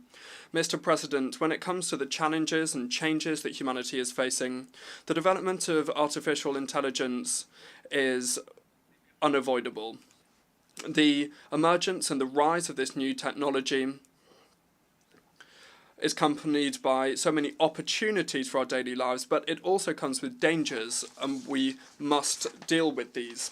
The Principality of Monaco is committed to seizing the possibilities provided by safe, secure, and trustworthy artificial intelligence systems for sustainable development.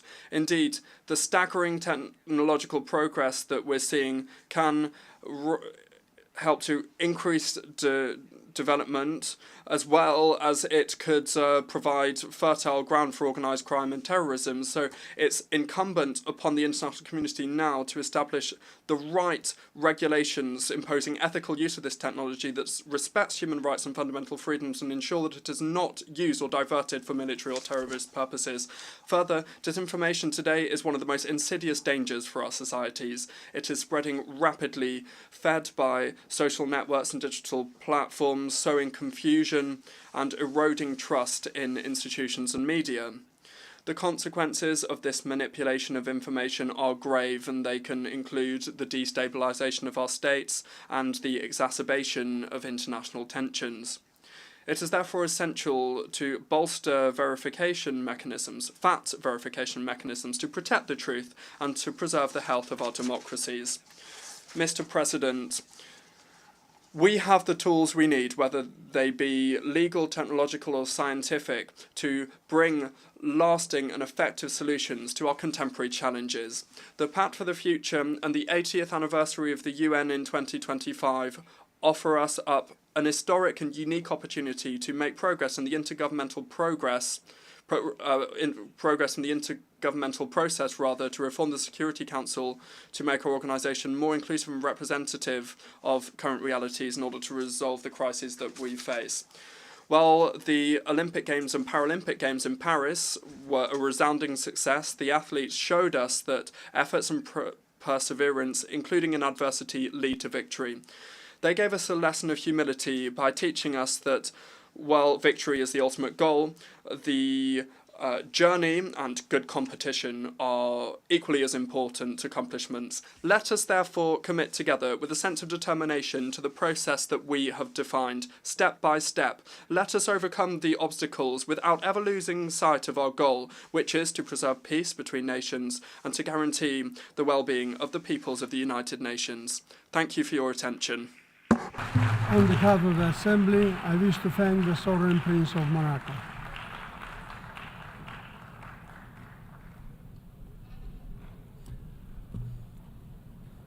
The Assembly will hear an address by His Excellency David Renbok Adeg, President and Head of State of the Republic of Nauru. I request the protocol to escort His Excellency and invite him to address the Assembly.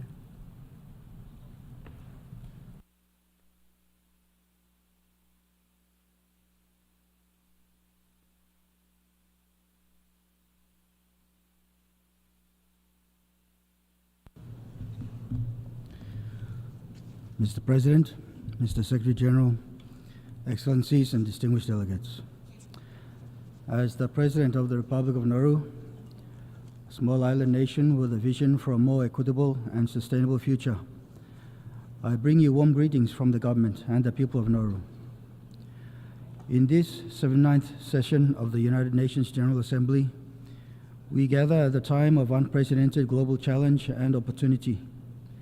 As we navigate the complexities of the 21st century, Nauru remains committed to the principles of sovereignty, self-determination, and international cooperation that have guided our collective progress since the UN's founding.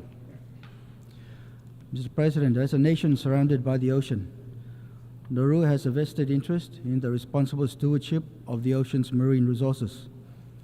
We have been at the forefront of international efforts to protect and sustainably use the ocean's resources, including developing and adopting the BBNJ agreement and exploring the wealth of the deep seabeds mineral resources in line with our objectives under the 2050 Blue Pacific Strategy. The greatest risk we face is not the potential environmental impacts of mineral recovery, but the risk of inaction. There is a risk of failing to seize the opportunity to transform to renewable energy and to decarbonize our planet. We cannot let fear and misinformation hold us back. Instead, we must use the knowledge we have gathered wisely to ensure that deep-sea mineral recovery, under the principle of the common heritage of mankind, does not compromise the integrity of our marine environment. This is not just an economic opportunity, it is an environmental imperative. We therefore call on the international community not to ignore the science and progress we have made. Instead, we urge you and the International Seabed Authority Council to work with us to establish and adopt robust regulations necessary for the conservation and sustainable use of marine resources.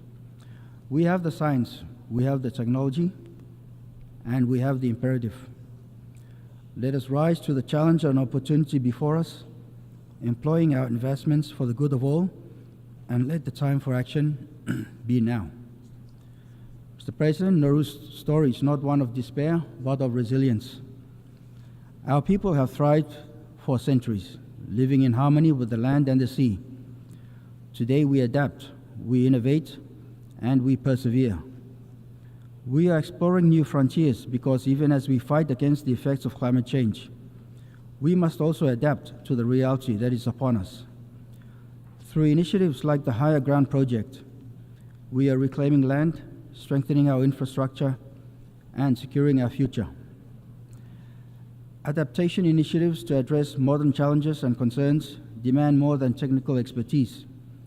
They require substantial financial resources, which is an ongoing struggle. When it comes to climate finance, we are too often relegated to the back of the queue. We must also address the critical issue of access to basic financial services. For nations like Nauru, equitable access to banking is not merely a convenience, it is a lifeline. Yet we face the growing threat of de-risking and the loss of correspondent banking relationships. This challenge transcends financial concerns. It strikes at the heart of our sovereignty and our dignity. Our nation's struggles cannot be measured by income alone. We are vulnerable in myriad ways, and the global financial system must evolve to reflect this complex reality. We are encouraged by the recent adoption of the Multidimensional Vulnerability Index, or the MVI, and we further call upon the World Bank, IMF, IFI, and MDBs to integrate the MVI into their frameworks. It is not just another statistic, it is a tool that provides a more accurate picture of our national circumstances, our strengths, our challenges, our potential. Mr. President, one of the most pressing issues of our time is the rising tensions between global powers. Nauru has long believed in the importance of maintaining good relations with all nations, great and small. We are friends to all and enemies to none, guided by our national motto, God's will first. Our restored diplomatic relations with the People's Republic of China are a testament that even the largest and the smallest of countries can find common ground and work towards mutual benefit. Nauru is proud of our strong and growing relationship with China, and I take this opportunity to further commend their recent agreements with Japan on the ocean discharge of Fukushima nuclear contaminated water. This historic accord represents a significant step towards addressing a pressing issue of global concern. Mr. President, as a staunch friend, we continue to call for an immediate and unconditional end to the decades-long embargo imposed on Cuba. As we know, conflicts and tensions persist across many regions of the world. In our, in our shared pursuit of progress and prosperity, it is crucial to acknowledge that conflict impedes growth and undermines community stability. Therefore, we must intensify our efforts to foster peace and development free from the shadow of conflict. Let us reaffirm our commitment to building bridges of understanding, nurturing empathy, and promoting reconciliation. We must understand that peace and development are not separate entities, but intertwined pillars of human progress. Peace creates an environment where individuals can thrive, communities flourish, and nations prosper. In the absence of conflict, societies can better allocate resources to education, healthcare, infrastructure, and sustainable economic growth, fostering the advancement of all people. Let's work together towards a future where everyone can live with dignity, harmony, and opportunity, leaving behind a legacy of peace for generations. By prioritizing conflict resolution, we pave the way for resilience, progress, and shared prosperity. We must focus on building bridges, not walls, and work towards a more integrated, connected world. Inclusivity and engagement are vital as we strive for full economic and financial participation, ensuring that no country, large or small, regardless of its development status, is left behind. This is a call for collective action, a call we must all heed for the sake of our shared future. The UN Security Council reform, long overdue, must reflect the geopolitical realities of the 21st century. It is evident that the current structure of the UN Security Council has been a subject of debate, with legitimate concerns about representation, effectiveness, and the ability to address contemporary security issues. The imperative for peaceful resolutions and pursuing lasting peace in conflict-affected regions further underscores the critical need for a reformed and strengthened UN Security Council. Let us be the leaders who bring about a new era of peace and reconciliation. In our pursuit against climate change, we continue to call on the UNSG to appoint a special representative on climate and security. We are pleased to endorse the call for a fossil fuel non-proliferation treaty, and we urge countries to back this initiative for a sustainable and equitable future. And we also eagerly await the advisory opinion of the International Court of Justice on climate change, and will closely follow and support the implementation of the Court's guidance in the pursuit of climate justice. Nauru is pleased to welcome the Pact of the Future's ambition, yet we are disappointed in the removal of Action 21. My delegation, alongside members from the Group of Friends on Climate and Security, advocated for its inclusion to address the security threats posed by the climate crisis. Removal of Action 21 was a non-negotiable issue, and despite our flexibility to compromise, it is vital to stress the gravity of our decision. Mr. President, before I conclude, I call on the following. To the developed nations, we say, recognize your historical responsibility for emissions and honor your obligations under the Paris Agreement. Provide the climate finance and technology transfer you have promised. Support our efforts to transition to renewable energy, to enhance our climate resilience, and to protect our biodiversity. And to those who seek to block our efforts in sourcing renewable energy resources, do not dismiss the potential of deep-sea minerals outright. Do not ignore the science and the progress we have made. Instead, work with us to establish the robust regulations necessary for responsible mining. In line with this year's theme, we must accelerate our efforts without delay, because the climate crisis will not wait for us to get our acts together. To our fellow developing nations, we extend our hand in solidarity. Let us share knowledge, resources, and solutions. Let us amplify our collective voice, for in unity there is strength. And to the United Nations, we call upon you to fulfill your founding promise. Be a bastion of multilateralism, the resolute champion of the vulnerable, and the bold catalyst for the transformative change our world so desperately needs. Mr. President, I conclude my remarks by reminding us that leaving no one behind is not a mere platitude. It is a moral imperative. It is a call to action, a reminder that our fates are intertwined, and the advancement of all hinges on the advancement of the least among us. This is the vision enshrined in the United Nations Charter, and this is the promise of the Sustainable Development Goals. Nauru may be small in size, but our resolve is immense. We will continue to fight for our homeland and our future generations. Let us act together with urgency, with ambition, and with the conviction that a better world is possible. May God bless the Republic of Nauru. May God bless the United Nations. Matubakar. I thank you. On behalf of the Assembly, I wish to thank the President and Head of State of the Republic of Nauru. We shall now continue for general debate.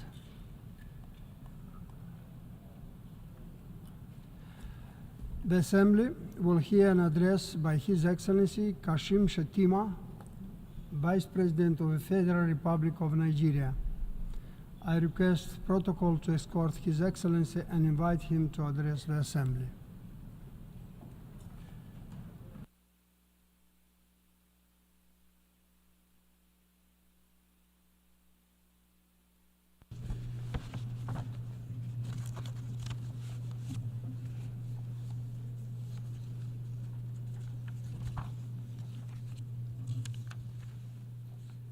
Mr. President,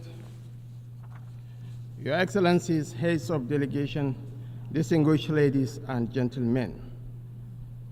Mr. President, as you assume the leadership of this august assembly, our world is confronted by profound moral questions that will require more than the habitual remarks from this elevated podium to resolve. These are questions about the ultimate purpose of our organization, the United Nations itself, and how it can remain relevant and resilient. It is with this sentiment that I convey to you the warm and fraternal greetings of my countrymen and women, and to congratulate you on your assumption of the presidency of this assembly. Let me assure you of the full cooperation of my delegation in discharging your onerous responsibilities during your tenure. In the same vein, I wish to extend my appreciation to your predecessor, His Excellency Dennis Francis, for the many remarkable achievements recorded during his stewardship. It gives me particular pleasure to commend His Excellency Antonio Guterres, the Secretary General of the United Nations, for his commitment to the cause of peace and development and the democratization of the United Nations to reflect the need to correct the historic injustice that has been done to Africa. I am also delighted to note the steadfast support given to the Secretary General by our own sister and compatriot, Amina Mohammed, Deputy Secretary General, while sharing the burden of leadership and responsibility in leading a complex organization like the United Nations. Mr. President, the theme of this year's General Assembly leaves us in no doubt that there is still work to be done to bridge the gap between the aspirations and the realities confronting our world today. It also underscores the need to remind ourselves that the United Nations stands for inclusiveness, anchored on the tripod of peace, sustainable development, and human rights. Today, these pillars of our organization are threatened. They risk being broken by the relentless pursuit of individual national priorities rather than the collective needs of the nations that are assembled here today. While commitment to multilateralism offers us the surest guarantee of global action to address the existential challenges we face, singularity and nationalism are undermining the aspirations towards a peaceful and collective resolution of such challenges. From last year's summit, and indeed from previous years, we have carried over the numerous challenges of terrorism, armed conflict, inequality, poverty, racial discrimination, human rights abuses, food crisis, hunger, irregular migration, piracy, global pandemics, hyperinflation, nuclear proliferation, grinding debt burden, climate change, and a host of other vexations. The continued manifestations of these challenges testifies to our failings rather than to any lofty achievements on our part. Billions of dollars are being committed to the prosecution of wars and the panning of the embers of conflict. Yet, we always recoil from bringing out the resources we need to build peace and to deliver life's necessities to people. The question of governance is at the heart of our problems and also the solution to them. We recognize this in Nigeria when on 12th June this year, we celebrated a quarter of a century of unbroken democratic rule.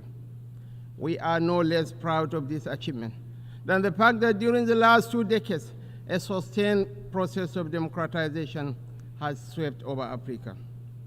However, the return of unconstitutional changes of government and forceful military takeovers in some countries of the Sahel underscore the fragility of democracy when it is not backed by economic development and sustained peace and security. It is this fragility, rather than the milestone that democratic governance has achieved in Africa, that should matter most in our deliberations at this and other high-level segments of the 79th session of the General Assembly. While we abhor all possible changes of government, we can also recognize the impatience in cities and villages as a sometimes slow and grinding turn of the wheel of democracy. Our people need employment. They need decent livelihoods. They desire good and affordable education and health care for their children and families. They need to live in healthy, safe, and secure environments. They need hope, and they need opportunity. They desire to live in peace and tranquility, to pursue whatever gives them happiness and contentment. When governments fail to deliver, the people are bound to question the utility of democracy and other ideals like rule of law. The global debt burden undermines the capacity of countries and governments to meet the needs of their citizens. Creeping trade barriers and protectionist policies are destroying the hopes for prosperity of peoples and nations. Unbridled competition, rather than cooperation, is discouraging incentives driving away investments. Above all, insecurity is driving people into unprecedented hardship and misery that in turn affect the people's confidence in democracy. It is the duty of the international community to bring back confidence in democratic rule and constitutional order by paying more attention to the needs and aspirations of the people, rather than paying lip service to human rights, sustainable development, and peace. We need the sustenance of democracy, not just the form. We cannot build durable societies with the threats of terrorism, banditry, and insurgency growing in our countries and regions. Indeed, violent extremism remains an existential threat to both national and international peace, security, and development. We are making concerted efforts to contain and roll back this threat. The high-level African counter-terrorism meeting hosted by Nigeria in April 2024 and its outcome, the Abuja Declaration, promises to provide solutions to the challenges presented by terrorists and insurgents. Your Excellencies, distinguished ladies and gentlemen, climate change is a driver of insecurity, which also poses a veritable challenge to sustainable development. A few weeks ago, large areas of my country were inundated by seasonal flood waters, including one of our largest cities, Maiduguri, in the northeast. Other parts of Nigeria also experienced similar tragedies, occasioning the loss of lives and property. We need not remind ourselves to remain faithful to the implementation of the commitments that we all gave voluntarily at the various COP meetings. Failure to do so is merely to postpone the inevitable. No country is immune from the effects of climate change. It is better that we cooperate and collaborate to meet this ever-increasing challenge, rather than remaining in our shells, waiting for the inevitable to happen. A common challenge requires a common solution. Nigeria stands ready to meet our obligations in terms of mitigation and adaptation measures nationally and regionally, with the active participation of other countries and international partners.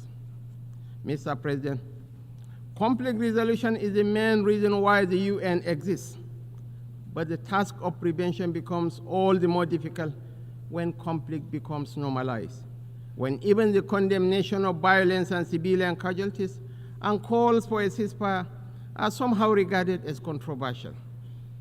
As we emphasize at the Abuja high-level ministerial meeting, we must renew our focus on conflict prevention. Indeed, Addressing the root causes of conflicts is often the first step towards providing long-term solutions.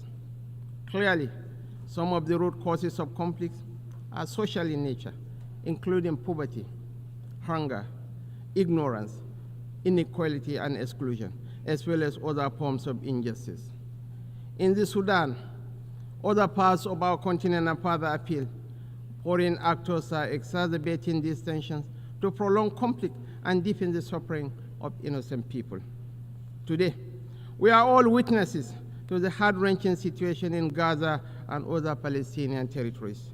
We cannot discuss war and peace, conflicts and resolution, or humanitarian imperatives today without reflecting on the Israeli-Palestinian conflict that has been raging since 7th August last year. Of course, the conflict predates this period and has been simmering for a better part of half a century. What it tells us is that the international community has failed to live up to the spirit and aspirations of the United Nations to rid the world of inequality, violence, and domination of one people by another. Justice is antithetical to revenge. Freedom is an inalienable right and a natural entitlement that cannot be denied to any people. The Palestinian people deserve their independence. They deserve to have a home of their own in territories already recognized by this very assembly and by international law, which is being routinely ignored. Nigeria continues to urge efforts to bring back on track the two-state solution that offers the prospect for a new beginning for the region. Nigeria reaffirms to supporting United Nations peacekeeping operations. We recognize the need for Africa to build strong and professional armies to meet the multiple challenges we face. Consequently, we reiterate the call for international support to operationalize the African Standby Force, in addition to the provision of requisite support and resources to ensure the upgrade, take-up, and effectiveness of a center of excellence on issues of counterterrorism in Africa. Mr. President, reform of the Security Council is critical if the UN is to strengthen its relevance and credibility in our rapidly changing world. Some permanent members of the United Nations Security Council have offered encouraging, if tentative, indications of support on the issue of reform of the Council. We welcome the change in tone and urge an acceleration in momentum to the process. The Security Council should be expanded in the permanent and non-permanent member categories to reflect the diversity and plurality of the world. We fully support the efforts of the Secretary General Guterres in this regard. Africa must be accorded the respect that it deserves in the Security Council. Our continent deserves a place in the permanent members category of the Security Council with the same rights and responsibilities as other permanent members. Mr. President, your assumption of the stewardship of the General Assembly presupposes that you will be seized with the progress of the implementation of the UN Sustainable Development Goals. We note that most developing countries are significantly lagging behind in the achievement of these goals, largely due to a lack of resources available to finance their implementation and the burden of unsustainable external debt. It is our expectation that the adoption of the Pact of the Future for the future will change the narrative, reposition economies, and translate into concrete measures that provide solutions to the challenges faced by developing and least developed countries. This is particularly significant in our region and the Sahel, where human development indices are low and depressing. It is for this reason that we reiterate the call by countries, especially of the Global South, for reform of the international financial architecture and promotion of a rules-based, non-discriminatory, open, fair, inclusive, equitable, and transparent multilateral trading system. We are aware of the debilitating impacts of corruption on global prosperity and national progress. Process of corruption and illicit financial flows constitute a huge chunk of resources needed for sustainable development. The recovery and return of such funds to states of origin is a fundamental principle of the United Nations Convention Against Corruption. Therefore, the international community must promote practical measures to strengthen international cooperation to recover and return stolen assets and to eradicate safe havens that facilitate illicit flows of funds from developing countries to the developed economies. There is also the urgent need to promote fair and inclusive tax regimes in the world. Nigeria helped introduce the resolution on promotion of inclusive and effective international tax cooperation at the UN. We acknowledge the progress made in the adoption of the terms of reference of the UN Framework Convention on Tax Cooperation. We should deepen this initiative and work towards a UN Framework Convention on Tax Cooperation. Similarly, we must ensure that any reform of the international financial system includes comprehensive debt relief measures to enable sustainable financing for development. Countries of the Global South cannot make meaningful economic progress without special concessions and a review of their current debt burden. The present administration pays due regard to the imperatives of creating a conducive national environment for investment and the ease of doing business. Last year, President Bola Ahmed Tinubu signed 4 executive orders to curb double taxation. The government also established the Presidential Task Force on review of fiscal policy and tax reform. These measures are geared towards not only boosting investor confidence in Nigeria, but also to ensure investors make reasonable profit from their investments. Mr. President, Your Excellencies, distinguished ladies and gentlemen, while the world is transitioning into the 4th industrial revolution, Africa remains energy deficient. The push for the accelerated implementation of SDG 7, affordable and clean energy, therefore, must take into account Africa's precarious situation. Nigeria believes that natural gas remains central to the search for solutions to the energy challenges that Africa and the international community face. Access to affordable, reliable, cleaner sources of energy is more than an environmental or developmental issue. It is a key factor in social peace and international security. Mr. President, Nigeria remains unwavering in its commitment to SDG 13, climate action, including the net zero ambition and transition from fossil fuel energy to clean energy. As a demonstration of this commitment, the government established the Presidential Committee on Climate Action and Green Economy Solutions and appointed a special presidential envoy on climate action. We will redouble our efforts to address the challenges posed by climate change, including the urgent need to transition from fossil fuel energy. Yet, such commitments must be juxtaposed with the principle of common but differentiated responsibilities and the relevant provisions of the Paris Climate Agreement back in 2015. The Paris Agreement provided for developed countries to take the lead in the quest to achieve net zero and to offer support, including finance, to developing countries for the actualization of the climate change goal. Worthy of note is the loss and damage funding for vulnerable countries secured at COP27 in Egypt and expanded in COP28 in the United Arab Emirates. It is our expectation that this year's 79th session of the UN General Assembly and the upcoming COP29 in Azerbaijan this November will go a step further by providing developing countries, especially African countries, with access to the loss and damage funds, including the $100 billion pledged by developed countries to mitigate the negative impacts of climate change.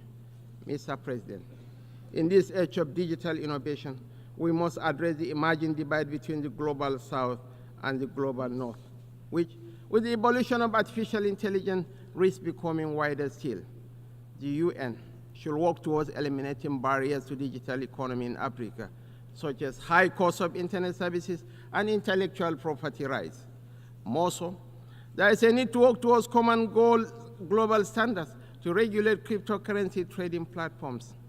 This is the most effective way to provide confidence in these markets and limit the potential for instability. Our own experience in Nigeria, as in other countries, shows that new technologies, when not properly regulated, can facilitate organized crime, violent extremism, and human trafficking. In our own case, the trading of cryptocurrency help fuel speculation and undermine macroeconomic reforms. Separately, we have also witnessed in rich and poor countries alike the corrosive impact of unfiltered hate speech and fake news across social media. There is much more that we could and should do together to strengthen those guardrails that will help release the most progressive elements of the new technologies shaping our world and curb those more destructive tendencies. Mr. President, we are particularly mindful of the imperatives of achieving the advancement of youth and women as a factor in national development, peace, and security. Nigeria has developed its own national action plan on women and security, as well as a national action plan on youth, peace, and security to ensure the participation of both women and youth in the peace and security sector. The Summit of the Future cannot be deemed successful without setting clear, ambitious, and achievable developmental goals to address the various challenges facing our youth. In line with this aspiration, the Nigerian government will continue to invest in Nigerian youth through initiatives like the revitalization of the National Youth Investment Fund for 2024, focused on youth employment and entrepreneurship. Mr. President, as much as the global family still grapples with the crippling consequences of the COVID-19 pandemic, the greatest lesson that we have learned is never again to take any health situation with levity. In line with SDG 3, we must continue to work together to ensure the good health and well-being of all. There is no disease that should be relegated to the background due to some passive classification of their seriousness or importance. Mr. President, migration is a complex and polarizing issue that impacts on rich and poor countries alike. Nigeria is a country of origin, transit, and destination. We are a major stakeholder in the global migration dynamic and understand the challenges and benefits it brings. Accordingly, I wish to reiterate our support for the Global Compact for Safe, Orderly, and Regular Migration, GCM. The GCM, which all of us should continue to support, represents our collective efforts at providing major safeguards for the treatment of migrants. Mr. President, I will conclude by reaffirming Nigeria's steadfast commitment to the deepening of multilateralism. Just as we did 65 years ago on this podium when we joined the United Nations as the 99th member state, we remain committed to that desire to remain friendly with all nations and participate actively in the works of the United Nations, as expressed by our founding Prime Minister, Sir Abubakar Tafawa Balewa. It is my hope that our deliberations this year will result in solutions that will address our collective challenges and accelerate the attainment of the Sustainable Development Goals, as well as the advancement of peace and human dignity for the sake of present and future generations. I thank you all. On behalf of the Assembly, I wish to thank the Vice President of the Federal Republic of Nigeria.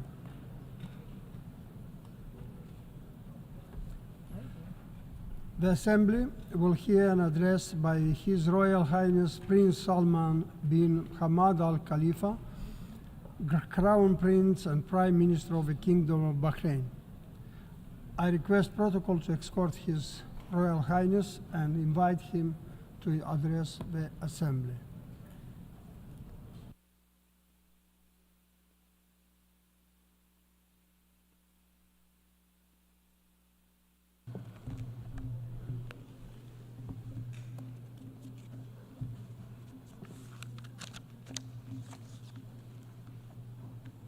Bismillah ar-Rahman ar-Rahim. In the name of God, most compassionate, most merciful. And Excellencies, Your Excellency, Mr. President of the General Assembly, Your Excellency, Secretary General Guterres, It is my honor to be here today and to convey to you the greetings and best wishes of His Majesty King Hamad bin Isa Al Khalifa. And I would like to begin by offering my congratulations to you, Mr. President, on your election as President of the 79th session of the General Assembly. I wish you every success in guiding this important work. I also extend my deep appreciation to His Excellency the Secretary General for his tireless efforts in advancing the noble objectives of this organization across the globe. Mr. President, 8 decades ago, at the dawn of the nuclear age, humanity found itself engulfed in a devastating war, fraught with peril and uncertainty. The world was in desperate need of order and a system of accountability and governance. The United Nations was created to become a pillar of stability, a vital institution the world relied on to prevent unspeakable atrocities from ever happening again.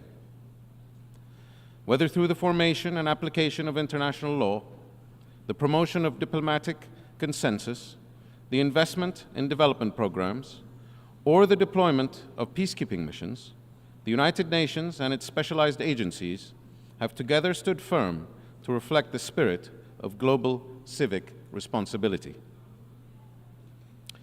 The number of world leaders participating in this year's General Assembly is a testament to that enduring spirit.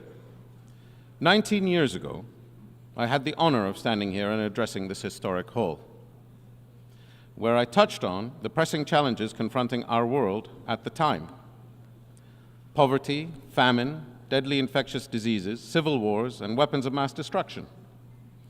These global challenges not only persist, but have intensified. We find ourselves in a far more dangerous and unpredictable time due to major tectonic shifts in the global geopolitical order. In addition, revolutionary new technologies have emerged that will fundamentally reshape the world as we know it. Environmental and health challenges that know no borders have also multiplied and grown in complexity, requiring us all to work together regardless of our differences. Mr. President, the very systems designed to uphold the international order are under strain. 80 years after its formation, as the threats and challenges we collectively face evolve, this important institution, which our global community relies on to safeguard the international rules-based order, must evolve as well. Today, we support the calls for reform of the United Nations to ensure that it reflects current geopolitical realities so that it is equipped to continue carrying out its important global mandate for decades to come. This reform should be holistic, consensus-driven, and encompass all the decision-making bodies of the United Nations, including the UN Security Council. The peace dividend that followed the end of the Cold War is now a distant memory. Today, we stand on the precipice of a new era with new challenges, and we must recommit to peace as the bedrock on which we build collective prosperity and enduring hope for all. For as we all know, it is far easier to destroy than it is to build. Today, we see governments disregarding the established rules-based order as they pursue policies rooted exclusively in self-interest. We see a preference for brinksmanship and the use of questionably legal force to resolve disputes. We see the rise of radicalism, extremism, and rogue non-state actors sowing chaos and discord. In Gaza, we see Palestinians living through an unprecedented humanitarian disaster, with over 40,000 people killed, many of them women and children. The protection of innocent life is enshrined in international law and a moral and religious responsibility. It is clear what is required is the implementation of an immediate ceasefire, the release of all hostages, and the adoption of an irrevocable path to the creation of a viable, independent Palestinian state. And it must happen now. This will achieve a comprehensive and lasting peace, deliver the security and prosperity to all nations in our region, and prevent the spread of a wider regional conflict.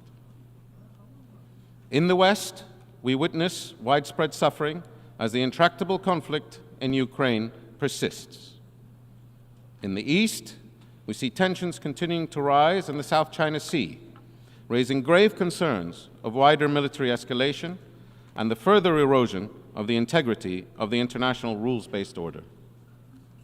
The tolls of these conflicts are borne by humanity, by families, by communities, and by our future generations. These conflicts undermine growth, stifle opportunity, and endanger the hopes we hold for our children. Mr. President, the Kingdom of Bahrain has long been a vocal advocate of pluralism and multiculturalism. It's who we are. In August of this year, and in line with His Majesty King Hamad's vision that mutual respect for our shared humanity is essential for sustaining global harmony, Bahrain launched the King Hamad Award for Peaceful Coexistence. His Majesty the King has also called on the international community to convene an international peace conference on the Middle East.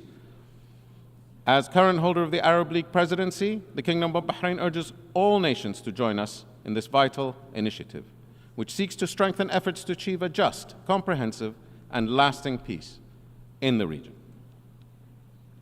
Diplomacy and dialogue must prevail. Indiscriminate violence, conflict, and fragmentation will only drive us further from this noble goal.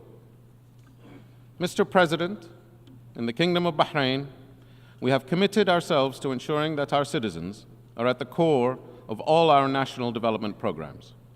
We have worked tirelessly to ensure that they are equipped with the skills necessary to deliver prosperity and growth to themselves and their community. As we look to the future, we will spare no effort to provide our citizens with opportunities to connect with the wider world, to compete, innovate, and succeed. We prioritize the issues that unite us all: housing, healthcare, education, and delivering jobs and prosperity. We focused our government ministries and agencies on a set of priorities, reached out to the private sector, civil society, and wove together a spirit of one team focused on delivering those programs.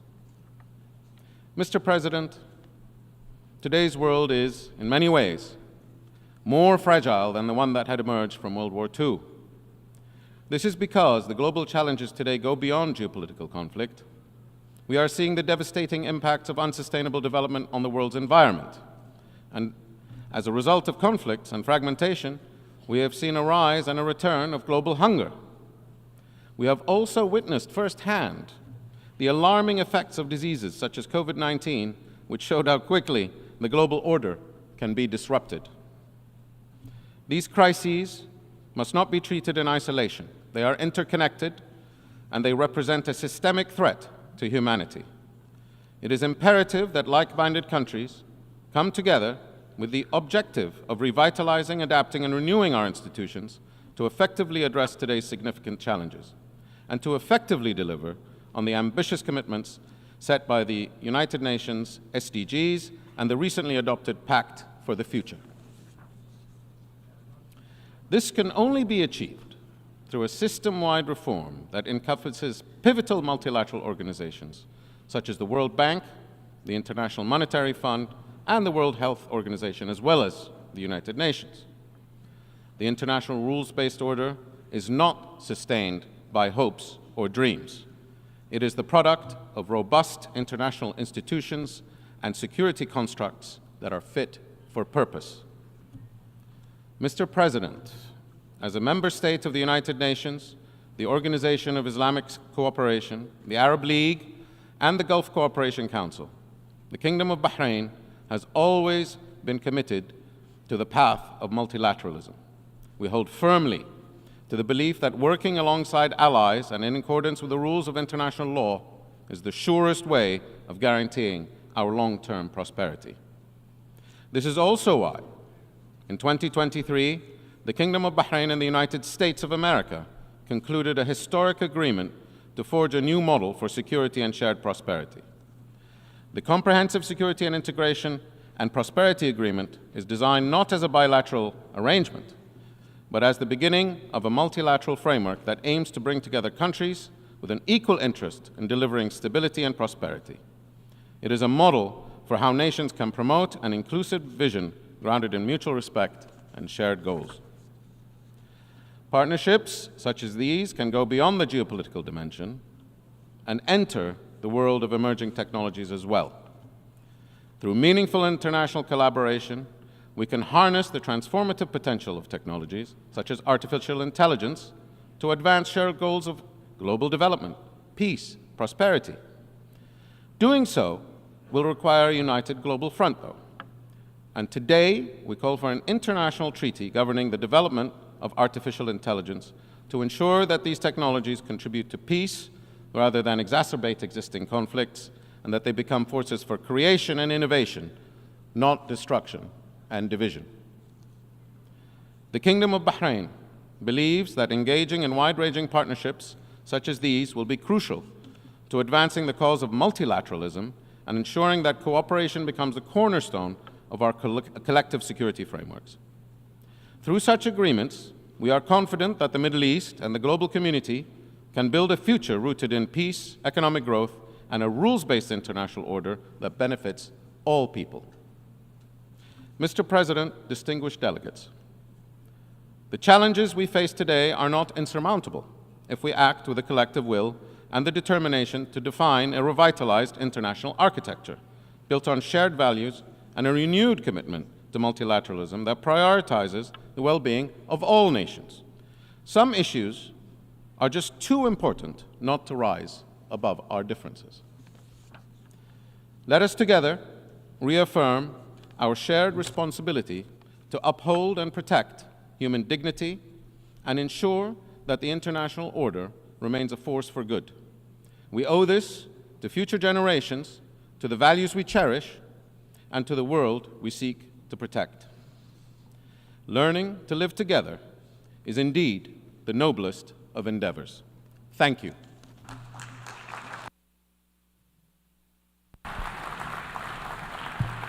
On behalf of the Assembly, I wish to thank the Crown Prince and Prime Minister of the Kingdom of Bahrain.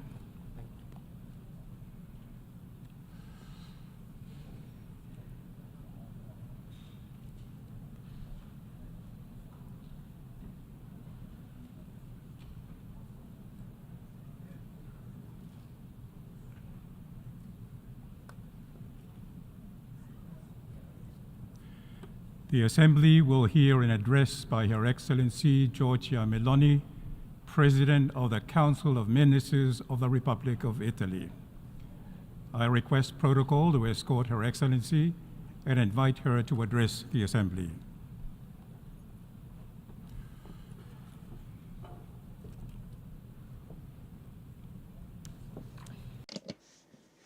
Mr. President, Mr. Secretary General, fellow delegates, ladies and gentlemen. The times we are living are very complex, and the common characteristics of the challenges of these times force us to think about things in a completely different way. The wound caused to the international framework founded on rules from the war of aggression of Russia on Ukraine is indeed having destabilizing effects well beyond the borders within which it is unfolding. And like a domino, it is contributing to reigniting or causing to explode other flashpoints of crisis. Democratic political systems are facing unprecedented dangers. Geoeconomic fragmentation is growing, bearing down consequences we must all deal with, especially the more fragile nations. The path toward a reduction in environmental emissions is at a crossroad in between ideological approaches and scarce solidarity, especially from the major emitters of greenhouse gases. The scarcity of water and energy have an ever deeper impact on development, on food security, and the social stability of entire communities. The instrumental use of religious faith has become a source of tensions or worse, of persecution. There are hundreds of millions of people throughout the world that suffer due to their profession of faith. And at the top, as victims, there are Christians. We are witnessing the groundbreaking advent of generative artificial intelligence, a revolution that brings us to ask questions we could never imagine, although I'm not certain it is correct to call it intelligence, because the intelligent being is the one who asks the questions, not the one to give answers through data processing. Either way, it's a technology that, unlike all the innovations we've seen through the course of history, sets a blueprint for a world in which progress is no longer meant to optimize human capacities, but to replace them, with consequences that risk being dramatic, especially in the labor market, verticalizing and concentrating wealth even more. It is not by chance that Italy wanted this to be at the top of its agenda of its G7 presidency, because we want to do our part in defining a global governance for artificial intelligence capable of reconciling innovation, rights, labor, intellectual property, freedom of expression, democracy. This complexity, compounded by profoundly interconnected challenges, tells us first and foremost one thing: the problems of the global South are also the problems of the global North, and vice versa. There are no longer homogeneous blocks, and the interdependence of our destinies is a fact. For this reason, we are called to think differently from the past. The challenge is to make a firm paradigm shift in our relations among nations and in the functioning of multilateral organisms. The goal is to build a model of cooperation that is completely new. I personally believe that this new model can and must be based on a few, unfortunately not granted, principles, that is, mutual respect, fellowship, and concreteness. It means to have a rapport with one another on an equal footing, to recover that ability to listen to others, to understand their thinking, which is the basis for any form of mutual trust.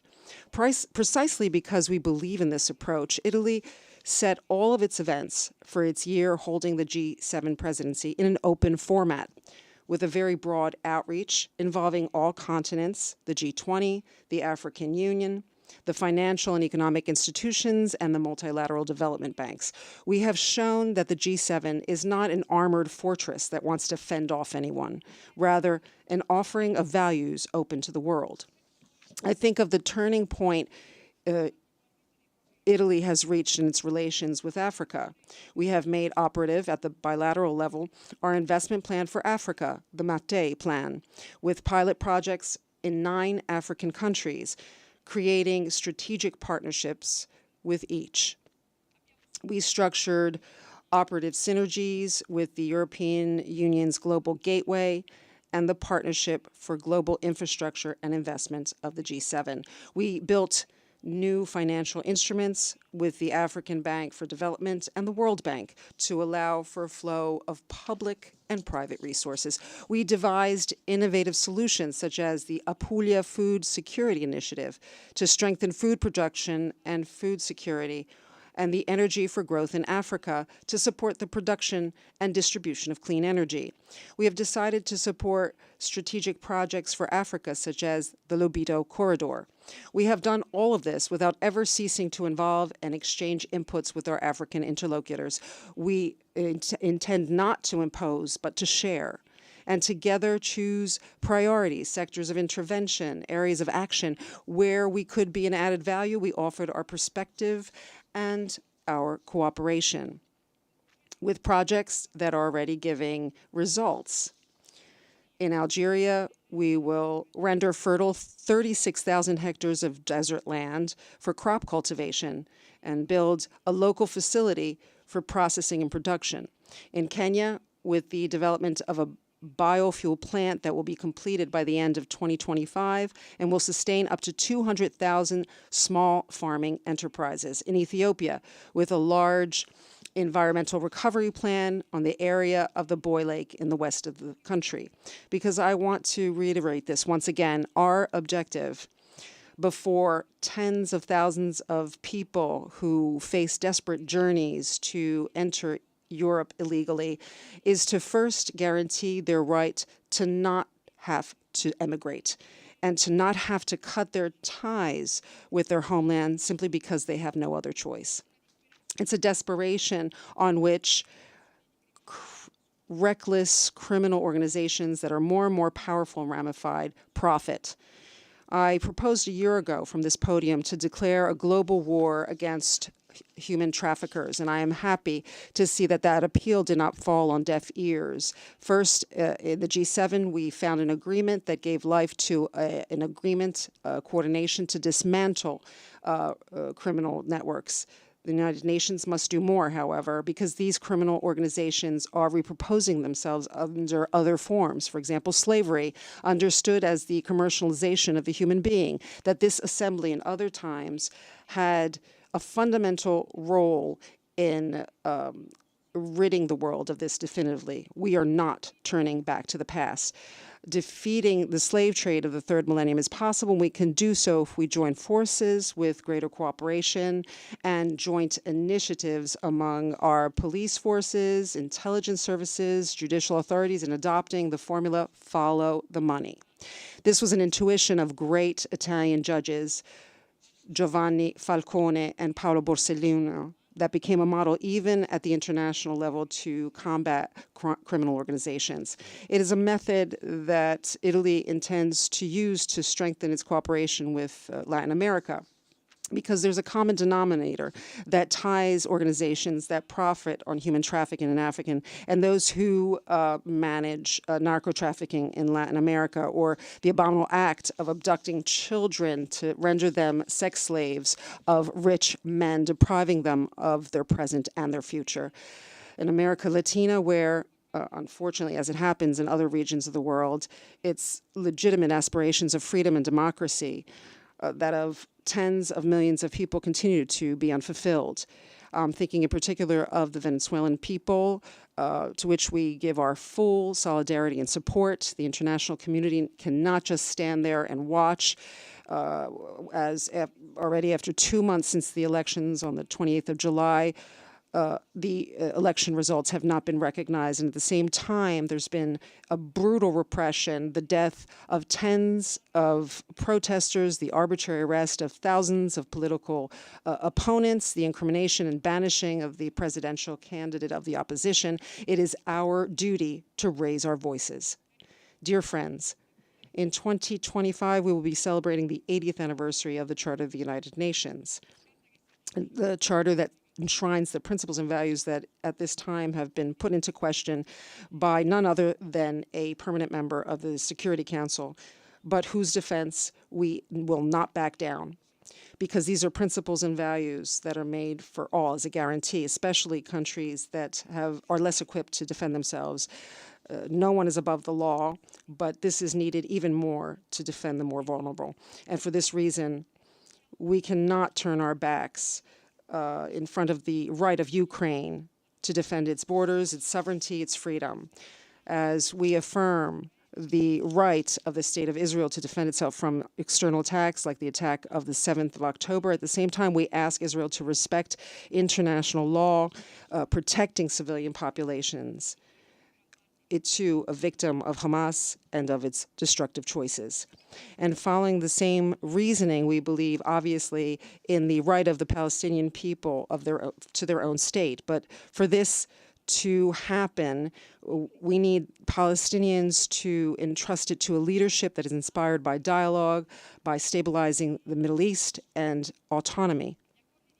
The Abraham Accords have shown the possibility of an advantageous coexistence and cooperation on the basis of mutual recognition. If this is the basis on which we all have to work, and it is, today the imperative is to reach without further delay a ceasefire in Gaza and the immediate release of Israeli hostages. We cannot witness any longer tragedies like we've seen in these days in the south and east of Lebanon with the involvement of helpless civilians, many of which children.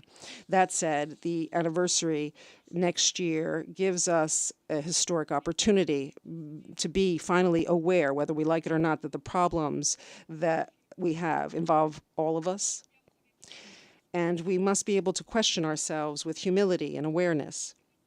And this imposes also a serious reflection about multilateralism, on the capacity of international organizations to be up to task in this era to the challenges that we're facing. I'm talking about the United Nations and its capacity to reform, starting with what is useful and necessary and not from what is easier. Italy firmly believes that whatever reform of the architecture and the functioning of the United Nations, starting with the Security Council, cannot go without considering the principles of equality, democracy, and representativeness. It would be a mistake to create new hierarchies with new permanent seats.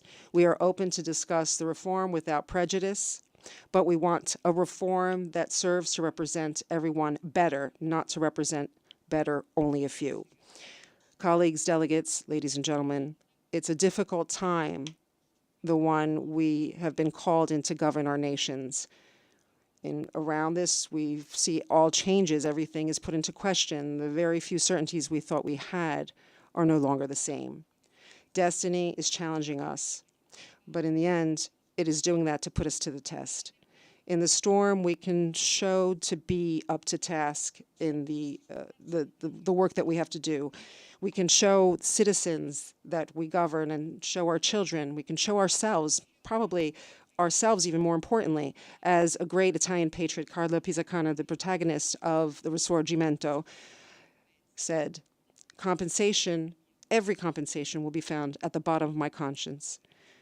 We have to face problems instead of push them and kicking the can down, to look at what is important, what is useful. This is our duty. It's hard.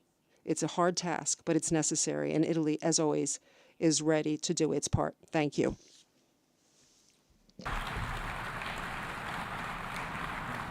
On behalf of the Assembly, I wish to thank the President of the Council of Ministers of the Republic of Italy.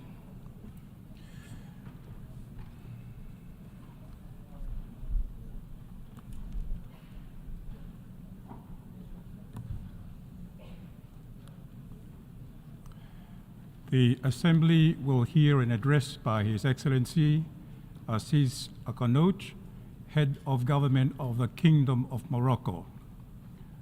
I request protocol to escort His Excellency and invite him to address the Assembly.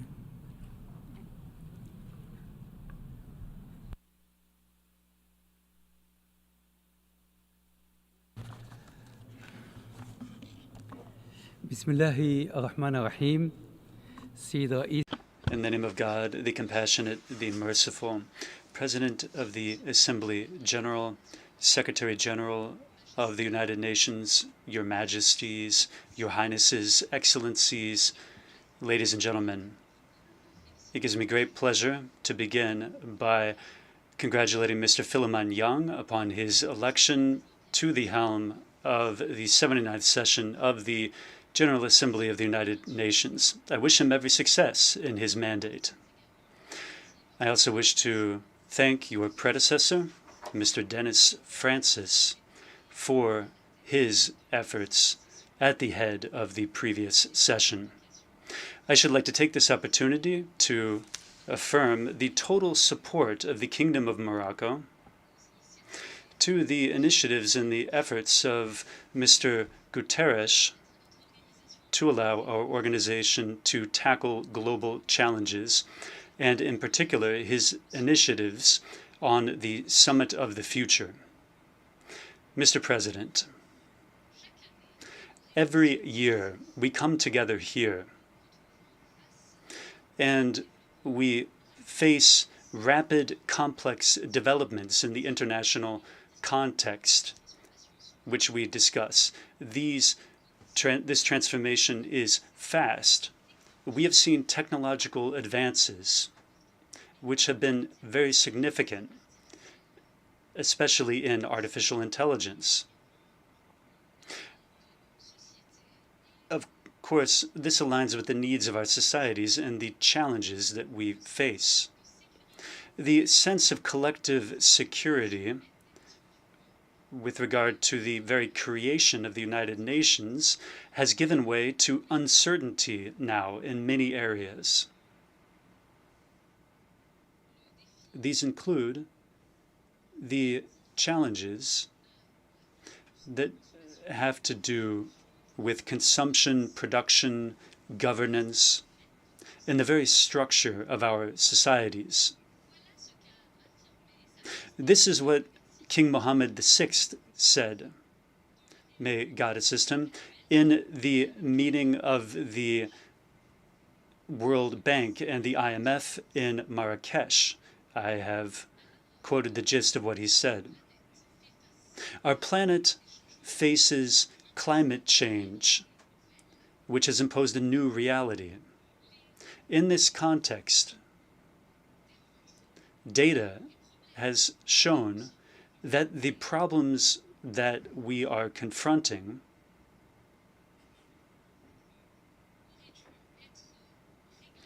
should be overcome through multilateral organizations.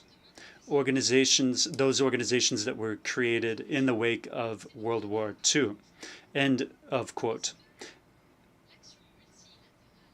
What we're asking ourselves today is, has multilateralism run up against its limit today?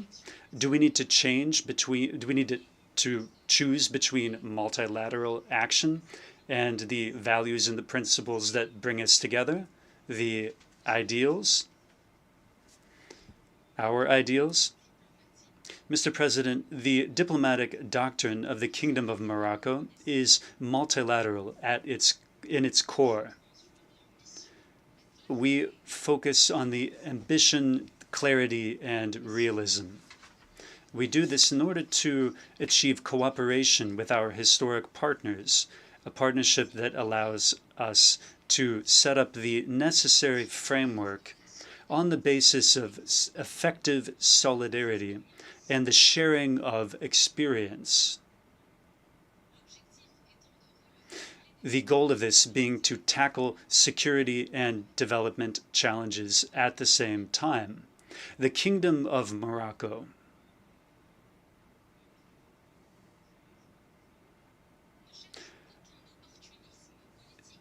does not look for any short-term political opportunism. However,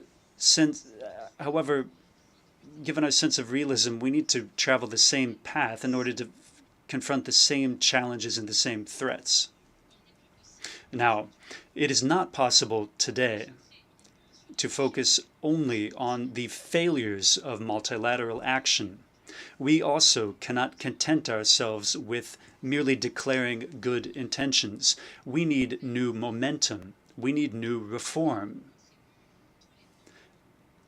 to which all segments, all strata of society, including women and young people, can contribute. In the wake of the Summit of the Future, we need to bring on board all of these groups.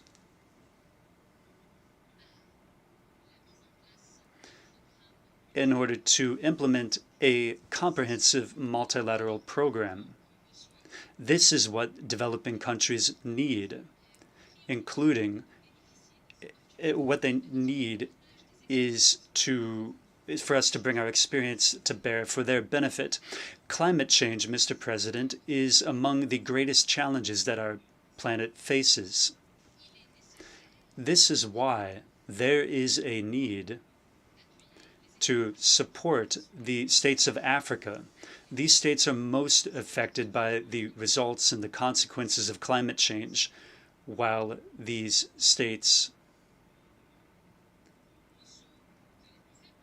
are very minor contributors to pollution, which causes climate change. We also need to be aware of the problem of debt. We need to take into consideration the constraints imposed on African states when it comes to climate change adaptation.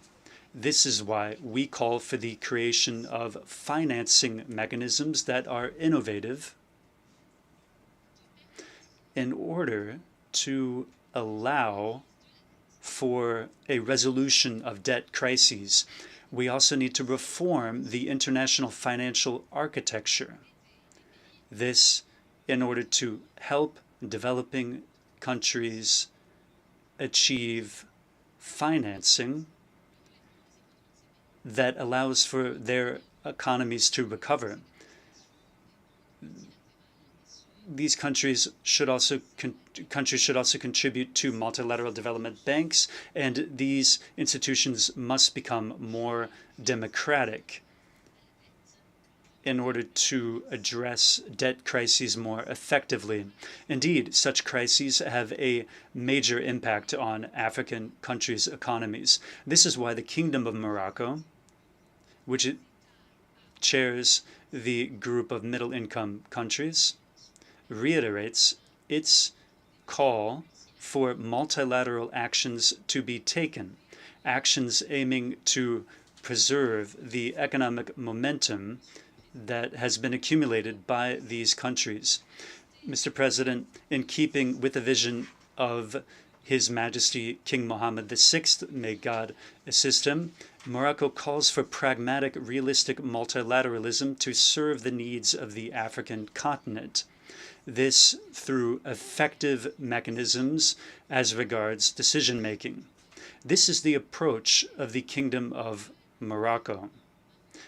And this is why the government of Morocco has applied this approach in various areas. These areas include climate change and combating terrorism, inter alia. We work to implement social justice through structural workshops,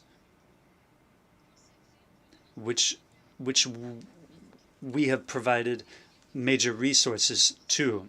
Millions of people can benefit from direct social aid through this push.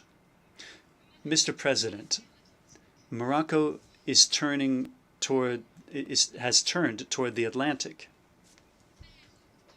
This is why we want to make the Sahel region an economically integrated area, a truly continental region. This is why King Mohammed VI, may God assist him, has worked to bolster collaboration between African countries through the Atlantic Initiative for the Sahel.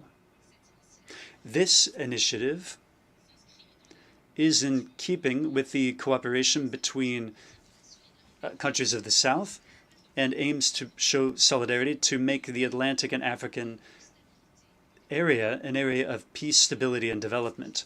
Furthermore, His Majesty launched an ambitious initiative, an initiative that aims to facilitate the access of Sahel countries to the Atlantic, buoyed by the conviction that these countries have the right to participate in the global economy. This initiative is a pillar for development, peace, and prosperity in this part of the African continent. Furthermore, building on this same solidarity, we have worked to create an agreement linking Nigeria and Morocco in order to ensure regional economic integration, to promote the development of the Atlantic coast with 13 African states. The wisdom of our leaders and innovation that has been shown by our young people has allowed us to move forward, and we need further international solidarity in order to tackle all the challenges that we face. The Kingdom of Morocco is staunchly committed to the peaceful resolution of conflicts. We have thus been working in order to achieve a peaceful solution to the issue of Moroccan Sahara, and this on the basis of the Morocco Autonomy Initiative in the context of Moroccan sovereignty, which will allow for the development of this region. Indeed, we will continue, and we've seen the support from many countries to this autonomy plan. That sends a clear message to the states and to the United Nations. Indeed, it is time to act. It is time to put in place a political solution on this basis through the various roundtables that have been organized and in keeping with the relevant resolutions of the Security Council as well. We support the efforts of the Secretary General of the United Nations and those of his special envoy to relaunch the political roundtables with the participation of the 4 parties concerned in order to achieve a realistic, sustainable political solution based on consensus and based on the relevant Security Council resolution. His Majesty King Mohammed VI, may God assist him, has told the Secretary General that there can be no political process outside of these roundtables. The parameters of these roundtables have been set out by the United Nations with comprehensive participation by Algeria as well. No solution other than this Morocco autonomy plan can happen. No political process without a ceasefire of the armed militias is possible. This was recalled by the members of the Security Council as well.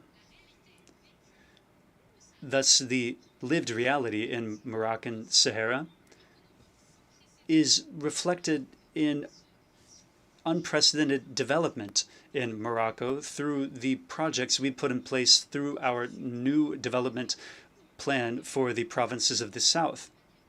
This region has benefited from comprehensive assistance through people that are democratically elected through local councils at all levels and at all areas of political decision making. So this has contributed to the political, social, and economic life of Morocco. This shows the territorial integrity of Moroccan Sahara and the fact that it belongs to Morocco. Mr. President, His Majesty King Mohammed VI, may God assist him, during his statement at the 25th anniversary of his accession to the throne, recalled the tragedy lived by the Palestinian people, which is a brotherly people. So we join various other Muslim and Arab countries in expressing our extreme concern at the serious situation that is affecting the occupied Palestinian territory. Since the end of 2023, millions of civilians, millions of victims, mainly civilians, women and children, have fallen victim to this aggression against Gaza, which is a blatant violation of international law and of all human values. His Majesty King Mohammed VI called for setting aside the logic of crisis management to arrange for a sustainable solution that can put an end to the war in Gaza. This is an absolute priority. At the same time, we need a new political horizon, a horizon that allows us to reach a fair, lasting peace in the region. Second, the negotiation of a peace process between the Palestinian parties and the Israeli parties requires combating the extremist tendencies on both sides. Thirdly, the stability of the region is linked with the two-state solution. In the context of this solution, Gaza must be an integral part of Palestinian territory, a Palestinian state that must have East Jerusalem as its capital. In this regard, His Majesty King Mohammed VI, as a chair of the Al-Quds Committee in the Islamic Organization for Cooperation, called for the delivery of food and medical aid to our brothers in Gaza. The Kingdom of Morocco expresses its profound concern as regards the recent developments in the Middle East. Indeed, this situation is unprecedented, and it is leading toward an extension of the regime, which could lead to consequences that are difficult to anticipate. His Majesty King Mohammed VI clarified that the lack of a political horizon in the context of the Palestinian question is one of the most major factors in the resolution of this conflict in the Middle East. His Majesty has repeatedly warned that there could be serious consequences due to this lack of a political horizon. And he said that this could bring about a genuine tragedy, which could have serious consequences for peace and stability in the Middle East.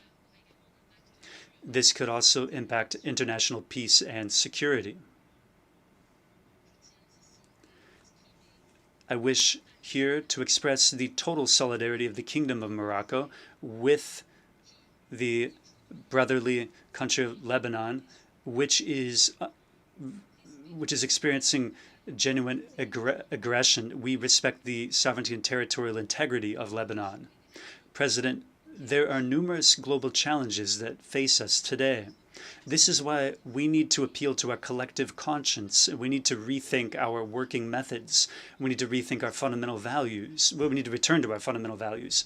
Indeed, the United Nations has collective responsibility, which should encourage us to return to our values of humanity, the humanity that underpinned the very inception of this organization.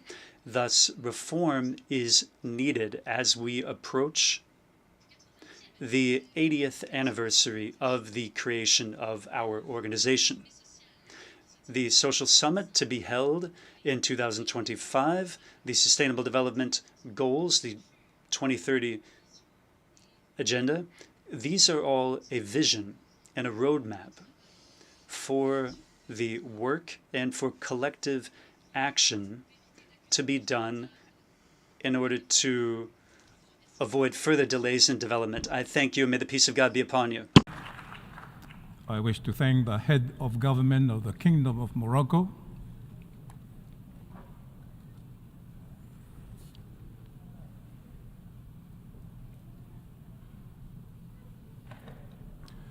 The Assembly will hear an address by His Excellency Alexander De Croo, Prime Minister of the Kingdom of Belgium. I request protocol to escort His Excellency and invite him to address the Assembly.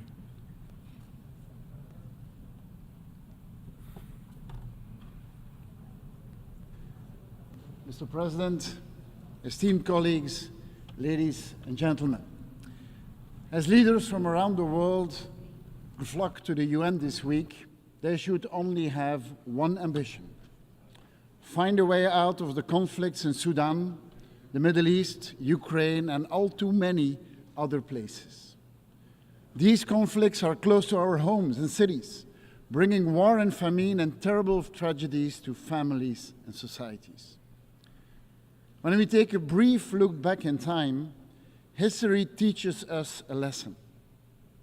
Just after Andrei Sakharov had developed the first Soviet hydrogen bomb in 1955, the nuclear arms race and Soviet doctrine seriously troubled him, because he saw that human rights and human dignity were an absolute necessity, a precondition, not just for nuclear security, but for prevention of war. The fight for human rights defined him and turned him into an international advocate, culminating in the Nobel Peace Prize 20 years later.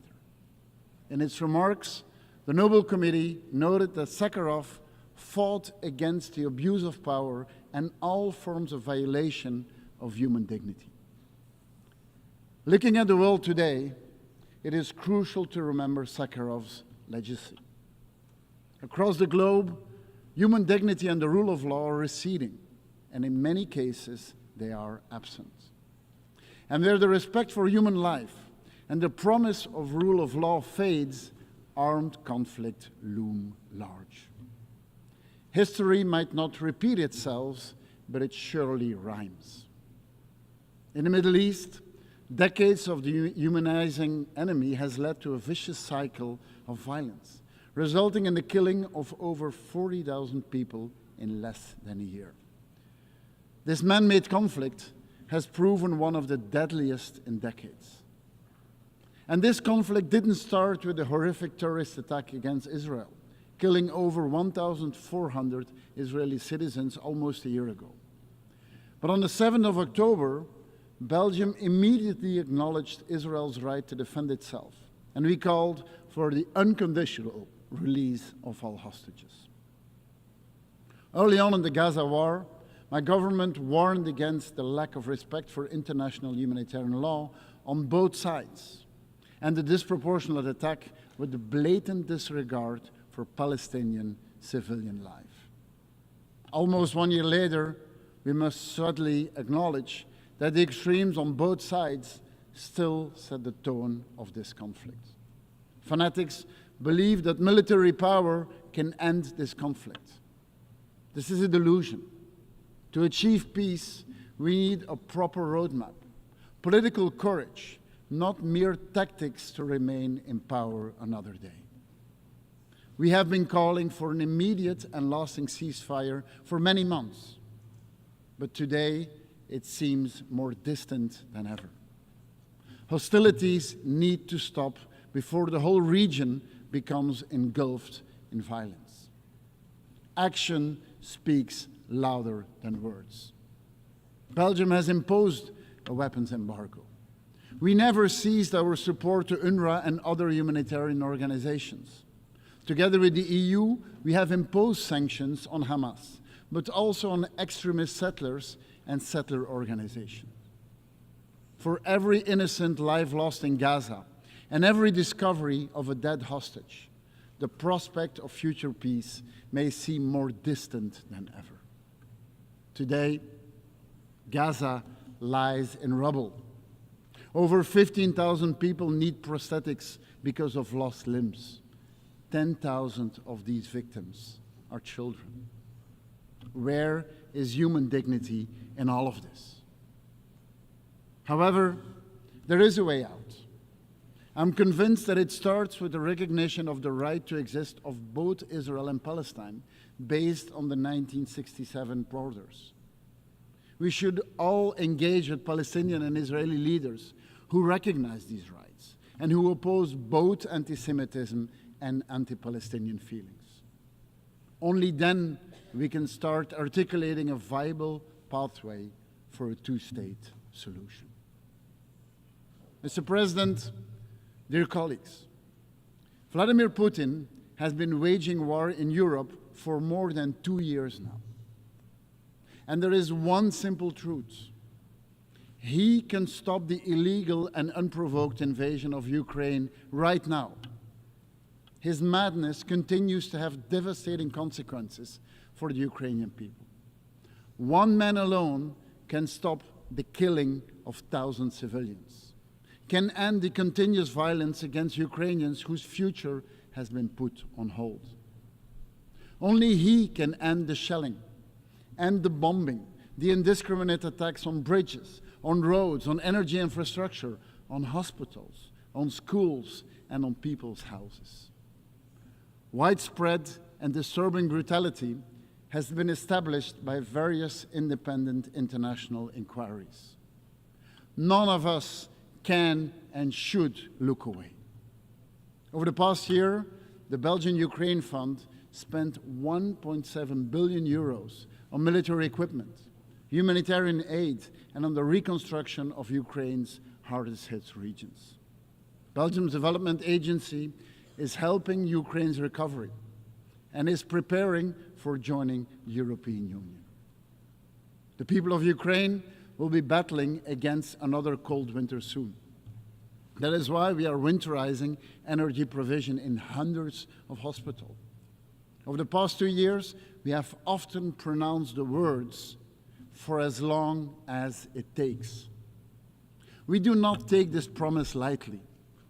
As the Russians continue to bomb cities, Ukraine's call for more air defense is pure self-protection. How else can they keep their citizens safe? The buildup of a strong Ukraine F-16 force is an integral part of our support. We will transfer all of our fighter jets when they leave the Belgian Air Force. The total amounts to at least 30 over the coming years. We want to help protect the people of Ukraine. The aggressor shall not win. And it is why our support for Ukraine stands strong. To all of you who aspire for peace, it will only come about when we force President Putin to stop his aggression against Ukraine. Mesdames et messieurs, Ladies and gentlemen, it is clear that we are living in a polarized and deeply divided world. This observation could lead us to believe that multilateralism has failed on all fronts. That would be a mistake. A year ago, a treaty that protects biodiversity on the high seas was adopted. This collective initiative proves that it is still possible to unite to tackle the climate and environmental emergency. The global response to Mpox and the reaction of the African CDC to the epidemic are yet another example of progress. The European Union and Belgium have invested significantly in vaccine manufacturing and access in Africa. We require more solidarity and cooperation. And these words may seem idealistic and naive. However, we can only overcome common challenges by working together. The world over, extreme weather events are increasing. Just last week, heavy rainfall caused flooding across vast swathes of Central and Eastern Europe. Our planet and all forms of life that live on it face colossal challenges. Now, however, is not the time to despair and to scale back our ambitions. On the contrary, human ingenuity, sustainable competition, and changing of deeply entrenched behaviour can mitigate the effects of climate change and help us to adapt. We have ramped up our efforts to further scale up our ambitions for the climate and for the oceans. We stand ready to work with our partners, in particular in the most vulnerable African countries, by providing them with financing and by providing them capacity building. This autumn, the COP on biodiversity in Cali and the COP on the climate in Baku will be yet more key moments for the future of the populations and the planet. In all those years, talk about conflict prevention, peace building, and peacekeeping has multiplied. Unfortunately, this has not stopped conflicts from becoming more numerous, deadly, and enduring. The number of aid workers killed has reached record highs. Number of refugees continue to rise year after year. Our common humanity seems to be in a deep crisis. Which brings me back to the lessons of Andrei Sakharov, which he taught us. Where human rights and human dignity are absent, conflicts loom large, and the most vulnerable bear the brunt. A new beginning, with the Pact for the Future, calls for, and must therefore start with our recommitment to the UN Charter, to the rule of law, and to the respect for human dignity. I thank you.